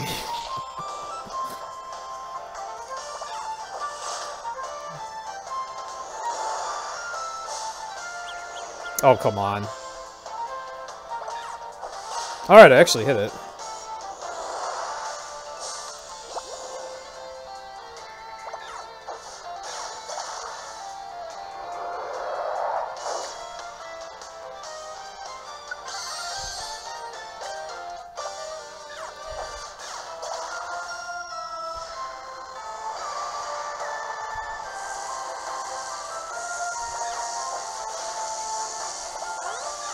Oh, I got it with a blaze. Nice. Alright, there we go. I'm finally not confused anymore. That sucked.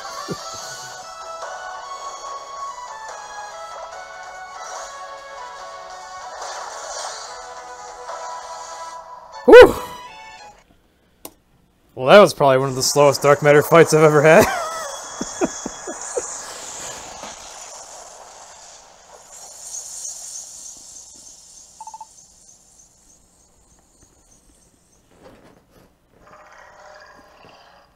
And that's that. That's the main story beaten.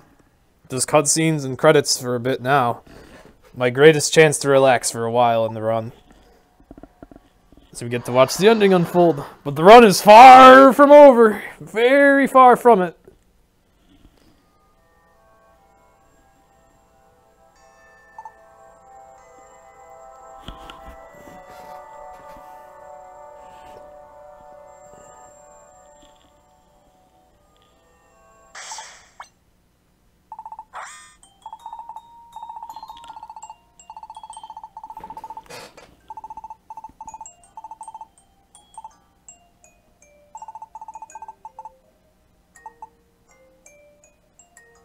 Yep.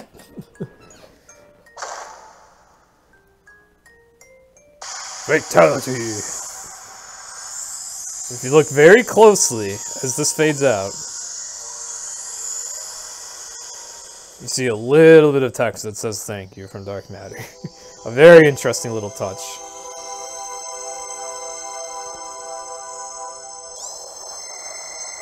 I never noticed that until someone pointed it out and I was shocked.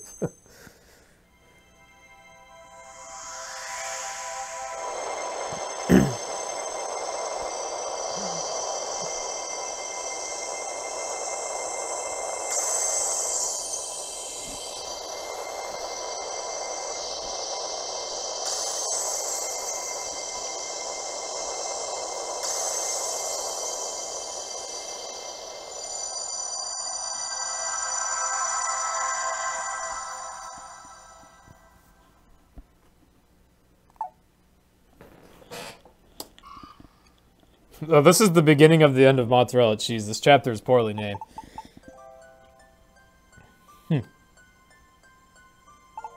It says thank you, Hollow.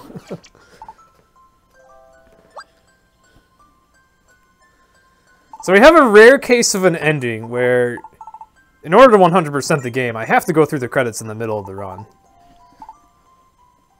But that's fine by me. I get a nice long break.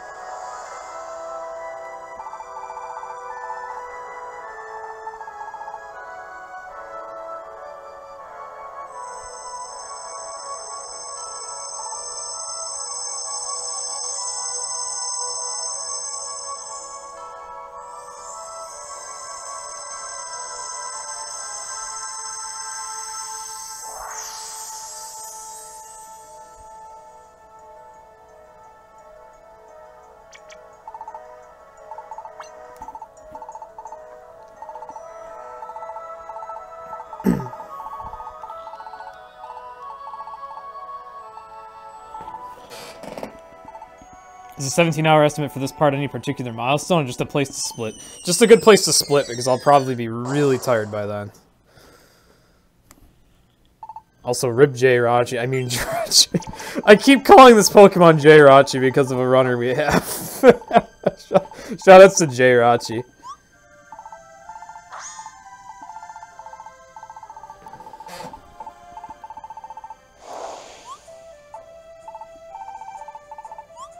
I can't skip the credits. Nope. You have to. You gotta watch yourself get body, or you gotta watch your partner get body slammed by Ampharos. You gotta watch this ending, and then only after the credits is there a save prompt.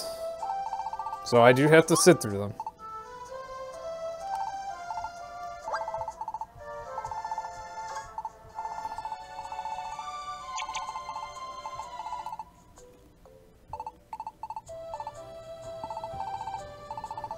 Oh, Mudkip looking so proud.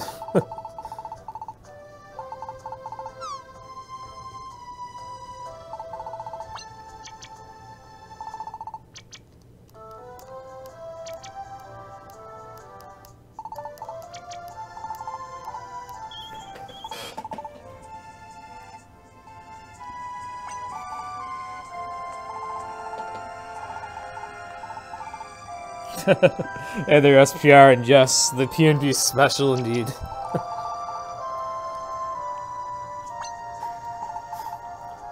We don't just hold B during the ending, we hold B a lot.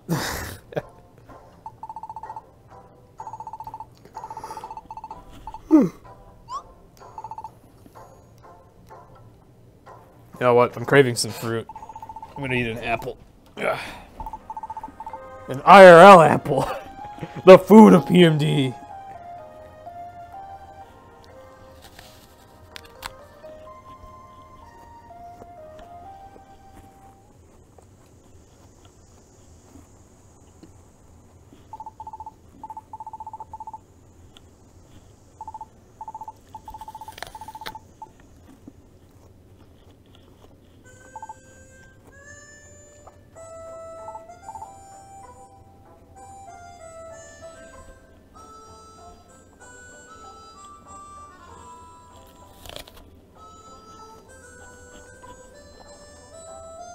So now our characters get to go home for like 10 minutes.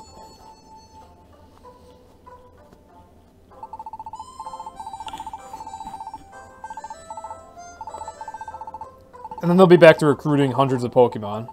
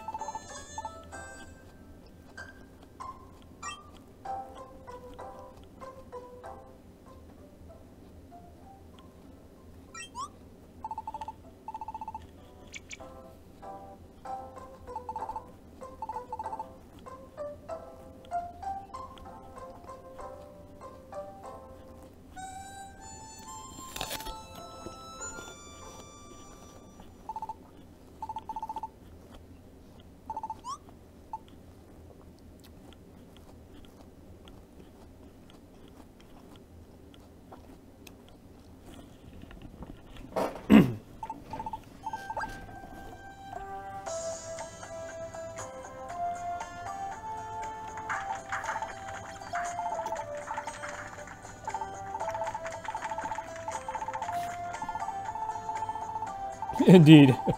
It is only plus 50 belly to eat this apple, and this is definitely not a large apple I'm eating.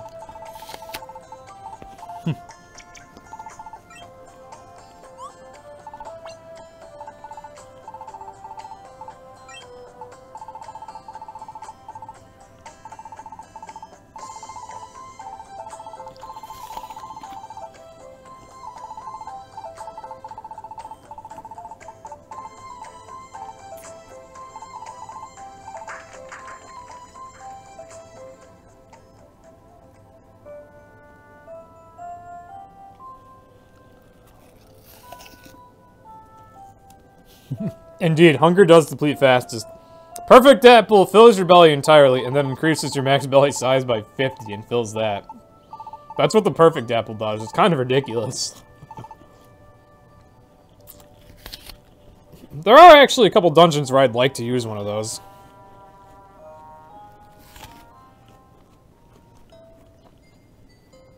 Also, I hope I don't forget to just show off how large perfect apples are. It is hilarious. Like, they actually made an insanely large model for perfect apples in this game.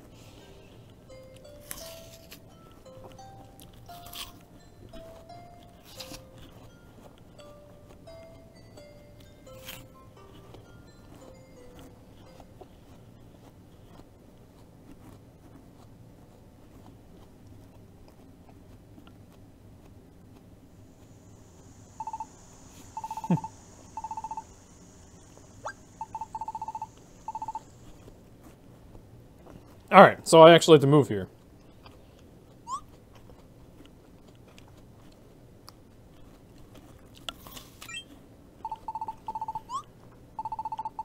Oh, there's something I gotta show off in post-game, too.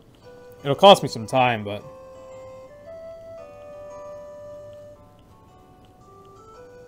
I'm doing this with my pinky because I'm holding an apple. Okay. There we go, movement is done. And now for the very twisted ending. If you've seen the ending of any other PMD game, you probably know where this is going.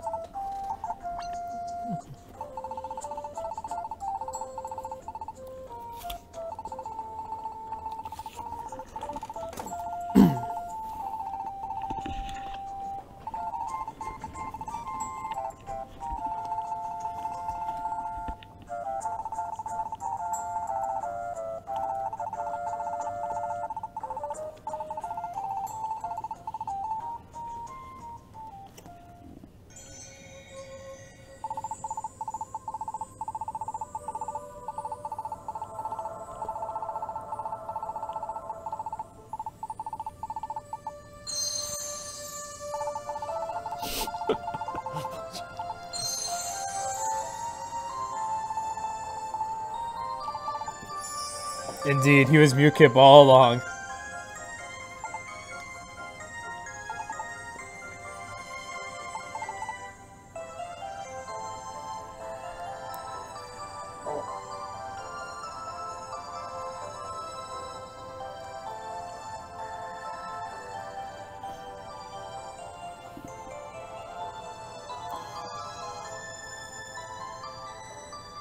So now we've lost our partner. That's where any percent ends. But this run I've still got, like, 30, well, about 27 hours of gameplay. Actually, 26 hours of gameplay to go. Someone hug you? I have someone that can hug you. Service fish.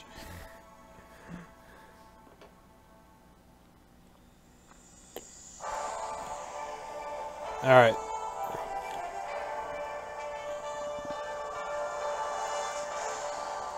So with that, this is my best and one of my last breaks, so I will be right back.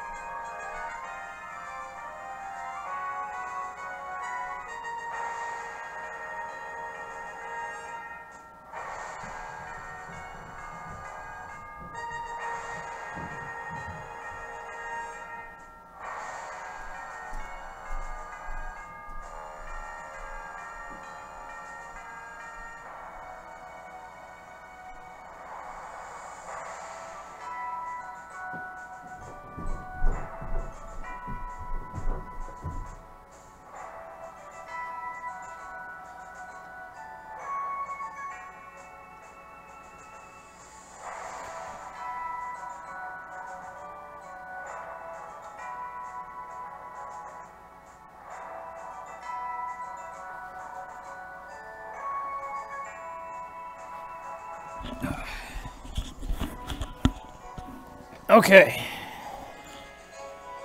Oh, so once these credits are done, there's some story left.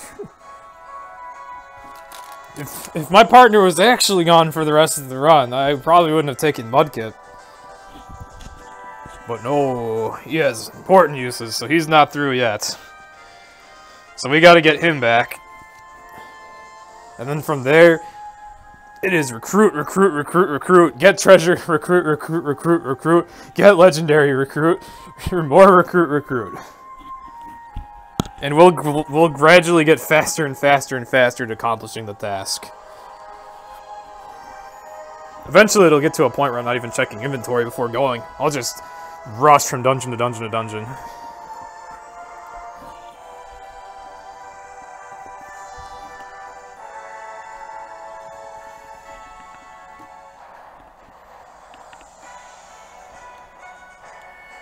Alright, I'll stop the recording here and then start another one.